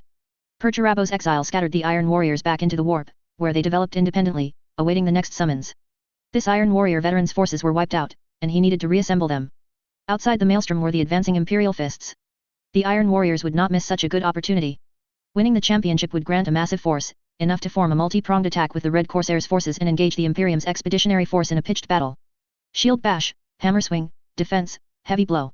He fought, hammering the opponent's inhuman body again and again. Lightning struck the front of the Mark III power armor, creating a small crack, while his heavy blows landed squarely on the opponent's head. The chanting continued, and Luft Huron watched the arena with interest. The Iron Warrior swung his hammer wildly. The purifying flame on him gradually faded. The ornate language deceived the Iron Warrior's senses with psychic power. He was fighting in an illusion. Many in the audience were also in an illusion, only a few individuals highly favored by the warp watched the battlefield with amusement. Purifying flame removes blessings, and false chanting draws into illusion. This was a combo attack. Agila's storm power was gathering. The power of the White Scar's great prophet was recondensing within him, though this time, his storm was only a shadow. Above, the sky was calm, but on the arena stage, the shadow of a storm was forming. The Iron Warrior's movements became slow and stiff. He was still fighting. Step forward, swing, raise shield. Step forward. He stepped into the shadows, his ancient power armor boots sinking, yet he remained oblivious. Have you ever seen the shadow of a shadow? Within the pitch-black storm were the roars of countless lives. Agila stood calmly on the stage, completing the immense sorceress storm he had been channeling for a long time. This technique was taught by the word-bearers. Luft Huron was very interested. He lacked a librarian, one who could replace the current librarian whose loyalty was difficult to guarantee. Go and approach him. Ask if he's willing to withdraw from the competition and join us directly. I will give him a position befitting a senior librarian, provided he can prove his ability and loyalty. Loyalty, what a foolish word. A veteran hurried away. Luft Huron turned to another veteran. Go investigate his detailed background, the more detailed, the better. 3 minutes later. Agila rejected our invitation. He didn't show any aversion to us, he wants to complete the entire blade feast. That's good then. While the maelstrom raged, its edges were equally embroiled in fierce conflict. Events like the Blade Feast usually accommodate the current battlefield situation. The most common scenario was to hold the contest in the ruins of a battlefield after a major victory. The Celestial Lions chapter conquered a planet, a Drukari/Dark Yildari stronghold. Brave Emperor's angels stormed the planet, battling hundreds of Drukari/Dark Yildari, ultimately killing more than half the enemy, with the remnants fleeing in disarray. This was a slave world. All creatures, including humans, nomadic Teo, and even Eldar, were their captive pets, either working under the lash or being killed under it. The Sons of Dorn couldn't understand why this Drukari/Dark Yildari faction had established a complete slave world on the planet. Shouldn't they be pirates who raided and fled? Nevertheless, dead bodies don't lie. The dismembered remains of these Drukari/Dark Yildari were plainly displayed. This was undoubtedly a great victory that boosted morale. Other Sons of Dorn arrived here. Although it was the Celestial Lions chapter's home ground, it looked as if the Imperial Fists were organizing it, as everyone had gathered here because of this expeditionary force. Chaos Sorcery had predicted the grand event to be held here. The Blade Feast, chapter elites, wearing scout armor and armed with combat knives coated in anesthetics, hacked at each other. A large number of elite veterans quickly fell into unconsciousness. This was an excellent opportunity for a counterattack. Chaos forces planned to launch an assault on this planet. The assault had to be silent. Chaos altars were crucial teleportation points for assault forces. Xianch was watching the mortals here, especially the slaves beneath the decks of the Imperial Navy warships. Within such a short time, 3 insane martial arts tournaments were simultaneously underway. Luft Huron's Skull Supremacy, the Sons of Dorn's Blade Feast, A&D. The Orcs' galactic biggest Waik. This significantly reduced fighting in most parts of the galaxy, though, of course, the intensity of war in localized areas sharply increased. The Ultramarines were still rushing, with Guilliman personally leading a large army straight to the Storm sector, while the expeditionary force led by the White Scars had already engaged the Orcs. The White Scars moved through the star system, and their scouts provided one outrageous report after another, making the expeditionary force behind them question the accuracy of the intelligence. Amidst the doubts of many chapters, scouts from different gene seeds were dispatched, and the intelligence they gathered became increasingly outlandish, with the number of enemies growing exponentially. It wasn't that the White Scars' reconnaissance capabilities were lacking, but rather that for every day delayed, the number of Orcs would increase by a terrifying order of magnitude. Among the 2 chapters of the second founding in this expeditionary force, one was the Black Consuls chapter, direct descendants of Guilliman and adherents to the Codex Astartes, and the other was the Flesh Tyros chapter, the most unstable and ferocious warriors among the Iron Hands. They were like an extremely violent ball of lightning, rapidly traversing the galaxy, using the fastest and most aggressive tactics to kill all heretics in their path. The Black Consuls chapter prepared to launch a drop pod assault, as they excelled at this. In all previous battles, they were the main assault force. As long as they dealt with the enemy's command system, the extremely bold and ferociously violent Flesh Tyros chapter behind them would utterly destroy the enemy. However, this time, they were stopped. A direct order from Magan Khan of the White Scars has been delivered. Magan Khan, the current chapter master of the White Scars, was initially held in high regard by the White Scars warriors. His predecessor, Jubal Khan, suffered severe injuries after being captured by the Red Corsairs. Although later rescued, he could only be kept alive in a life support system under strict supervision by the chief apothecary. After 200 years as a fountain commander, he completely lost his sanity and was granted the Emperor's mercy. Jubal Khan's gene seed was implanted into Magan as a recruit. He is now over 600 years old, an experienced chapter master, apart from not being very fond of dealing with relations with other chapters. The Black Consul's chapter accepted the order and ceased their attack, while the madmen of the Flesh Tyros paid no heed to his operational guidelines. A large army has its own way of fighting, and a small army has its own way of fighting. Their current target was an extremely fringe Orc star system, an outer region of the Orc Wadaik. However, they couldn't be blamed for being too aggressive. Their home world, Leakaean, was in the storm sector, and from the perspective of the warp, it was already quite close to this location. During their almost inhumane reconnaissance, scouts discovered that in this star system, there were large numbers of orcs on 2 planets. One world was lush and green, with many structures resembling slums, while the other planet, its moon, was being hollowed out into a battle moon. The warriors of the Flesh Tyros realized that beneath lay countless shipyards and innumerable mining operations. The Sons of Dorn always possessed an extraordinary keenness for such things. That battle moon is not right, warship are emerging from it. This is a hollow shipyard, a tech marine said, attempting to comprehend these creations that defied the Omnissiah. The chapter master's gaze focused on another spectral signal feedback. No, this is a rich mining moon. They are mining and building warship at the same time. With insufficient forces, they, who advocated for genocidal combat, adopted a very bold approach. A warship bypassed this planet, steadily approaching its sun from the other side of the star system. An antimatter bomb, from an Adeptus Mechanicu's secret vault, was deployed. The deployment was so covert, and the sun's reaction so intense. The Imperium of man's power requires long preparation to destroy a sun, but the Flesh Tyros' strategic objective was merely a powerful radiation storm. A colossal radiation storm impacted the Orcs' world. On the planet's far side, an Orc boss was forcing the boys to speed up mining to build the magnificent Wadaik. War God in his Big Mech's mind, while in the daytime region, Gretchen looked up, and the sun in the sky seemed to have brightened a little.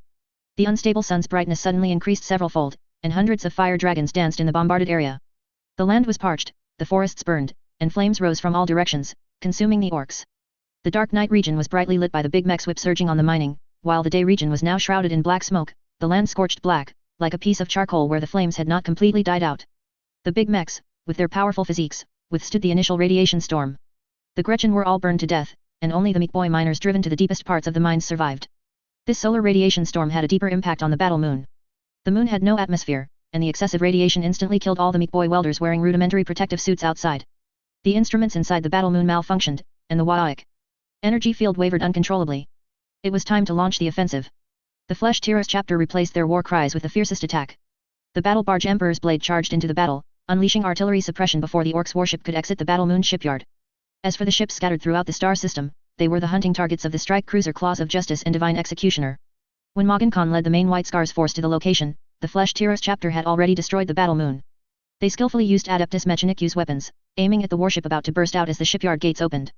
Many of the surface facilities on the planet were destroyed by the radiation storm, and the battle moon's external defenses were greatly weakened. The battle barge flew to an extremely close position, using its bombardment cannons to destroy the outermost warship in the shipyard. The wreckage completely blocked the shipyard's gates. The Orcs below roared, and Orcs poured out of the underground tunnels, raising their proud big guns and firing into the sky. Several big mechs, carrying a missile, rushed out, slammed the big, straight, dilapidated missile into the ground, lit a Gretchen's butt on fire, threw it onto the missile, and then turned and ran. The Gretchen scrambled, screaming, lighting the missile's fuse. A missile ascended like a firecracker. Or rather, was this a giant firecracker? For the Imperium's capital ships, tens of kilometers long, these attacks couldn't even make the void shield ripple. The Imperial Navy, cooperating with the chapter, never missed an opportunity to kick a man when he's down. Although slower than the Astartes, they arrived at the bombing position, and their warship concentrated fire, riddling the battle moon's surface with holes. Magan Khan could see half of the moon's core, the part the Orcs hadn't yet built. The hunt has begun, these damned disobedient fools. Magan had an extremely poor impression of this chapter, which lacked strategic foresight. The sun's radiation storm continued. Do not imagine that the effects of this bombardment would quickly disappear. The sun's unstable rampage would last for hundreds, even thousands of years. Setting aside future governance for now, the presence of the radiation storm destroyed a large number of Orc troops, but also made it difficult for mortal forces to land. The most insane warriors of the Iron Hands didn't care about such things. They never valued mortal lives, advocating for the weakness of flesh and the ascension of the machine. Even the chapter's auxiliary forces were highly mechanized and augmented units. They even intended to force the Orc boss here to reveal itself with an Astartes assault, and then crush it directly with fragments of the battle moon. Magan Khan diverted many troops, leaving only the Imperial Navy and Mordian Iron Guard support forces here. The Orcs stirred. Hearing, from a psychic perspective, that there was a battle here, the Orc Wadaik battlefield began to shift in this direction. The Flesh Tyros chapter's extermination operation seemed to be a priority, yet the crisis in this star system had not been resolved, more spacefaring orcs were rushing towards this location. The battle had already begun. If the flesh tearers wanted to fight, they could continue, and even make the sun's outburst more violent, the radiation storm more insane. Magan Khan was a strategist who could assess the situation, and his teammates' actions were also within his strategic considerations. The flesh tearers had turned this planet into a death trap, and the orcs were converging here to fight. As long as there was movement, it was a good thing. The White Scars excelled at this, seizing an opponent's weakness in motion. They could spend years constantly shifting and rampaging, tying up the orc armies, and seeking opportunities for a killing blow from the gaps. Under the command of 3 captains and 1 chapter master, the expeditionary force split into 4 routes. While the enemy was rushing towards this area, they either attacked mid-crossing, or went straight for the rear, or drew fire, constantly pulling apart and tearing the orc fleets, scattering them across a large battlefield. Po Zha's objective was very firm, to fight the orc boss of the Goth clans. That was the biggest and strongest orc. Let's see if you're strong, or if my Space Hulk is strong. The Death Skull clans, Blood Axe clans, and others were all advancing towards the direction where the tin cans appeared. Magan led an elite expeditionary force directly to the internal core world. Those were the orcs who always adopted a defensive stance, the Snakebite clans. It's true they weren't good at mechanical manufacturing, their warship were indeed not as good as other clan. But they could grow delicious mushrooms. They had an inherent advantage on land. All sorts of Gretchen and strange new mushroom species turned the world into a terrifying hell, not inferior to a plague world. It almost rivaled Katachan. When Magan Khan's army arrived here, they had already passed several massive orc fleets. There shouldn't be any orcs left, right? Scouts, go. This was a deep zone never before reached by scouts. The Inquisition had once desperately transmitted vague messages from here. A White Scar's Thunderhawk zipped past the site where an Inquisitor's body was found, heading straight for the dark green planet below. Chapter 372, The Snakebite Clan's Territory. Magan Khan truly didn't expect that the first batch of 7 scouts would crash. 4 White Scar's warriors to crash. And they were led by elite veterans. Magan Khan had only one judgment for this planet, Exterminatus. It absolutely needed an Exterminatus. Rescue our brothers, then evacuate immediately. Stay alert, there might be an orc boss hidden here. The world below was filled with poisonous mist, and mushroom spores spewed out purple clouds, obscuring the sky and polluting the entire atmosphere. If the Bloodblades chapter were here, the radiation storms they created would barely harm the planet. Allowing the Snakebite clans to calmly set up ground defenses would make for a terrifying battlefield. An atmospheric aircraft conducted a localization attempt for the lost scouts, and it also crashed. The last signal from the aircraft indicated an abnormal intake. The plane had purple mushrooms growing on it. Fully enclosed space and land dual-purpose weapons were deployed. A Thunderhawk transport swooped into the area where the scout unit's last signal was received. The Thunderhawk transport is a modified Thunderhawk gunship. For the White Scars, such a transport might seem a bit, not powerful enough. The focus was on the cargo inside them. 3 attack bikes and 6 combat bikes. Attack bikes are sidecar motorcycles. The main driver usually controls the twin-linked bolter mounted in front of the handlebars, while the warrior in the sidecar has many more weapon options. The small sidecar can be equipped with multi-melta guns, or multi-linked heavy laser cannons, or multi-linked heavy bolters. The White Scars warriors were already mounted on their bikes. No matter how bumpy the Thunderhawk was, they sat steadily on their vehicles. The yellow and red warning lights inside the Thunderhawk flashed with increasing frequency. The power of the RX-92-00 hybrid rocket thrusters at the rear of the transport was mysteriously decreasing, and many red fungi appeared on the deck. The auger array painstakingly scanned through the spore clouds, searching for possible targets. The readings below were chaotic, the biological count had long since maxed out, and spores were also being counted as life. We found the crash site of the scout vehicle. It's orcs, those grey-green orcs and their large livestock. Below, a group of orcs was dragging the mushroom-covered scout vehicle back, using specially cultivated transport Gretchen. They were enormous, like a lemon rust tank, moving slowly but capable of carrying a lot of cargo. These orcs seemed to be treating the Space Marine scout vehicle as a small mushroom-picking basket, stopping frequently to casually pick strange mushrooms and toss them into the vehicle wreckage. Oh, I think these shiny, smoky bright bits are just right for spicy, numbing big mushrooms, orc language. Stop babbling, get to work. The big orc behind him whipped the talking Gretchen on the back, urging them to move forward immediately. A grumble and a roar sounded simultaneously. The whip was also a long, slender Gretchen with a head full of spikes. The so-called lashing was the big mech grabbing the whip Gretchen's tail and swinging it to strike the Gretchen. The whip Gretchen's pointed mouth could also bite the Gretchen. The lashed Gretchen grabbed a fishing rod with a delicious big mushroom tied to it. Both the transport Gretchen and the big orc loved to eat this mushroom. The fishing rod, with the mushroom, swung past the transport Gretchen's nose. This was a skilled job. If it swung too close, the delicious mushroom would be eaten by the Gretchen, and the big mech, deprived of his dinner, would take his anger out on him. The transport Gretchen suddenly accelerated, making the big mech's movements very professional. He stood on the bumpy back of the Gretchen, his hands wrapped in 2 layers of bark, seizing opportunities along the way to grab poisonous mushrooms from rock faces and parasitic trees and throw them into the vehicle. Boss, look at the sky. No talking while working. The boss gave another lash before looking up at the sky. In that brief moment of delay, the Thunderhawk transport had already flown past, and a battle cannon shell grew larger and larger in the orc's eyes. This transport convoy was overturned, the Gretchen were blown away, and the transport Gretchen collapsed weakly. The boss's angry roar echoed through the entire forest. First move, flushing the snake out of its hole. The Thunderhawk transport had now reached a cliff, the only rocky area protruding from the surrounding forest. The White Scars looked down at the dense woods and lush mushrooms below. The combat effectiveness of their motorcycles would be greatly reduced.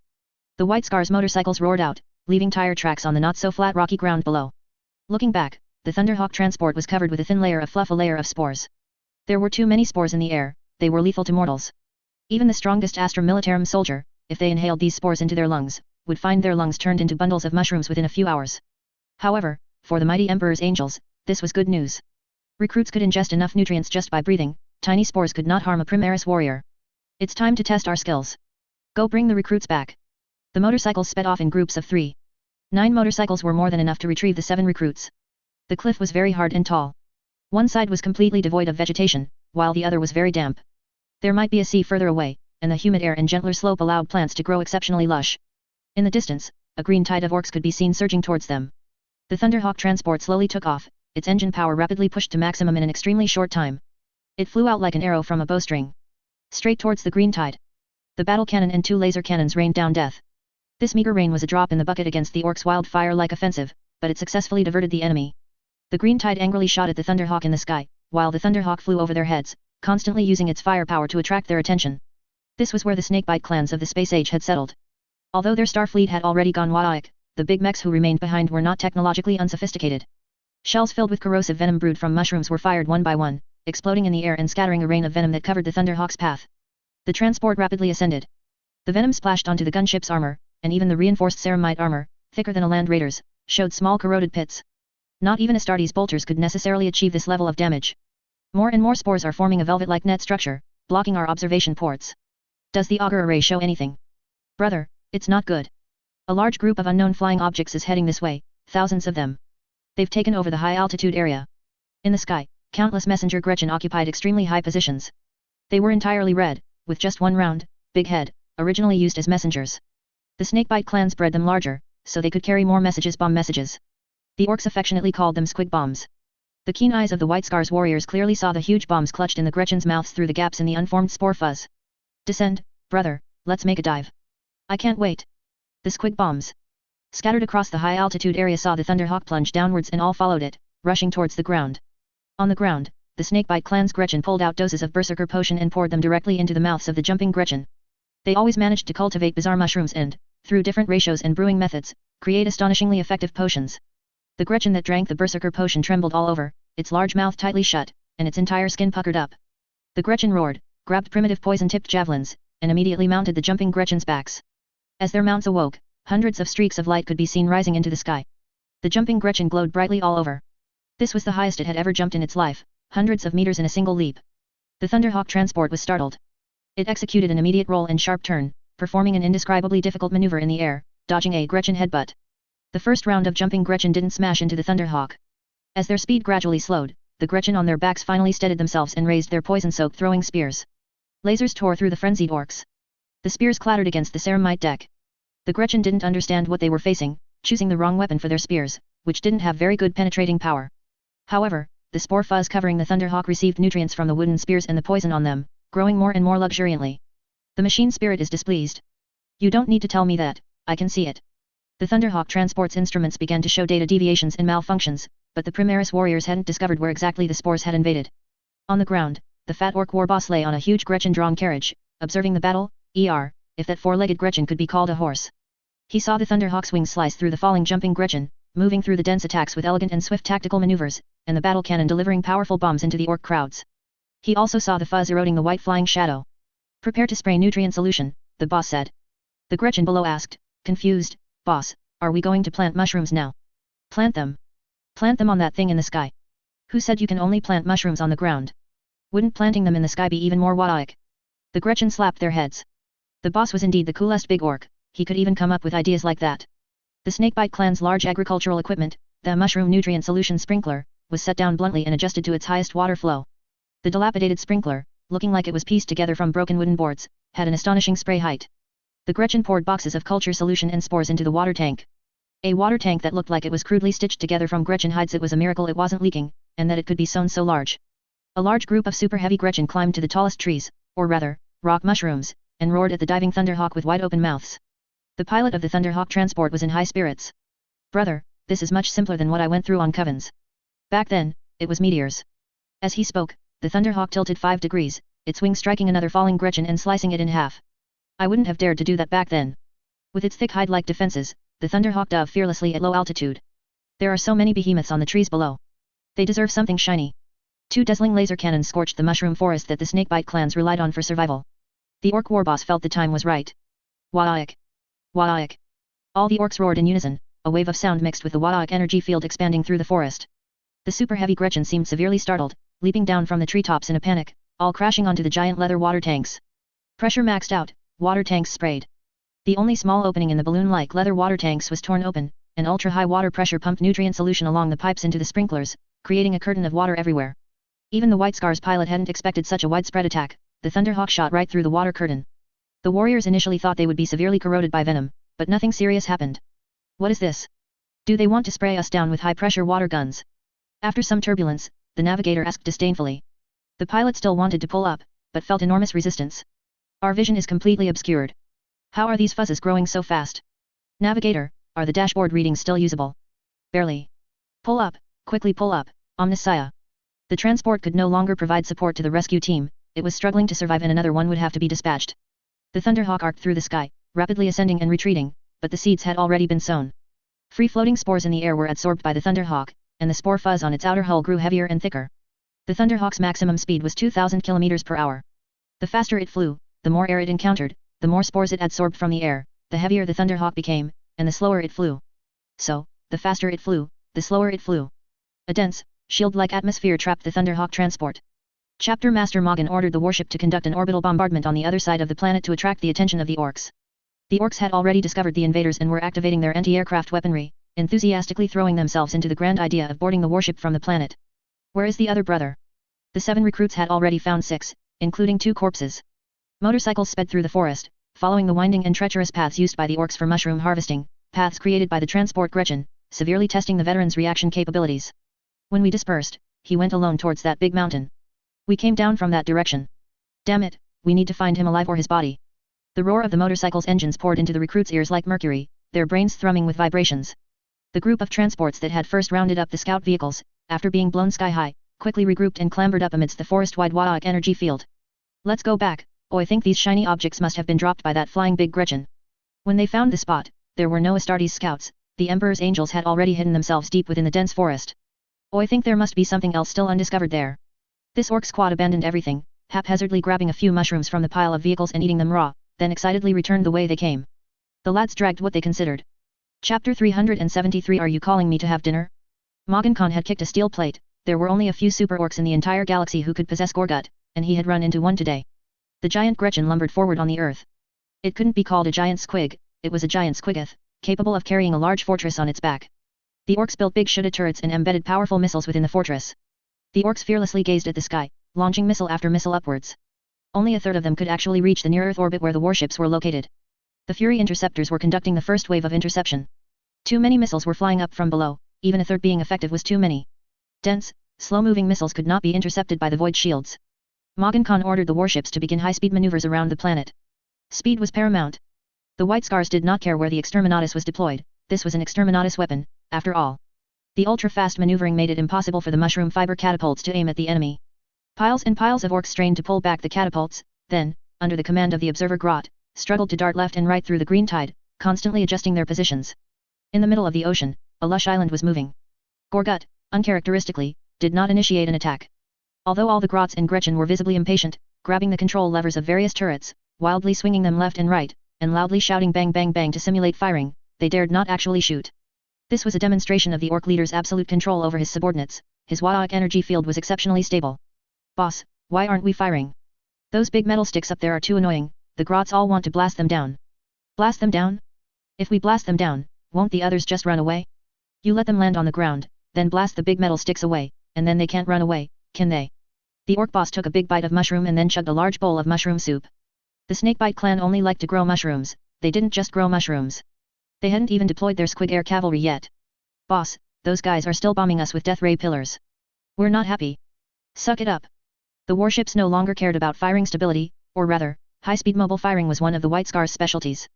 The warship's lances sliced through the thick spore atmosphere, leaving terrifying scars on the planet. The orcs didn't see this as suppressive fire, they just thought it was a fight. The orc boss Oi thought for a moment that his plantations indeed couldn't be destroyed too much. Then, he turned to look at the already empty large barrel of delicious mushroom soup. You, go get some giant rock mushroom seeds. With that, the chubby big orc vomited into the empty barrel until it was full. This scene looked quite Nurgle-like. A cluster of purple fungal soup bubbled and emitted an unpleasant odor. You, divide this bucket into small portions and pour it over the giant rock mushroom seeds. It will grow very quickly, boss. Plant it in the middle of the plantation. Don't let the flying metal sticks destroy our mushroom garden. This orc boss himself was a super potion cultivation chamber, thanks to his crazy weird boy boss, who had mysteriously modified his body. Oi thought that using mushrooms to grow mushrooms was a great idea, and then he was beaten up by the boss, so it turned into using mushrooms to make culture medium. Several grots left, carrying huge buckets. The boss's shouts came again from Gorgut. I want mushroom soup, quickly. A dilapidated Mork Gorkanaut was driven out. The local boss who had clashed with the White Scar's rescue team was ordered to attack the guys in the sky with full force. The orc boss wanted him to pretend to be the real boss, to deceive the Primaris Astartes into dropping down and performing a decapitation strike on him. Unfortunately, Morgan saw the characteristic of the world below having no large flying vehicles and had no intention of landing. Has the machine spirit awakening ritual for the Exterminatus been completed? Vortex torpedoes are ready. The virus bomb is estimated to be ready in another hour. During these few hours, a large number of warships had already been dispatched to survey the surrounding star systems. Information was the prerequisite for victory. The exciting moment finally arrived, they no longer had to endure the continuous orc missiles rushing upwards from below. The surrounding warships began to move and attack even faster, covering the warship that was actually going to deploy the virus bomb, above which was the warship preparing to deploy the vortex torpedoes. Basically, once the virus bomb is dropped, a large amount of biomass will be decomposed. We will see a circle of green-purple atmospheric spore clouds decompose, followed by a secondary ignition explosion, and a huge ring of fire will spread from the point of impact. At this point, vortex torpedoes cannot be dropped. The environment of the planet below is too violent, and the vortex torpedoes might be destroyed by the lingering effects of the virus bomb before they even land. The physical constitution of the Snakebite clan orcs is very strong. Their relatively primitive lifestyle makes them tough-skinned and resistant to virus bombs. The speed of viral decomposition will be greatly slowed, and the subsequent fire detonation and spread will eventually catch up with the virus's speed. Once the spreading ring of fire has mostly stopped, the vortex torpedoes can be deployed. After several lance offensives, with the sacred Omnicide chant, the virus bomb was deployed. This meant that the warship would remain stably in a relatively fixed position to complete the deployment ritual. The orc big catapults below seized the opportunity and, with a whoosh, launched a huge meteorite boarding pod. Oi thought I could hit that flying big metal stick. The virus bomb and the meteorite boarding pod crossed paths, each heading to its destination. The virus bomb exploded, and the world below wailed as life rapidly perished. The meteorite also struck the warship. After enduring intense atmospheric friction, planetary gravity, and Imperial fighter fire, it crashed into the warship. A huge breach was torn in the ship. The vanguard boss, riding a riding squig, Gretchen, charged out of the breach. The cavalry squigs charged into the warship, using their thick hides and crude metal plates to block several rounds of lasgun fire, and swiftly rushed to the front of the defensive forces. The White Scar's auxiliary forces were also the elite of the elite, immediately organizing a retreat and establishing strong defensive positions in the winding corridors. Some passages could be held by a single soldier with a meltagun, and even if they died, their bodies would block the passage. Morgan Khan was on another ship, the battle barge preparing to deploy the vortex torpedoes. Calling Black Consul's chapter, calling Black Consul's chapter. Reinforcements have departed. The Sons of Gilliman acted exceptionally fast, and transport ships were already carrying elite companies towards the boarded area. One transport ship docked from the hangar, while another tried to circle to the impacted side. By the Emperor, these Xenos dare to do this. A meteorite seemed to be welded to the warship, with large amounts of gas escaping from its edges, and debris and clutter from within the warship were sucked into space, drifting everywhere. Tactical squad, assault squad, directly land behind this cursed meteorite pod, to open a position for the heavy weapons squad to land. The Astartes decided to perform an inside-out pincer movement with the warship's defenders. Military strength was not an issue. Morgan stood in the command center. The Spear of the Khan, First Company, veterans inquired over the comms. Khan, give the order. The time is not yet ripe. Waiting was more like torture for the White Scars. Vortex torpedoes, deploy. Morgan cursed the Black Consuls again in his heart, a bunch of idiots who only knew how to follow the codex, only knowing how to decapitate orcs. Why couldn't you just blast them directly? Such a large meteorite was embedded in the side of the warship. If they adjusted the warship to hit it with a lance from the side, wouldn't the subsequent forces have finished them off? Why always think about boarding? The surface of the meteorite experienced several explosions, large and small, within minutes. Poisonous fog and squid corpses floated out. After re-evaluating the battlefield situation, the Khan made up his mind. Spears, this is not our battlefield. Leave it to the battle brothers. Go seek the next prey. Morgan once again dispersed the gathered elites. There were enemy planets all around, and excellent hunters would seek the best opportunities. In the world below, the Earth's crust began to shift, the entire planet was shattering, geological fissures thousands of miles long were everywhere, the seas were evaporating, lava was roaring, and Gorgut was ascending in a fit of rage. The orc boss was so angry he ground his teeth. My big mushroom planet. I can't drink delicious mushroom soup every day. I'm going to smash you all. He thought that, but were two exterminatus weapons so benevolent? Gorgut had not yet left the sea when the virus bomb's attack reached it. The deaths of a large number of grots caused the entire Wadaic energy field to shrink drastically, and Gorgut's structure became very unstable, with large amounts of metal falling off every few meters it ascended. The Psyker Big Mech desperately tried to maintain his psychic strength, but too many orcs had been lost. Completely overloaded, his head grew hot. Look, my head is glowing. These were his last words. A psychic explosion destroyed a crucial structural area of Gorgut, and the entire Gorgut fell back into the sea. At this point, global tsunamis were sweeping in, and the temperature was getting higher and higher. The second wave of fire from the virus bomb was evaporating the ocean. The orc boss activated turtle mode, which simply meant sealing all external openings and cultivating mushrooms only internally, acting as a kind of Noah's Ark. Boss, we want to fight, we want to kill those shrimps. All of you, grow the jet mushrooms well. I'm going to bring the entire Gorgut down to smash those big metal sticks. The orc boss's rage made the elite guards below tremble with fear, as if they were next to be devoured alive. The usual orc style is big rockets to the sky. Big rockets require a lot of fuel, and the metabolic waste gas spewed out by jet mushrooms during growth is excellent fuel. With enough power, Gorgut can also fly into space. They ultimately wouldn't get to fight the Astartes, who were already evacuating. Even though the orcs inside the warships hadn't been completely cleared out, the warships had already started their engines and were flying towards the outer reaches of the star system. Brother Yifeng received a muster request from the Sons of Dorn. In plain language, it was a distress signal from the Imperial Fists, but for the sake of pride, they only sought help from warriors with the same gene seed. The Blade Feast suffered heavy losses from a Chaos surprise attack. A Navy warship, seduced by hidden Chaos cultists, entered the warp before the Blade Feast began. When the Blade Feast was halfway through, they returned with a considerable amount of supplies. No one discovered the hidden corruption. They stopped in the temporary planetary orbit zone as instructed, preparing to distribute the supplies. The Inquisitor found no issues upon meeting the captain, because the problem lay below. Large numbers of Prometheum transport ships crashed into the Blade Feast area. Flames engulfed the Imperial fortress. Fortunately, the Imperial Fist's warriors were very meticulous, fighting deep within the stronghold.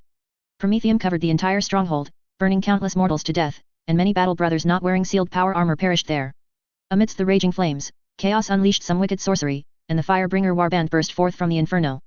This was a mixed warband, with Khurn-worshipping killers who wielded the authority of fire, Xianch-worshipping sorcerers who enjoyed casting fire spells, and even more Chaos traders who served no specific Chaos god. They emerged from the flames, fully armored and equipped, charging at the under-equipped warriors. In space, a Chaos fleet also attacked from the flank, heading straight for the Astartes battle barges.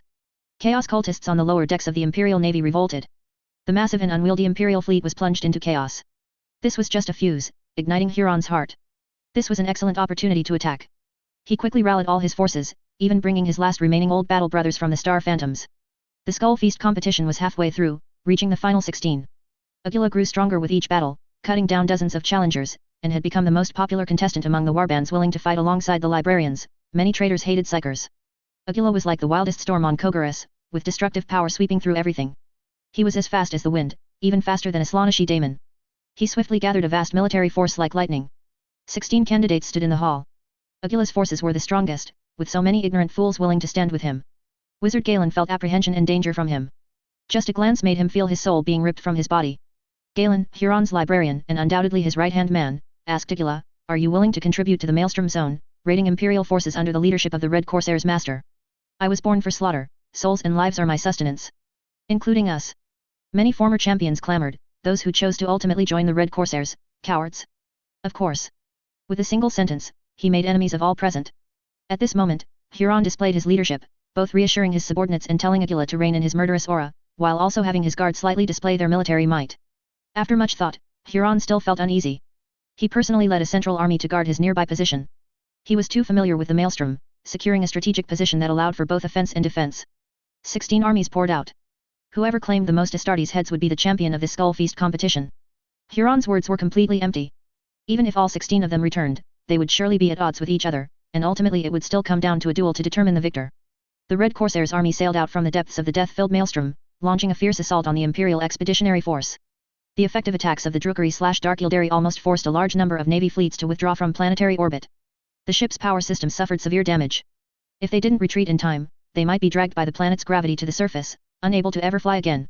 When the distress signal was sent, the Imperial Expeditionary Force controlled only 1/10 of the planetary airspace, maintaining it only above the fortress. How could the Sons of Dorne be ones to give up easily? A White Templar champion, clad in a tattered battle standard, single-handedly cut down several traitors with just a combat knife, emerging from the flames to perish with a group of fire sorcerers. A company champion of the Emperor's messengers, wearing half armor with shoulder pads and helmet yet to be installed, engaged in a desperate fight with traitors.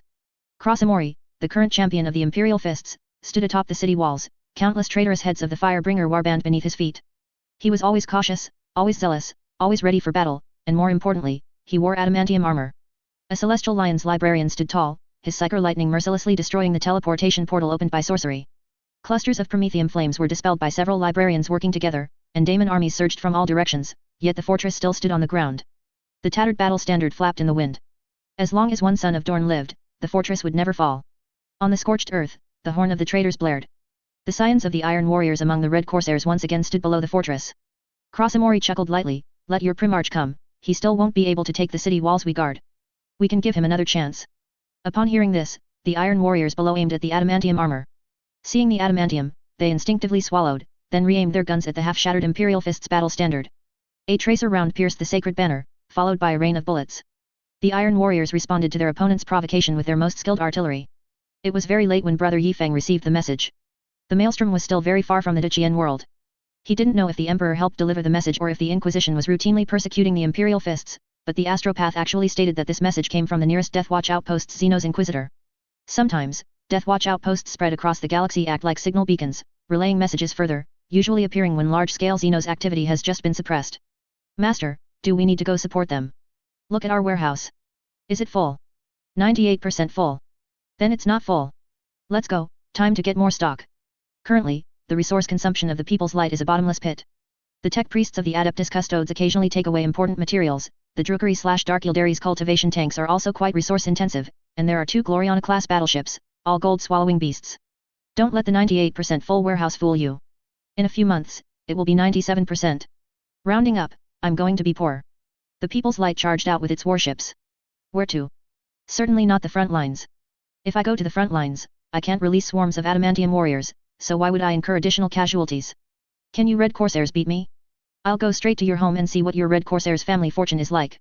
The flagship, while undergoing repairs, headed towards the Maelstrom.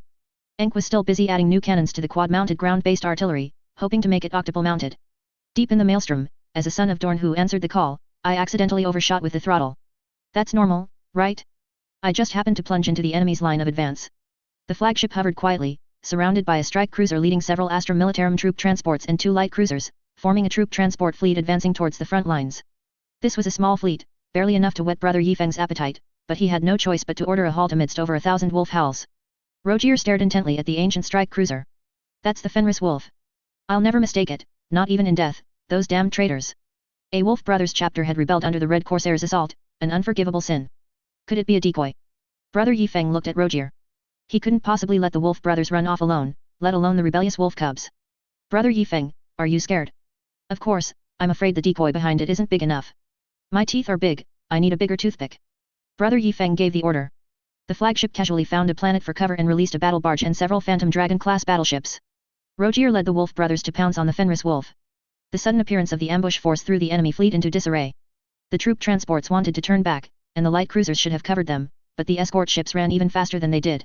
One of the top 16, leading a fleet, was in the adjacent star system. If they ran there, they would live. The Fenris Wolf was isolated and struggling. The battle barge charged directly at them, and the abundant firepower of the Phantom Dragon-class battleships and the bombardment cannons of the battle barge quickly destroyed its void shield. The situation was even more difficult than when they were attacked by the Red Corsairs years ago. Amidst shouts of "For Russ! For the Alfather!" Rogier boarded the long-lost warship. This time, Rogier commanded the battle like a true Space Wolves warrior. Blood Claw Squad, advance, tear them apart. Long Fangs, suppress with fire. A group of petite power armor warriors surged out from among the adamantium warriors, quickly seizing positions, while the devastating adamantium armor began laying down a barrage of fire. The Fenris Wolf was burning. Chapter 374 True and False Assault Force. Rogier had fantasized countless times about returning to the Space Wolves. Under the endless night of Fenris, bonfires would rise on the cold ice plains, laden with the flesh of Fenrisian sea monsters, and the aroma of Colon wine, anesthetic, and Fenrisian mead, neurotoxin, would fill the air around the warm fires. Kurosel would be wrestling with real wolves, ANS would be telling other wolf brothers how Rogier had forcibly brought him aboard, and the head wolf would drink and boast with him, recounting what enemies the space wolves had hunted during his absence. And yes, a big mech from the White Scars, who couldn't hold his liquor, might even be lying in the snow nearby. As time passed, he realized this was impossible. He had been away too long. 100 years ago, his return might have been hailed as the last warrior of the Wild Wolves, the guardian of the Wild Great Company, a lone wolf veteran. But now, if he returned alone, he would be a deserter, a wolf absent without leave. If he returned with a company, he would be an unclean wolf, an unfortunate wolf pack, a false wolf brother. If he returned with a great company, the Space Wolves would recognize Rogier's status and declare Rogier a legitimate successor chapter of the Space Wolves. But, if I return with this great company aboard the Fenris Wolf, then I will be a true hero. The Wild Wolves always hunt their enemies, and while hunting, they insist on replenishment and development. The Wild Great Company of the Wolf Guard did not suffer annihilation, and that shameful history should be completely erased. The hero has returned to his wolf pack with new wolf brothers. Thinking this, the power that erupted from Rogier at this moment was as if divinely aided. Not a single traitor on the ship could stand against him. The number of renegade wolves was small, and upon contact with the gleaming adamantium armor, the formerly united traitors became fragmented. Only Fenricians can be modified into regular Astartes of the Wolf Guard. Primaris warriors do not have this restriction, so renegade wolves are almost unable to replenish their numbers. The corridors were filled with blasphemous symbols. With every step Rogier took, he could hear the surrounding decks constantly vibrating, emitting a piercing, mournful sound. Above, decaying bone dust drifted down. Rogier saw a meticulously maintained skeleton, plated with silver, with obvious cracks on its skull. The largest crack in the center was inlaid with gold, and the entire skeleton had been crafted into the scabbard of a slender power sword. Other places displayed the traitors' trophies, they seemed to revel in them. Rogier shattered the scabbard with a single sword stroke, activated the flamer on his left hand, and utterly destroyed the skeleton. No matter how loyal it had been in life, it now carried the risk of becoming a chaos artifact. The scabbard is here, so where is the sword? In the comms channel, the angry roars of the Wolf brothers rose and fell. Rogier's heart remained calm, he was certain of only one thing, all enemies here must die. Grey Hunter Squad 1, lead Blood Claw Squad 6 towards the Geller Field area, if that damned thing is still there. Wolf Pack, begin the hunt. Fun fact, if you find a company of space wolves, you'd best be prepared to face 2 companies of enemies. In most cases, the final test for a Wolf Brother recruit is to tame a Fenrician Wolf King, the strongest of those failed combat thralls. Here with Rogier, these wolves are extinct. Most of them were Atres wolves, and there are no more Atres wolves. In full adamantium warrior's gear, the Wolf Pack took on the task of scent guidance. The wolf accompanying Rogier now seemed unusually uneasy, the stench of blood clogged its nose, the strong, pungent odor destroying its sense of smell. Rogier felt something was unusual around him, that something must be hidden. Conveniently, he also didn't really want this heavy weapon backpack, as it hindered his pursuit of the enemy. The stored ammunition unleashed a barrage in the direction the wolf was staring. A plasma cannon instantly shattered the wall behind, and trickles of blood dripped down, remaining liquid even under high heat, slowly flowing. Rogier looked up to see a traitor looking down at him arrogantly. Above was a pool of blood, in the center of which was immersed a chaos holy sword. From Rogier's angle, he couldn't see how large the blood pool was, but the blood-gorged blade made Rogier's hackles rise. This sword is made of. Boom. Rogier didn't want to hear any more nonsense. All 4 main weapon slots fired violently, unleashing a classic red tide combined bombardment at the traitor. The melta struck the chaos blood, causing a large amount of blood vapor to evaporate. The Atres wolf beside him convulsed after a few breaths. The blood vapor dissipated upon contact with the anti-psyker armor, but the blade did not. The slender power sword cut through the dense blood mist, striking towards the old wolf's eye. Heavy Centurion armor won't save your life. Rogier met the enemy with a power claw, adopting a stance of trading blows. His opponent didn't believe he would dare to do so, and the long sword's offensive remained unchanged, nothing could stop this blade. The sword's edge swept across, and the adamantium eyelids instantly closed. The hardest materials in the world collided violently, and to Rogier's surprise, the adamantium eyelid was pierced. The dense chaos evil energy could not be dispelled by only 30% anti-psyker power. Too much loyalist flesh had been sacrificed here, enough to create a weaker daemon prince. After the bloody long sword pierced the eyelid, its momentum was already exhausted.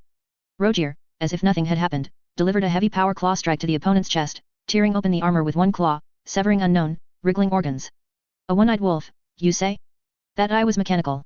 Fragments of the metal bionic eye were blocked by the protective field, then splattered everywhere, embedding themselves in the skin around the face. The long sword was suddenly pulled out, carrying meningeal fluid vapor in a blackened sword tip. The opponent only felt as if his sword had been stirred in Nurgle's cauldron, nearly half of the dense chaos power at the sword tip had almost dissipated. The opponent flashed back in retreat. Rogier pressed the advantage, launching continuous attacks. The traitor became increasingly alarmed as the fight continued. This Centurion is wrong. The traitor felt a full body weakness as soon as he got close, a wave of nausea rising, as if he had returned to his recruit days, slowly succumbing to hypothermia in icy sea water. He wielded his power sword again, using the thin, long blade to seek an opportunity to attack the joints of the Centurion suit. But this time, he did not succeed. The sword tip's power was greatly diminished, no longer able to pierce adamantium, and the blade, still imbued with chaos evil energy, could not unleash its full power due to the power sword's excessive slenderness, leaving scratch after scratch on the adamantium armor. After several rounds of combat, the opponent, seeing the unfavorable situation, used speed to create distance and turned to flee. Rogier was not in a hurry. He snorted coldly and called for the Long Fang's squad to collapse the walls in several locations. A wolf pack's hunt is not decided by a single charge. Wolves are very patient when it comes to encirclement. Kurosel killed a traitor from another side, then engaged the suspected chapter champion traitor, pushing him back with numerical superiority. Then ANS encountered them, and the Long Fang's squad directly blasted him back with heavy firepower, even blowing off one of his arms. When Rogier encountered this traitor again, the main force had already surrounded him on the bridge. One of his arms had grown back out of nowhere, but it wasn't covered by power armor, and the power sword in his hand was broken off a large section, making it more like a combat dagger. At the cost of weapon length, the blood power sword recovered the density of its chaos evil energy, becoming a blood power dagger. The Atres wolves pounced on the enemy. This time, it was the wolf pack. Several wolves attacked the enemy from 3 directions, and ANS even operated a heavy laser cannon to fire pinpoint shots. 2 fists are no match for 4 hands. After one wolf was thrown aside, Rogier rushed in front of the opponent, bringing his power claw down heavily from above. 2 deep bloody gashes appeared on the opponent's face. It's over. Rogier slammed his opponent heavily against the wall. The traitor tried to say something, but his head was smashed to pieces by the old wolf's fist. Here it comes, I told you it was a trap. Reconnaissance units report a larger fleet in the direction the renegade Astra Militarum transport ship fled. They are heading this way and are very close. Yi Feng drew a curve on the star system map, then pinched the middle section. A dark Mechanicum scout ship burst into our view. Regular warships hadn't detected it, it was discovered by the People's Lights Explorer. William, how many warships do you estimate it will take to destroy the enemy? Send out another battle barge and 2 Phantom Dragon-class battleships. Not enough. Before Yi Feng could finish, an argument broke out. Matthew Rio requested to borrow ships for battle, which sounded frightening. Division Commander, I believe this is completely enough. Given the enemy's displayed military strength, 3 ships. I mean, the forces for the bait are not enough. Yi Feng hoped to engage the opponent head-on, preferably with a large force deployed in an encirclement. Would Huron go for this? If I send 2 battle barges and 7 Phantom Dragons, is that too stingy? Add 5 strike cruisers, 3 Lunar-class cruisers, 19 Nova-class frigates, and 8 Gladius-class frigates. Now that looks like an assault army for a battle of this scale. With these forces, charging directly into the heart of your maelstrom without regard, Huron, do you dare to seize this opportunity? After the opponent's scout ship passed by in the distance, we released additional warships into an ambush position within a star cluster. At this point, the opponent also discovered our reconnaissance craft, and their actions became hesitant. The 2 armies probed each other. After the opponent learned of our true military strength, they split into 2 routes, preparing to launch an attack. The enemy was cautious. Another scout ship flew into the star cluster, and the ambush fleet, unexpectedly discovered, fired in a rage and shot down the scout ship. Our main force no longer concealed itself and began to press towards the opponent. After hovering for several minutes, the opposing fleet decided to engage head-on. When several strike cruisers and renegade cruisers came out, Yi Feng was sure that the Red Corsairs had taken the bait. Someone as cowardly as Huron, daring to order his subordinates to attack like this, must be preparing to gather forces and completely devour us. All ships, full firepower, show no mercy, blast them to death. The Phantom Dragon-class battleship roared first, 7 heavy cruisers unleashed the combat power of 7 battleships, and several rounds of bombardment left the enemy stunned, not even considering a boarding action. The Red Corsairs, realizing the situation was unfavorable, fired a few torpedoes before turning away, but their void shield was shattered before they had gone far. 2 slower turning ships were blown apart on the spot, spewing black smoke and losing power. Our warships performed very aggressively, except for the Fenris Wolf, which was being towed by a battle barge. The other ships didn't even glance at it, leaving no recovery teams behind, pressing forward along the entire front, fiercely pursuing and attacking the enemy fleet. There was no intention of splitting forces to recover the disabled warship. Seeing the unfavorable situation, another enemy fleet fired a few shots at us, and the 2 fleets merged, retreating while fighting. Blackheart King, they are determined to kill us. This is definitely an expeditionary force. No, it should be coming for you. I've never seen those cruisers, they are new warships, their firepower as fierce as battleships. Communications within the fleet, with the help of chaos, were quite reliable, aside from being quite life-threatening. It seems I've been underestimated. Continue, lead them to the Great Bay Substar system. The Red Tide fought all the way, pursuing from real space into the warp, then fighting back into the real world. They arrived at a binary star system with both stars in an anomalous state. This star system was on the verge of destruction. It was possible that in a few millennia, the 2 suns would collide. The intense radiation storms affected all warship detection systems, and even communication systems became erratic. Only psyker signals were unimpeded, and the reality barrier here was very weak. After the expeditionary force entered, the enemy suddenly accelerated, plunging into the space between the 2 stars. The intense light and radiation caused us to lose their position. Don't pursue deeply, go around. If the enemy were to drop a bomb on a star after leaving, the ships that followed would be completely torn apart. Huron, seeing that the enemy had taken the bait and that the strategy of luring them deep was very effective, immediately ordered an attack to encircle them. He had called back 5 of the 16 frenzied fleets, the battle-crazed ones couldn't be called back, and with the Red Corsairs' main forces and warbands, the asteroid belts throughout the star system were filled with warband ships, and forces also jumped out of the warp to begin the encirclement. Finish them quickly, devour them at the fastest speed. Huron was in high spirits, but Garen the chief librarian was worried. I have a bad feeling. I sense a powerful force approaching. Huron looked at him skeptically. Look at my forces. Powerful? Another expeditionary force? I haven't heard anything. Don't ask, I, the righteous and unparalleled Blackheart King, simply have many brothers. Among the chaos forces that various expeditionary forces have clashed with, there are some from my Blade Feast, but I haven't heard of any expeditionary force coming to support us. Keep fighting. Huron merely calmly told Garen to plan a retreat, then dismissed the chief librarian. The doomed ghost battle barge, Huron's flagship, was quietly hidden at the other end of the star system. Fierce fighting had already broken out ahead. The firepower of the Phantom Dragon-class battleship did indeed startle the enemy, but with many against few, the Red Corsairs' morale was high. Both sides engaged in fierce combat centered around the battle barge. The strike cruisers formed a breakthrough formation around the battle barge, launching a devastating charge towards the enemy's Overlord-class battleships. Along the way, pirate light ships were blasted into fragments, creating a debris channel. Lunar-class cruisers and Phantom Dragon-class battleships formed a fire support formation, following from the rear. Meanwhile, the Red Corsairs' main warships, relying on a large number of light ships as cannon fodder, hid behind them and fired. The voice of Kanan and the years of Ocharized strike cruisers stealthily circled behind our fire support fleet, hoping to seize an opportunity to board our Imperial warships, which they believed had not many Astartes. Balz's brain was working at lightning speed. The power of chaos had descended.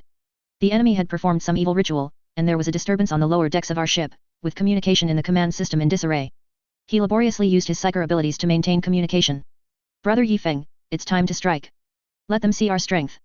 William stood on the bridge of the Nightfall. This time, surely the Gloriana could be deployed? It should be so. Transmit my order, shipyards 1 to 5, all open. Wait. The alarm blared piercingly.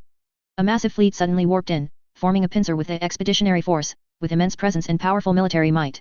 Leading them was Kale News, chapter master of the Imperial Fists, personally leading a large army straight into the enemy formation.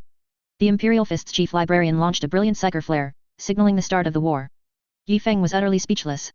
Oh no, the fake expeditionary force met the real expeditionary force. The Blade Feast of the Sons of Dorn was ambushed. This had happened before. Could the Imperial Fists make the same mistake again? Could Chaos traders easily reach a star fort? How interesting. The chief librarian's eyes held a fervent flame, unextinguished, just as they were 11 millennia ago.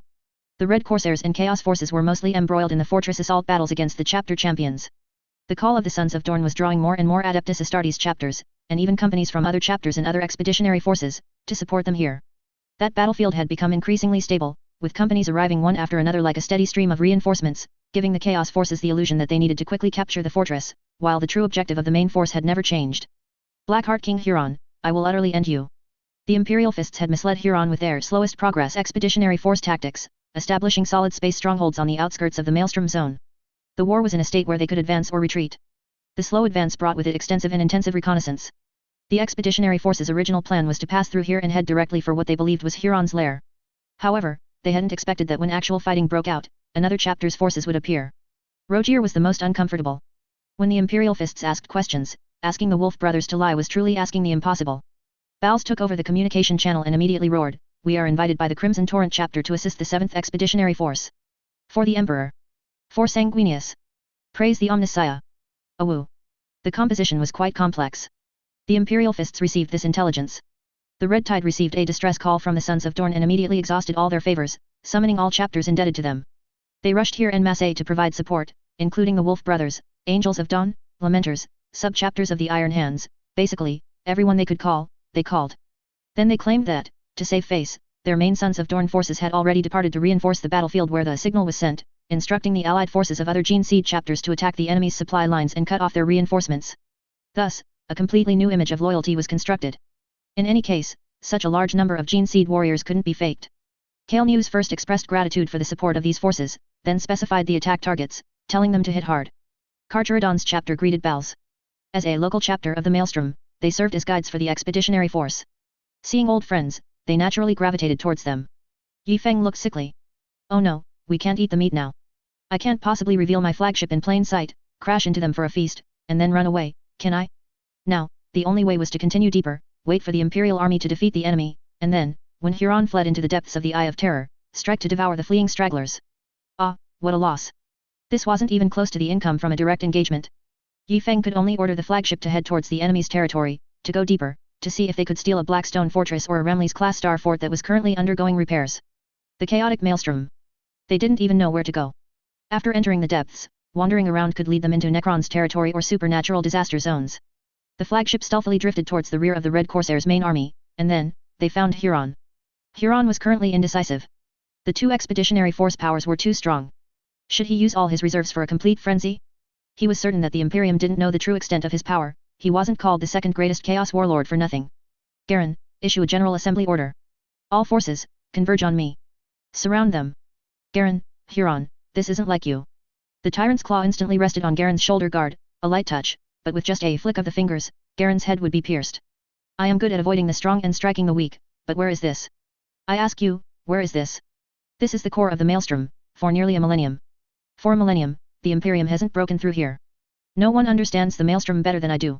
Here, even the Black Legion, I am confident I can keep them all. In the communication channel, a fierce wail from a psyker completely covered this part of the warp. All psyker signals became chaotic, and coupled with the communication interference from the strong radiation, the entire battlefield turned into a free-for-all. The Phantom Dragon-class battleship was attacked by the Imperium. They still thought it was a creation of the Dark Mechanicum. The People's Light locked onto the doomed ghost. Kazanov was eager to act. The Byway army tacitly blocked the door of the forward command room. The White Scar's Big Mech decided to wait a little longer. Huron, this bully who preys on the weak, actually didn't run at the first sight of the Imperial Fist's main force? Or was he not even on the flagship? Perhaps beyond the Imperium's line of sight, a Blackstone fortress was approaching. Many pirates around the Maelstrom suddenly vanished, all converging on this location. Chapter 375 Aquila, Attack. Huron quickly completed the assembly by leveraging his familiarity with the warp terrain of the Maelstrom. Pirates are opportunistic. Upon hearing that the Pirate King was planning something big, they thought, he's feasting on meat, I'll just get some soup. What truly swayed the pirates was Huron deploying a Remley's-class star fort.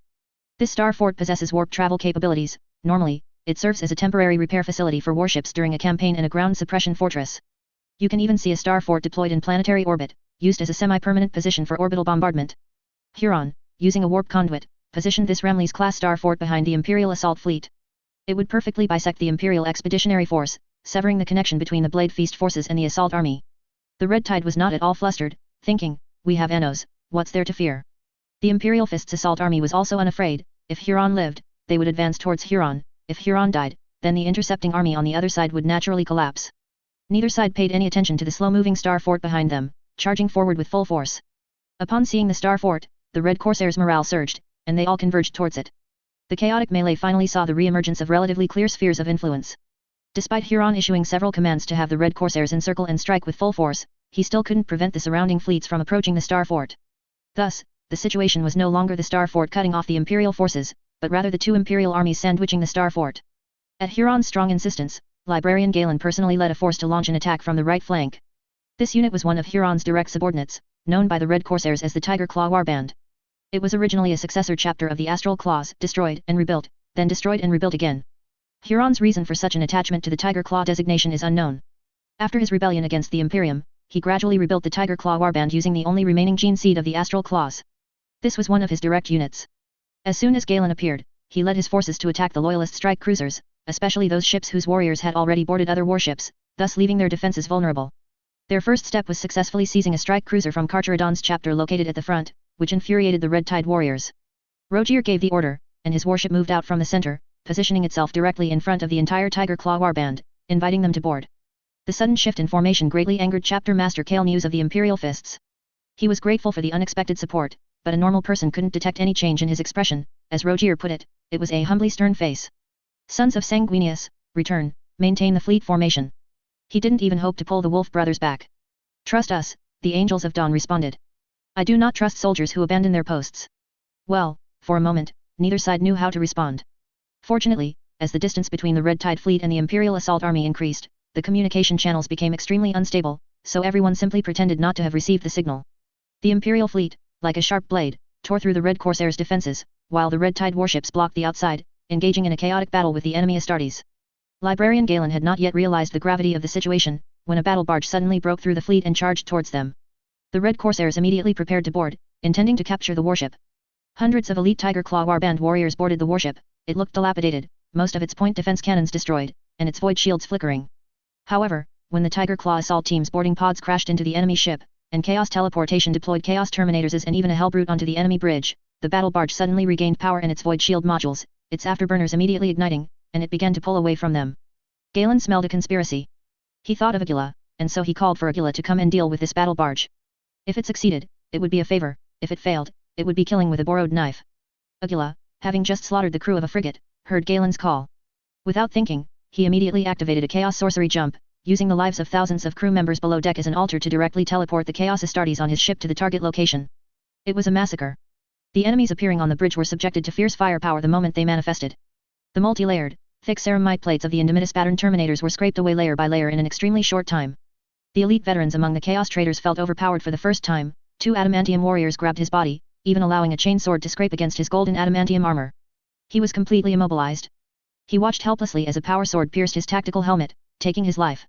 As for the enemies in power armor, there was even less to say. They could only rely on their speed advantage to flee throughout the warship, incidentally damaging some unimportant facilities to interfere with the ship. By the time Agila's warriors appeared on the deck, bodies were everywhere on the ground. Upon spotting Agila, the Guardian immediately fired several missiles at him. Agila's size was immense, like a daemon prince. Agila, however, ignored him.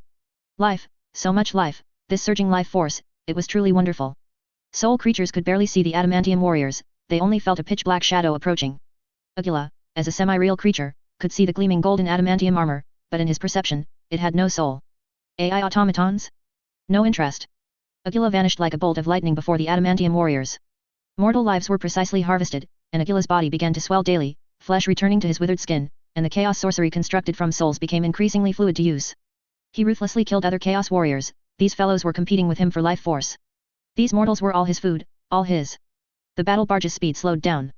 The crew count had fallen below the threshold, there weren't enough mortals to operate this massive warship. Galen saw the battle barge gradually decelerate and believed his strategy was effective. The Red Tide continued to launch attacks one by one, and they, with smiles on their faces, directed large numbers of troops to board the battle barges and strike cruisers. And then, there was no then. Except for the first warship, the other warships, after circling once, calmly endured the Red Corsair's dense firepower and returned to their own fleet. Are the Astartes all used up? If they are, I'll coordinate the attack. The Phantom Dragon class and Moon class warships began to advance, their fierce firepower tearing apart one light cruiser after another.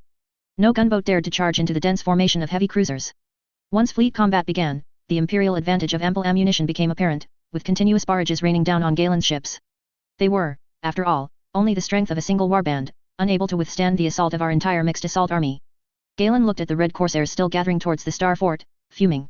Then, amidst vast swathes of fleets, he saw a strike cruiser flying towards them.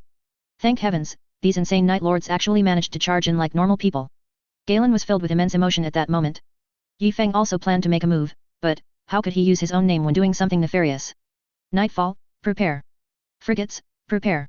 Make sure everything looks chaotic, don't give yourselves away. Huron was observing the battle when a high-energy alert suddenly appeared behind him. The destroyer Ghost looked back, and in the hazy maelstrom starry sky, a patch of darkness slowly emerged from the bright starlight backdrop, surrounded by various ships. That's a, hey.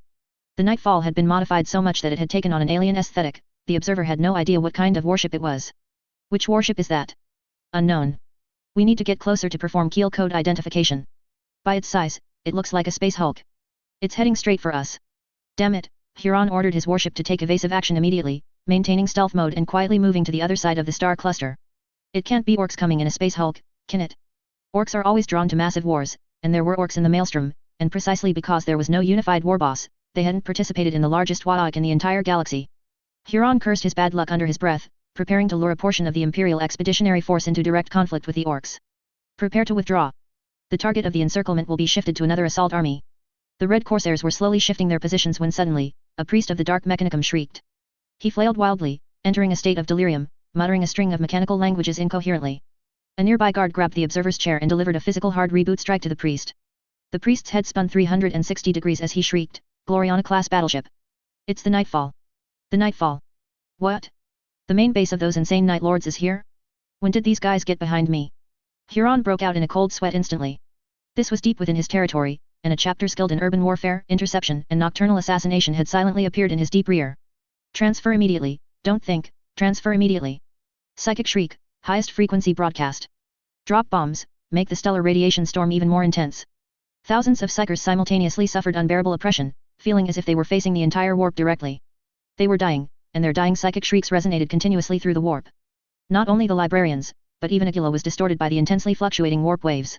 The adamantium warrior, having finally managed to catch up to Aquila, now saw him like a seaweed in water, his entire body constantly fluctuating, twisting into shapes that defied human anatomy. Kurosel still thought he was performing a strange ritual dance. That evil chaos dance. He charged forward with his claws raised.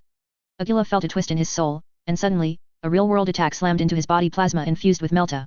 In 1 second, more than half of the life force stored within his body was lost. Roar! Aquila was furious, letting out an undefined roar. As he opened his mouth, several anti-psyker bolter rounds struck his body. He felt the pain of 10,000 ants gnawing at his heart, but his body stabilized amidst the violent warp fluctuations, maintaining a fixed shape. Kurosel had already rushed in front of him.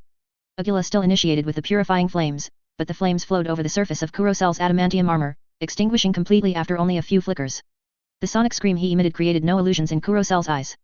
Aquila, with all his might, unleashed a large psychic tide, pushing Kurosel into a corner. My current state isn't right, Aquila thought. The liquid injected into his body by the anti-psyker bolter was like corrupted code, running rampant in his soul chip. Kurosel was disoriented by the sudden burst of terrifying psychic power. He immediately called for the Wolf Brothers. This sorcerer was too powerful. Aquila's body constantly swelled and twisted, and gas bubbles continuously emerged from his liquid form. These were gases from the evaporation of cerebral fluid.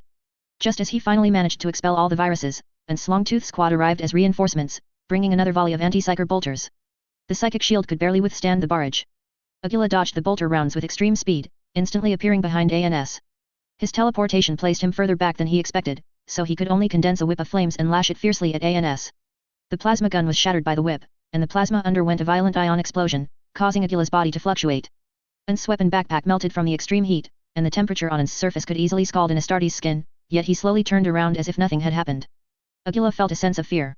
For the first time, he encountered something he couldn't deal with, something he couldn't even imagine how to fight. It must be that I'm not strong enough. Yes, if I become stronger, I'll find a way to deal with him. The life force within Aquila's body was already insufficient. Before ANS could complete his turn, he shot out with a whoosh, smashing through several walls of the battle barge, and flew out of the warship through the large hole melted by the boarding torpedo. ANS slowly removed his helmet. Half of his face was scorched black, from his left eye all the way to his mouth, turned into complete charred bone. The rest of his body was seared by the ion storm from the plasma. Belisarius' call was vibrating. I was a step too slow. ANS hadn't seen the trajectory of the enemy's attack on the plasma gun. By the time he reacted, the explosive ion storm had already blown onto his tactical visor. When his adamantium eyelids finally closed, his vital signs were incredibly weak. After injuring ANS, Aquila flew desperately through space. His life energy was too low to cast teleportation spells. He needed to eat more, much more. Aquila himself was unaware that he would never become stronger. He was a subordinate of Slaanesh, and like the Eldar, any excess life and soul were consumed by Slaanesh. Commander, he's flying towards us. Yi Feng watched the silver lightning in the cosmos speechlessly. The flagship shouldn't have been exposed, so why was he crashing towards us? It seems he's coming for me. Yi Feng was about to stand up. Several hands immediately covered his shoulder pads. Byway Army, you were not established to be spectators, but to face the most terrifying enemies. I'm not so foolish as to let a group of veterans sit idly in the command room doing nothing.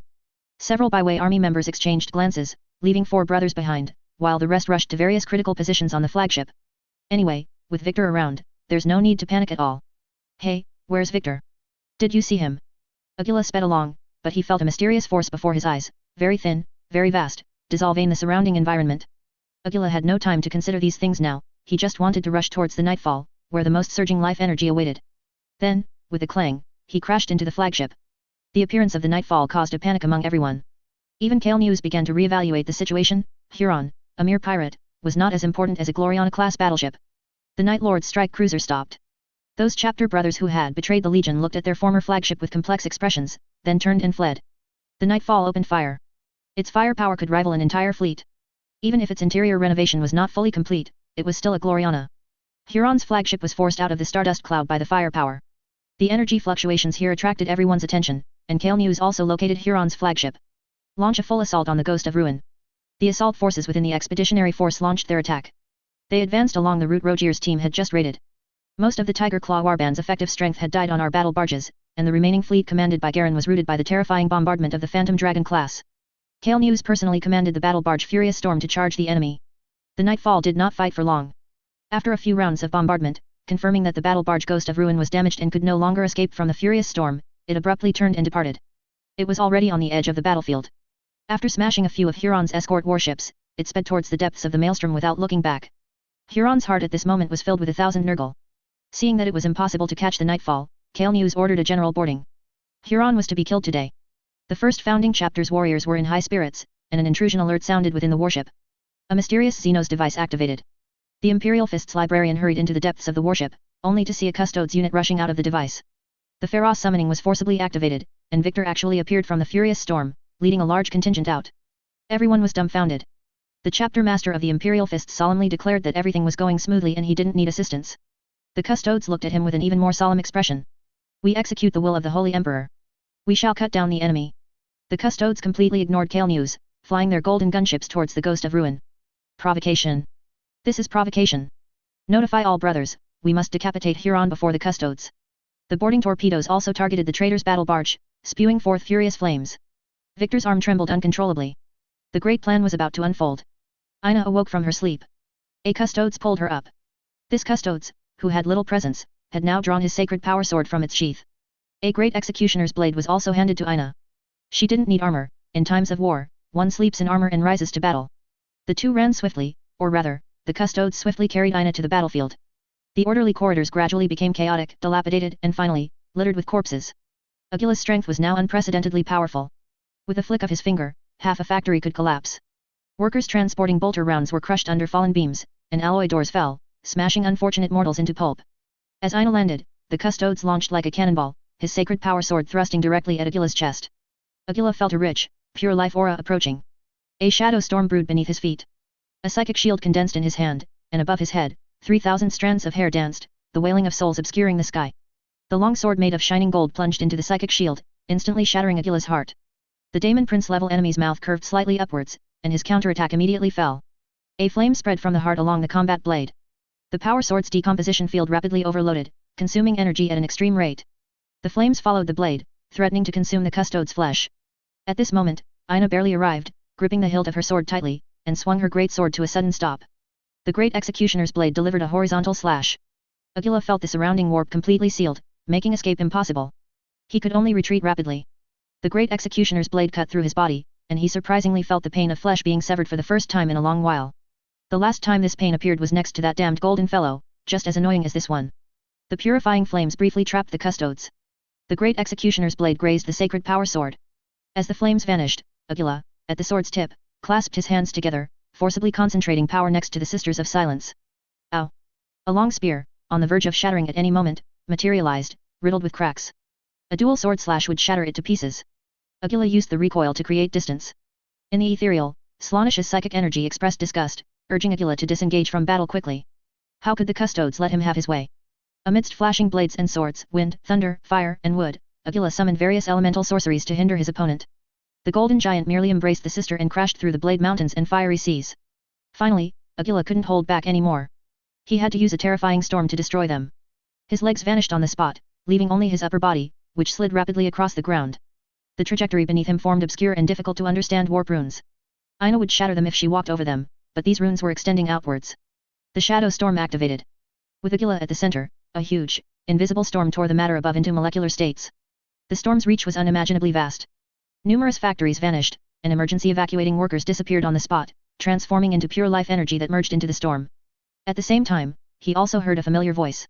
You are the first enemy to fight me a second time. Yi Feng walked out of the command room, which had half a wall collapsed, and stretched his limbs. You came to my home, that doesn't count as me running around, does it? Chapter 376 Drag all of Dorn's brats into the water. Agila remembered that his favorite wolf bone riding brush was cut off by this guy, a mysterious warrior like a deep black hole in the warp. Yi Feng silently drew Key of Helic from his back. The cruciform longsword made Agila take a step back. At this moment, the Adeptus Custodes seized the opportunity to advance, a flash of golden sword light slicing through 1,000 layers of flames. Ina followed closely, and the shadow storm below was forcefully dispersed. Around Yi Feng, it was even more violent. The shadow storm, after devouring the outer wall of the former command room, could no longer advance. With each step the golden giant took, the dark ground crumbled inch by inch, returning to its original state. As the saying goes, enemies meet with red eyes, but Agila now had neither the courage nor the willingness to confront Yi Feng.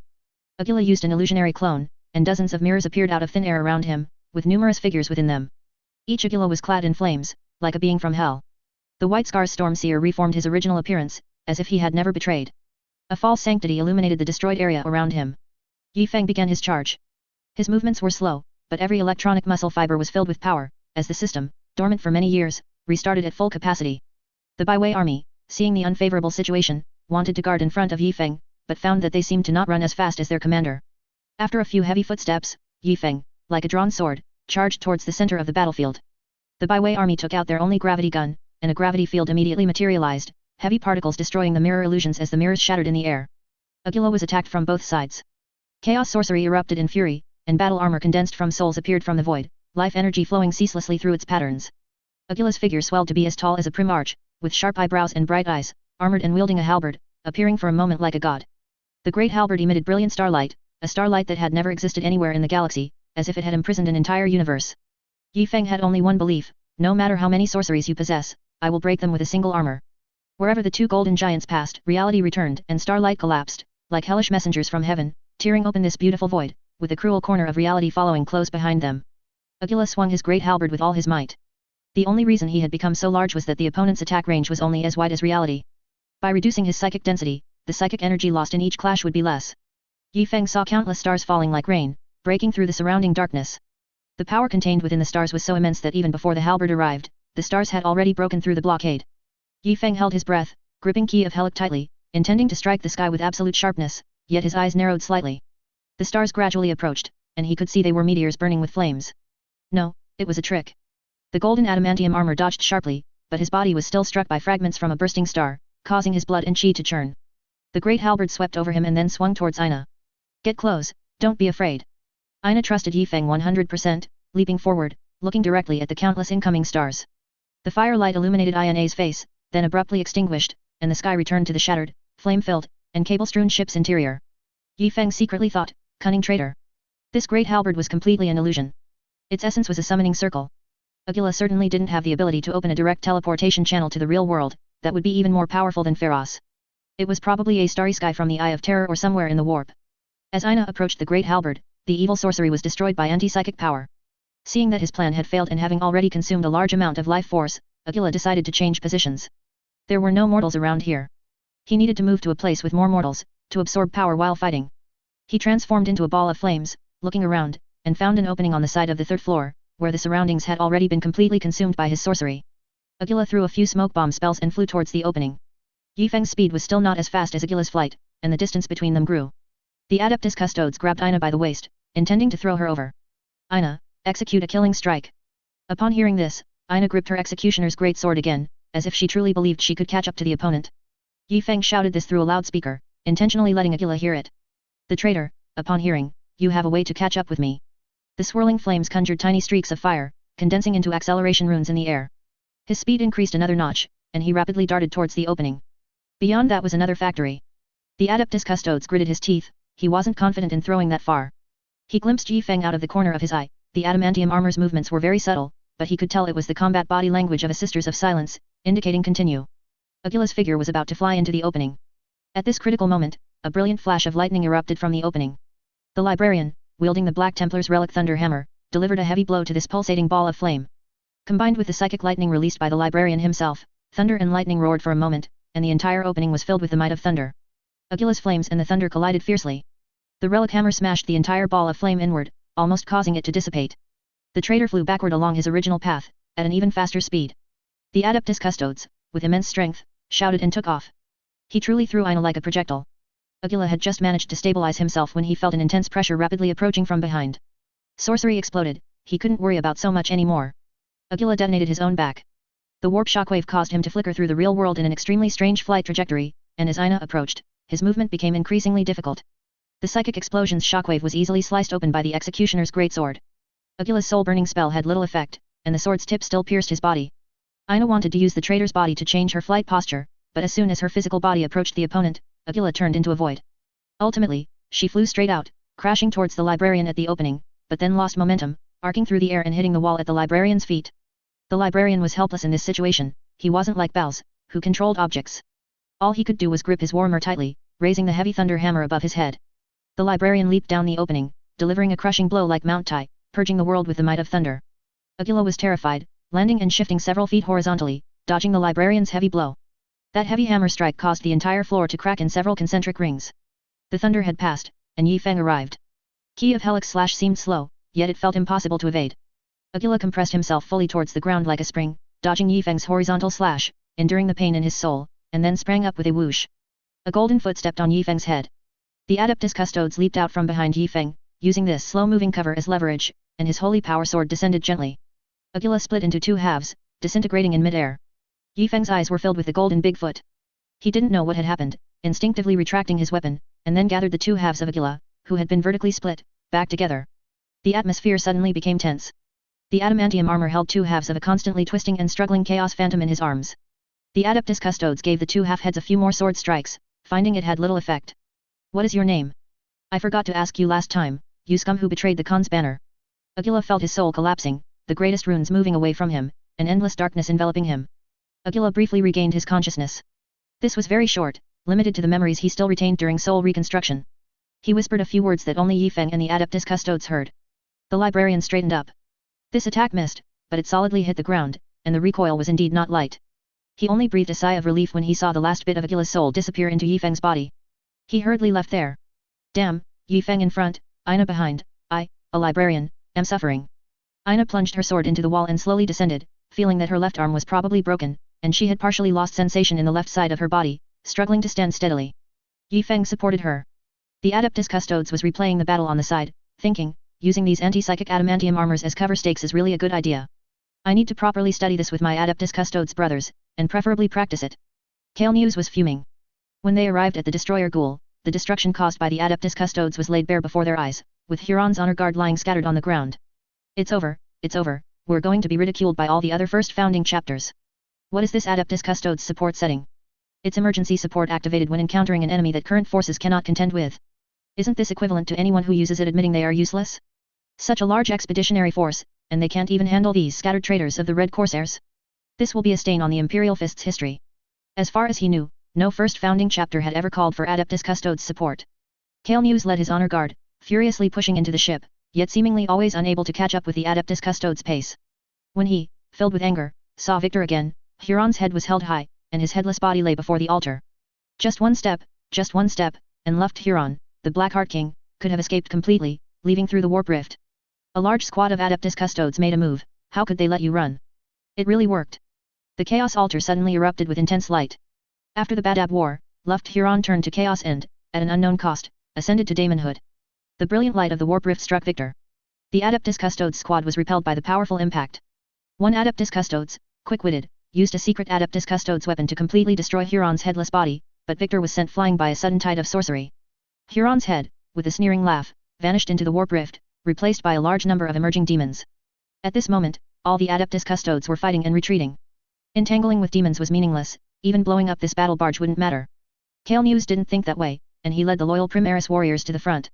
Victor originally wanted to leave, but seeing that the Imperial Fists had gathered the elite of more than a dozen chapters this time, including nearly 20 suits of adamantium armor thrown into battle, he instantly changed his mind and ordered his other custodians to join the fight. This was an excellent exercise. He could determine if these weapons of the Emperor could truly serve as defensive positions for the custodians under the onslaught of large numbers of demons. More than 20 suits of adamantium armor were scattered around the battlefield, and the custodians used these fixed stakes to hunt. They could retreat without hesitation when injured. Calanius's power fist crushed demon after demon. It proved that they were sufficiently excellent warriors. Even if the custodians fully retreated, the battle line would not collapse in a short time. The light of the warp shone continuously until two adamantium warriors rushed onto the altar and smashed it to pieces with their power hammers. Huron escaped, but it didn't matter. The scourge in the maelstrom didn't refer to Huron, but to the Red Corsairs' large numbers of light and fast pirate ships. They were already lurking here, only unified and incorporated by the Red Corsairs because of Huron. Now, except for the scouting pirate ships sent out, almost all of their main warships were here. By completely consuming these ships, the Imperial strength would increase rather than decrease in this expeditionary force. What Huron had been doing for years was precisely this, continuously integrating and absorbing pirates and fragmented forces from the warp, gathering them together. And this time, the Imperium could wipe them all out in one go. Kale News didn't think so.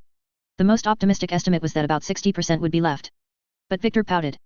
With Yifeng present, unless an emergency warp jump led to a warp drift journey, they would most likely directly leave the maelstrom area and disperse across the entire galaxy, otherwise, it would be impossible for them to escape. Kale News stood on a pile of ruins, blocking Victor's path. Custodians, who called you here? We never called you. Our strength is sufficient to defeat the enemy before us. Facing the divine might of the custodians, the old chapter master did not back down. As the defenders of Terra, the Imperial Fists had many dealings with the custodians. He had seen no fewer custodians when he was a company captain. I called them. No, I called them. I was on your ship. Calonius's tone became stern. You mean you've been hiding on the assault fleet's flagship all this time? I am not obligated to report my actions to you. You only need to know that I demand you pacify the Maelstrom region as quickly as possible, even if it means calling in the custodians. The Primaris warriors who heard this were momentarily stunned. Did the custodians, no, did the Emperor think their advance was too slow? Indeed, constantly building fortresses on the periphery of the Maelstrom seemed slow, but this was part of the plan. We have our own plan. I will ensure that the subsequent operations proceed at an extremely fast pace. We do not need your help. Calonius's expression was quite interesting. On one hand, he thought the custodians wouldn't be so foolish, and on the other, he felt that things seemed to be exactly that absurd. I act according to the Emperor's command. The battle is over. Astartes in adamantium armor, tell me your assessment of the battle. The Sons of Dorn are the guardians of Terra, they must return to aid Terra, there is no doubt about it. The Emperor's resurrection plan cannot bypass them, so let them join in. The next step of the plan, jointly formulated by Yifeng and Victor, would involve giving this expeditionary force, led by the Imperial Fists, 10,000 suits of adamantium armor, and that number would need to increase, preferably to 100,000 suits. They must become proficient in using these armors before 42K888. To save training time and avoid alerting the enemy, the custodians must help the Sons of Dorn pacify the Maelstrom as quickly as possible. If the Red Tide is to assume leadership, then the Imperial Fists chapter must guard the exterior of Terra, and some of its successor chapters must join the Webway War. The cleanup of the remaining Maelstrom area will become an exercise, especially on demon worlds, where it is highly likely to see hundreds of suits of adamantium armor and custodians launching a combined assault. Demons, no need, really no need, I'll leave on my own, okay. After Huron was dealt with, there was almost no threat left in the Maelstrom. Small numbers of orcs were not a threat, and the Drukhari/Dark Eldari, T.O. Eldar, seemed to be of no concern. Perhaps a few Necron dynasties would need to be dealt with. The assault fleet quickly repelled the surrounding Red Corsairs, and it was even worse than Kale News had estimated. Only 40% of the ships were destroyed, and a large number of pirates fled. Fortunately, the Star Fort behind them couldn't escape. The large army surrounded the Star Fort, and even the enemies attacking the Blade Feast would be captured. Next, it was the Red Tide's time to harvest. White Scar's warriors are best at hunting down stragglers. The pirates' characteristics are numerous and fast-moving. Just right, we are more numerous than you, and we move faster than you. Yifeng slowly issued orders. All large and medium warships begin pursuing the remaining enemies.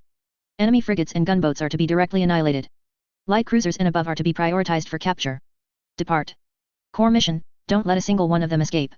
The flagship is to stick close to the remnants of the Tiger Claw warband. Information has been confirmed. Huron's librarian, Galen, is leading that force. Can a force that came out from Huron's side not be elite? Huron is dead. I ask you, will you go claim his inheritance? The flagship followed Galen all the way. Anos's belly, besides the Nightfall and Omegagon, was full of the enemy's crippled ships. What do we want frigates for? Space mantas, quickly finish eating them. Stockpile the remaining adamantium keels, we still need to build adamantium armor. Quickly clear out space in the warehouses. Construction engineering team, for the task of repairing the flagship's interior, you are allowed to directly pile materials on the ruins. Hurry, hurry, everyone get moving. Yifeng directed the warriors to first prepare empty warehouses, so that strategic resources wouldn't be non-voluntarily transferred while the troops were in a chaotic rush. Galen's fleet sailed into a place almost like an Eye of Terror world. The surrounding warp was already incredibly dense. The unique warp vortexes here created the strange terrain and were also the Red Corsairs' home. Skull Feast arenas, ship repair yards, mines, conscription hive cities, everything was complete. Huron truly was Guilliman's son, his logistics were well organized. If it weren't in semi-warp, Yifeng would have considered directly occupying it. Division Commander, their fleet has launched an attack on the world below. Of course. There are always those loyal to Huron. They must plunder all resources before Huron's resurrection, erasing all traces of their robbery. Dead men tell no tales, though they seem to be able to make dead men speak. Burn them to ashes and throw them into a black hole, then.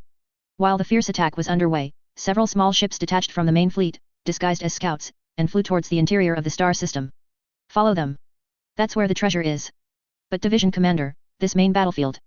No rush. We have to wait until they've fought enough before we make our move.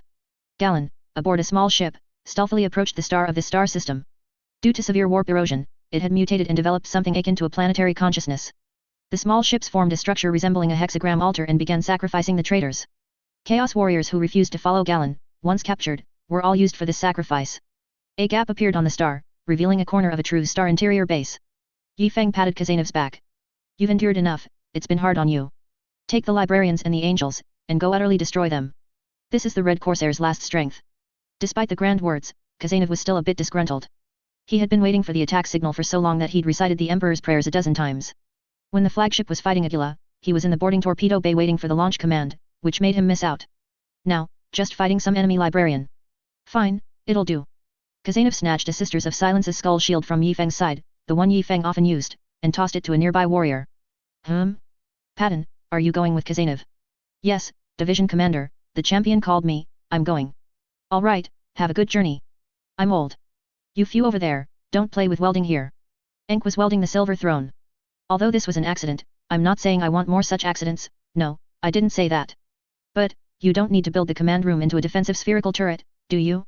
Building this in the deepest part of the flagship, isn't that somewhat unnecessary? Look, this attack is from powerful psychic sorcerers, turrets won't be very useful. Hey, extracting TO brain fluid isn't free, and you're even planning to pour it into the walls. When the Mad Wolf's boarding torpedo bay was discovered, the point defense cannons had already been destroyed by the accompanying combat guidance drones. Galen rubbed his eyes, feeling as if he had spent too long in the warp. Why is there a hive city following us from behind? Galen felt he was hallucinating. This must be fake. In my prophecies, there's no way a wandering port could appear out of thin air behind me, absolutely impossible. Reality dealt him a heavy blow. The boarding torpedo bay hit the lower deck of their ship. Severely corrupted humans, abhumans, and mutants scurried chaotically through the ship's compartments. A typical corrupted ship compartment. Once inside, it was impossible to distinguish up, down, left, or right, the warship's gravity locks were completely chaotic. He casually grabbed a twisted mutant. By its clothing, it seemed to be a leader, because the others were completely naked. Where is Galen? At number U and asterisk number at. Bang. Useless. Everyone, find him. Chapter 377, Death of Garland. As Kazanov searched for the enemy ship was sinking, flying towards the internal base of the star system. The light here was soft, and the temperature dropped to a point suitable for mortal survival outside the cabin. The star system's planetary wool had received enough sacrifices, and the flames outside swayed like reeds and waves. The central base discovered the anomaly, but they were helpless. The star system base had no outer orbital defenses, it was a treasure trove, and the star system itself was its defense. The warriors stationed inside could only guard the sole entrance, leaving everything to fate. Kazanov didn't know how many filthy mutants he had torn apart before emerging from below the deck, if that bloody, mangled surface could be called a deck. As soon as he poked his head out, a rapid burst of fire struck. A chaos autocannon had been waiting for him. Mad Wolf used his arm to shield his helmet and charged forward quickly. Bolter rounds struck Christina's meticulously crafted adamantium arm guard, bouncing off easily and exploding on the ceiling and floor. Mad Wolf seized the opportunity, and as he approached the gun turret, he suddenly attacked when the operator thought he was still 2 steps away from engaging. The Zhaohu power claw tore apart the gun barrel with one strike. The bolter rounds hit the twisted gun barrel and immediately backfired, but the Chaos Warrior controlling it did not leave. The Piao Yao power claw followed, its lightning power claw's charged strike completely dismantling the gun turret. Just as the chapter champion dealt with the defensive turret, Barton and his squad emerged along Kazanov's charge route, raising their anti-psychic shields and moving to Mad Wolf's side. The gun turret operator's face was twisted. Upon closer inspection, his hands and the twin-linked gun turret had long been integrated. When Kazanov tore open the turret, it actually released him from years of bondage. The Chaos Warrior used both arms, and the half-destroyed twin-linked gun barrels suddenly separated, swinging to strike Mad Wolf. Mad Wolf's steps did not stop at all. The golden figure crashed heavily into the enemy's body. Zhaohu plunged into the already rotten heart, and the power of lightning expelled all corruption. The Chaos Warrior's body swelled like a balloon, then exploded in mid-air. Barton charged along the path. What should have been the side door of the command center had become a corridor. He keenly noticed that as he approached, one wall showed far more cracks than the others. So he raised his shield and slammed it against that wall. The seemingly solid, dark metal wall shattered on impact, and ashes drifted and scattered everywhere. Barton felt his vision darken and immediately raised his shield to block a sorceress attack.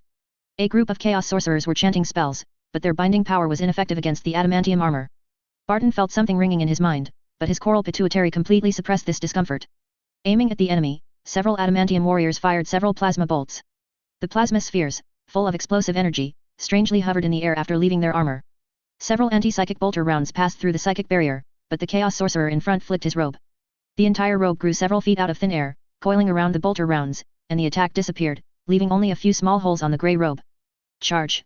The Sisters of Silence's bone shield was at the very front, and Barton hit his standard combat blade behind it. A shield slammed into your forehead. One of the chaos sorcerers in front felt a great sense of foreboding, but by the time he realized he should run, the escape spell could not be cast. The anti-psychic shield slammed into his face, instantly disintegrating his flesh. Seeing this, the subsequent sorcerers immediately used psychic power to pull a lever. The room instantly spun, and large clouds of toxic mist billowed out. The battlefield was as chaotic as if all the smog of a world had been crammed into a tumble dryer. Barton couldn't see his hand in front of his face, barely able to make out his own shield. He was firmly fixed in place by magnetic locks. After shouting into the comms channel, the warrior equipped with a flamer activated the button. Boom. A gas explosion shattered an entire room. The Chaos Sorcerers had vanished, and Barton was falling. Below were endless Chaos Beasts, sharpening their horns and claws, roaring at them. This was a trap. The Adamantium warriors were not flustered. Soon, they would know what cruelty meant. Kazanov was emerging from the command center, wondering if Garen had escaped, when he heard a massive explosion. He turned his head to look at the explosion point, and just as his tactical helmet turned, Garen attacked. The Chaos Librarian had a Chaos book made of human skin hanging from his waist, covered in dense stitching marks.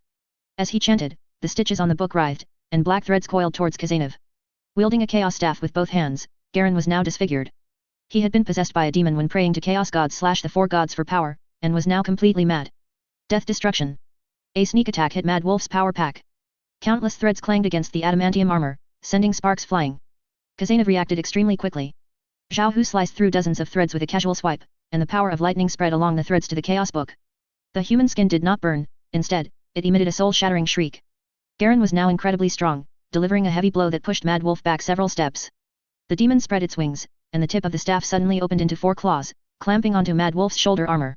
With a flap of its wings, it tried to carry Kazanov into the vacuum of space. Outside this area, the star system's periphery was still thousands of degrees hot, throwing him there would be certain death. A chaos fireball pierced through the command center of the bridge, causing a massive loss of air. The demon pulled hard, but couldn't dislodge him. Kazanov was firmly rooted to the floor. Piao Yao did not attack. Mad Wolf gripped the chaos staff with his hand. With a downward swing, Garen suddenly felt a great force, then the world spun, and his back slammed heavily onto the ground. He roared, praising the Lord of Change. Garen turned into flowing liquid, leaving only a hollow, dilapidated power claw on the ground. Mad Wolf looked down in confusion, wondering if he had been smashed into a pulp. He squatted down and plunged Zhao Hu into the flowing liquid on the ground. This quick movement took less than 0.1 seconds, and Garen's body reformed behind Mad Wolf. Demonic claws heavily enveloped the adamantium helmet. With a forceful claw. It didn't break. The demon felt it had lost face, and even more, it found the flesh protected by such heavy armor to be so delicious. A psychic field, similar to a disintegration field, covered its claws. With one strike, the adamantium helmet showed signs of cracking. Garen felt secure. This was a blind spot in Kazanov's armor. In his liquid state, he could move much faster than Kazanov. Mad Wolf twisted his body strangely, then suddenly squatted. The adamantium helmet was crushed into 4 pieces. Kazanov disengaged the helmet lock, breaking free from the opponent's grasp. The lightning power claw reversed and struck upwards, plunging into the opponent's liquid body. As the lightning spread, Garen's condensed face completely shattered. His facial skin was pushed open by the demon's swollen, disgusting, indescribable features, forming a gaping maw covered in dense, sharp spikes. Mad Wolf's speed became even faster and harder to catch. Breathing became difficult, and air was escaping quickly. There wasn't much air left in the cabin. With both claws flying, their battle was as captivating as a dance. Garen waited for the moment his opponent's movements would slow due to lack of oxygen. However, this Primaris warrior fought faster and faster, and Garen was struggling to keep up with his attack speed. No, he wasn't getting faster, I was getting slower. The demon let out a pained roar. Barton, carrying his blood-stained shield, kicked open the command center door. Seeing this scene, the warriors behind him unhesitatingly activated their Prometheum flamers, spraying fire at the champion's feet. Flames formed a ring around Mad Wolf, and Garen rapidly retreated. Barton told the warriors behind him, fire support, restrict enemy movement, then charged out with his shield. The shield's proximity made the demon shriek, wanting to leave Garen's body. He also couldn't freely switch between liquid and solid states. A mass of black, disgusting tentacles bulged on Garen's back, half his body soft like an octopus, looking incredibly bizarre. Oh, and if you see that Grey Knight's Grand Master, remember to say hello for me, Kazanov said. With a flick of his claw, Piao Yao blocked the staff, and Zhao Hu pierced through the chest. Barton moved to the side, seized the opportunity, and used his shield to pin the demon attempting to escape from Garen's back. With a returning slash, the demon on the shield was cut in half like fish on a cutting board. An ultra-high-frequency death shriek echoed through the warship. The unyielding roar of the banished demon resonated across the star system. The star system's planetary will felt a sharp pain. Flames surged and churned, and a solar flare suddenly erupted at a nearby point, fire and radiation storms surging towards them. Quick, retreat! Kazanov grabbed Barton and charged towards the door. The warriors providing fire support had already retreated to the doorway, ready to close the door the moment the two rushed out. Mad Wolf was sprinting. His armor was light, and without anti-psychic devices, he moved like the wind, but he had to drag Barton. This kid needed to train harder, 100 days of training. 1 step, 2 steps. The radiation storm arrived first. An adamantium helmet was heavily placed on Kazanov's head. The door closed perfectly. Before the flames arrived, the two rushed out of the command center. Mad Wolf ripped off his helmet, intending to smash it on Barton's head, but looking back, Barton's face was already burned by radiation, his entire head covered in red and black patches. I'm fine. Barton smiled. His pristine white teeth were the last pure thing on that face. The chapter champion is more important than me. This is the duty of the guard. The warship gradually sank into the star system base below. The chaotic battle outside discovered the presence of the People's Light. Communication systems and the battlefield became fragmented. Anos deployed the Nightfall to hover over the star system as support. The flagship headed straight for Huron's world, and a grand pillaging operation began. The warships outside were fleeing, one by one shattered by the flagship, and the 6-barreled ground-based cannons were unstoppable. Eng even planned to increase them to 8 barrels after he finished researching the Silver Throne. Below, everyone lost their space-based communication platform, and signals were chaotic. Warriors loyal to Garen were still fiercely fighting the Red Corsairs guards, and various treasuries deep within the star system were under attack. Some were looted by surface guards taking advantage of the chaos, while others were stolen by the guards themselves. The People's Light dispatched its last Astartes, with the byway army leading all remaining lamenters into battle. The Sons of Vengeance requested to be deployed. The people on Atres, filled with anger, desperately wanted to avenge themselves against all enemies of humanity. Yi Feng refused them, as this was not yet the real world. The angry mortals spontaneously organized suicide squads. From the moment they deployed, they had no intention of returning alive, or rather, almost no Son of Vengeance intended to return to Atres alive, they were merely choosing their graves. The suicide squads joined the battlefield in a near insubordinate manner. The battle servitor political commissar gave a military order guaranteeing that this unit would fulfill its duties. As the byway army launched an assault on the magnificent resource warehouse, the suicide squads engaged in a fierce struggle with the dark Mechanicum Skitarii. The entire star system plunged into a Kern's frenzy, with the blood god's favorite heroic battles unfolding on every front. Now, here's the problem, Yi Feng squatted by the command center, as Enk occasionally shooed him away with a power wrench, indicating he was blocking the construction path. Where did Huron's Blackstone fortress go? He should have one, or rather, half of one, severely damaged anyway. Perhaps they can't control this power at all. Blackstone is anti-psychic when not activated. Enk's eyes were filled with the glare of a welding torch. No, they've already proven with their actions that their understanding of using Blackstone to amplify the warp is more profound than ours. Huron's hoarding is far worse than mine, even if he can't use it, he'd never let it go. Search for it. It can't be in the starbase, can it? The Blackstone fortress was too large, to get it into a starbase would require sacrificing who knows how many souls. Beep beep beep. Kazanov's communication actually connected. Mad Wolf stepped on a Chaos Centurion, which was rare. The Imperium extensively deployed Centurions in 38K, and the machine spirit of these battlesuits was extremely powerful, requiring decades to corrupt, decades in the warp. I found some corrupted ecclesiarchy relics, some uncertain Imperial saint remains, seemingly involved in a long-term corruption ritual, and some valuable resources and sacred artifacts. Then, Mad Wolf looked at the Dark Angel's prisoner in the cage and fell into thought. It was probably, maybe, should be a fallen angel. In any case, there were many items, and the purification process would be lengthy. The suggestion was to engage in discussions with the ecclesiarchy or the Adeptus Mechanicus. All right, bring them back quickly. We don't know when the star's fluctuations will return, and the nightfall isn't fully repaired. It's uncertain if we can withstand the star's eruption and rescue you. Immediately after the call ended, an urgent message from Rogier also arrived. The Imperial Fist's expeditionary force had achieved a great victory and was advancing towards them with Belisarius Call's new invention. Belisarius Call was also experimenting with Blackstone, but it was impossible to choose the Eye of Terror, so the testing ground was located around the Maelstrom. These items were easily damaged and moved slowly, and the Imperial Fists had not used them. Now, under the prestige of the Adeptus Custodes, they began to slowly advance into the Maelstrom. Kale News revealed a bit of the upcoming plan to them. From his bruised appearance, he must have spoken with Victor. The expeditionary force would pretend to maintain a grand and slow offensive. They would construct strategic resource fortresses in the Maelstrom region. This plan was almost identical to the one Huron submitted to the Imperium before his betrayal. It's such a pity. If Huron had been born now, he would probably have become one of the 4 great heroes of Ultramar. After Guilliman's return, the 4 great heroes could also be chosen from successor chapters. Assault forces would still be formed, but they would be divided into multiple detachments, attacking different targets, an exercise. Victor was on his ship. In this battle, ANS became a coyote, a scorched wolf, with severe scars left by facial burns. Barton's situation was even more serious. The radiation storm caused some mutations. The Primaris warrior's powerful self-maintenance was clashing with their mutated flesh, almost killing Barton. Most of the captured treasures could not be monetized, only a sufficient number of warships remained a positive outlook. The fleet would quickly retreat after rendezvous. This star would be left for the Imperium to study. The construction of Overlord-class battleships was again urgently put on the agenda. For the Revive the Emperor operation, Chaos Gods / the 4 Gods would certainly open the Great Rift and use all their power to stop them. At that time, Overlord-class battleships would be an important component of the chapter's mobility, including the Imperial Fist's expeditionary force trapped in the Maelstrom. The galaxy's greatest Wadaik. Free-for-all was in full swing, and the Greenskins showed exceptional hospitality towards the arrival of the Imperial Expeditionary Force. After a magnificent, annihilating strike by the Flesh Tearers chapter, even more Greenskin warships swarmed towards them. Whether the Snakebite clan wanted to admit it or not, it was now effectively out of the game. Most other Greenskin factions were mixed, with various clan represented, primarily depending on which clan the Big Mech belonged to. The Big Mech of the Blood Axe clan had infiltrated almost all factions. Most absurdly, some inquisitors assisting the expeditionary force as early reconnaissance actually encountered a Blood Axe clan Big Mech, who asked them if they needed mercenaries. The Blood Axe clan was not numerous. A long time ago, because they were too ungreenskin, they were attacked by all other clan. Having recovered some strength, the Blood Axe boys clearly understood the important point that shrimps, humans, had good stuff. They believed that tricking shrimps out of weapons and intelligence to fight shrimps was a very interesting thing. White Scar's warriors, upon encountering them, launched a preemptive strike. The hunting parties furiously cut through the Blood Axe boys' formations, singling out and killing their leaders. Against the extremely fast White Canids, the Blood Axe clan was at a disadvantage. They excelled at intelligence gathering and strategic planning, but when their intelligence officers gathered information about an incoming White Scar's attack, their intelligence officers couldn't run as fast as the White Scar's warriors. It was as if they had no intelligence at all. The White Scar's attack methods seemed to be ingrained in their bones. Almost no Blood Axe boy could steal their operational plans because there were none. Almost all plans were the battle instincts of the White Can had Big Mechs during wartime. The most planning they might do was to conquer a certain city or star system.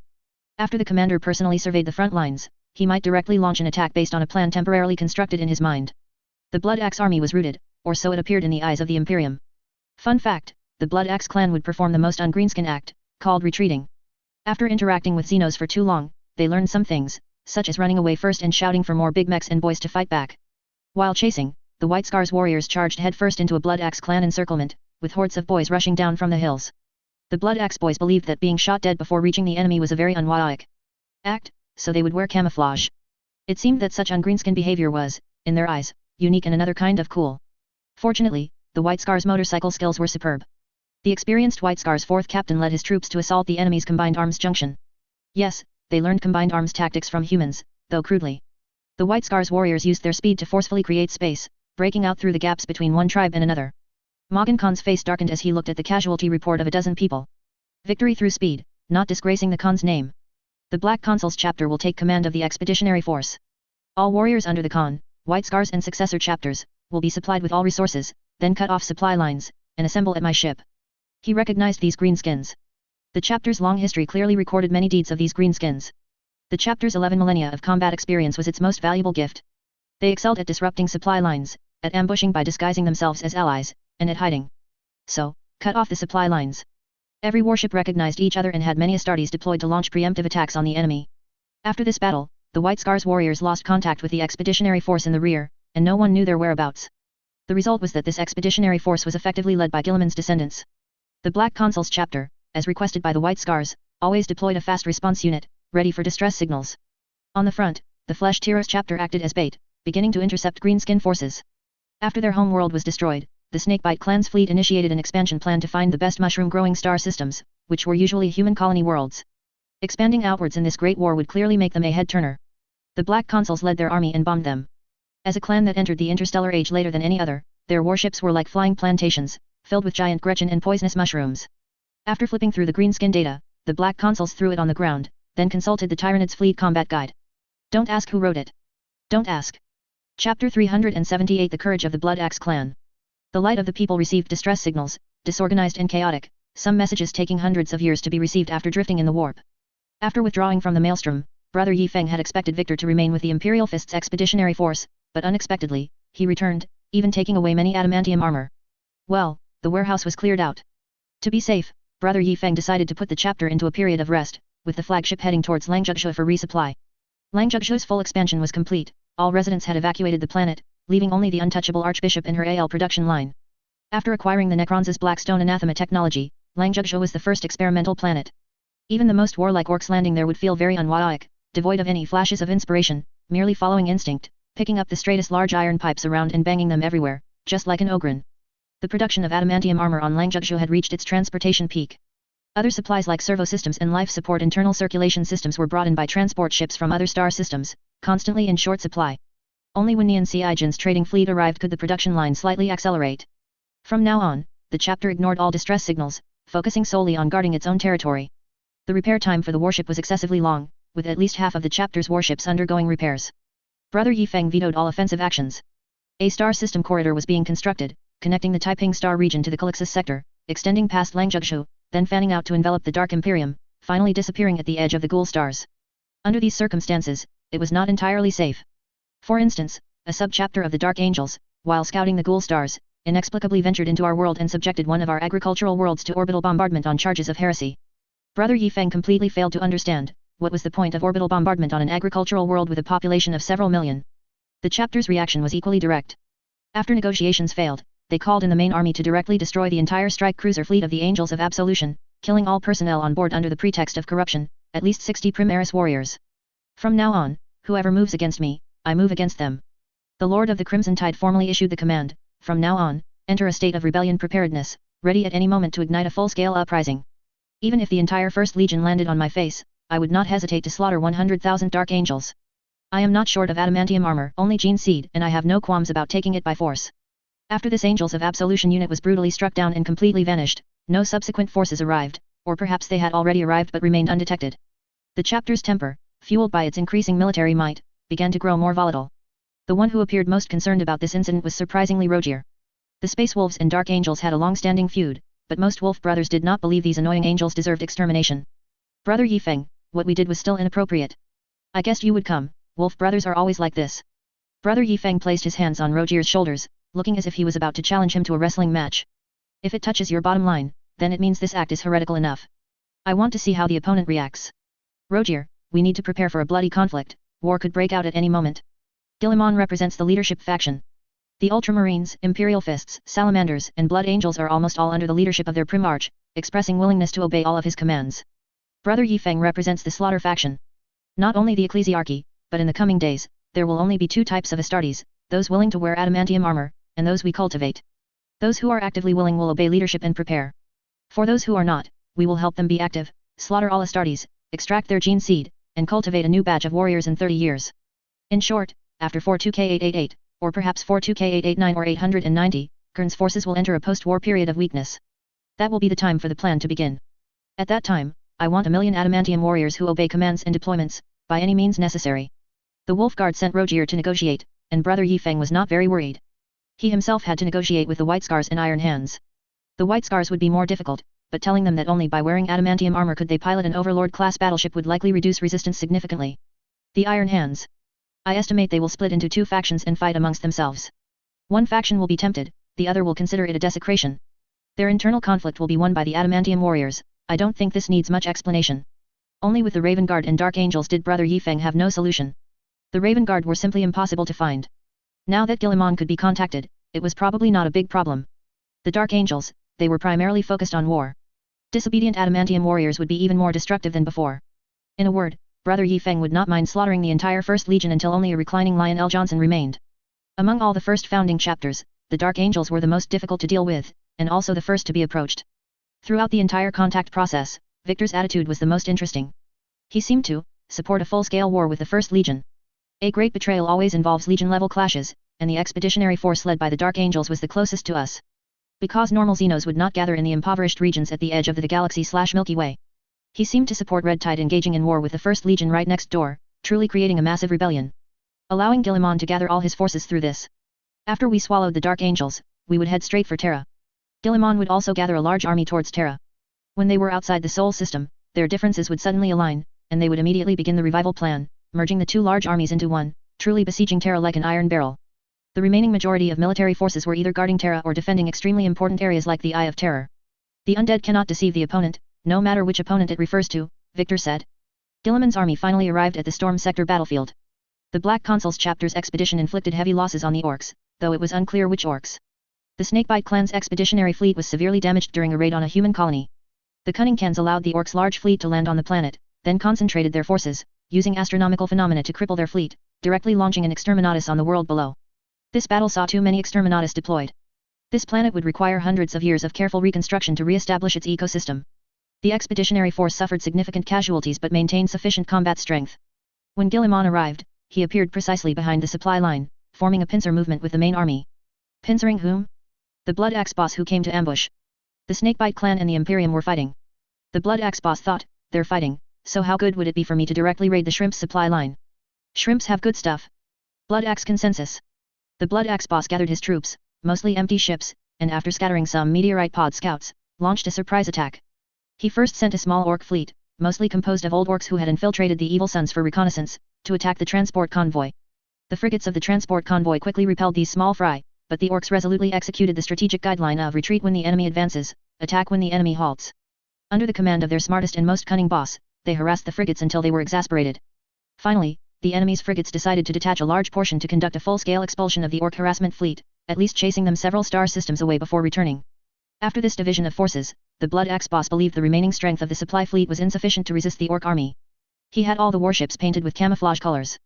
Each Gork head was painted to look like an asteroid, a camouflage net with a metallic sheen amidst the gloom. They drifted in clusters from real space, like a meteor shower, smashing towards the supply convoy. The Blood Axe boss was the most flamboyant, his mount was disguised as a comet, trailing a long, beautiful tail. Lads, charge! Get the shrimps! After the supply fleet discovered it was an ambush, the Blood Axe boss let out a sky-shattering roar. Several Psyker war bosses, seated on multiple warships, cooperated with him. A powerful Wadaak psychic field impacted this warp region, making it even harder for astropaths to send out distress signals. He sat high on his throne, looking down at the transport ships pierced by countless boarding pods, and laughed heartily. This operation was originally successful, until the arrival of the Ultramarines. The vanguard of the expeditionary force discovered the fierce battle here. With just a single Gladius-class frigate reconnaissance group, the warriors engaged the enemy in skirmishes. The Soul Strike cruiser tore a gap in the Orc encirclement, allowing several transport ships to escape. Could a cooked duck be allowed to fly away? The Blood Axe boss, enraged, ordered his lads to pursue, while also instructing another group of Orcs to scout the front fan range for any signs of trouble, ready to retreat if necessary. There were indeed no opponents ahead. Guilliman appeared from the rear. As the Orc army pursued into a dead star system, not far from them, hundreds of warships warped in. The Makrich Zoner, leading the fleet, destroyed a large Orc warship at the very rear of the formation with a few volleys of fire. The Blood Axe boss realized he had fallen into an ambush. Lads, the Kens are here. Grab them. Oh, what a beautiful misunderstanding. Seeing that Guilliman had brought only a few ships, he decided to engage the Ultramarines. As everyone knows, the Imperial Navy is always a step late. When the two main armies became entangled, more Imperial Navy warships warped in, joining the battle. The Blood Axe boss leaped from his beautiful comet onto a battle barge. What is the best hiding place? What is the best camouflage? I am on your warship, in this chaotic battlefield with disrupted communications, and that is the most perfect camouflage. It jumped in, wreaking havoc, a thick flagpole hanging from its super heavy armor, a large banner on its back, and a bloody axe, the symbol of its clan. The battle barge's resistance was fierce, with centurions and dreadnoughts deployed en masse. The Blood Axe boss's muscles were harder than the mountains of Okaros and thicker than the laser cannons on a Storm Raven gunship. One swing of his axe could cleave through Mark X Gravis armor. The bloody axe swung ceaselessly, bolter rounds exploding against its armor, leaving only nail-sized craters. The Primaris warriors had never felt such despair. The company champion's power sword was plunged into its back, but the Blood Axe boss turned and shattered it with a single blow. Its speed was so great, its psychic pressure so powerful, that the champion fell, returning to the throne after only a few exchanges. Death was the only melody within the battle barge. When the last Tech Marine fell, the entire warship was swarming with meat boys looking to scavenge shrimp goodies. They tapped and tinkered with their small wrenches, scurrying around the warship, quickly restoring power to the battle barge. With the arrival of the fleet led by the Black Legion, the battlefield situation became both more optimistic and more chaotic. The command systems of the two expeditionary forces were intertwined, and the battle-hardened expeditionary force warships lacked sufficient ammunition. They even docked with transport ships first to acquire shells. Are you sure that the transport ship currently fleeing for its life towards you is full of supplies, and not full of Orcs? The Snakebite clan once raided a TO space station, stealing a transport ship and using perfectly correct codes and communications to deceive the TO docking personnel, then sending a boarding party to blow up the station's reactor the moment they connected. Amidst the chaos, the Blood Axe boss made a bold move. He intended to decapitate the largest enemy warship, to destroy the Makrich Zoner. This magnificent Gloriana-class battleship was guarded by many powerful warships, and numerous asteroids were also being hurled towards it. These were all feints. Now, I am friendly. Piloting the barely functional battle barge, which from the expeditionary force's perspective looked like a warship with damaged engines, it navigated through a mix of real and fake asteroids, approaching the Makrich Zoner. The fleet's hails were met only with guttural shouts of "For the Emperor." This was a joke the Blood Axe mercenaries had picked up while working for Humes. Many of them had no idea what it meant, only using these jumbled, strange syllables to mock shrimps. Thus, the battle barge approached the Makrich Zoner amidst cannon fire and asteroid impacts. Guilliman instantly saw through the crude trajectory of his opponent, but he was already planning to decapitate the enemy's boss. Whenever fighting Orcs, finding their boss amidst the green tide was always a difficult problem. Now, the enemy was coming to him. Blood Axe boss, this decapitation tactic is something I learned from shrimps. Lorgar, it's useless against blue cans, really, trust me. Once close enough, the Blood Axe boss had the Psyker Big Mech initiate a teleportation assault. Orc teleportation is particularly unstable and a capability only possessed by higher-ranking Orcs. The Blood Axe boss teleported directly into the enemy's relic chamber. Cato Sicarius, in his dreadnought, and the Blood Axe boss stared at each other. Good, very good. He had just woken up and was in a bad mood. The flames of a sacred flamer and a fiery big Shuda intertwined, burning across the entire combat zone.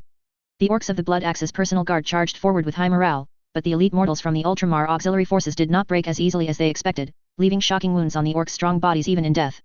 Titus was running. Ever since Guilliman donned Call's wings of despair, he trained diligently every day, but the more he trained, the less he could keep up with the Primarch's pace. Guilliman was simply too fast. He bet this was the most focused he had ever been in his life, and he could only make out which direction Guilliman turned at a crossroads. By the time he arrived, he could only see the corpse of an orc, and elite big mechs emerging from beneath the floor. Titus rotated his wrist, activated the chain sword in his hand, and charged at his opponent. As he ran, he even managed to fire a plasma bolt. Facing a plasma bolt filled with blue-white explosive energy, the opponent's reaction was to raise an arm, shielding his face. That crude arm guard looked as fragile as if it were made of Gretchen bones and metal scraps tied together. But with the plasma explosion, after the ion storm, the orc's personal guard's arm merely had a medium-sized, fungal pit, less than a quarter of its arm's thickness deep. For an orc, it didn't even count as a minor injury. It raised its blood axe, he swung his long sword. The clash of metal was deafening. Titus felt a powerful force, and an uncontrollable vibration traveled along his power armor arm to his helmet. He roared in anger, "Die, Xeno! Waiaic!" The orc's axe forcefully parried Titus's chain sword, pushing him back several paces. Titus stumbled back several steps before regaining his footing. Just then, he saw the orc pull several assault laser guns, savagely welded together, from a holster on its waist. These were Imperial items, the Aquila emblem on them hadn't even been worn away. A laser gun volley slammed into the center of his chest plate, burning away half a wing of the sacred Aquila emblem design, and a pit appeared in the thick front armor. The servo systems wailed. Titus couldn't think of much else, ignoring the numerous alarms within his power armor. At this moment, his mind was filled with concern for his Gene father's safety, and he charged at the orc's personal guard with all his might.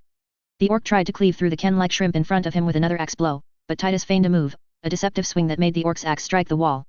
He ducked under the crude, foul-smelling orc's armpit, seeing the Gretchen armpit hair twitch, raising sharp micron-sized barbs at him. Titus seized the moment the orc was pulling out its axe and powerfully swung his blade, severing one of the guard's arms. "I will end you." Titus's attacks pressed on, forcing the one-armed orc to retreat. Behind him, other Victrix Guard veterans also appeared, and the situation looked very promising. At this moment, a roar shattered the calm.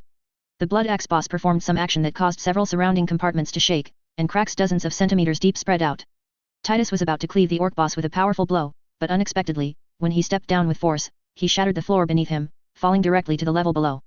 He was met with a rain of missiles. Guilliman saw Titus fall from above and urgently commanded his wings of despair to change trajectory. The Blood Axe boss didn't care, swinging his giant axe and the Emperor's sword together. Sacred flames burned, igniting all the ancient bloodstains on the giant axe, causing black smoke to billow. The orc boss in front of him was extremely enraged. This was the totem of my Blood Axe clan. The Psyker Big Mech seized this opportunity, his psychic power surging, invisibly raising the density of the Waiaic energy field by several levels.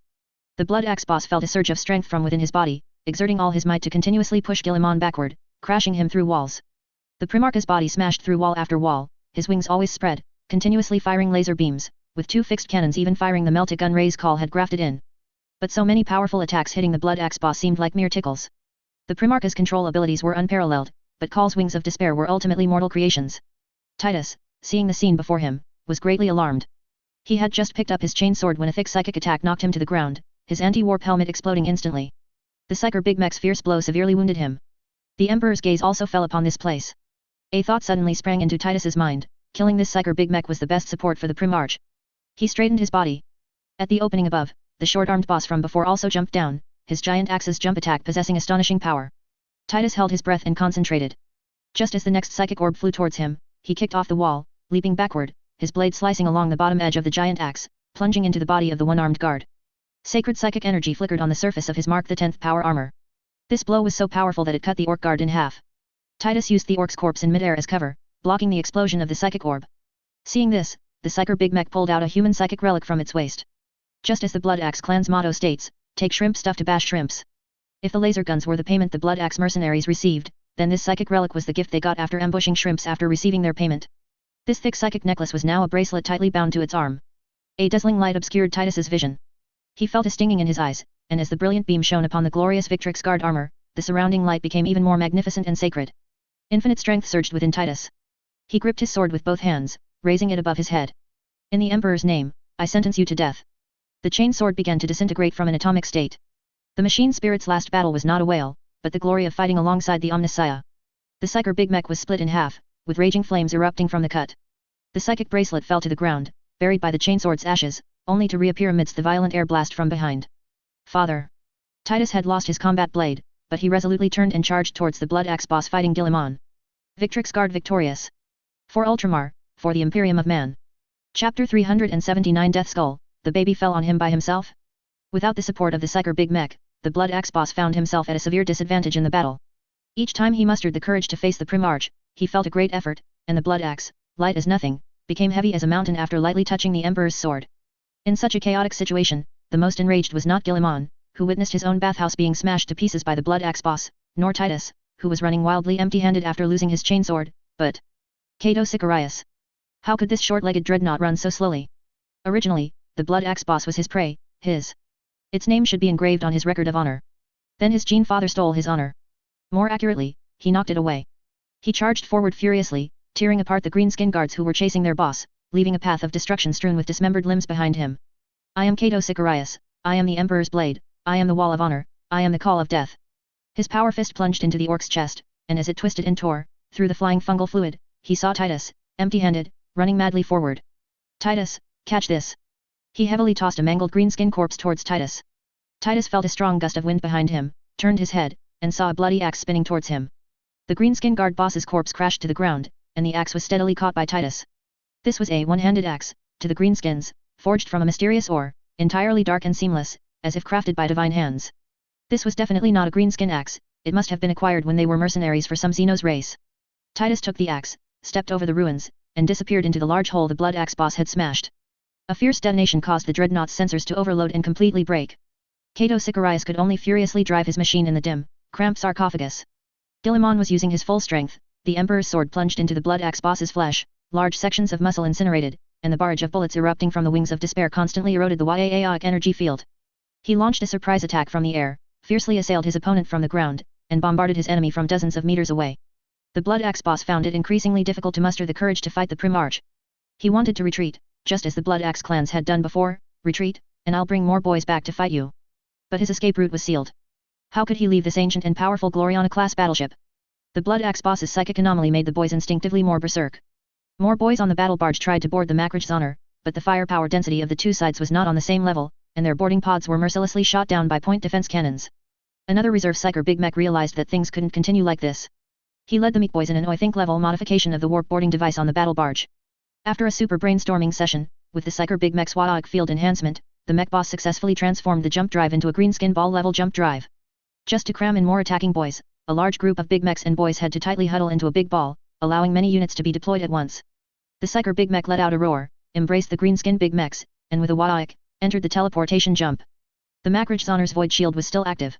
The Ultramarines librarian only felt a strange psychic disturbance appear. He thought it was psychic sorcery and immediately chanted a counterspell. Under the convergence of multiple forces, the Psyker Big Mech successfully got half his body stuck in the wall. The surrounding boys, however, were fine. Boys sat on the backs of Big Mechs and Gretchen hung from their arms, entering the battlefield in bizarre postures. This caused Guilliman a bit of trouble, strange things blocking the gun muzzles were always annoying. Fortunately, Titus and the Victrix Guard arrived in time and engaged the largest mech boss. The clang of metal and the shriek of steam stimulated the warrior's eardrums. The mech boss was covered in various mechanical modifications, it resembled a fire fortress, extending gun barrels, and from the tall mechanical pile on its back, windows opened, with Gretchen clutching turret triggers, firing madly. Titus even saw a metal plate on the mech boss's belly open, revealing a missile head and the small head of a guiding Gretchen. Helmetless, Titus had to shield his face with his left hand. While his arm guard blocked the torrent of bullets, his right hand, as if by a ghost swim, swung an axe in a strange direction. The Gretchen missile split in two in midair, as if it had deliberately collided with the axe. A Victrix Guard warrior leaped out from the side, attempting to ambush the mech boss. As he swung his axe in midair, a mechanical hammer suddenly popped out of the Yaaoic mechanical backpack, knocking him away. Several mechanical arms unfolded from the mech boss's back, like an 8-armed blade spider showing off its weapons. The Victrix Guard were not to be underestimated. Under plasma gun cover, 3 warriors, including Titus, flanked the opponent from different directions. The pipe connected to the mech boss's only flesh arm suddenly lit up. Under the blue and red alternating light, a strange gravity spread out. Titus felt a great force. It was a gravity axe conceived by the greenskins, forcing other weapons to collide with it head-on. Head-on it is. Titus gripped the axe with both hands, his muscle coils nearly collapsing. He delivered a chop that almost violated the construction of his power armor. The gravity axe, which the greenskins had pondered over for a long time, was cleaved in two with one blow. As the mech boss was shocked, a Victrix Guard attacking from behind plunged a power sword into its thick mechanical backpack. The flank attacker chopped off its thick leg. Just when everyone thought it was dead, the mechanical backpack fortress popped out a secondary limb to stabilize its body. The iron plate on its back opened, and the Victrix Guard behind saw a dark muzzle, then two small Gretchen hands extended. Melta. Damn it. He could even recognize it as an Ultima pattern Melta pistol. Damn it, he tried his best to deflect, but failed to escape his ultimate doom. Half his head was hit by the Melta, and he died on the spot. The axe Titus had swung, anticipating the opponent's off-balance movement, now missed its target, only severing a few pipes. Greenskin flamethrower fuel gushed from the pipes. The mushroom brewed fuel mixed with purchased promethium, and flames burned from the mech boss's left shoulder all the way to Titus's axe. The flaming axe spun in a circle in the air, and Titus suddenly dropped to the ground. The Emperor, watch me control multiple characters simultaneously, combo attacks. The missile fired by Cato Sicarius's dreadnought hit the mech boss, Titus's axe split open its belly, and then he moved to the side, facing a storm of bolter fire head-on. The flanking Victrix guard were entangled by other boys. Titus now realized he had to end the fight with his next axe swing. He grabbed the opening in the mechanical backpack, crushing the Gretchen inside along with it. Something unknown pierced his hand, and his entire palm was covered in blood. With only the strength of one hand, Titus leaped in a perfect arc through the air, appearing above its left shoulder, the massive greenskin head placed beneath his axe. This axe swing severed the greenskin firepower brain control cable along with it. As the mech boss died, its countless weapons fired wildly, falling into complete disarray, like an armory hit by a missile. You never knew what weapons were inside, or when what kind of explosion would occur. While the mech boss distracted the Ultramarines, the Blood Axe boss was fighting and retreating, desperately withdrawing towards the Psyker Big Mech. Done. A half-sized tooth flew out, leaving only half of the Blood Axe boss's two fangs exposed. He also tried to tear off a few of Guilliman's wings and crush them. During close combat, the Primarch found the Wings of Despair somewhat cumbersome. When Alfarius was fighting hand-to-hand with enemies, he even recalled how Sanguinius used his wings. The Emperor, don't be shy, come on, old nine, you possess him and fight. Alfarius, father, there's no need. Although the Blood Axe boss was steadily retreating, he was not weak. A casual swing could send an ordinary Primaris warrior flying out of the Belisarius call. He used all his strength to resist the Emperor's sword slashes. Each time he withstood the Primarch's terrifying strength, his body would recoil several paces. The nicks on his axe grew more numerous, and with the death of many boys, the Holy Emperor's fire could now burn on the axe. Fueled by the bloodstains of loyal Astartes. The Blood Axe boss had only heard from the shrimp that they had an invincible big mech named Robot Guilliman. At the time, he had even thought about whether to go fight him. Now, he finally realized that he had led his clan into a death vortex. I will be back. The Blood Axe boss suddenly roared in human language. The Primarch's fiery gaze remained fixed on his head, unwavering. The flickering flames stilled, the blood dripping from Titus's hand froze, the black smoke in the sky, the explosion's shockwave, the fallen chairs, the wailing mortals, all stilled. The Emperor's sword seemed to cleave through space, striking the Blood Axe boss's head at the very instant the psychic teleportation covered him. The Psyker Big Mech, stuck in the wall, used all his strength to teleport the boss away, not even knowing where he had sent him. His last half-body was enveloped by the Primarch's tall shadow. He couldn't tell if it was the burning light from the Makrach's honor behind Guilliman, or the ultimate wrath of the human Emperor. His final remains were incinerated by the Emperor's sword. This battle ended with the Primarch beheading the Orc war boss, a great victory for the Greenskins. The Black Consul's chapter and the Ultramarines expeditionary force merged into one, their morale soaring. The Psyker Big Mech's act of teleporting a grave caused the Blood Axe boss's body to fall onto the deck of a warship. A powerful, headless corpse landed heavily on the bridge, even denting the deck. The Death Skull scouts were startled. They were all Gretchen, existing to seize opportunities on the battlefield, steal derelict ships, and flee. The Gretchen boss was surprised by the giant corpse, but a brand new idea of a colossal Wadaik popped into his head. Go call the Mad Boss. The Mad Boss here referred to the Death Skull's doctor, the maddest of the mad. Don't bother me, I was just conducting the most Wadaik experiment. You know how much effort I put into collecting those precious experimental materials. Oi, Gork. The Mad Boss jumped up in surprise, leaping maniacally across the bridge, surgical instruments clattering and scattering everywhere. Where did you get this? I'll trade you for it. I'll give you all my big teeth, and your clan won't need to pay big teeth here anymore. Just bring me your own materials, and I'll save you. You said it. The Gretchen boss burst into laughter, and short, sharp Wadaik cries echoed throughout the ship. The other Gretchen didn't know why they were laughing, but they felt happy, and one by one, they all started laughing. This is the material, and I am the patient. Come on. Cut off my head and attach it to this Wadaik body. The Gretchen boss declared. From then on, the Death Skull clan had a true boss who hid behind the scenes, always ready to steal, and a crazy, very undeath Skull Blood Skull boss. The Skull boss really liked this stand-in. His predecessor, the Orc war boss known as the Beast, had 6 old bosses. He was becoming more and more confident of winning this most Wadaik war in the galaxy. The Death Skull fleet jumped into the battlefield after the Blood Axe clan's assault, and there wasn't an overly fierce engagement. They flew into the battle in their dilapidated, giant rockets, hooked onto a crippled warship they fancied, and the small rockets, by their I think, actually managed to tow the ship, leaving the battlefield at an extremely fast speed. The Imperial Expeditionary Force won this battle, they had already annihilated 2 massive green-skinned forces. They also began a short period of recuperation. Guilliman dispatched many warships to locate the White Scars chapter. Really, it's true that the White Scars are excellent in warfare, but is it that hard to consolidate a large army? Didn't they just consolidate it easily? They just had to fight alone. In the Death Skull camp, the Gretchen were making a deafening racket. According to custom, after collecting treasures, numerous fights would break out, continuing all the way into the camp, with lively scramble for their desired items. Only after thoroughly physically convincing all competitors would the exchange phase begin. Those who coveted treasures but were unable to seize them would try to buy them. Finally, there was the grand creation phase. The Death Skull clan is a clan rich in meatboy, where technology exists to salvage more, larger, and more Wadaic scrap. An uninvited guest arrived in this star system. The main fleet of the Bad Moon clan was pressing towards this star system, filled with derelict ships and diligently busy meatboy. All the planetary cannons turned, and warships took off, but there was little firing. The Death Skull boss suppressed all the Gretchen's eager firing enthusiasm, sitting quietly on his throne, a colossal throne welded together from the ramming prows of various warships of different races. He sat comfortably on his throne, his eyes gleaming. Before him was a luxurious flying platform, which, to the orcs, was even more attractive than Terra's golden throne. It contained everything the orcs desired, and piles upon piles of big teeth. The Bad Moon clan had one characteristic: wealth. Don't ask about their abilities, just ask about their money. The Bad Moon clan's teeth grew big and fast, and they loved to trade with the Death Skull clan. I congratulate you, you've struck it rich. Tone it down, your big mouth stinks too much. I smelled your bad breath 100 years ago. You're right. The Bad Moon boss generously admitted the problem, then casually pulled out a lump of milky white bubblegum Gretchen from behind his seat. The Gretchen I bought for 100 big teeth are really useful. It's a pity, the Snakebite clan was really beaten badly.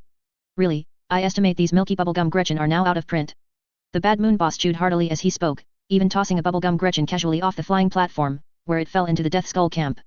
I want to buy warships, as many as you have. Don't you have meatboy under you? Are they all useless? You have big teeth but can't build warships? Are your heads full of stinky mushroom soup? Wa'ak ha ha ha. The entire Death Skull camp burst into laughter, the dilapidated camp swaying with the laughter, as if on the verge of collapse. But soon, they couldn't laugh anymore. The Bad Moon boss threw out a long string of big teeth, made of the best and most perfect ones.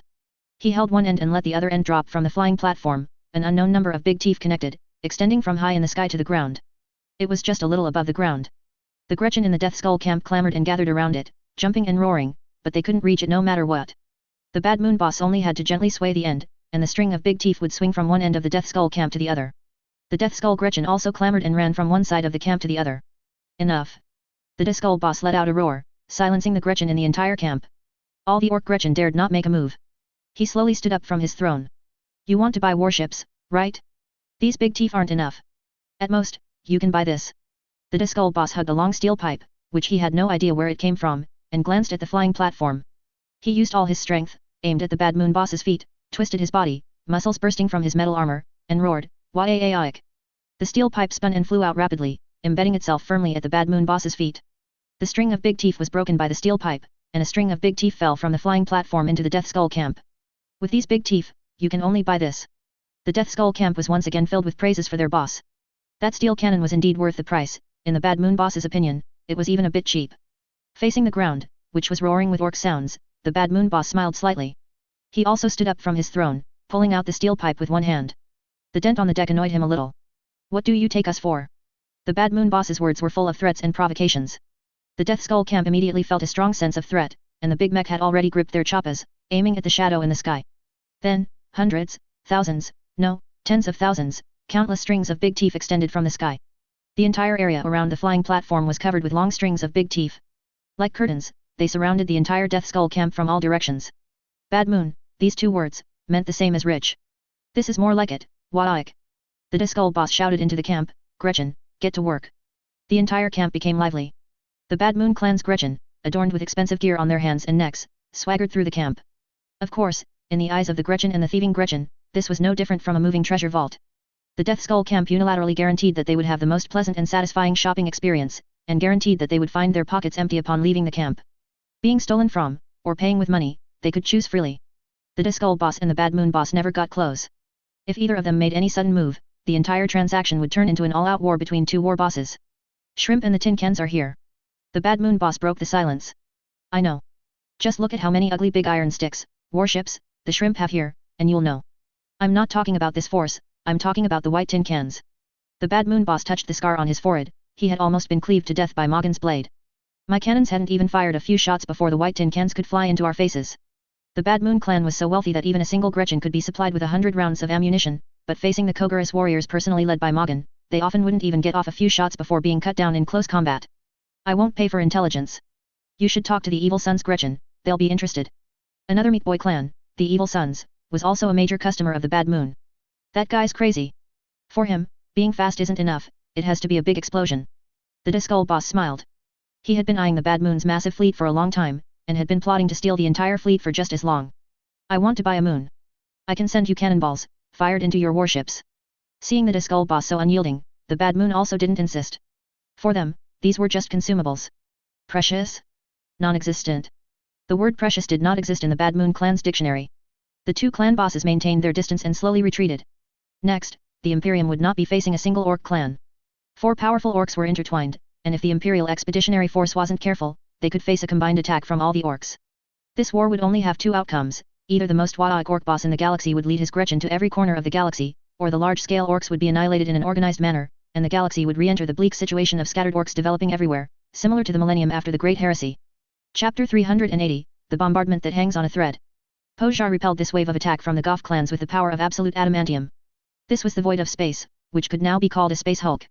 The orcs of the Goth clans grew stronger and stronger in endless warfare, steel and explosions caused minimal damage to their flesh.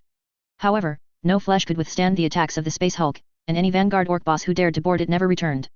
The Goth clan's orcs retreated. Their orc boss died under Gork's gaze, but they were still orderly.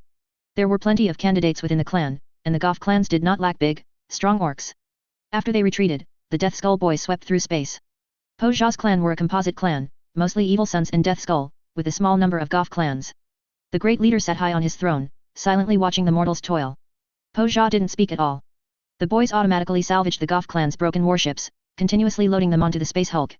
Some cannons were 100 meters thick, and what they fired were not shells, but captured gunboats, converted into space torpedoes. At this moment, the Space Hulk finally looked a bit like a Gorgut, appearing as a chaotic amalgamation of junk and turrets. Several giant warships were impaled upside down on it. Those were the Goth clan's boarding ships, and now they were filled with the bodies of the fallen. In a few months, brand new Goth clan's boys would emerge, joining Poja's vanguard. Currently, all matters were commanded by the Psyker Big Mech. Poja spoke very little now. After embedding himself in this terrifying Gorgut, he increasingly resembled a god, accepting the boys' careful offerings. For example, in that ancient food pipe, if you dared to pour in an unfresh, delicious mushroom soup, what awaited you would be the entire Gorgut's massive tremor. The chef boy became the most dangerous profession in the entire clan.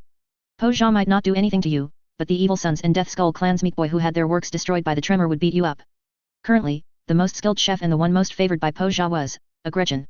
The orcs didn't know when this Gretchen arrived, perhaps before the previous orc chef was smacked dead, or even earlier. Now, the chef boys had to call it senior. By all accounts, shouldn't a Gretchen of this size be a servant Gretchen or a biting Gretchen?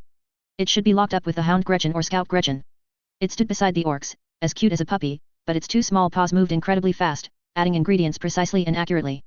Its super sense of smell could accurately grasp the state of the simmering mushroom soup, and its head seemed to have an endless supply of ideas, always able to make the dishes that orc boss Poja liked. No one dared to touch this Gretchen. Its status in the Space Hulk was second only to the Psyker Big Mech. It could even wander freely in the Big Mech's warehouse.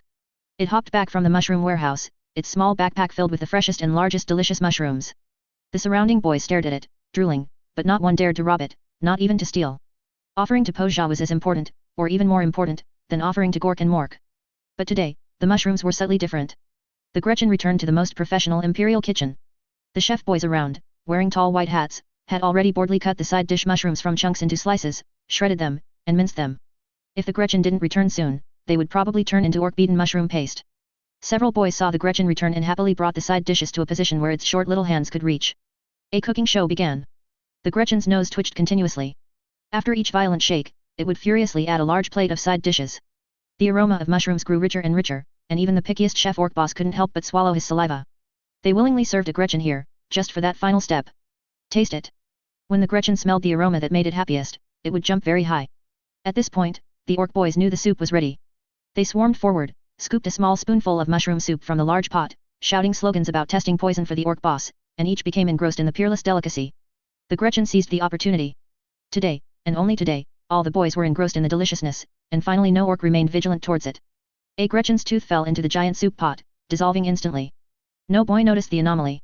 A group of boys, invigorated after eating a spoonful of delicious mushroom soup, lifted the giant soup pot like a sedan chair, grunting heave-ho as they carried it to the ancient food pipe. The Gretchen resumed its wandering. Finding it in the corridors around the kitchen would not surprise any boy. The delicious soup poured into the pipe, making glug-glug sounds. The Gretchen entered a warehouse, and seeing no one around, it jumped into the Gretchen maintenance pipe. Then it bit hard to open the iron plate on the side. That fang that melted in soup was now incredibly hard, instantly biting through the iron sheet. Behind it was a patch for the food pipe. Po Xia's mech grew layer by layer, and the food pipe extended section by section. The Gretchen listened quietly, and the moment the sound of flowing water stopped, it bit open the food pipe and jumped in. The aroma wafting from the food pipe mingled with the scent from the large pot with leftover soup. The boys only felt that the aroma was a little stronger than usual. The fighting also became more intense. Only the victor could drink the soup at the bottom of the pot. The Gretchen slid down the scorching pipe. This was the best pipe slide in the world, each extended section having the unique style of the Meat Boy Big Mech of that time. The temperature below was extremely high. This wasn't the temperature of the soup. There was another hidden secret here. The Gretchen's backside continuously rubbed against the scorching metal, sparks flying. The Gretchen's reddish skin faintly glowed with a grey sheen, and its snake-like scales were faintly visible. A Calidus assassin was gradually returning to her original form. One of the Officio Assassinorum's ace operatives, a Calidus assassin specializing in stealth and backstabbing, the pinnacle of a mortal. Her dark grey synthetic skin returned to its original appearance. Under the influence of polymorphine, she could perfectly transform into most creatures in the galaxy. Only this time, she wasn't confident about joining this clan. The Wadaik psychic field of these orcs was too powerful. It wasn't that she couldn't integrate into the psychic circle, but under the influence of this extremely violent and terrifying psychic energy, she was prone to completely losing herself. Being a Gretchen was much better. She flicked her tail, and her long tail detached, revealing the phase sword within. The Gretchen's jaw gradually retracted, her upper jaw and head transforming back into a human skull. Her lower jawbone retracted into her chest. She removed the protruding teeth from her chest, which contained a special toxin. She had tried various toxins over several years, each time enraging Po Xia and leading to the death of a chef boy, but Po Xia had never died.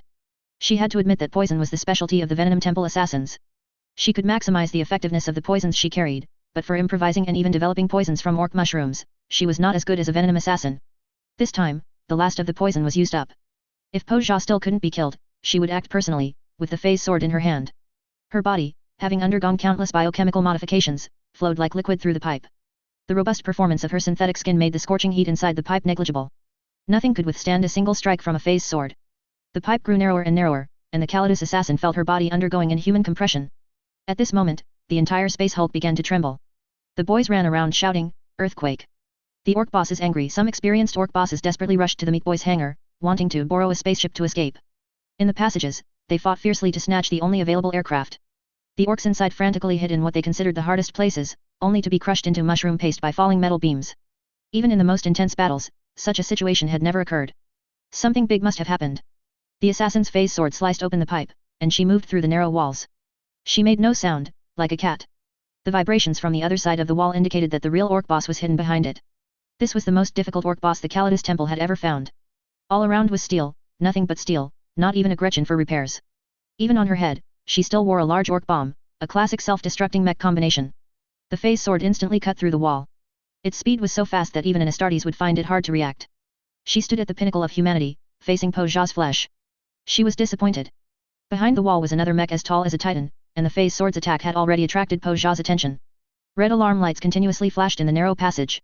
Rapidly spinning spiked rollers attacked from one side of the wall. Po Xia's close-in defense traps immediately activated. In the distance, the glow of plasma pipes and laser vortexes were charging.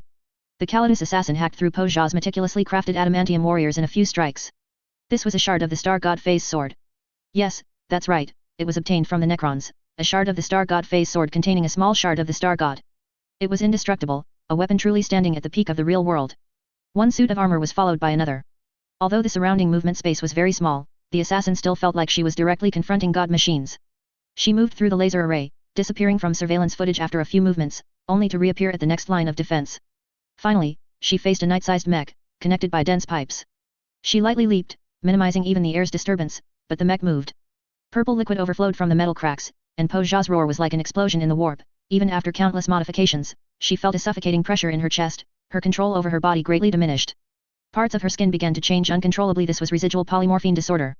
Her synthetic skin, after a year, forcibly expelled the agent from her body, which dripped onto the metal floor, emitting tiny wisps of white smoke, mixing with Po Xia's melted flesh. Her assault was as elusive as a shadow. All around were Po Xia's activated self-destruct programs, bombs ticking. The bursting flames made Po Xia feel secure. The Wadaik energy warning told it that the enemy had not yet been eliminated, its war instincts were still surging. The orc boss's powerful physique no longer needed the Mad Dog's healing.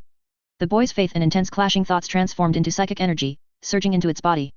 It let go of its old flesh, it was merely the husk of an old era. Po Zha's body was furiously growing new flesh, more perfectly suited to the flesh controlled by the current Space Hulk. Night-sized mech thrited. The assassin, emerging from a neck joint, plunged her phase sword into a mech. Purple pus sprayed all over her, even her synthetic skin struggled to resist the anti-tyrannid/tyrannid flesh poison, slowly being corrupted. Po Zha attacked the assassin in the simplest and most effective way. I think your grey skin can deflect bullets and be immune to explosions. I'll crush ye. Multiple layers of mech closed in on her like metal walls. The Calidus assassin's only path was forward. The I think metal mech was indestructible, her phase sword was wielded to its limit. Piece by piece, metal plates were torn open. She finally reached Po Zha's flesh, plunging her sword into the body that had endured countless poisons. Boom.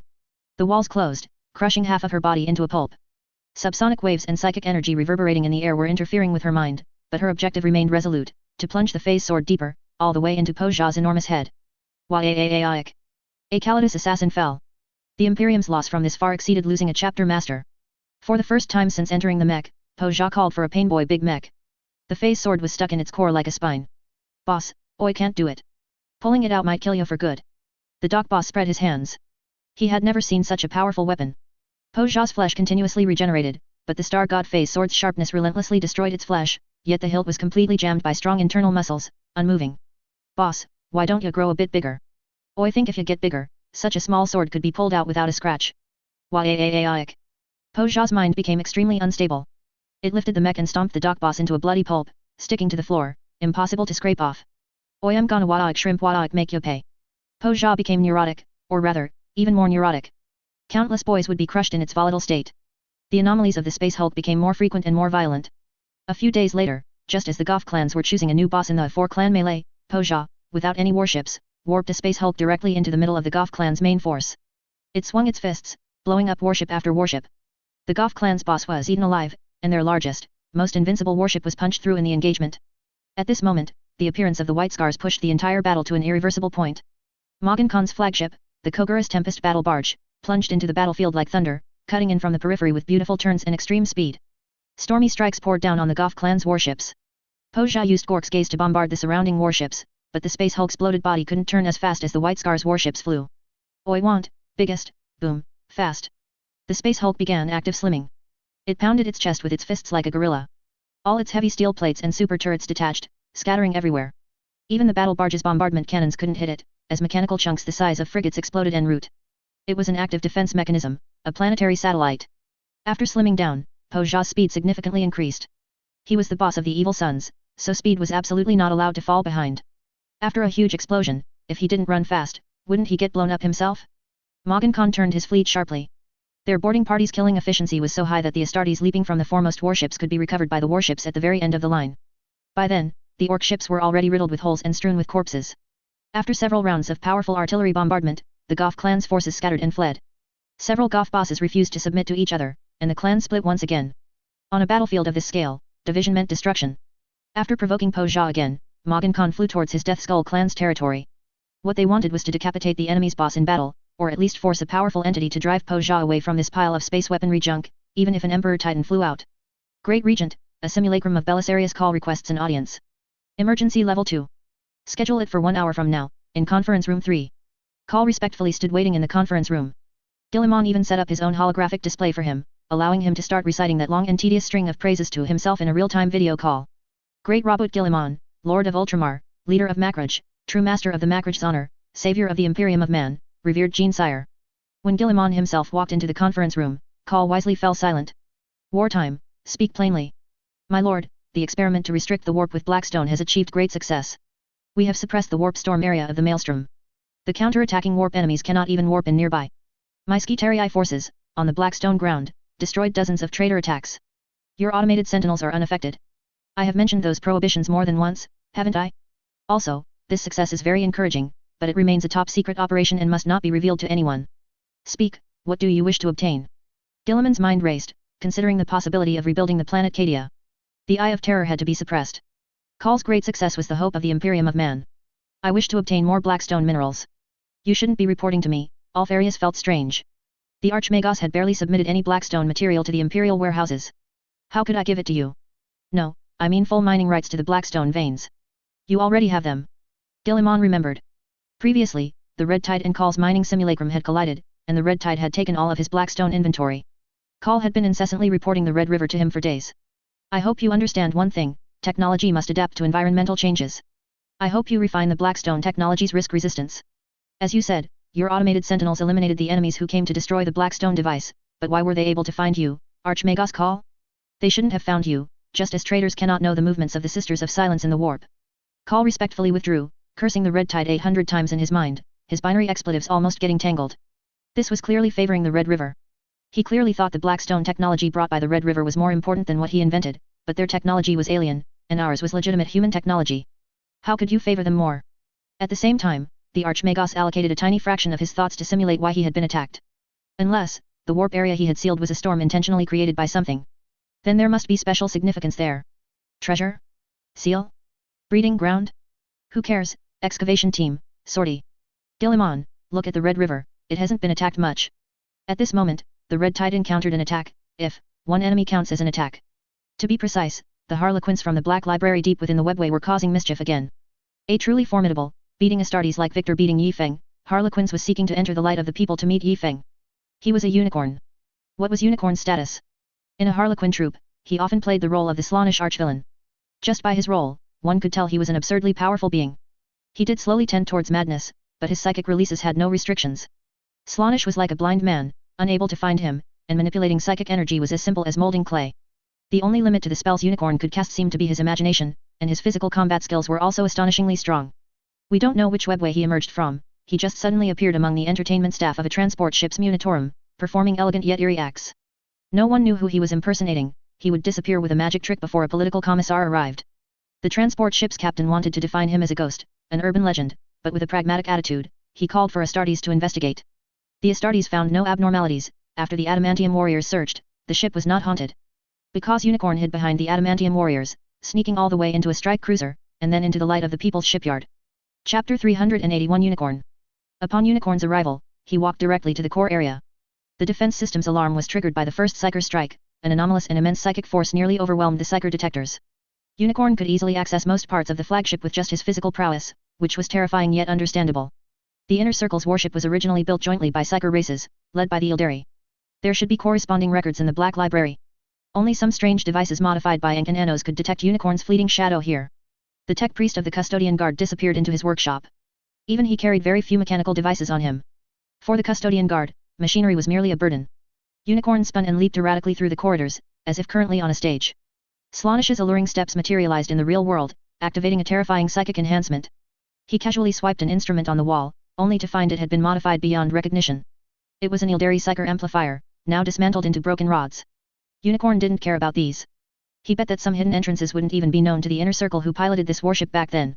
A wisp of psychic energy floated nimbly beside him, like his little pet. Passing a corner, Unicorn leaped up, and at the extreme position of the ion storm's firing angle, he gently pinched the psychic thread, then elegantly swiped with a flick of his wrist. A metal plate was cut off. The foolish lower mammals dared to cut the energy lines at will. Now he had to use the hidden manual switch.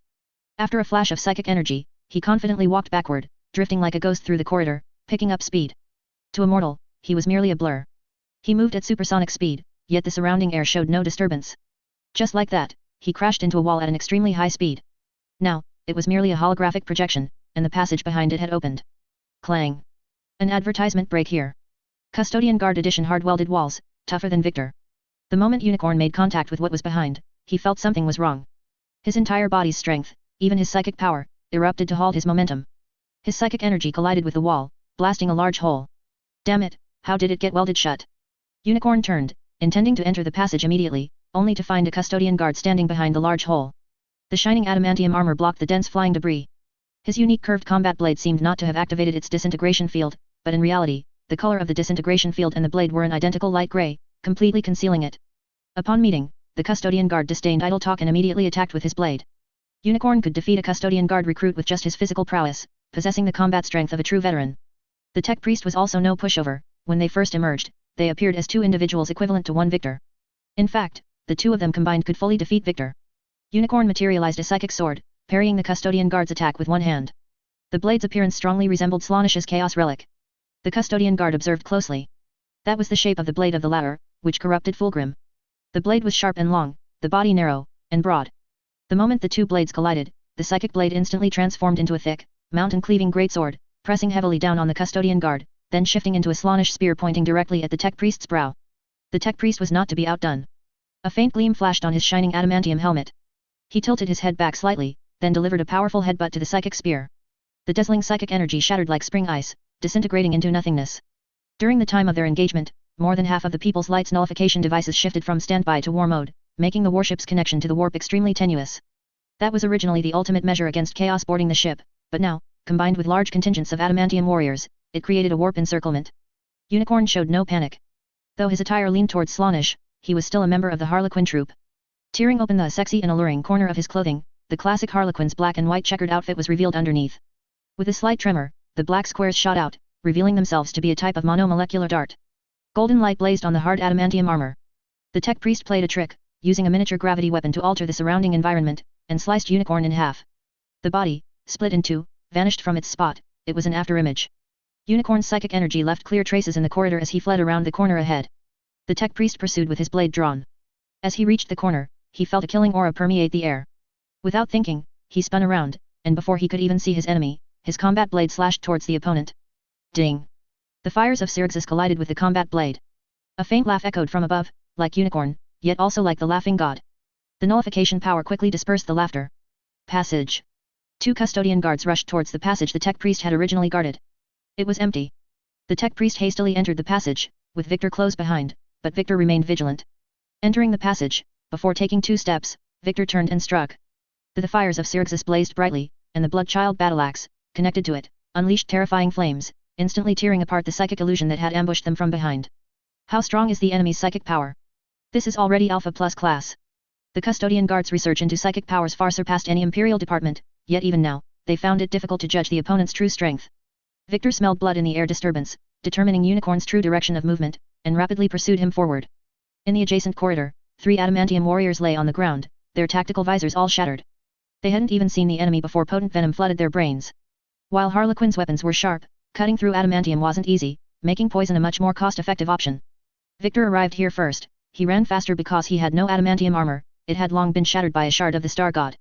In just these few steps of pursuit, he had already constructed in his mind all of Unicorn's possible targets. It was very likely that Ildari Holy Sword, the one now held by the false archangel, but, attacking Yifeng could not be ruled out. His mission was to protect and assist Yifeng, prioritizing the defense of the command center, the Silver Throne. Yifeng could go out for a stroll. Enk wiped the oil from his body. It should be fine now. Master, if you have nothing to do, just shout Omniscia a few more times. It's best to pray that everything here is normal. Yifeng, don't worry, Enk, I'll never leave this big silver sphere in my life. Command, relocate. Have you ever heard of a ghost fire command center? After much protest from Yifeng and Enk finally agreed to abandon the forward command post defense plan. If the enemy could reach this far, simple defense was out of the question, mobile escape was paramount. Abandon everything, just to escape. And so, Yifeng now sat upon the silver throne, surrounded by countless display screens and communication devices. Since Yifeng's adamantium armor was thick enough, for speed's sake, they simply used ceramite. Yifeng's throne and all equipment were encased in a large silver sphere, with a built-in gravity locking system and a magnetic gravity Promethium 3-drive acceleration rolling system, making it roll super fast. As for the drawbacks, it could only operate within the internal areas of the People's Light, preferably in the core zone. Its movement requirements were very high, much more complex than maglev or trams. Enk tried to connect it to the flagship's main energy pipeline, locking its movable range through energy flow. It was like 2 magnets. One end of the energy wave in the main energy pipe was the large magnet, and the energy in the silver sphere was the small magnet. The large magnet ran extremely fast, and the small magnet was sucked along, dashing madly. However, please note, do not stray too far from the dense communication terminal array, you cannot leave the strong signal range. No Wi-Fi? How can your command post command? Despite this, Yifeng was still very happy, squeezed in with 2 byway army soldiers, trying to speed sphere through the middle of the People's Light. For this internal 3-person fast vehicle, the byway army strongly urged Enk to mass produce it. Our mission is to protect the master. If he rolls away, how can we protect him? No, you must give us one for each of us. We must roll behind the master. We are the most loyal and selfless veterans, absolutely not acting with the intention of joyriding. Enk waved his hand, shooing away the gathered byway army. The first prototype of the rolling silver throne began its road test. With 2 familiar sounds of small tank energy cores starting, the silver throne whooshed away. Master, how is the status? Enk, well done. The inclinometer readings are normal, and gravity lock remains stable. Calculating, communication delay is negligible. Please maintain contact. Test communication strength in all areas. Also, Master, please be careful not to hit anyone. Okay. Yifeng happily stomped the accelerator to the floor, shifting into second gear. The magnetic force of the small magnet surged, while the large magnet it was locked onto ahead began to constantly change, continuously switching to more forward energy segments. Energy consumption significantly accelerated. Riding my beloved little car, let's go count money in the warehouse. Yifeng instinctively headed straight for the warehouse. Well, Victor didn't need to agonize anymore, he should hurry to the relic chamber.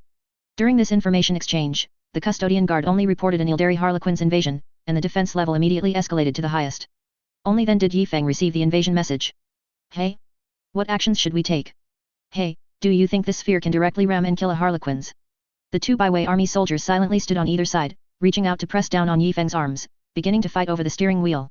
Enk made this for you to escape. Not for you to act as a macro cannon.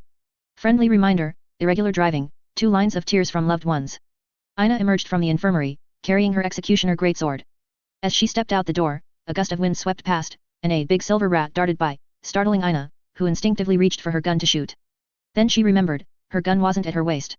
Ina shouted angrily, and then, the large silver sphere suddenly braked, then rolled back. Unicorn said, choose between protecting the leader and protecting the relic. Is there any chance I can perform both tasks simultaneously? 3 tasks would also work. Recovering this warship is also an optional task, but sending only him out is too tiring, the entire Harlequin troop needs to be deployed. At this moment, his psyker abilities had been greatly reduced, so he had no choice but to run using only physical techniques, merely using subtle psyker interference to disrupt detection devices and monitors. The vibration on the ground caught his attention. The tremor was very faint, so much so that even he felt it as if it were there and not there, like the main energy pipeline was experiencing wave-like fluctuations for some strange reason. The inner circle's extremely advanced technology would not allow energy to leak, but such a situation was certainly an irregular occurrence. He walked along the walls, moving between the clean and tidy pipelines. At the entrance to the relic room, many adamantium warriors stood, guarding Sanguinius, even if he was a fake. Unicorn found no place for a stealthy infiltration.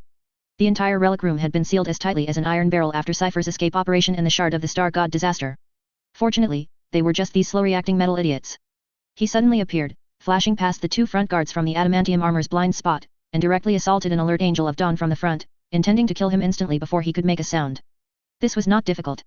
This judgment was revised the next moment, the last custodian leaped out from behind the thick, wide adamantium armor. That anti-psyker block perfectly concealed his body, and the custodian's stealth was so effective that the warrior himself didn't even notice it. A holy power sword slashed at Unicorn's chest with extreme speed. He laughed as he met the Imperium's finest combat blade, and the sword's edge plunged into his black hole-like chest. The long sword sank deeper and deeper, until finally, the heavy sword body followed. The terrifying blade trembled under the roar of death, and the custodian's hand shook continuously, he actually couldn't hold his own weapon. The sword tip emerged from behind Unicorn, clearly having pierced through the enemy's body, without a doubt, absolutely. A debauched smile, like that of the Lord of Pleasure, appeared on Unicorn's face. That expression on Unicorn's face at this moment was so bizarre. He slowly rotated his body, and the sword tip on his back rotated with him. The custodian clearly hadn't moved, yet the sword tip miraculously bent and rotated 180 degrees, pointing back at himself. It was as if there was a teleportation array within Unicorn's body, with half the long sword entering from one side and exiting from the other. A magic trick. The holy power sword was sharply pulled back. In a flash, the custodian punched towards Unicorn's face, thinking, you can't twist my arm, can you? Unicorn was very displeased with this joke. That anti-psyker block was truly an eyesore, the sword body shouldn't have trembled. He dodged the custodian's punch, chopped a palm onto the shining golden helmet, and used his sidearm to block the custodian's fist, preventing him from defending himself. The two exchanged blows, fast as lightning. The power sword's continuous slashes created gusts of wind powerful enough to tear a mortal apart. The adamantium warrior struggled to see everything before him. This was not a battlefield he could join, but he still gathered his courage and met the incoming enemy with his combat blade. Unicorn's single tiptoe touched the broad sword blade swung by the adamantium warrior. His slightly released psyker energy collided with the overflowing disintegration field light beneath his foot, appearing like sparks erupting from striking something. The custodian fought much more wildly, completely using the adamantium warrior as cover to block Unicorn's hidden weapons. The longer the battle continued, the more advantageous it became for the custodian. Victor ran at full speed, constantly falling into illusions of a moonlit mirage, a star system battlefield, and a mining tunnel fierce battle. Unicorn had set several psyker traps to hinder Victor's pursuit, but Victor, relying on his complete control over his body and familiarity with the terrain, ignored the psyker traps and rushed onto the battlefield. At this moment, Unicorn had seized the opportunity to rush into the relic room, with the custodian right behind him, so close that the blade could cut through his cloak. That holy sword! Grab it, only he could fully utilize its power. Unicorn's psyker ability had always been a unique existence. He seemed to be untouchable, undetected by Slaanesh, yet also possessed destructive psyker power like a great psyker. This is a joke. The laughing god. A joke of fate. He merely performed the simplest trick, transplanting flowers to graft trees. He played Slaanesh, and the soul Slaanesh targeted belonged to another unfortunate soul. This was nothing but a deception. The laughing god concentrated his power to specifically deceive several unicorns, allowing them to fully unleash the psyker power that the Ildari should inherently possess without any reservations. Just a deception.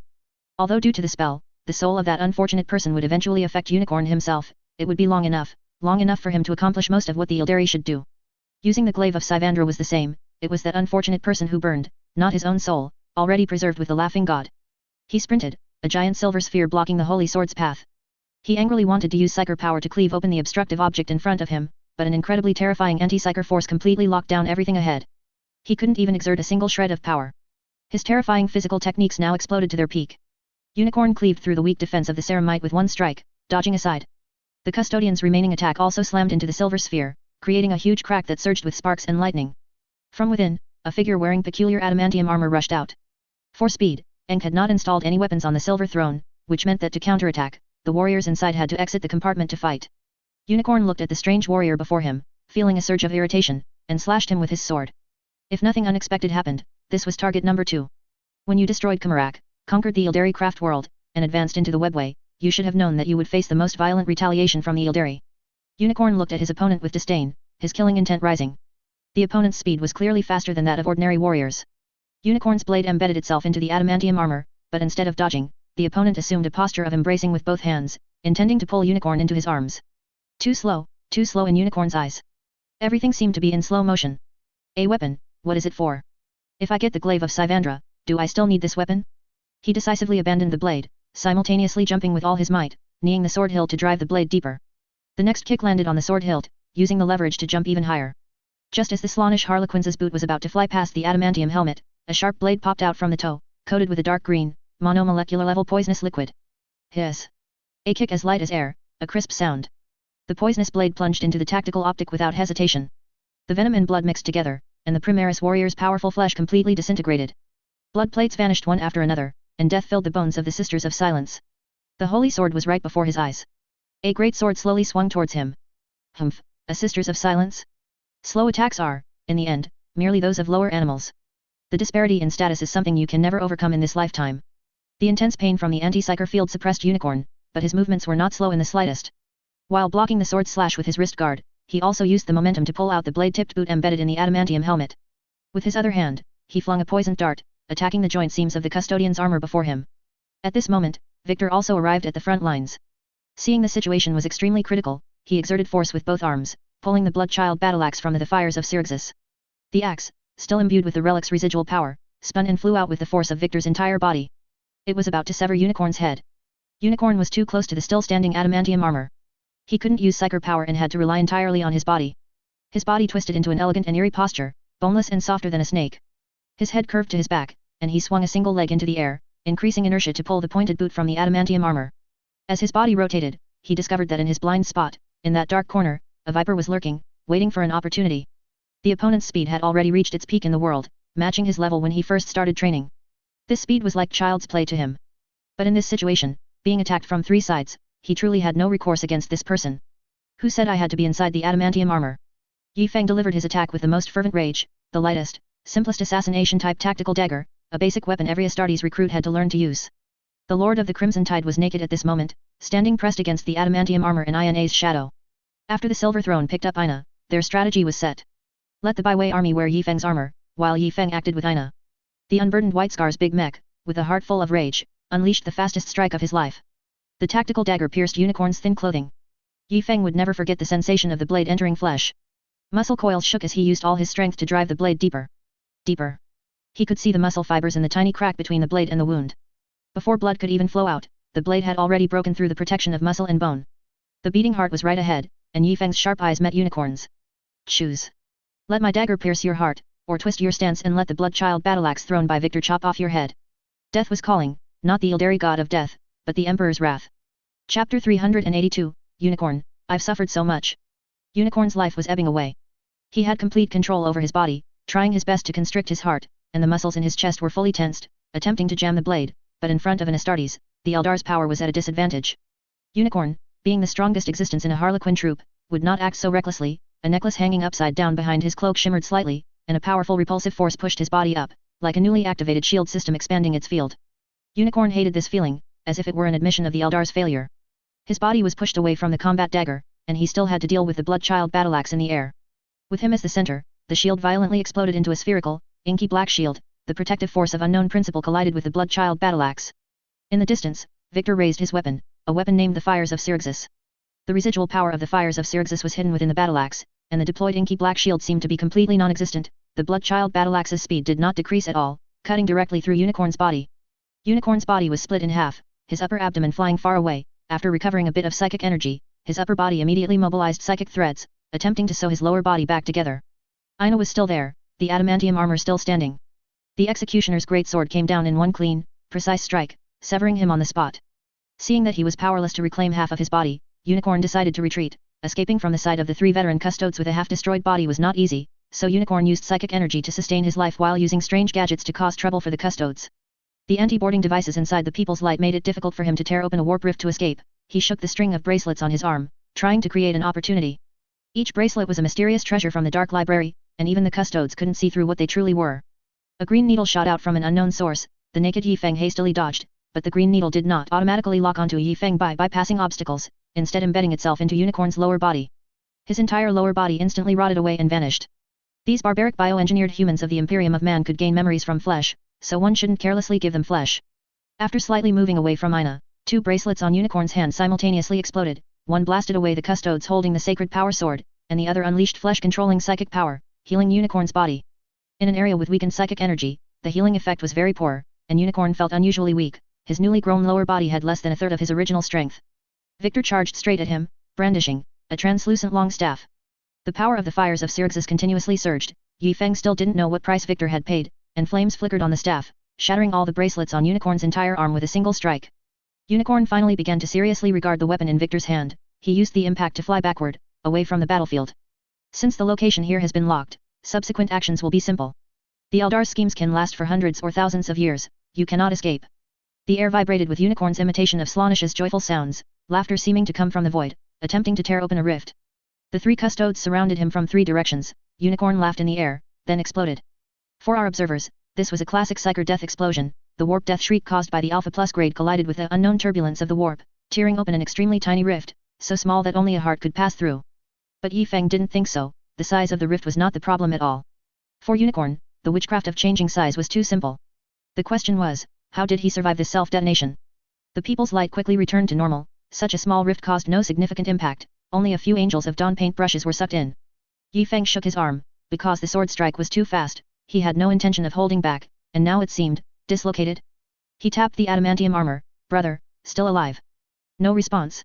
Aina walked out from behind him. She felt she was getting old. Yifeng's speed was getting faster and faster, already surpassing any ordinary Astartes. She was already unable to keep up with the custodes' combat rhythm, and now she couldn't even keep up with Yifeng, who had removed his armor. She walked mournfully to where Unicorn had departed, stood still, and stared blankly. Yifeng, meanwhile, sat beneath the adamantium armor. Don't ask, he couldn't go anywhere else either. This veteran often envied Yifeng's armor. He always wanted to try on this suit of armor because it was lighter and faster than ordinary adamantium armor. Today, Yifeng had let him down. They shouldn't have been on the battlefield, but if they truly hadn't appeared, the casualties would probably have been even greater. Now, it might have been the false great angel cutting down Unicorn with a sword, then chasing and cutting down the descendants of the Luna Wolves throughout the ship. The three custodes were very angry. If this were the Imperial Palace, wouldn't the enemy be able to stroll leisurely to the Golden Throne? What would be the difference between us and thousands of years ago? Victor was quietly asking the tech priest about the possibility of alloying his body. Could he completely replace his bones with alloy, then directly integrate the Fires of Syrixus into his body, using himself as a weapon, as the blade of the Fires of Syrixus? At the start of a battle, his entire body would emit ethereal blue flames, indestructible and without weapon limitations. Every part of his body could shatter enemy defenses, as powerful as the custodes of the Emperor's scythes. The answer was negative. Even for a custodes, the strongest pure machine that could be built was probably a Galatus pattern dreadnought. For you, Victor, replacing all your bones with metal is not difficult, but once the battle starts, and the Fires of Syrixus covers your entire body, your flesh will also be completely incinerated. What then? The only safe place for the Fires of Syrixus was its translucent main staff. Although I'm reluctant to admit it, we don't fully understand this weapon forged by Fukin. The tech priest's answer was disheartening. If you are willing to give me about 100 years to disassemble it, I am confident I can fully understand its principles. In this regard, you are almost the most arrogant of all custodes. The tech priest, who had been rebuked, didn't care at all and began to seriously design the defenses of the entire warship. The Harlequin troop actually knew some secret passages. No, I must make good changes. Cleaning up the mess was always so heartbreaking. Yi Feng squatted between the adamantium armor and the silver throne, which had a large hole, wondering what he was thinking. Another byway army finally walked over from INA's residence. His decision to get off the vehicle as she got on meant he had to walk to the battlefield. I'm sorry, brother, you've been promoted to captain of the byway army. I didn't want to hear that news, master. I believe it's necessary to forge another set of specialized armor. Among the byway army, there was actually more support for the actions of the fake Yi Feng, perhaps an influence that arose after learning of Saint Celestine's existence. Death is inevitable, we are born for it. The byway army stood behind Yi Feng. Yi Feng gently retorted, I'd rather you said we were born to liberate the galaxy. My mission to protect you is like a shackles, locking away your future. That's also an honor, the veteran tapped his old brother, who was now liquid. He once told me he wanted to be a company commander, to command a warship and go wherever he was needed. The direction of our chapter's development limited him. It's my mistake. It's time for you all to make way for newcomers. Originally, the chapter's unlimited honor guard system was meant to conceal the number of warriors, now there was no need for that, it was time for the veterans to return to the front lines. Enk also rushed over, sitting on an anti-gravity motorcycle, and upon entering, saw the damaged silver throne sphere, immediately becoming furious. Running around, still running around? I worked so hard to build this for so long, and you broke it within minutes of getting it. You prodigal son. Confiscate, it must be confiscated. Unicorn's soul was brought back by the laughing god, his mission was not completed, but it was harmless. This operation basically clarified the defensive strength of the People's Light, and Unicorn also saw some treasures displayed in stasis fields. Based on a comprehensive assessment, the information obtained was, the forces gathered by the Harlequin troop were enough to take down this warship, but absolutely impossible to bring back. Leaving aside everything else, the overwhelming defensive forces would allow them to fight until the end of time, even if they killed everyone, who would pilot the ship. There were only a few Harlequins. They couldn't possibly let enslaved mortals pilot the ship, allowing lowly, inferior mammals to enter the Dark Library, could they? The laughing god expended considerable power to retrieve this unicorn, now, stillness was preferable to movement. Go now. I will save you again. You had best mind your words, for they will lead us into a more dire situation. The laughing god's words vanished from his mind. Unicorn put on his mask and slowly walked deeper into the Dark Library. Chagatai, we saw a brother of yours. Oh, you would specifically come to tell me? Do you worship the weeping god now? The Khan was in the deepest part of the Dark Library, he was almost finished reading all the books. The bookshelves that folded hyperdimensional space had only a few rows left, but the internal subdivisions were still terrifyingly numerous. Jagatai Khan was currently in a dimensional fragment, quietly reading, but something was unusual, he was sitting on a large bell. You don't seem surprised. Of course, the things that can kill my brothers are few and far between, the Khan shook the precious knowledge in his hand. Did you kill me? Unicorn's veins throbbed. You could at least praise how strong we are before insulting us, right? Just shaking a book instead of a hymn praising our advanced civilization. Are you interested in guessing which brother it was? Everything is under control. The Khan moved like lightning, jumping off the large bell and kicking it heavily as he landed. Terrifying psychic energy resounded throughout the area, activating countless restrictions. Chagatai casually tossed a book aside, and all the restrictions surged towards the surrounding extra-dimensional walls and the books. Knowledge must be protected first. The ceiling restrictions on the extra-dimensional walls made it even harder for the laughing god to send in power, and Unicorn was shaken, bleeding from all 7 orifices. He almost died again, his recently condensed body was on the verge of collapse. What is this? The Bell of Saint Gathol. A true super-psychic artifact, originally one of Trajan's collections. However, during Abaddon's 13th Black Crusade, this great bell, placed in a stasis field, ignored all physical forces and chimed 13 times consecutively. The first chime rang, the stasis field was ignored, and surrounding artifacts were damaged. The second chime rang, and the millennium-old faulty circuits in Trajan's main tomb chamber were awakened, forcing all Necron warriors back into their sleep chambers. The third chime rang, Trajan was blasted away, and 5 metal backup bodies were damaged along with him. The fourth chime rang, Trajan's attempt to stop the Bell of Saint Gathol completely failed, he couldn't even think of an effective method. The 13th chime rang, and Trajan's proud collection chamber was utterly ruined, most of the stasis fields were damaged, and Necron technicians couldn't repair the tomb chamber in a short time. Furious, Trajan threw this imperial holy bell into the depths of the webway. Now, it appeared at the Khan's feet, as if everything was calculated by the Emperor, becoming the communicator between the Emperor and the Khan. As far as I know, this is a death knell. The Bell of Saint Gathol only tolls when an imperial hero passes away and is interred, it is a truly sacred relic, but you randomly ringing it is not very auspicious. Then please dedicate yourself to the Imperium of Man. The Khan casually picked up another book, quickly flipping through it. After reading so many books for so long, looking at these Xenos was still so disgusting. Unicorn felt his scalp tingle under the gaze. My brothers are all the strongest. Conspiracies against them will be keenly perceived, and the Primarch's counterattacks will be like a storm. It will be no easy feat for enemies to kill them, except for Russ. It's sanguineous. I don't advise you to speak like that. This time, the Khan no longer kicked the bell of Saint Gathol. He drew his blade and slashed at Unicorn without any intention of holding back. Unicorn hurriedly said, "It's a fake, but he's holding our Ildari holy sword." The Khan's blade cut Unicorn in half, but he didn't use psychic shock on him. The opponent's body reformed under the healing of flesh and blood psychic energy. This time, he could barely speak. "On, the ship, stolen from us, it's the one that destroyed Kamarak. My Gene sons, right? I understand. Shouldn't he go home and beat them up? Would your ninth uncle allow such blasphemy? So, how did you know?" Unicorn only felt a powerful killing intent spread, and everything around him seemed to solidify. He was facing one of the most terrifying enemies in the world. Every move he made seemed to reveal thousands of flaws, as if in this man's eyes, he was merely a dummy for sword practice, without even the ability to resist. "He's fine. I was driven out by your custodes, is that the right syllable?" The Khan struck the bell of Saint Gathol again, as a dismissal.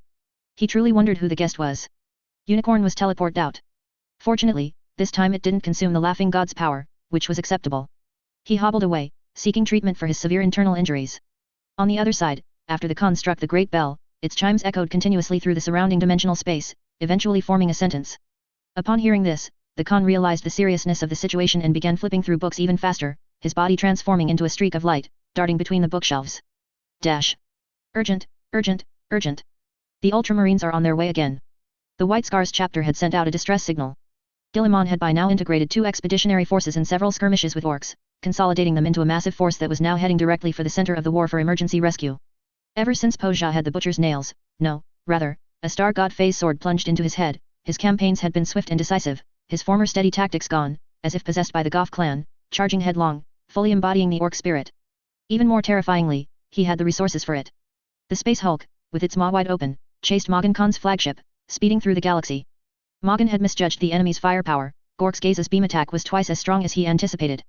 In just a few hits, the battle barge lost its void shield. Left with no choice, Magan could only lead his fleet in continuous evasive maneuvers, using the void shields of several warships in rotation to defend against enemy attacks. The number of meteor jump pods spewed from Poja's massive body was so terrifying that even if they contained no orcs, they could still smash a normal light cruiser. When the White Scars laboriously brought their ships to the Death Skull clan's territory as indicated in the intelligence, no orcs appeared. The Death Skull clan's second-in-command was the Blood Skull boss, whose use of a Blood Axe boss's body influenced his decisions. "You White Scars can scout, but I can't." He used false signals to deceive the White Scars, leading them into an endless chase. Magan Khan was forced to call for reinforcements while flying towards the more distant territory of the Bad Moon clan. The reason he didn't choose the Bad Moon clan first was because he noticed a vast number of orc warships there, with extremely fierce firepower. Some of the fast scout ships were hit amidst the hail of gunfire. If the main force went in, they could easily get entangled in artillery fire and ultimately be drawn into the battle. Getting involved in a melee was not what Magan sought. He only wanted the intense fighting to force both orc bosses to reveal weaknesses, allowing the White Scars' swift decapitation units to precisely locate both bosses and launch simultaneous decapitation strikes. Boom! The battle barge's stern was hit by an attack. A stray projectile passed through the shielding strike cruiser and slammed into the rear of the bridge. "Khan, we can't go on like this. At the current rate, we'll be destroyed by that big guy behind us before we reach the other orc territory." "I know." Magan was no longer issuing navigation commands, he had personally taken over the ship's controls. "From now on, the 1st to 5th squadrons are under my sole command. Stick close to the flagship, we're going to lead it in circles. The remaining squadrons, heed my command, attack the other orcs at all costs and draw their main force over." The White Scars chapter master executed a sharp turn, dodging Poja's deadly triple macro-cannon shells, and retaliated with the macro-cannon array. The warships of another squadron turned in a different direction, attempting to disrupt the Space Hulk's judgment with their firepower. Wah-aik! Poja's roar boosted the morale of the entire orc fleet. The massive warship, painted in bright red, suddenly increased its speed by 30%, slamming into the fleet like a Nova cannon. "Hold on tight." Magan could no longer worry about whether mortals could withstand such powerful acceleration. He activated the afterburners and executed multiple emergency turns. The mortal old captain beside him swore this was the first time he'd experienced seasickness in his 346 years aboard the ship. The plasma engines roared. The tech marine should have been chanting hymns to the Omnissiah, but instead, he chatted with the full power engines like an old friend, albeit in a more ancient and elegant language. The Khan rarely allowed the main ship to engage in such combat, it was too rare. The battle barge circled to the side of the Space Hulk in mere minutes, unleashing a barrage before its cannons could even turn. The macro cannons tore apart large sections of orc gun emplacements, then calmly turned to the next position. To their despair, after the battle barge completed one rotation, an astonishing number of meat boys had almost completely repaired the damaged gun emplacements, and the technology looked even more formidable. Or rather, judging by their size. After several such circles, Poja finally grew enraged. The Space Hulk underwent a bizarre transformation in space, from Gork to Mork. It immediately threw a battle barge that served as an arm, sending it crashing towards Magan Khan. The White Scar's ships made emergency evasions, but Po Jia's fierce artillery fire blocked the warriors' escape routes. One battle barge was pierced, and several giant meteor jump pods slammed into its hull. Once that ship's speed decreased, its fate was sealed. Minutes later, it was forcibly assimilated into the space hulk. The warriors inside refused to use warp teleportation devices to evacuate. They attempted to pinpoint Po Jia's location, board the Gorgut, and decapitate the orc boss. The Bad Moon clans happily engaged a fleeing Goth clan fleet. After being scattered by Po Jia, several war bosses refused to submit to each other and retreated separately. One of them ended up in Bad Moon clan territory, and the two sides fought fiercely. The Bad Moon clans hurled shells at the Goth clan as if they were free, while the latter's boarding actions were more threatening. Several warships could be seen stuck together on the battlefield, with orc clan from several ships fighting in a single mass. Why, lads, the tin cans are here. The Kill Cans squad clamored for the Psyker Big Mech to teleport them onto the few White Scars ships that had just entered the fray. The Bad Moon boss's brain pondered for a moment, then gave up thinking. Let the firepower solve everything. Blast them. Blast them continuously. Chase and blast them. Blast them until they're dead. Chapter 383 White Scars Decapitation Plan. As the Bad Moon boss said, the White Scars were too fast. Before they could fire a few rounds, their blades were already at your throat. The White Scars warship swiftly cut through the middle of two warring orc clan, gracefully weaving between their ships and firing a broadside at each. Such actions were dangerous, but the elite veterans of the White Scars were long accustomed to fighting on the knife's edge. The Goth clan and Bad Moon clan furiously kept fighting. The White Scars warship was too fast. After realizing they'd been hit, they often struggled to turn their cannons to retaliate, but in most cases, they missed the speeding White Scars warship.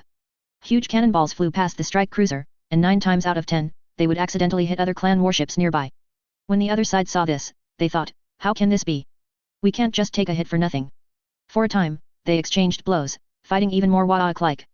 Only the Bad Moon boss, after a period of bombardment, realized all his attacks were hitting empty space, and immediately became enraged, screaming madly to open fire while also feeling puzzled.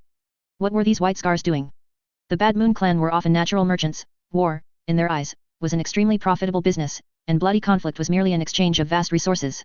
Shiny big guns spitting out massive cannonballs, exploding into a rain of fire, seemed like a losing proposition to him. Destroying enemy ships with long-range firepower was the profitable move.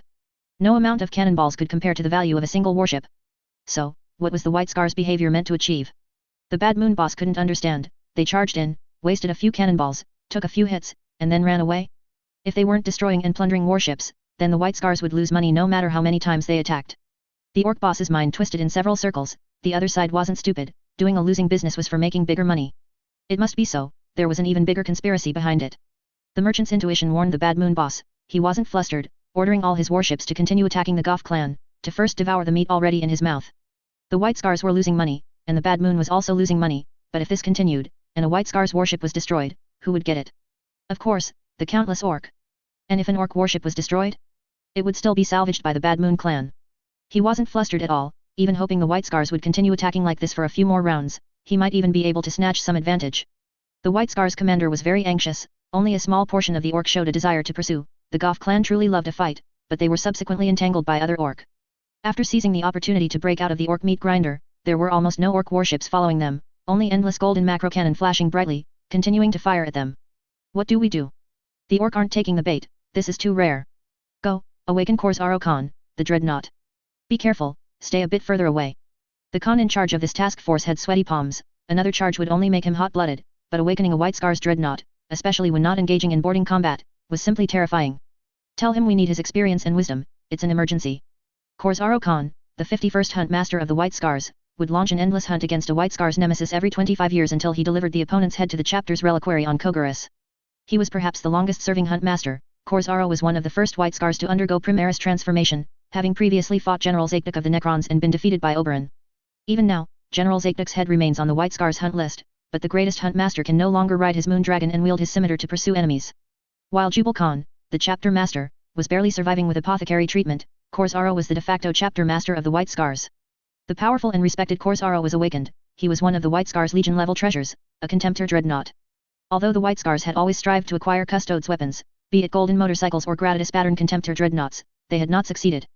Korzaro walked to the command room at the fastest speed, and after a few clanking command mode changes, the entire White Scars fleet underwent a significant formation adjustment.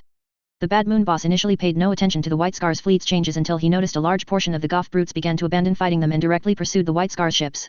Korzaro commanded his warship to strike the Goth clan's rear, keenly sensing the position of the Goth clan's orc general during the war, launching a humiliating attack sufficient to thoroughly enrage the orc. A large number of Goth clan ships leaving?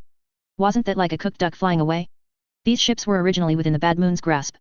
The Bad Moon boss roared, ordering all ships to begin pursuit. Stealing my money is like stealing my money. Oi haven't prepared any backup. If oi lose money, oi really lose it. Large swathes of orc ships surged out with a Wadaik. Magan Khan helplessly watched the warship's various indicators. The mortal operators couldn't keep up, and many crew members had fainted due to rapid trajectory changes and exceeding acceleration limits. There was a severe shortage of personnel to operate the warship from the rear, so they reluctantly had to revert to a straight-line pursuit combat mode. The insane Poja accelerated at all costs. The inherent nature of the Evil Sun's clan combined with their explosive characteristics, causing huge explosions continuously behind the Space Hulk, using terrifying impact force to forcibly accelerate the giant ship. Magan Khan, let's warp jump. If we get any closer, their firepower will break through our shields.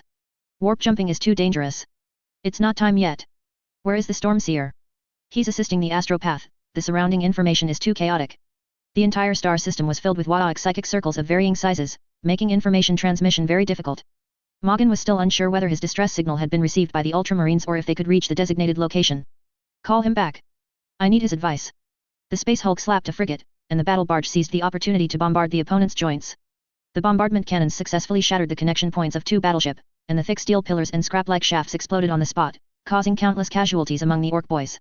The frigate then initiated an emergency warp jump. Whether it could successfully escape was unknown.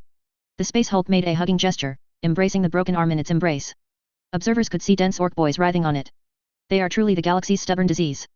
For the Khan. For the Emperor.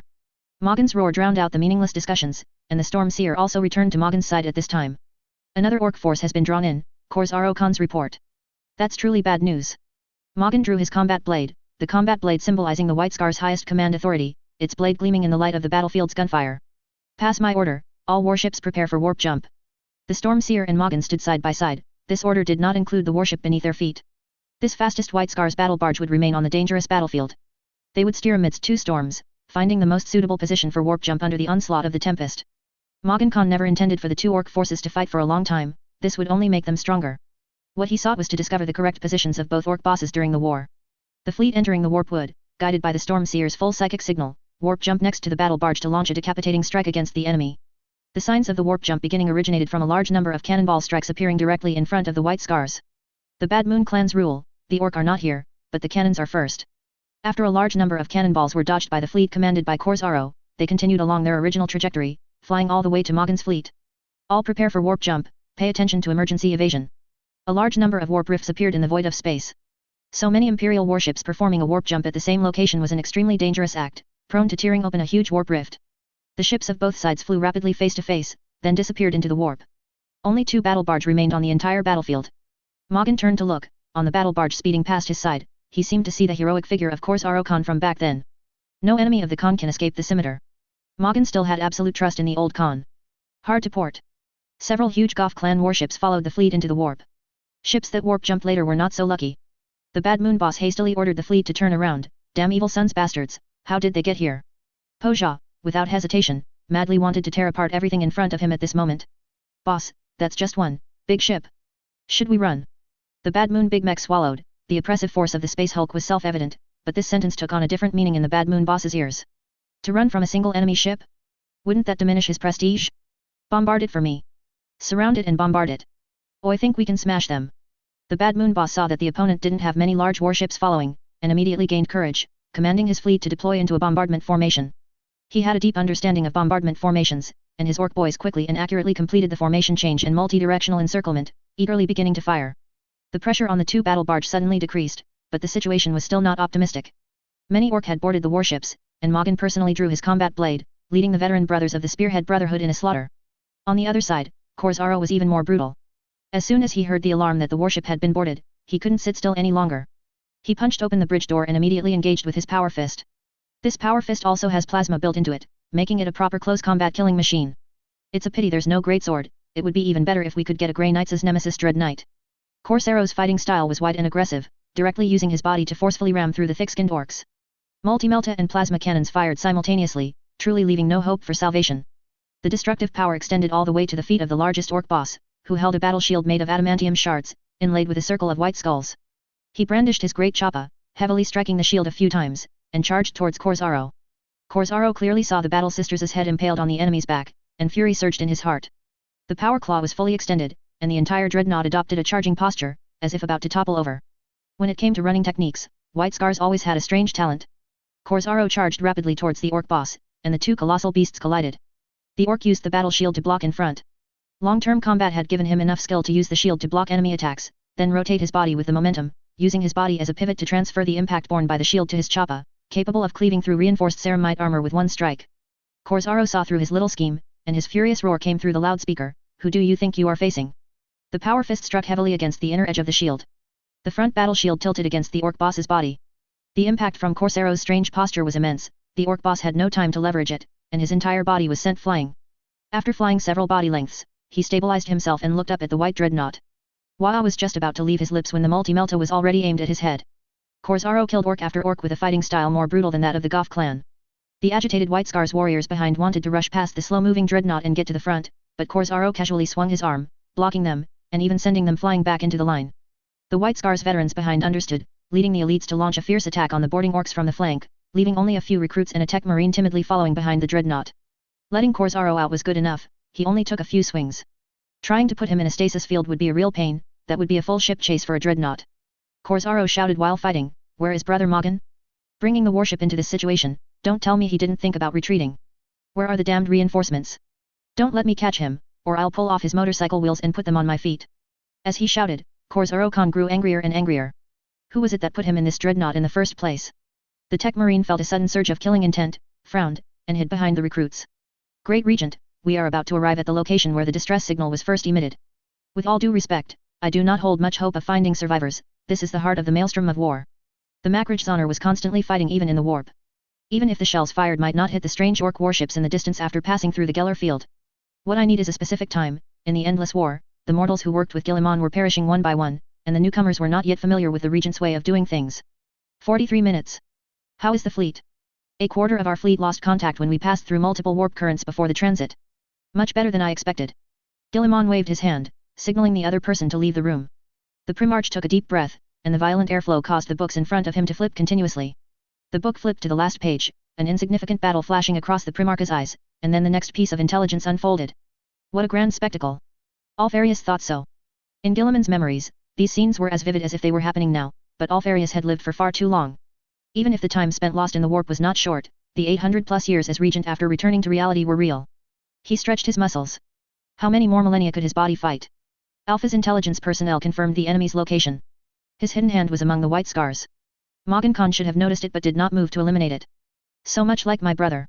Warship warp jump countdown initiated. In the cabin, sacred words once again echoed through the busy corridor. Guilliman raised the Emperor's sword, walked out of his office, and stood on the bridge. All warships prepare. Regent, we have detected a new psychic signal. It is very likely a librarian. Distance. 92 minutes ship time. All ships, proceed to the new signal point. Astropath, hail the signal point ahead. Alfarius sat back in his office. Isn't this playing games with me? Knock knock knock. The Primarch was a little surprised. Was there no inquiry from the honor guard veteran after the knocking? It's Titus, father. Enter. Titus walked into the room, carrying the strange combat blade he had acquired in a previous battle. Guilliman knew Titus's intention with a glance.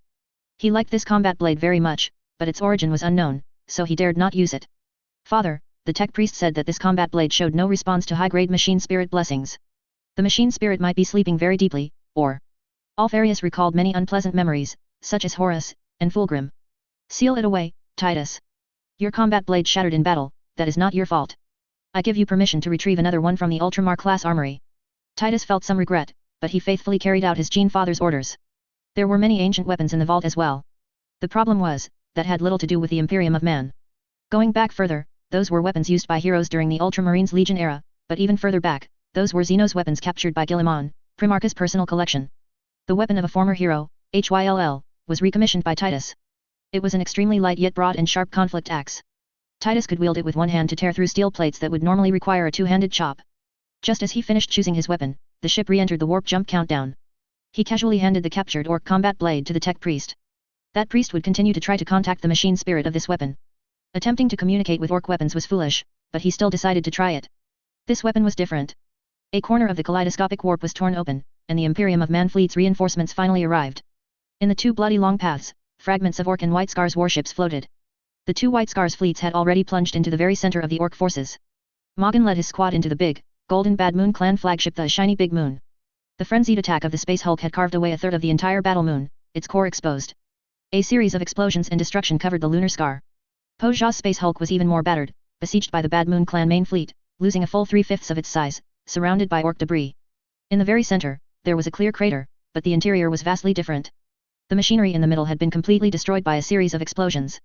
Metal vapor almost covered the entire area, and the interior of Gorgut's hemisphere, over 10 kilometers in diameter, became empty. From the Gorgut's head position, a gigantic gargant the size of an Emperor-class Titan descended, rampaging within the internal space. Guilliman made a decisive move, ordering the Black Consul's chapter to lead their forces to board the Golden Battle Moon as quickly as possible to assist Magan Khan. The Makraj Zoner turned its bow and fiercely attacked the Space Hulk. Gorgut's thick outer shell blocked all macro cannon attacks. Its sheer size was absurd. Every moment, macro cannon shells shattered, and armor melted, but the magnetic system maintained its operation, pulling clumps of debris back to Gorgut's surface, even including shattered Imperial cannon shells. Anyway, it's used to block cannon shells. Is there a big difference between a junkyard and armor plating? After the Gloriana had fired several rounds, Guilliman realized this could not continue. Titus, assemble the Victrix Guard. Observe that opening. What is the maximum type of ship that can pass through? Father, we can go, you remain here to command. Titus's bluntness was sometimes not very pleasing. Guilliman pointed at the absurdly large Space Hulk and asked the librarian. Does the Imperium have records of this type of orc warship? No, honored Gene Father. I have searched through 12 millennia of records, and there is none. Look, Titus, Guilliman inexplicably thought of the powerful orcs on Ulaner, who were said to have almost strangled Horus. This is an enemy we have never faced before, including myself. Execute my orders.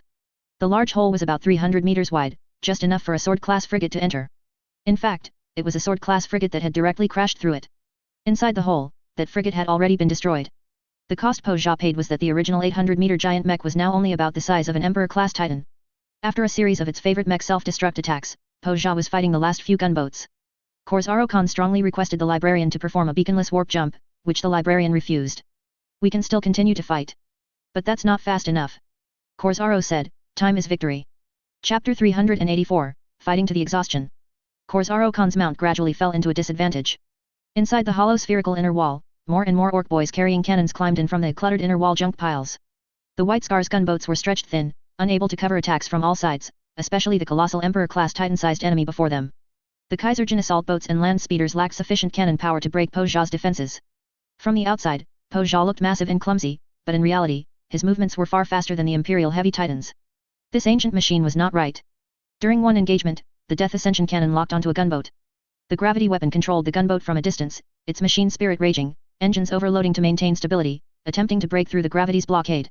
A large amount of black smoke billowed from the back of the ancient machine, seemingly engine overload, but in reality, Po Zha was delighted, channeling a large amount of energy into the gravity cannon. The trajectory of the shells was distorted by gravity, and bullets whizzed past the gunboat. This was not as terrifying as what was to come. The gunboat slowly approached the ancient machine.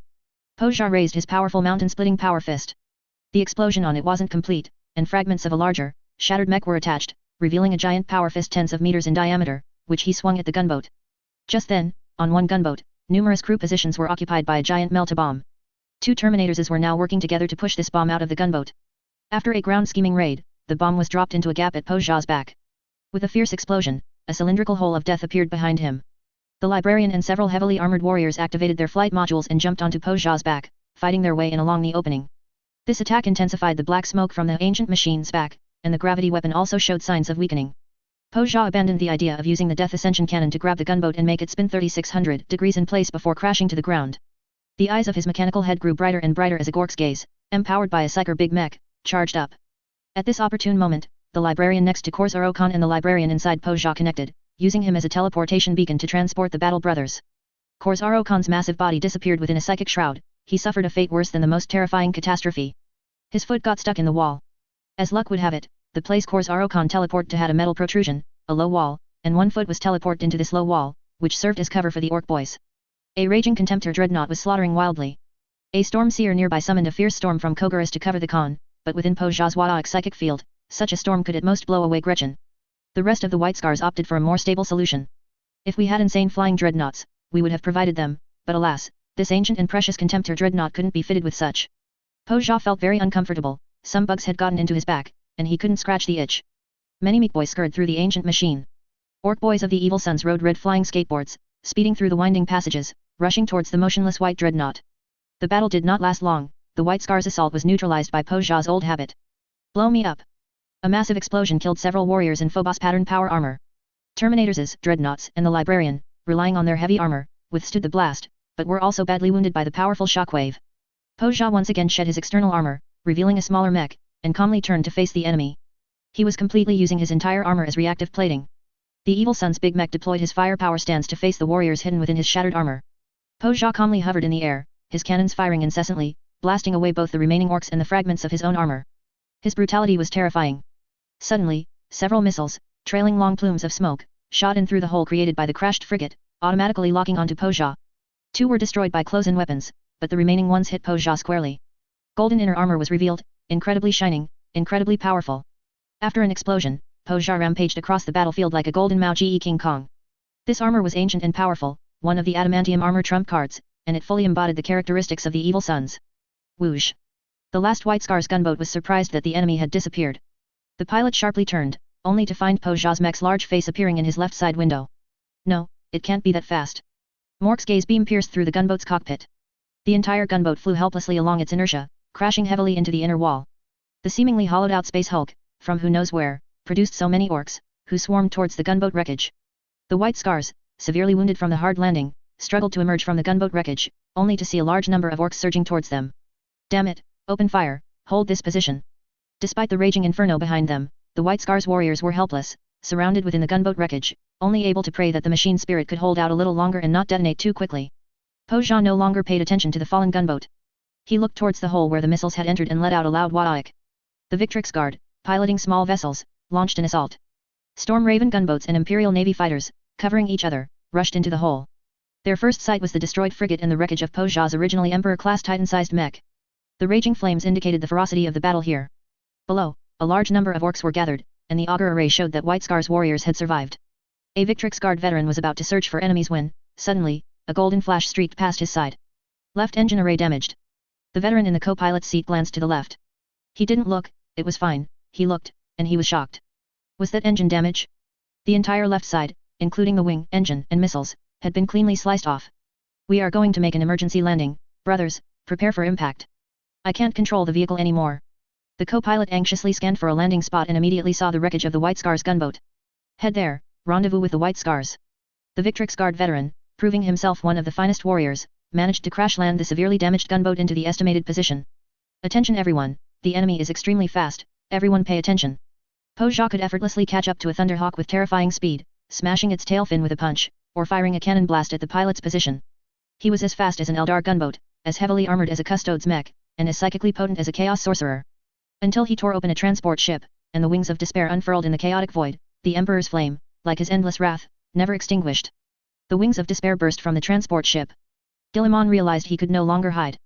If he didn't act, no warrior could face this orc boss. Titus had never imagined that the Victrix Guard wouldn't be able to help at all, instead, the Gene Father had to intervene to rescue them. Hardening his heart, he opened the Thunderhawk gunboat's hatch. Titus, what are you doing? Jump onto it. The Victrix Guard were astonished to hear this. Even the Thunderhawk gunboat struggled to match the enemy's speed. You want to jump onto its back? How is that different from jumping out of a plane without a parachute? The Victrix Guard frantically tried to stop Titus. Gunners rotated their turrets and unleashed a fierce bombardment on Po Jia, but most of the shots missed their target, and even those that hit were deflected by adamantium.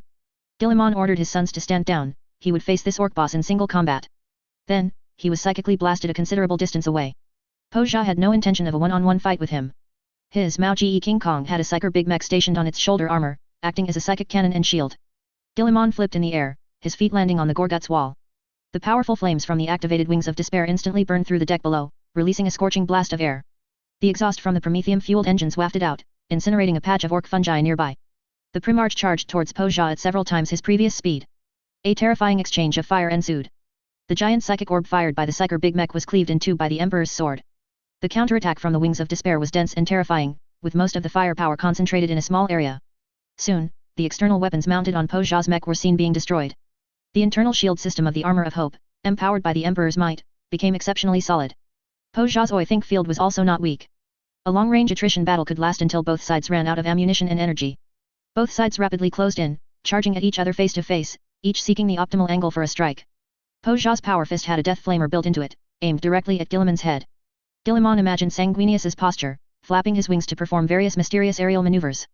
The enraged Pozha, completely following his instincts, roared, wanting to smash Guilliman's head. The moment before they clashed, Guilliman abandoned the Archangel's fighting style. He ultimately chose Alpharius's approach. The blade, like a venomous serpent, slashed towards Pozha's head. The Emperor's sacred flames could even ignite Pozha's adamantium.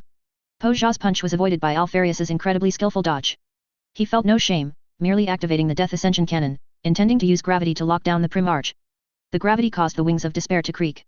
Sanguinius could withstand this level of attack without issue, but the armor crafted by Kahl was, after all, made of real matter, and its performance was still a notch lower. As his wings trembled erratically, Pozha's punch missed, but the built-in Melta-Flamer still grazed the Primarch. Guilliman's shield blared an overheat warning, and Guilliman felt a searing heat in his chest, immediately expelling a breath of turbid air. Guilliman turned, wanting to clash with Pozha again, but Pozha had no such intention. After they passed each other, all Pozha wanted was to chase and hit its opponent, so it turned around and pursued, flying behind Guilliman and continuously firing. Pozha made a mistake that all enemies make. It believed that Guilliman could fly only because of his large wings. Several Gretchen missiles slammed into Guilliman, and at the moment of impact, the wings of despair suddenly shattered, turning into countless metal feathers that drifted down to the world. Only a strangely bulging backpack remained on Guilliman's back. The Primarch began to fall. There is no up, down, left, or right in space, and Guilliman flew towards an inner wall of the Gorgut where orcs were relatively sparse. Pozha completely ignored the shattered wings, single-mindedly chasing the Primarch in front of him, totally unaware that the scattered metal feathers eerily rotated in the air, adjusting their flight direction, as Pozha approached. Guilliman suddenly turned in place, facing Pozha's charge, and brandished the Emperor's sword to meet his opponent. From the bulging backpack on his back, the Primarch's commands were directly sent to this intelligent control hub. All the feathers emitted a one-time disintegration field, a one-time attack that could only last for a few seconds, but that was enough. Before Pozha officially engaged the Primarch in melee, all the feathers shot towards the giant mech's joints. This move was clearly a reenactment of the tactic used against Perturabo's giant machines. However, last time it was Alpharius's attack, this time, the feathers took over. Countless feathers exploded at Pozha's mech joints, and the connections between the adamantium armor plates were loosening, as deadly as a chainmail link being severed. The Primarch's attack delivered the final blow to the collapse of this armor. A power fist slammed into the Primarch's shoulder, sending a thick, multi-layered shoulder plate flying. Guilliman could hear the sound of his bones cracking. He also plunged his combat blade into an adamantium connection point. Pozha's mech fell apart piece by piece, crashing into the inner wall of the Gorgut due to inertia, like a rain of adamantium fragments. The orc boys below were flattened into meat patties by the fragments, but they showed no fear, shouting and jumping. The next moment, meat boys had already picked out larger, smoother adamantium fragments to use as shields, roaring as they charged towards the Space Marine positions. Titus, that's too dangerous, don't do that. This is the first time we've encountered an orc boss who actively steps out to face us. There's no better situation than this. Titus donned his adamantium armor. Everyone knew that anti-psyker power could weaken orcs, and of course, it could also weaken Titus.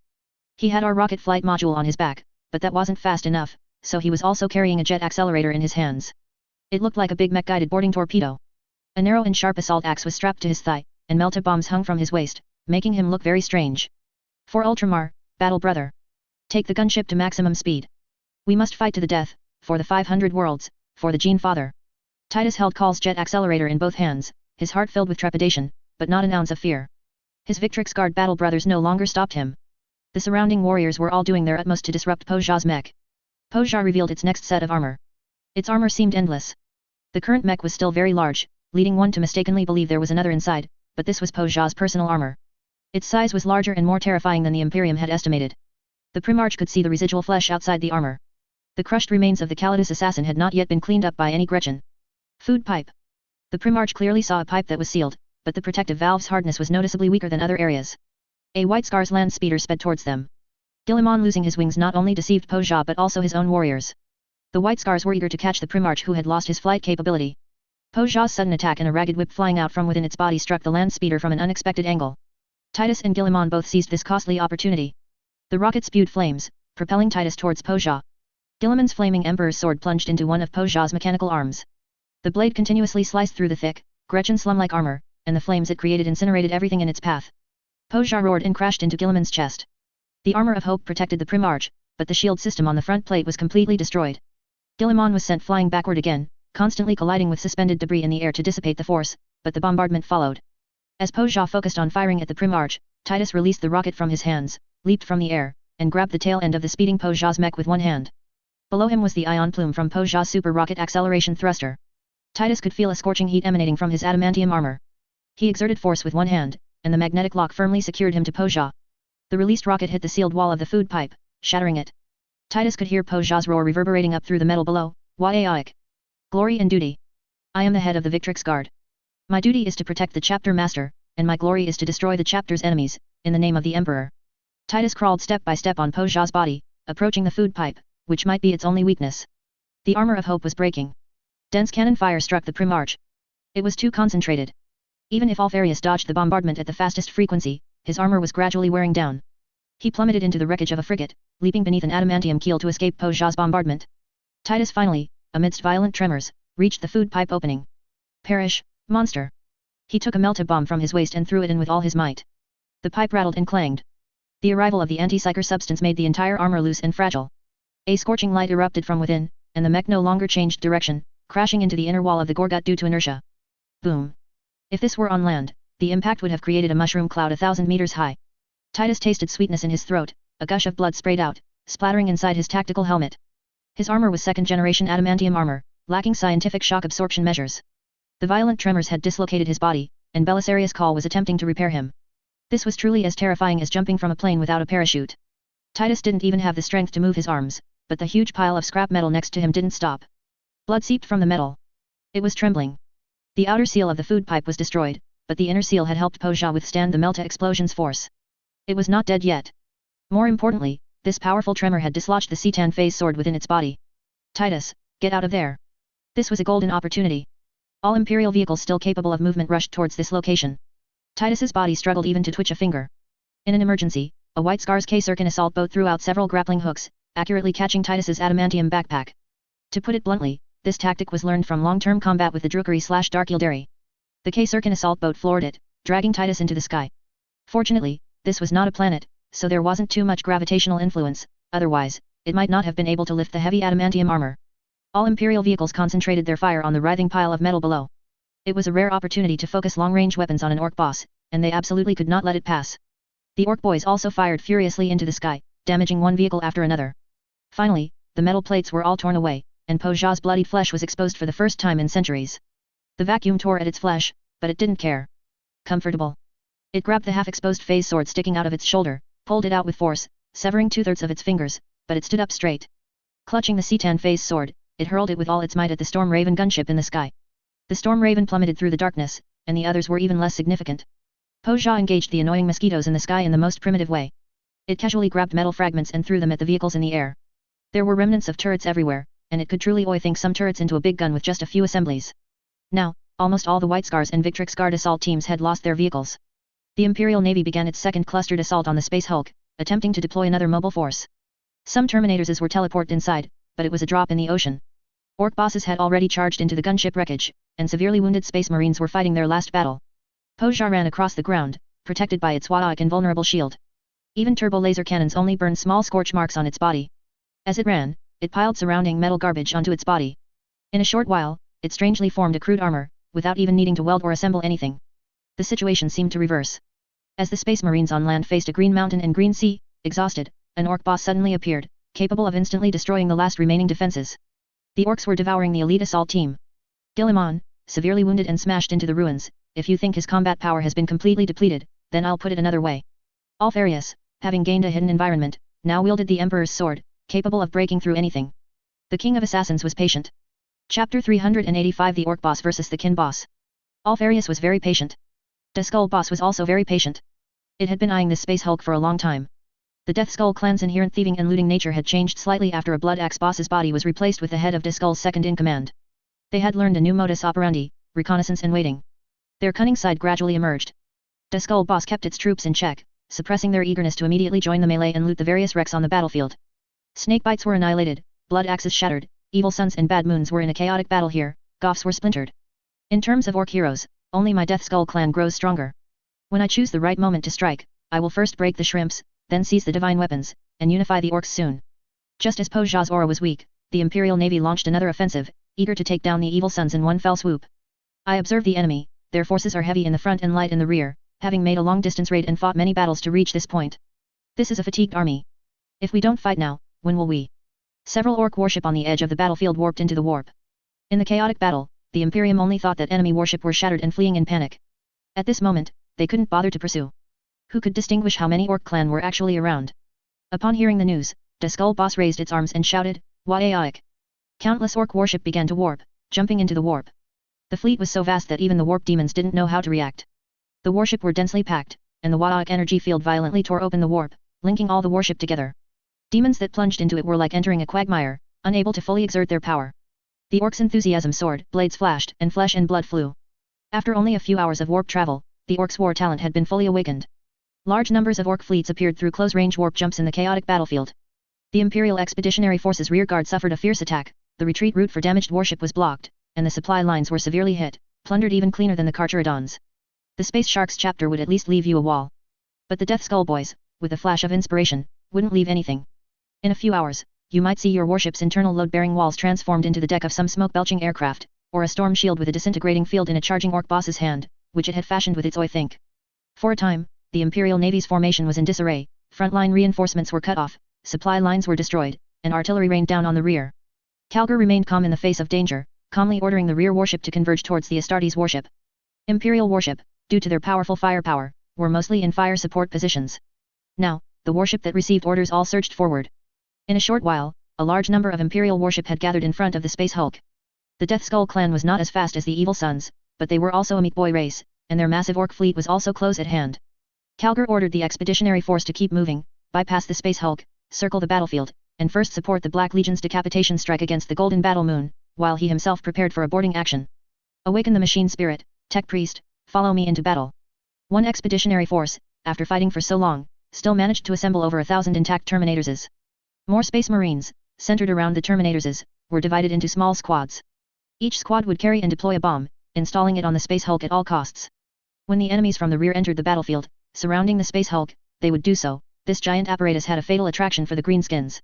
Ordinary warrior would retreat first, while the Terminatorses would hold out until the last moment, fighting the newly arrived Death Skull, greenskins, then teleporting out. A multi-phase controlled explosion would destroy everything around. As for the current strategic objective, first, rescue my Gene Father. The elite veterans of the Ultramarines bravely charged forward, attempting to break into the frigate wreckage to find Robot Guilliman. After Titus was rescued by the White Scars warrior, several apothecary looked helplessly at his adamantium armor. They couldn't remove it. If he hadn't encountered the warship that arrived later, it was uncertain whether Titus's eyes would have been saved. More warships squeezed into the area, making even the Space Hulk very crowded. Upon seeing this situation, Po Jia fought for a moment inside the Gorgut, then burrowed into a passage. Could that Primaris warrior let him escape? He chased into the internal passage. Alfarius also changed positions, diving into the bottom of the frigate ruins. The Emperor's sword slashed downwards, entering the Gorgut's passage. This was tough for the Victrix Guard, their Gene Father was nowhere to be found. The environment inside the Gorgut was extremely confined. Po Jia rarely came out, and the connecting pipes were built haphazardly. In some places, Alfarius had to crawl, and he could hardly predict where the twisting pipes would ultimately lead. Po Jia wasn't doing much better. He fought the Space Marines while scavenging scrap. The Primaris warrior from various chapters carried deadly weapons, and soon Po Jia was covered in wounds. He grabbed an Astartes, slammed him heavily against the passage entrance, knocking back a Deathwatch warrior who was rushing over, then picked up its plasma gun and squeezed it hard. Miraculously, the plasma gun didn't explode immediately. Instead, it only detonated when Po Jia threw it down the passage. The powerful plasma detonation collapsed the passage, blocking the Astartes' pursuit route. Po Jia was a boss, and no matter what, he was an orc boss. His psychic power was very strong. In his mech state, he tended to use psychic bombardment. The old Po Jia simply hadn't thought of using psychic power, but now, he had completely unleashed himself. Inside the Gorgut, it was Po Jia's home turf. Let Oi think, where's my spare mech? Who cares, this one's good. He stripped a set of armor from a fallen boss, then piled it with the junk on his body. Without a welding torch, he miraculously assembled a warsuit as huge as an armored vehicle using a magical mortise and tenon structure.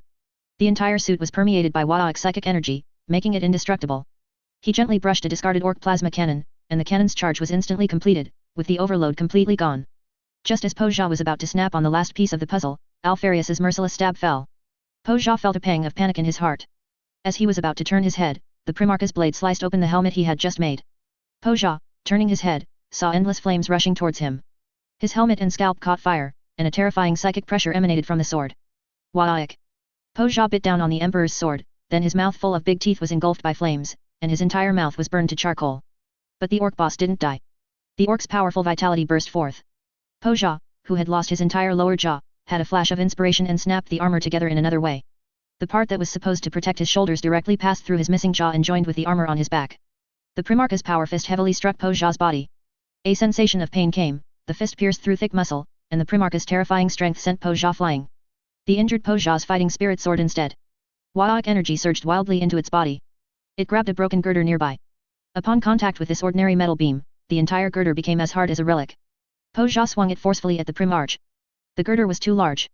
Alfarius felt its movements were very slow. The Primarch used an assassin's clever technique, his muscles arrayed in an uncanny pattern, meeting Po Jia's swing. The girder accurately struck the Primarch. Po Jia could clearly feel that it had hit the enemy. The Primarch clung to the girder like a gecko. Seeing this, Po Jia exerted all its strength to smash the girder against the wall. The Primarch performed a simple roll, coming to the other side of the girder. This heavy blow shattered the wall, and the girder also disappeared into the rubble.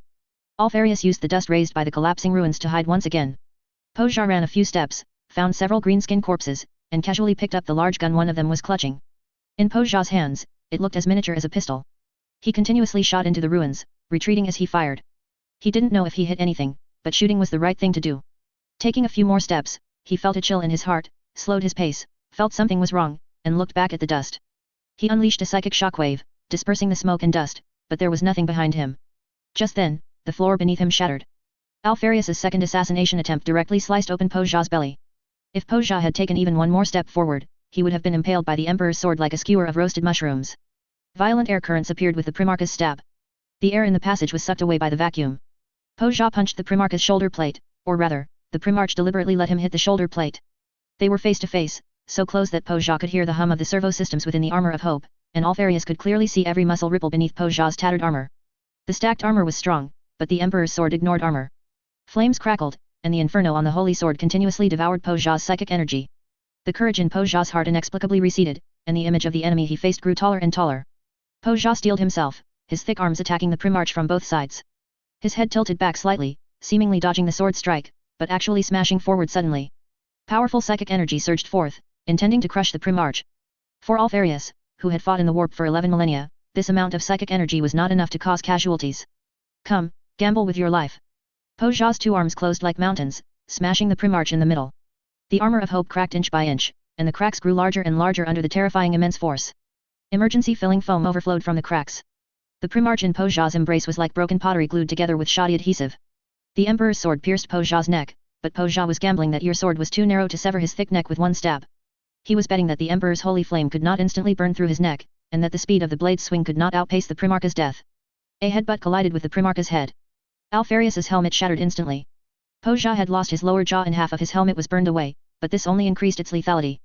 The angular, fractured helmet smashed into the Primarch's face, mixing with fragments of the armor of hope, disfiguring Alfarius's face beyond recognition. Primarches are not as fragile as you might imagine. Alfarius's entire body erupted with a divine glow, a powerful psychic energy burst from his body, and the Emperor's holy flame instantly surged several feet, the flames penetrating every inch of Po Jia's flesh. Waoic. Like the last wail of a king. Po Jia was engulfed by the flames in the Emperor's holy light, and a strong mushroom carbon smell emanated from the thin air. But the Emperor's power faded extremely quickly. Gork and Mork are not made of mud.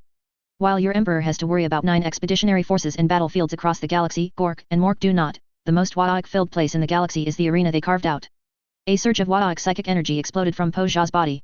A nearby Psyker Big Mech suddenly had an idea, and his power surged, launching a fierce psychic bombardment downwards. When the bombardment dissipated, Po Jia's remains were gone. The Psyker Big Mech's brain was incinerated, the excessive psychic energy had killed him, and his headless body stood rooted to the spot. Alfarius was covered in blood, his armor damaged, the golden aquila on his chest smashed into a large crater by psychic energy. His servo systems had only 30% power remaining. The Primarch's broken body slowly rose, dragging his heavy armor. The surrounding explosions did not stop, instead, they grew more intense. Po Jia had escaped. Under the sudden psychic burst from the Psyker Big Mech, Po Jia was bathed in the psychic impact, the psychic flames on his body extinguished, and his body was riddled with holes from the burning, but the orc's powerful vitality had not given up on him. The Pain Boys discovered their boss. Although none of the orcs, going back 6 generations from its birth, had ever seen Po Jia's physical body, they still recognized him at a glance as their boss. A large group of boys, shouting and yelling, carried the dying Po Jia away, holding him over their heads and madly charging into the best preserved Meat Boy's sacred forge within the current Gorgut. Calgar was trying to deploy a crucial bomb and find his Gene father, but he now had to halt his original plans. The Skull Boss and his vanguard, somehow, used psychic teleportation to enter the Space Hulk. This Blood Skull Boss was mistaken by the Ultramarines for the boss of a large orc fleet in the rear, because he was simply too large. The Blood Skull Boss was sent by the Skull Boss. For leading the charge and capturing a city, he was not as good as Goff, but the Blood Skull Boss knew how to retreat. If he couldn't win, he would call a Psyker Big Mech to teleport him away, treating it as a reconnaissance mission. But this operation was seen through. Chief Librarian Vero Tigurius was present. This old friend of Calgar, a powerful prognosticator chief librarian, detected the enemy's intentions. The moment the enemy arrived, he launched a fierce offensive, deploying sniper teams. On the battlefield, amidst flying artillery, from a hovering Thunderhawk gunship, he killed the Psyker Big Mech with a precise headshot. The accidental death of the Psyker Big Mech directly caused a terrifying psychic chain reaction, blowing the close guard brought by the Blood Skull boss into disarray.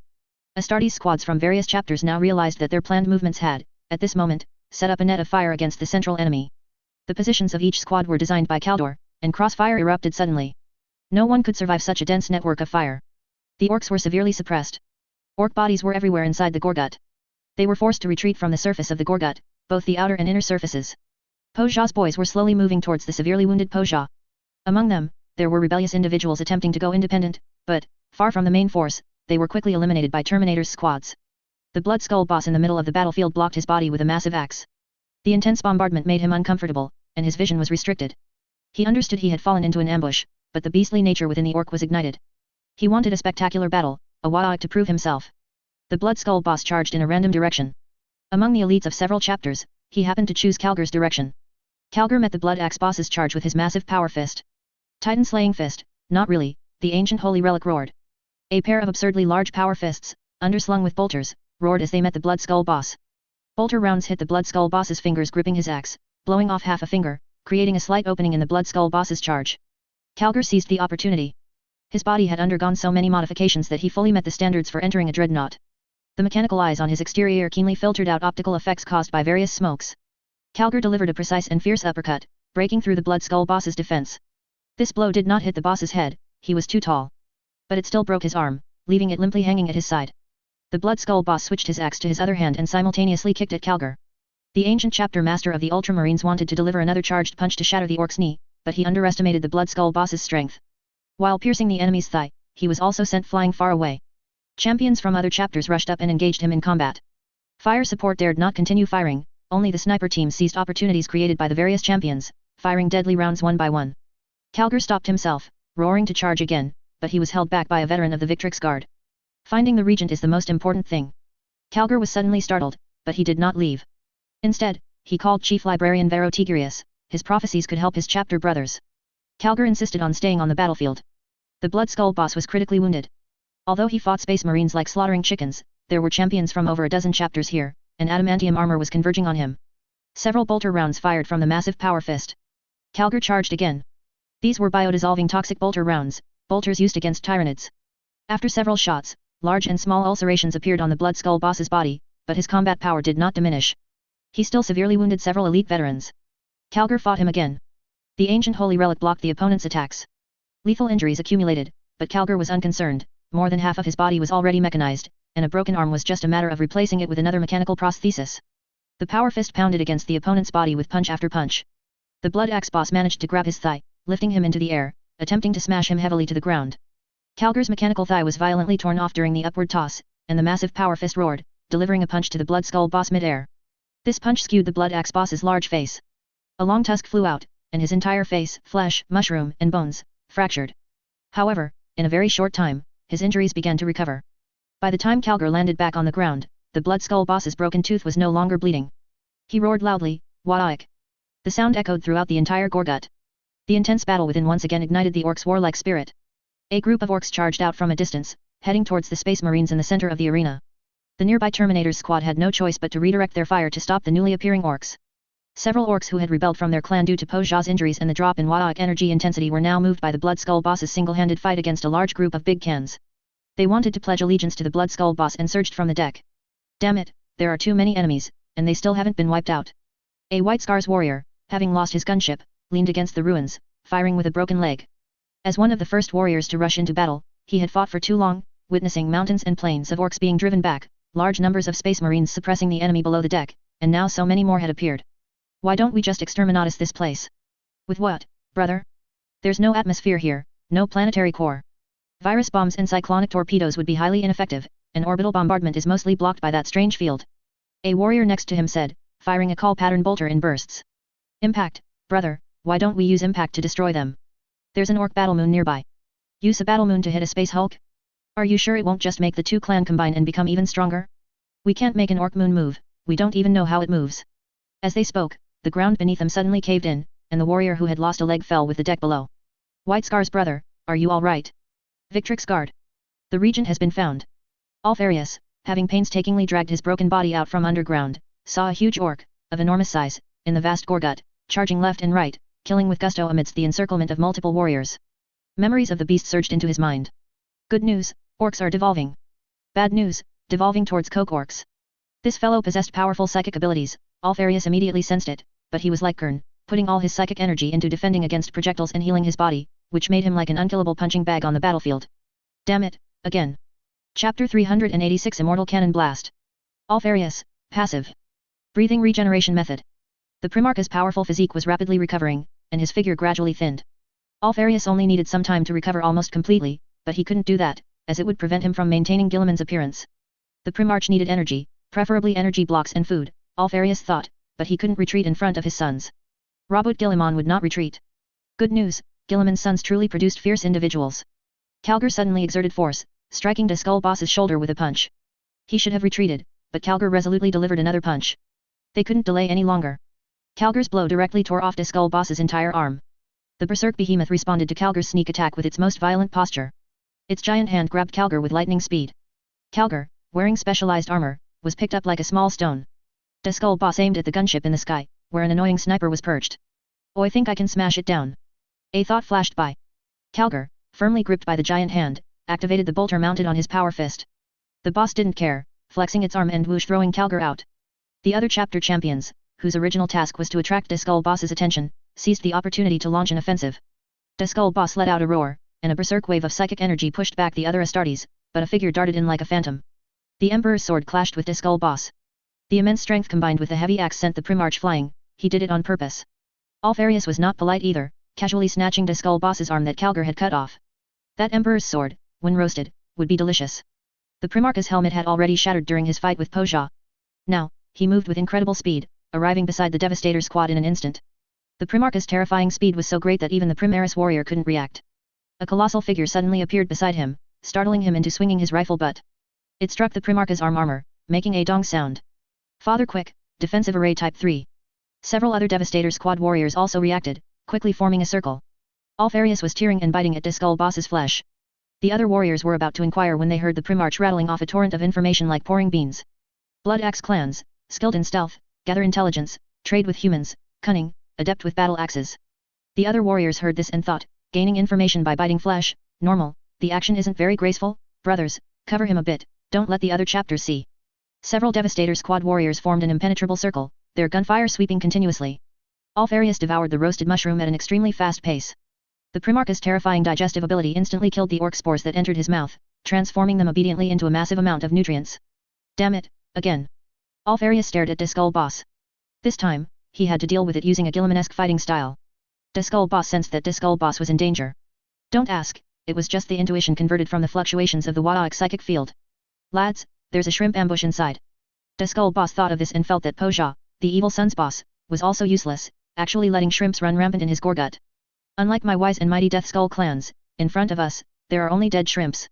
He quickly led his army towards the Space Hulk, but he cautiously did not land, instead commanding his fleet to destroy the escaping Imperial warships. We're not greedy, I want everything here today.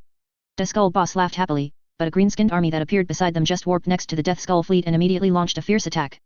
Poja was not just an orc, he was the boss of a clan. He had flown away in his Space Hulk, leaving his lads almost frantic. Whips were used relentlessly on the Meat Boy lads, making them frantically load big rocket launchers. Accelerate for me, we have to catch up with the boss. This appearing force, though not high in firepower, flew extremely fast and didn't break. Break? Do the evil sons have such a thing? By collision alone, some warships could directly smash the Death Skull clan's large ships or punch holes in them. The entire battlefield became even more chaotic, making Morgan and the Bad Moon clan's Golden Battle Moon battle seem relatively quiet. The Battle Moon was covered in orc corpses. White Scar's warriors on motorcycles were like participants in an unknown obstacle course. No one knew what lay beyond the next bend in the path, but few warriors made mistakes. Morgan, guided by the librarian, pushed towards the interior of the Battle Moon, enveloped by the whistling gales of Kogurus's highest mountains, like a sharp sword piercing the heart of the Bad Moon. The entire Golden Battle Moon swayed precariously amidst the White Scar's rousing war cries and the roaring Wadaic.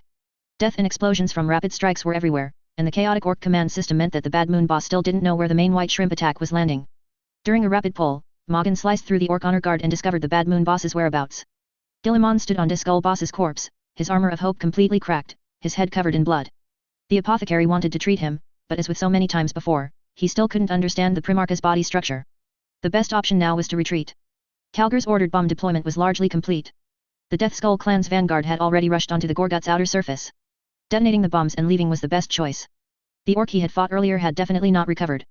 The Emperor's sword's attack was not easily healed. Nurgle glanced at the unextinguishable flame wound on his body and nodded. The Gorgut was no longer as sturdy as they had imagined. Retreat, bomb deployment units prepare to evacuate. Tactical squads were leaving one by one. Assault squads with jump packs brought up the rear, they could return to the evacuation point at any time using their jump packs.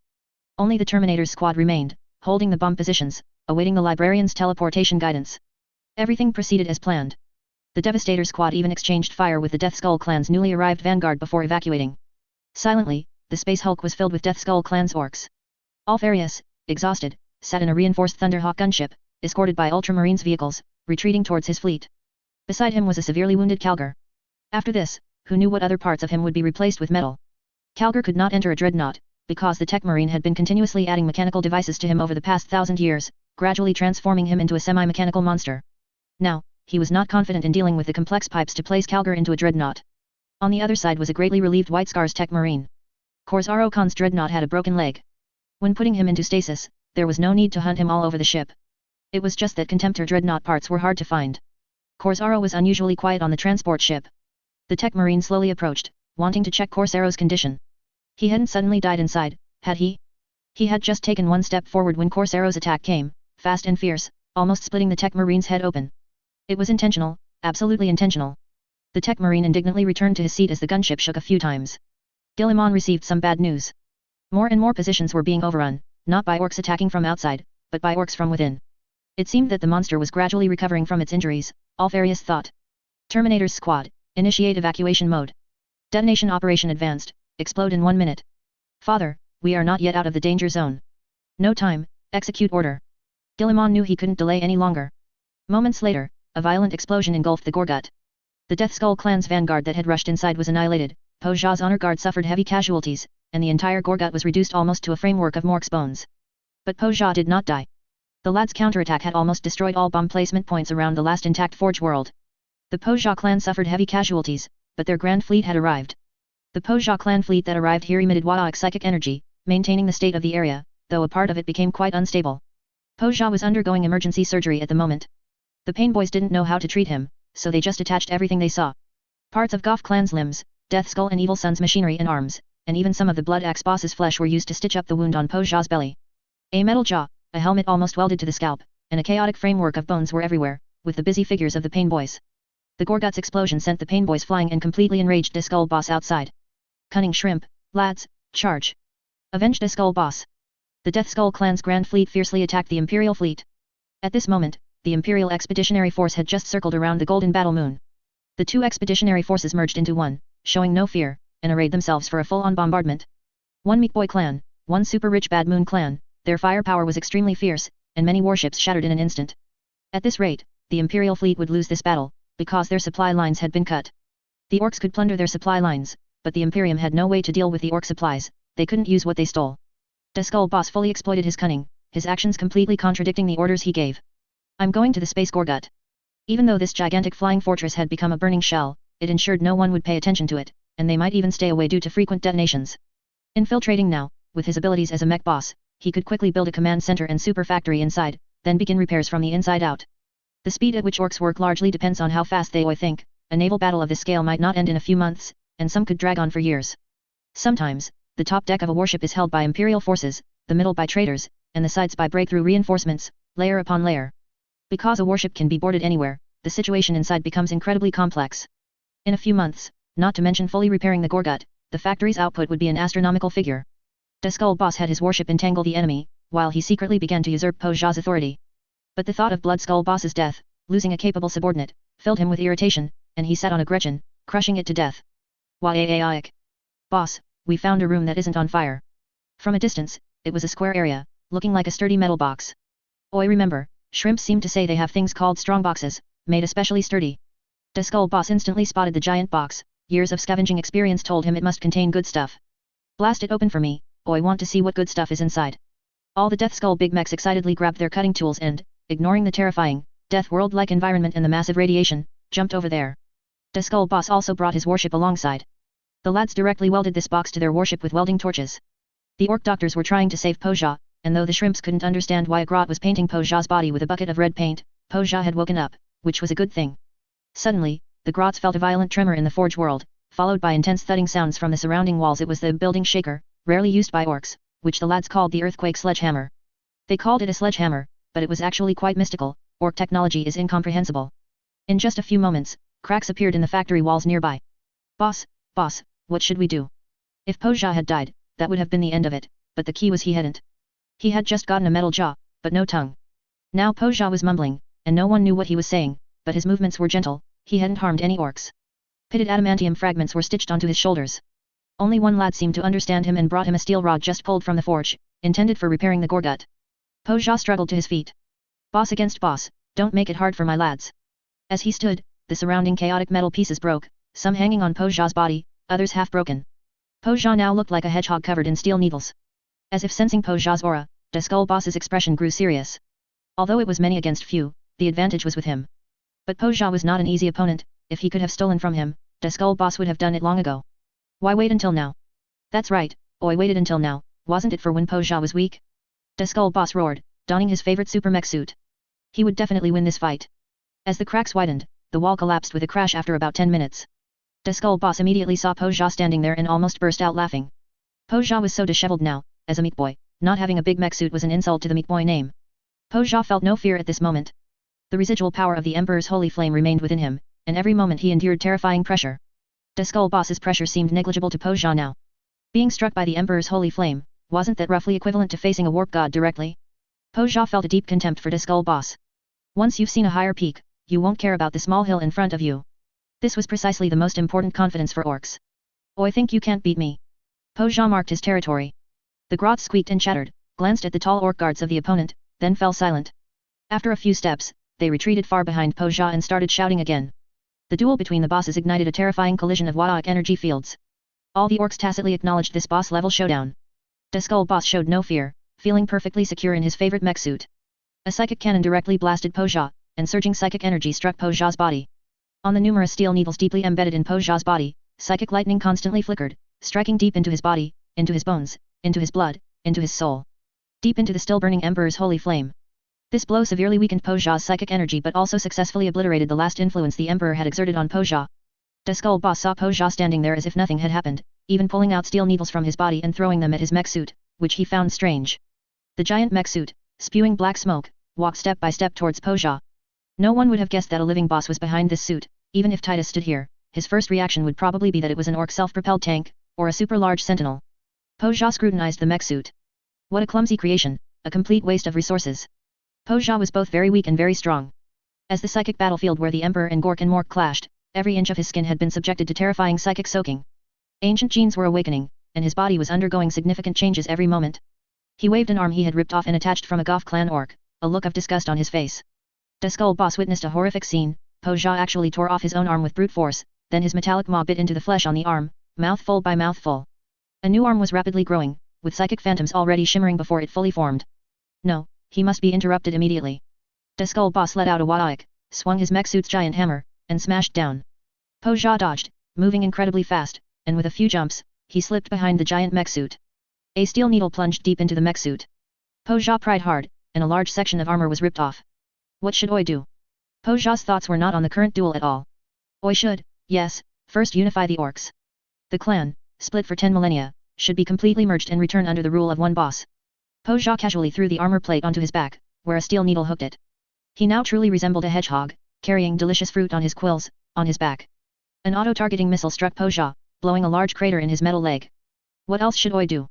I want to build a civilization, an orc civilization. Our civilization should be incredibly vast, spanning the entire cosmos. Every star in the sky should have my lads. Shrimps have good stuff, shrimps can build it, why can't we build it? I want to build meat boy worlds. Forge worlds, mushroom worlds, agricultural worlds, and even Gretchen worlds. Hive cities. Abhuman worlds. The Skull Boss roared in fury, unleashing artillery fire, but Poja always used his speed advantage from not wearing armor to engage in close quarters combat with the mech suit. Our evil sons, even without armor, should be the fastest. The steel needles on Po Jia's body frequently broke, but he constantly pulled out thicker steel needles from his body, prying off more and more of the mech suit. The skull boss grew increasingly angry. Only I get to steal from others, how dare you steal from me? His terrifying rage stirred the surrounding orcs, and a powerful psychic energy burst from within him. But at this moment, Po Jia's body could almost ignore that level of psychic energy. Is that all? You're not even as good as the super Ken I just faced. Right, I need to kill the Kens. I think for a moment, who's the strongest among the Kens? Po Jia thought for a moment, and a word popped into his head. First founding chapters. Yes, that's what they're called, I think. I am going to slaughter the first founding chapters, kill the biggest big mech among them. And that robot Guillemon who just hit me. Who else? Duan. Po Jia's shoulder was struck hard, adamantium fragments blocked the enemy's blade. The skull boss's mech suit always had strange, multi-bladed weapons. Yes, and this. Po Jia looked at the pitted adamantium fragments on his shoulder. These were ancient, dug out one shovel at a time by a shrimp. Wearing a breathing mask. I need to kill the shrimps. Po Jia's speed gradually slowed. The steel needles on his body became fewer, but the mech suit armor fragments hanging on the needles grew more numerous. The skull boss's mech suit successfully slimmed down, and the speed of both sides reached a balance. Po Jia shook his body, and the scattered armor instantly collided and combined. He was like a master joiner who had calculated the simultaneous movement and collision of hundreds of fragments, completing the assembly of an entire suit of armor in one strike. The armor stripped from the skull boss's body formed a new suit of armor.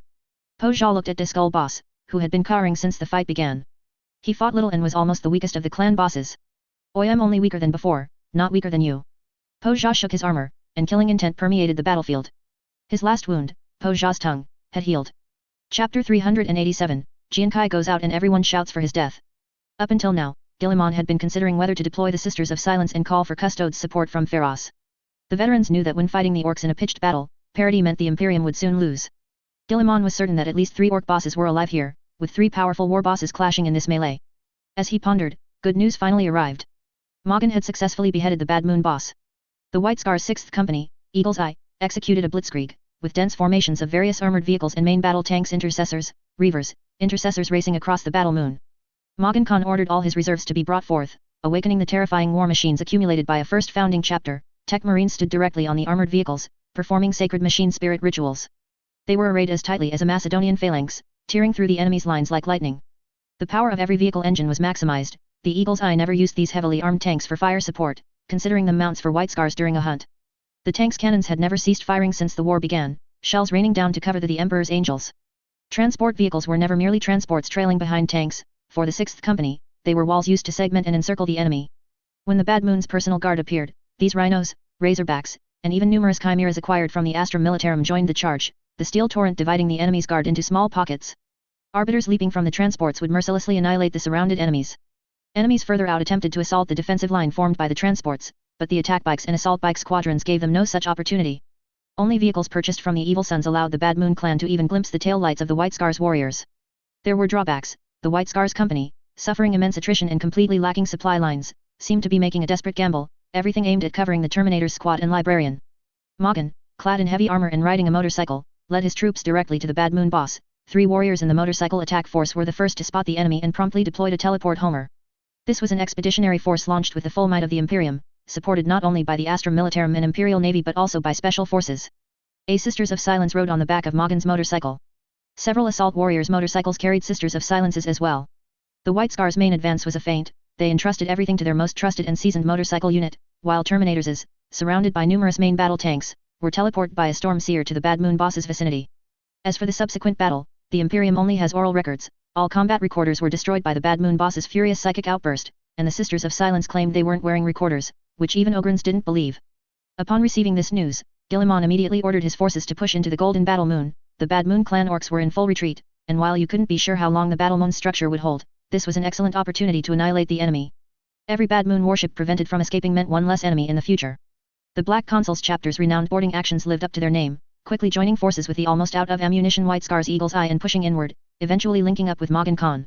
When they found Morgan Khan, the legendary White Scar's chapter master was still pursuing scattered enemies, covered in many wounds, though none fatal. However, his Guandeo, assault bike, and sacred relic bolter were all shattered. Morgan was in a state of fury, wielding various weapons, picking up blades at will, chopping a few times, discarding them when broken, like a god of slaughter. Guillemon dispatched troops to hold back the Death Skull army, and after a brief rest and donning more ancient armor, he prepared to re-engage in battle. Humph, how is Calgar? Guillemon felt unusually quiet today. He is being rescued, his life has been saved, but, the apothecaries and tech marines have not agreed on which mechanical organs to use. In other words, the two sides were arguing. The Emperor watches over him. Guillemot breathed a sigh of relief, though his sons were usually obedient, they could sometimes express their opinions quite forcefully, such as when Guillemot used his furniture.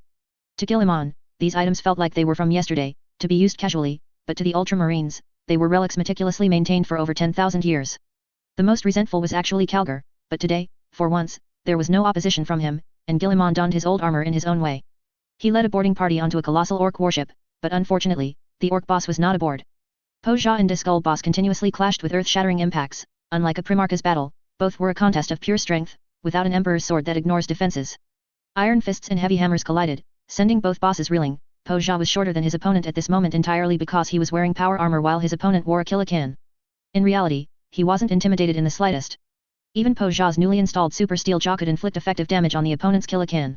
Poja lunged, his massive mouth biting off several bolter-modified big guns hanging from Diskull boss's arm, chewing them in his mouth like potato chips, emitting crisp crunching sounds. Diskull boss was not to be outdone, a mechanical claw slashing, tearing off strips of flesh. Both were bosses, such combat barely counted as minor injuries for them. The true victory, however, lay in Guillemon's hands. The number of orcs was key to the strength of the Wadaik. Psychic energy, whether the Imperium concentrated fire on Poja's fleet or Diskull's fleet was the decision that would influence the battle. It sounded good, but the situation was not entirely under their control. Next up, please welcome the Warp's Meddler, the protagonist of the Everywhere series, the Chaos God who toys with fate, the Lord of Wisdom and Cunning, whose plans always fail but are always part of a larger plan. Xianch. In this melee, a terrifying psychic cannon shot at an Imperial warship making an emergency warp jump, guided precisely by the power of Think, it pierced the blasted outer armor and struck the ship's warp engine. The engine instantly detonated, creating a sizable warp breach.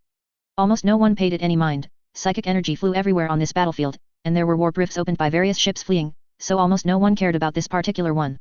But this warp breach did not disappear, instead, it gradually grew larger, and then a space hulk drifted out of it. This hulk was so massive it could almost be called a fortress. The Macragezonner's sensors simultaneously detected the keel codes of dozens of warships, many warships were brutally fused into that mechanical mass by warp corruption. The space hulk eerily adjusted its prow, aiming at the Macragezonner. Guillemot quickly ordered his flagship to evade, attempting to make this hulk crash into orc territory, or to drive it to create some terrifying natural disaster, such as simultaneously detonating the unknown warp engine still possibly aboard, opening a gap in the center of the orc war. Like a vortex torpedo, that terrifying warp vortex would crush and pull all ships into it. But all of this depended on you controlling the battle. Just as Guillemot, in a hurry, returned from the recently destroyed Death Skull supership, and before he had even stepped out of the Gloriana battleship's hangar, an explosion occurred on the Macragezonner. The Tech Marine's quarters were reduced to ruins, the axe Titus had recovered from the orcs suddenly exploded, which should have torn a massive rift, but the Macragezonner's machine spirit suppressed the internal anomaly, only tearing open a small area barely large enough for Chaos Traders to pass through. This was no challenge for Magnus. Last time he hesitated, causing the rift to close immediately, this time, he directly used a shrinking sorcery, passing through the rift and then enlarging himself. Xianch's demons used various strange sorceries, rushing in with the Thousand Suns Primarch. Magnus effortlessly grabbed the severely wounded Tech Marine, casually tossing him below the rift. Magnus' blade transformed into a long whip, striking the Tech Marine with one blow. This weapon was a conduit of curses, the terrifying flesh-mutating curse endured by the Thousand Suns burrowed into the Tech Marine's body. The Ultramarine's Tech Marine was not as fanatical as the Iron Hands, still retaining a large amount of flesh, which now completely exploded, even shattering his sturdy chest plate. Mutated flesh tentacles slowly presented the Tech Marine's gene seed before Magnus. The Primarch casually recited 9 incantations, and a complex sorceress array appeared beneath his feet. The gene seed was sacrificed to the warp, allowing the torn warp opening to persist longer. As Magnus' voice was observed echoing through every inch of the Macragezonner's compartments, crew members clutched their heads in agony. Auxiliary troops saw illusions, unable to distinguish friend from foe, firing at Ultramarines. Forbidden knowledge suddenly flooded the Tech Priests' minds, their remaining human flesh seemingly urging them to immediately begin experiments to verify the truth. Guillemot now showed no hesitation. Orders: call for Custodes support, anti-boarding defense teams to contract their lines, abandon non-essential areas. Sisters of Silence, I need your support. The Thousand Suns Magnus brought this time were not the empty shells that had become Red Word warriors, but a group of Thousand Suns with severe flesh mutations, Thousand Suns cursed long ago, appearing entirely like Chaos Spawn. Magnus himself didn't know if they still had consciousness, but who cared? Causing damage to my dear Ultramarine's flagship was enough. The Primarch of the Thousand Suns strode proudly through the corridors of the Gloriana, using sorcery to broadcast across the entire warship. I told you, my stubborn brother, you will join us, Guillemot, your future is already sealed. This psychic message was amplified a millionfold, repeated, and echoed out of context in the minds of the mortal servants. Even the most resilient of the Ultramarines' auxiliary forces couldn't help but cover their heads, reciting litanies to the Emperor. But in the mouths of many, words like changer of ways, fated destiny, and forbidden knowledge began to mix. Guillemon walked forward with heavy steps. He clearly understood that he was Alfarius. For some reason, Magnus still acted as if he didn't know this. Perhaps Xianch hadn't told him, or perhaps they had a deeper conspiracy. There were quite a few Sisters of Silences here. The two Imperial expeditionary forces had almost merged, and even with the war raging, they could still immediately assemble several squads of Sisters of Silences. Alfarius hadn't deployed the Sisters of Silences before, not only because they were precious, but also because their proximity would extinguish the flames of the Emperor's sword and diminish the Emperor's power. At this moment, there was no time for such concerns. Several Sisters were already engaging demons pouring out of the warp rift, and other Sister squads were en route on transport ships from the main warships. Advance to the engine room, maintain cover for each other. The Primarch moved swiftly through the corridor, and the messages coming through the communication channel made his heart sink bit by bit. The Space Hulk suddenly deployed a gravity net. We've been captured. Static. Damn it, demons, so many furies. The Space Hulk moved slowly and unstoppably towards the Macrage. Its strange gravity devices continuously captured Imperial warships, only heavy cruisers could break free of its grasp. The warship, filled with abnormally hungry demons, was ready for a feast. Not only several Sisters of Silence transports and Imperial Astra Militarum transports, but also a large number of Orc warships were actively drawn into the Space Hulk. Poja and Diskull, two Meat Boy clan, were almost unable to move when they saw such a massive warship. Compared to the burning Gorgut, which was now just an empty shell, this colossal warship was clearly more suitable to be taken as a flagship. Oi boss will surely praise us. Support from other directions was arriving. Alfarius knew he had to immediately confront Magnus. The more time he gave his opponent, the more psychic traps he could set.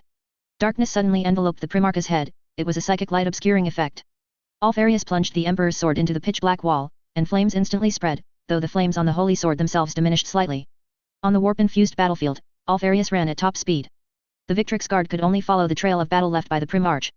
Magnus, at this moment, walked calmly through the Gloriana, leaving behind many sorceress traps. The surrounding mortals, clutching their lasguns, trembled, standing there without the courage to shoot, gradually becoming respectful and saluting him. He walked all the way to the stern.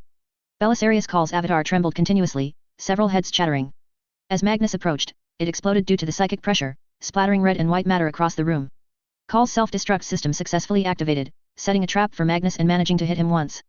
However, the Thousand Suns Primarch didn't care. A psychic sweep restored his body. After some wandering, he decided to wait for his brother in Guillemon's favorite place. Humph, my brother, long time no see. The Changer of Ways has always wanted to recruit you. Get out of here. Alfarius stood at the bathroom door.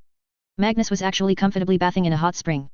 The pure spring water had turned into an evil sorceress liquid, and even the noble and elegant white marble pillars around them had turned azure.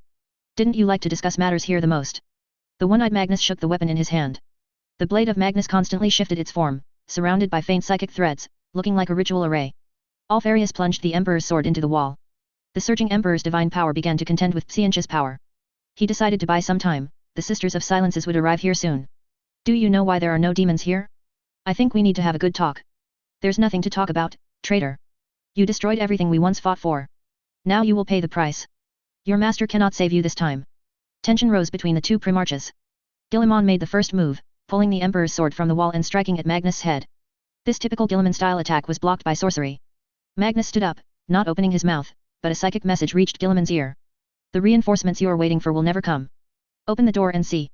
The hot spring bathroom door behind Guillemon opened on its own, suddenly swinging wide. He was horrified to discover that he, along with the entire bathroom, had been teleported inside the Space Hulk. As the saying goes, the most dangerous place is the safest place. All the forces that fell into this place wanted to leave as quickly as possible. They wanted to go to the Macrage to rescue Guillemon. They would forever laboriously repair their warships, constantly attacking the ship hangars on the Space Hulk, trying to find a vessel to leave this place. No fool would think they could take down the entire Space Hulk by themselves, right? Magnus gently brushed the thick sorceress liquid. Don't even think about it. The signal gemming here is very powerful, no message can be sent out from here. Look at the sword in your hand, the power of the false emperor can't even light a cigarette now, can it? Guillemon suddenly charged at Magnus with his sword. This was his home turf. Guillemon didn't even know what chaos relic he had used to achieve this, but he knew that continuing to talk would be a dead end. Don't bother. Your rescue won't come. Guess what they want to do? I'll give you a hint, you can look it up in the codex you wrote, ha ha ha ha ha. Imperial warships were making every effort to avoid the Space Hulk, trying to lure the orcs onto the warship. The Imperium and Chaos often found themselves forced to unite against Xeno's invasions. On the Macrage, mortals screamed, and the Sisters of Silences and Primaris warriors fought madly against the demons, trying to find the regent amidst the enemy hordes, but they would never find him. The custodes were teleported to the bridge and began their operations. This was what Xianch had not expected. The souls of the custodes were the Emperor's personal property, the warp could sense them, but Xianj dared not. He had to pay a price to the warp for any information he desired. Magnus' movements suddenly accelerated. The Primarch of the Thousand Suns made one last attempt at persuasion, then engaged Guillemon in battle. Many of Xianj's greater demons had been waiting on the warship for a long time. Some went to intercept the Sisters of Silences on the surface of the space hulk, while others came to assist Magnus. Guillemon's situation was precarious. Po Jia tore open Diskull Boss's mech, and the duel reached its final moments. Po Jia, growing stronger with each blow, angrily denounced Diskull as nothing but a cowardly thief, a disgrace to orcs, not Wadaik at all. Only the blood axes and Diskulls would do such sneaky things. Diskull Boss couldn't understand why Po Jia, who had been severely wounded, was gradually recovering and growing stronger. The more he couldn't figure it out, the more he thought, and the more he thought, the stronger Po Jia became. Po Jia was a terrifying orc, terrifying because he never lost confidence. In his first half of life, he lost every battle, but never died. Each time, he managed to take down a powerful boss from the opposing side, whether it was a chapter master of the Storm of Will, or the then William, 1313, or other enemies. Every retreat made him stronger. Po Jia's massive maw bit down on Diskull Boss's big eyeball camera. Diskull Boss saw a terrifying, enormous mouth fill the entire screen. The steel plate on his head sprang open, and his eyes met Po Jia's without obstruction. He saw a god in Po Jia's eyes. Oi think, why can't he be killed? He is Gork and Mork. The more Diskull Boss thought, the clearer he could see the truth behind Po Jia's terrifying psychic power. Gork was in the left eye, Mork in the right eye. Diskull Boss only met his gaze for a few moments before wanting to lower his head. Po Jia's massive iron fist, with terrifying psychic amplification, struck his face with lightning speed. Flesh shattered, and fear spread. Oi give up. Diskull Boss fell. Po Jia ripped open Diskull's mech helmet and held it high. The trembling Po Jia clan painboys behind him were now incredibly arrogant, shouting, Boss Waik. Boss is the most Waik. Outside, Diskull's guards knelt, offering their loyalty to the new boss. Po Jia suddenly subjugated Diskull clan. This news spread psychically, and the orc warships across half the battlefield ceased fighting. Xianj looked at Gork and Mork in surprise. The orc's warp projection suddenly went haywire, its reaction as terrifyingly violent as the Emperor's counterattack when he moved against Guillemon. Po Jia was reborn in the burning space hulk. He looked around. Gork and Mork in the warp also looked around. They locked onto Xianj. Several thoughts suddenly emerged in Po Jia's mind. Oi flagship is gone, Oi need to build another flagship. Po Jia squinted, looking at the distant space hulk. Oi think that ship can be my flagship. Oi think Oi can turn it into the universe's super invincible giant Wadaik ship. Chapter 388 The Wolf of Horus. While Guillemon was fighting tooth and nail, Yifeng's situation was a mix of good and bad fortune. Don't ask what good fortune is, nothing happening at all is good fortune. The star system around Fenris and the Calixis sector were largely peaceful. The Blood Angels and Space Wolves expeditionary force were hacking away in this small area, seemingly intent on sweeping chaos back into the Eye of Terror. The troubled areas included, first, the Tio colony in the Dachien world, where a Tio rebel army revolted. The chapter deployed multiple main warships to annihilate this Tio rebel army, which had the heart for a Wadaik. But not the power, and also accidentally killed a large number of Tio. For example, when dealing with one rebel, I would flatten all living things within dozens of meters around it with a missile. With a slight guidance from the ethereals, the Tio populace themselves began to oppose the rebels. After all, for ordinary Tio, their lives hadn't changed much before and after Yifeng's arrival, their benefits had only decreased slightly, but their safety factor had increased significantly. The poor Fire Caste and Earth Caste rebels, with their rebellious scientists using new weapons stolen from laboratories as their core combat power, supplemented by a large number of machines modified from agricultural equipment, still thought they could resist. They had no concept of the Red Tide's military might. On the other hand, there was an issue involving the First Legion. On the edge of the Ghoul Stars, a large group of Xenos was driven over, likely a retaliation from the First Legion. What surprised Yifeng was that these guys still had the energy to herd Xenos. They indeed possessed almost all types of relics and ample military strength, but didn't they consider the place they were attacking? The Ghoul Stars. A place where even the Red Tide would turn and flee upon seeing it. We don't know how many people the First Legion had back then, but let's put it this way, after the final battle of the Rengdan Xenocides, the First Legion lost 50,000 Astartes, and from then on, it was no longer the largest Astartes Legion. This title was taken over by the Ultramarines, who at that time had about 200,000 troops. The First Legion must have had over 200,000 before, and even after the Rengdan Xenocides, their numbers were still above 150,000. In the Rengdan Xenocides, the First Legion lost the Gloriana-class battleship, Abhorrence Exemplar. By the time of the Ghoul Stars War, it was uncertain whether the Gloriana-class battleship, Truth Razor, participated, but the indomitable Truth, leading a vast fleet, entered the conflict with Lionel Johnson himself at the helm. When they emerged, the First Legion had about 90,000 warriors left. In a place like that, with 42K technology and military strength, at least several expeditionary forces would need to combine their efforts to break through, wouldn't they? The Dark Angels were stubbornly persistent and immediately went to war. Yifeng and Victor were discussing this matter. Their warrior numbers won't be reduced too much, it's just that veterans will be replaced by recruits. Yifeng squatted on the ground, researching 100 ways to eat rice bamboo, currently at the stage of grinding it into flour for baking cakes. That's the problem. The recruit's gene seed hasn't fully matured yet, and it seems we can't seize gene seed if we launch an attack. Yi Feng handed a cake to Victor. It has been confirmed that a fallen angel has ascended to daemonhood. If those dark angels are left unchecked, once the war begins, and chaos releases that fallen angel, causing a major impact, who can guarantee that the dark angels won't silently abandon the battlefield? They've done this many times, and many chapters have been tricked by them this way. A few casualties might be acceptable, but if they fail to withstand the enemy's attack and their departure leads to a strategic disadvantage, that's a much bigger problem. I only obey the Emperor's will. My last mission was to protect and assist you. I haven't received instructions for the next stage.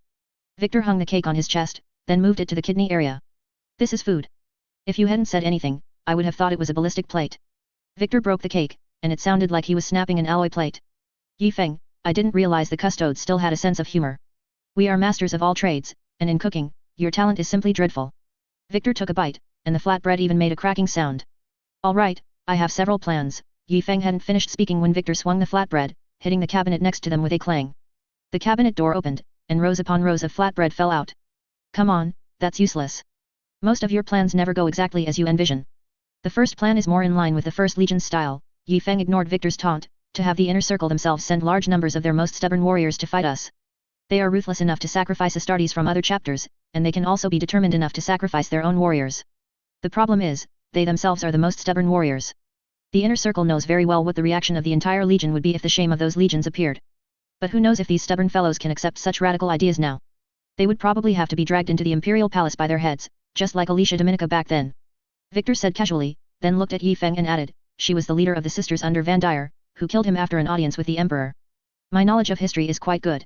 Yi Feng baked another cake, seemingly seriously considering the possibility of it serving as both a ballistic plate and food. Yi Feng tried to prove his historical knowledge with the ensuing conversation. I suspect Rogaldorn had a similar idea back then, leading the 7th Legion directly into Perturabo's ambush. The problem is he didn't choose to retreat, but fought to the end. The entire 7th Legion was almost wiped out, merely to purify his legion, to select the elite and reduce its size, reducing it to fully comply with the Codex Astartes, thus splitting off just a few chapters. The Battle of the Iron Cage was also the origin of the Blade Feast. The difference is, Azrael is not Dorn, and I am not a traitor to the Imperium, or I could be. Are you afraid? I'm not confident I can execute this plan. I trust my understanding with the Regent, but I don't trust Azrael. The Inner Circle can fully control the First Legion, but with Lionel Johnson absent, every Inner Circle member acts like the High Lord of old, with their own ideas. Even a slight misstep would be catastrophic. The Dark Angels attacking the Ghoul Stars must have brought out Legion-destroying weapons. If they were to turn and strike us, the flagship could escape, but the Dacian world would likely be gone. Of course, if we wished, those various successor chapters' homeworlds could also be blown up, but there's no need. What we seek are Gene Seed, or rather, super soldiers in adamantium armor who will absolutely obey Guilliman's strategic command in the Emperor's resurrection efforts. To increase friction between the two sides, I think we first need to attract their attention. It's time to draw their main forces out of the Ghoul Stars. That's not a place they can conquer right now. So, what's your second plan? Of course, it's to disguise ourselves as traitors led by a fallen angel, directly ambush their supply lines, seize their Gene Seed vaults, and force them out to a decisive battle with us. A rebellion led by a fallen angel is highly plausible, isn't it? Moreover, the People's Light does indeed hold a fallen angel. He almost escaped during the last battle with the 20th Legion. If he hadn't still been thinking of secretly reclaiming the Lion Sword, we wouldn't have caught him. A rebellion led by Cypher, that sounds exciting. Sometimes, Victor truly wanted to cleave Yi Feng's skull open to see what kind of mush was inside. Victor grunted, then left directly. A day later, Yi Feng ordered the main force to continue its slow advance, maintaining a strategy of focused defense and actively training the soldiers. Oh, and the food made from rice bamboo flour flatbread method can be used as a last resort food, recommended for close-to-body storage. There's a somewhat important matter, a group of traitors has arrived here. They are a group of traitors calling themselves the Wolves of Horus Warband. They are sons of Horus who do not obey Abaddon's command and still yearn for the glorious years of the past. They constantly recall their glory under their Primarch's leadership and formed a warband to engage in skirmishes. The Imperium hadn't heard from them for a very long time, but after their traitorous sorcerers performed their rituals, they delivered a prophecy. There was important information regarding the master of the 16th Legion here. So these guys came over in their ships. That strike cruiser had been renamed the Horus's Glory. So much time had passed that no one remembered its original name. When they arrived at a location in Ardachian world, it was a place where Khazanov himself had once led troops to destroy the command structure of a rebellious world, thereby reclaiming it. Upon their arrival, their first action was to launch an attack, beginning to plunder the population and resources. The Adamantium warriors stationed there immediately organized personnel. Before the planetary defense forces could react, the villains in a low-budget blood game began to resist the enemy's assault. The mortals resisted with difficulty, the greatest damage inflicted on the Astartes was when the Mortals' defense forces successfully destroyed a drop pod with anti-aircraft guns during the traitors' assault.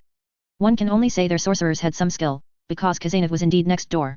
According to eyewitnesses, Khazanov was at that time recruiting recruits in the neighboring star system. He believed that the Emperor's call of 16 back then meant for him to rebuild the 16th Legion. After all this time, at most, there were only about 5,000 gene seed descendants of the Luna Wolves scattered throughout the entire Legion, which was too slow. When the news arrived, Khazanov was amicably sparring with 16 half-converted chosen individuals, hoping they would learn the Luna Wolves' tradition of having many brothers, of being good at cooperation. Upon hearing of the enemy invasion, he rallied both new and old veterans onto the ships. A squad of true veterans quickly arrived on the battlefield under Khazanov's rallying.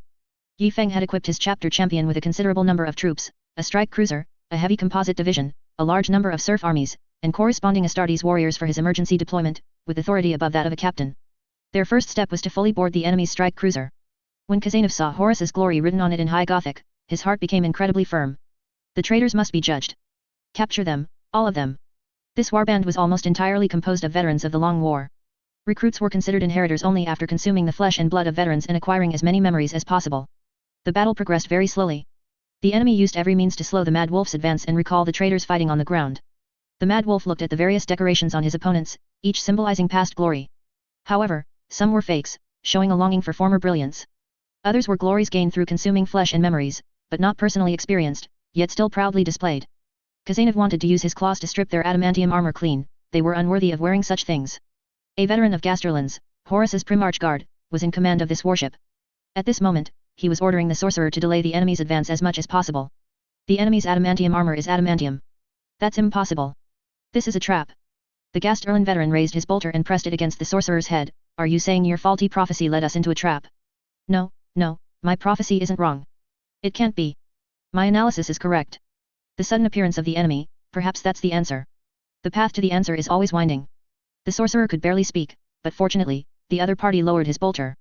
You are loyal to me, aren't you? Always for the War Master. The Gasterland veteran's speed was beyond imagination. With a single attack, he incapacitated the sorcerer. A sharp spear pierced his spine, and he was then hung on the veteran's Terminator's backpack. This Primarch Guard veteran was once the standard bearer of the Luna Wolves. The sorcerer screamed, but the veteran ignored his cries and walked towards the battlefield. The Mad Wolf parried an incoming power maul. That ancient power weapon was surprisingly effective against heavily armored units. The lightning power claw left deep scratches on the opponent's ornate chest plate. The head decoration shattered, and deep cracks appeared on the silver power armor. These things do not belong to you, traitor. Khazanov sliced the opponent's body with his claws, one after another. The enemy's face, hidden behind the helmet, was severely corrupted, but he still shouted in a strange voice, "We have returned, the War Master's soul lives forever." Hearing this, Khazanov responded in High Gothic with a hint of a Terra Tavern accent, "He'll never return. Crawl back into the dust." With that, he forcefully shattered his adamantium armor. A normal warrior would have been incinerated by the furious energy of the lightning power claw penetrating his flesh, but the vitality of enemies steeped in the warp for years was extraordinary, and the Mad Wolf was not wearing anti-psyker adamantium armor. He threw the dismembered enemy to the ground, ordering the recruits to capture him, and then pushed further inward. He pondered why he encountered these enemies. Any chapter could annihilate them, and it might even be more appropriate to send the Angels of Dawn. Khazanov reflected on his own flaws, then on the flaws of his legion, and suddenly had an epiphany. The Emperor, don't look at me, it wasn't me. These were all veterans of the Long War. This meant their apothecary knew all the steps for modifying Luna Wolf's warriors. Khazanov got excited at this thought. Capture the apothecary. I want to interrogate him myself. Even if I have to eat him, I'll extract the true ritual. He suddenly became excited and charged deeper into the warship. The Gasterland veteran appeared on the battlefield. The situation was not optimistic. Numerous collapsed openings and blocked metal walls indicated that his warriors could not withstand the enemy's attacks. Aquila pattern Terminators, old brother, Aquila pattern, 30 Aquila pattern. What nonsense are you talking about? That's Custodes equipment. If they were to act, would they need 30? As a veteran who had participated in the Alanar campaign with Horus and witnessed the Emperor arrive with 1,000 Custodes, he recognized the Aquila pattern Terminators as enhanced by the ironclad pattern. Mixed with suspected Ormite reinforcing materials, and with shields, they were the Custodes bulldozers. Hearing the warband leader's words, the traitor also reacted and pondered. The Imperium made some modifications. Still as tough, but without a shield system. Astartes piloting them, like the relationship between ironclad pattern and Indomitus pattern, but the combat power is much weaker. Then, the warrior looked up, removed his helmet, revealing a face full of black spots and lumps of flesh, and forced a grim smile. Old brother, even we can't deal with that. How many troops do you think the enemy left behind? Are you saying, board their warship, then seize their warship and escape? The sorcerer on the Gasterland veteran's back mumbled something, seemingly agreeing with the plan. Let them see our former glory. What they're doing now is just child's play. The veteran decided to activate the Singularity Seal. This was an old artifact. When the First Legion captured a Singularity generator back then, they submitted one to the Emperor. The Emperor modified it into a Singularity cage to trap enemies, then gave it to his dearest son, Horus. By the time it reached here, they would likely have to say goodbye to it. The Adamantium warriors steadily advanced, slowly clearing a path, while the Gasterlan veteran gathered most of the responsive warriors and entered the teleporterium together. The sorcerer turned to ash, and the teleportation array activated, boarding our warship. Then, they saw many Terminators looking at them. Khazanov fought his way into the Apothecarion, where the most important gene seed was stored. However, the readings were far from optimistic. Some seeds showed a mutation rate of 50%, which was no different from directly throwing them into chaos. The apothecary was lifted into the air by a grav gun the moment he engaged us. He tried to retaliate with an ancient weapon, but the Mad Wolf rushed to him at top speed and disarmed him. At this moment, a powerful spatio-temporal distortion spread from within the warship, firmly fixing the vessel in place. The warp even began to contract. A warship that could normally be boarded hundreds of miles away from a warp teleporterium now couldn't even reach the surface of its own warship. Khazanov and his forces were trapped here. To leave, they would have to attack the room of the heavily armed tech marine and destroy that device. Logically, he should now be able to receive support from Yifeng and the flagship. The Custodes tech priest would certainly be familiar with this. The problem was, Yifeng wasn't here. Just like the previous times, the flagship had secretly slipped away. Librarian Sisyphus called Yifeng, requesting the main force to transfer to their location. According to him, he felt a dormant power stirring, and wave after wave of power was coming. The segmentum obscurus would see changes. Yifeng calculated with his fingers, where there are high waves, there are low waves, so it must be Kern. It's not just 42K888 that's busy, 818, 828, 838, these years won't be too quiet either. He guessed the World Eaters were about to burst out to find suitable recruits to expand for a major invasion. Yifeng ordered the flagship to position itself midway between the Ghoul Stars and the segmentum obscurus, forming a pincer formation with the Calixis sector. As soon as he arrived, he received many signals. It was hard to distinguish between true and false. Some planets had cults emerging under the influence of the constantly expanding Eye of Terror, or were even pulled into the warp. Distress signals from warships attacked by warbands. Requests for reinforcement from units fighting Gene Stealer. A unit from the Wolfguard Expeditionary Force disappeared. Wait, Wolfguard, a disappeared unit? Rogier. Yifeng shouted into the comms channel. At this moment, Rogier was invited to participate in Eng's maximum damage test of the Silver Throne No. 2 command sphere, determining how much damage a reckless individual could cause by fully dismantling a home. Rogier heard him and drove the Silver Throne over. Rogier, the area boundary is ahead, turn around. Brother Yifeng called me, I'm going for a bit, ha. Rogier, come back, the conventional zone is really just ahead. Hey, wasn't your big silver ball supposed to be driven in the conventional zone anyway? Brother Yifeng's command level is higher than yours. Rogier only heard a boom as Eng's temporary ceiling plate was completely shattered by the Silver Throne, and Rogier drove out. He didn't care about the experimental area Eng had originally designated. Yifeng ordered to approach a distress signal from a warship along the way, as it was convenient. Immediately after giving the order, he felt a gust of wind. Turning around, he saw his big baby had returned.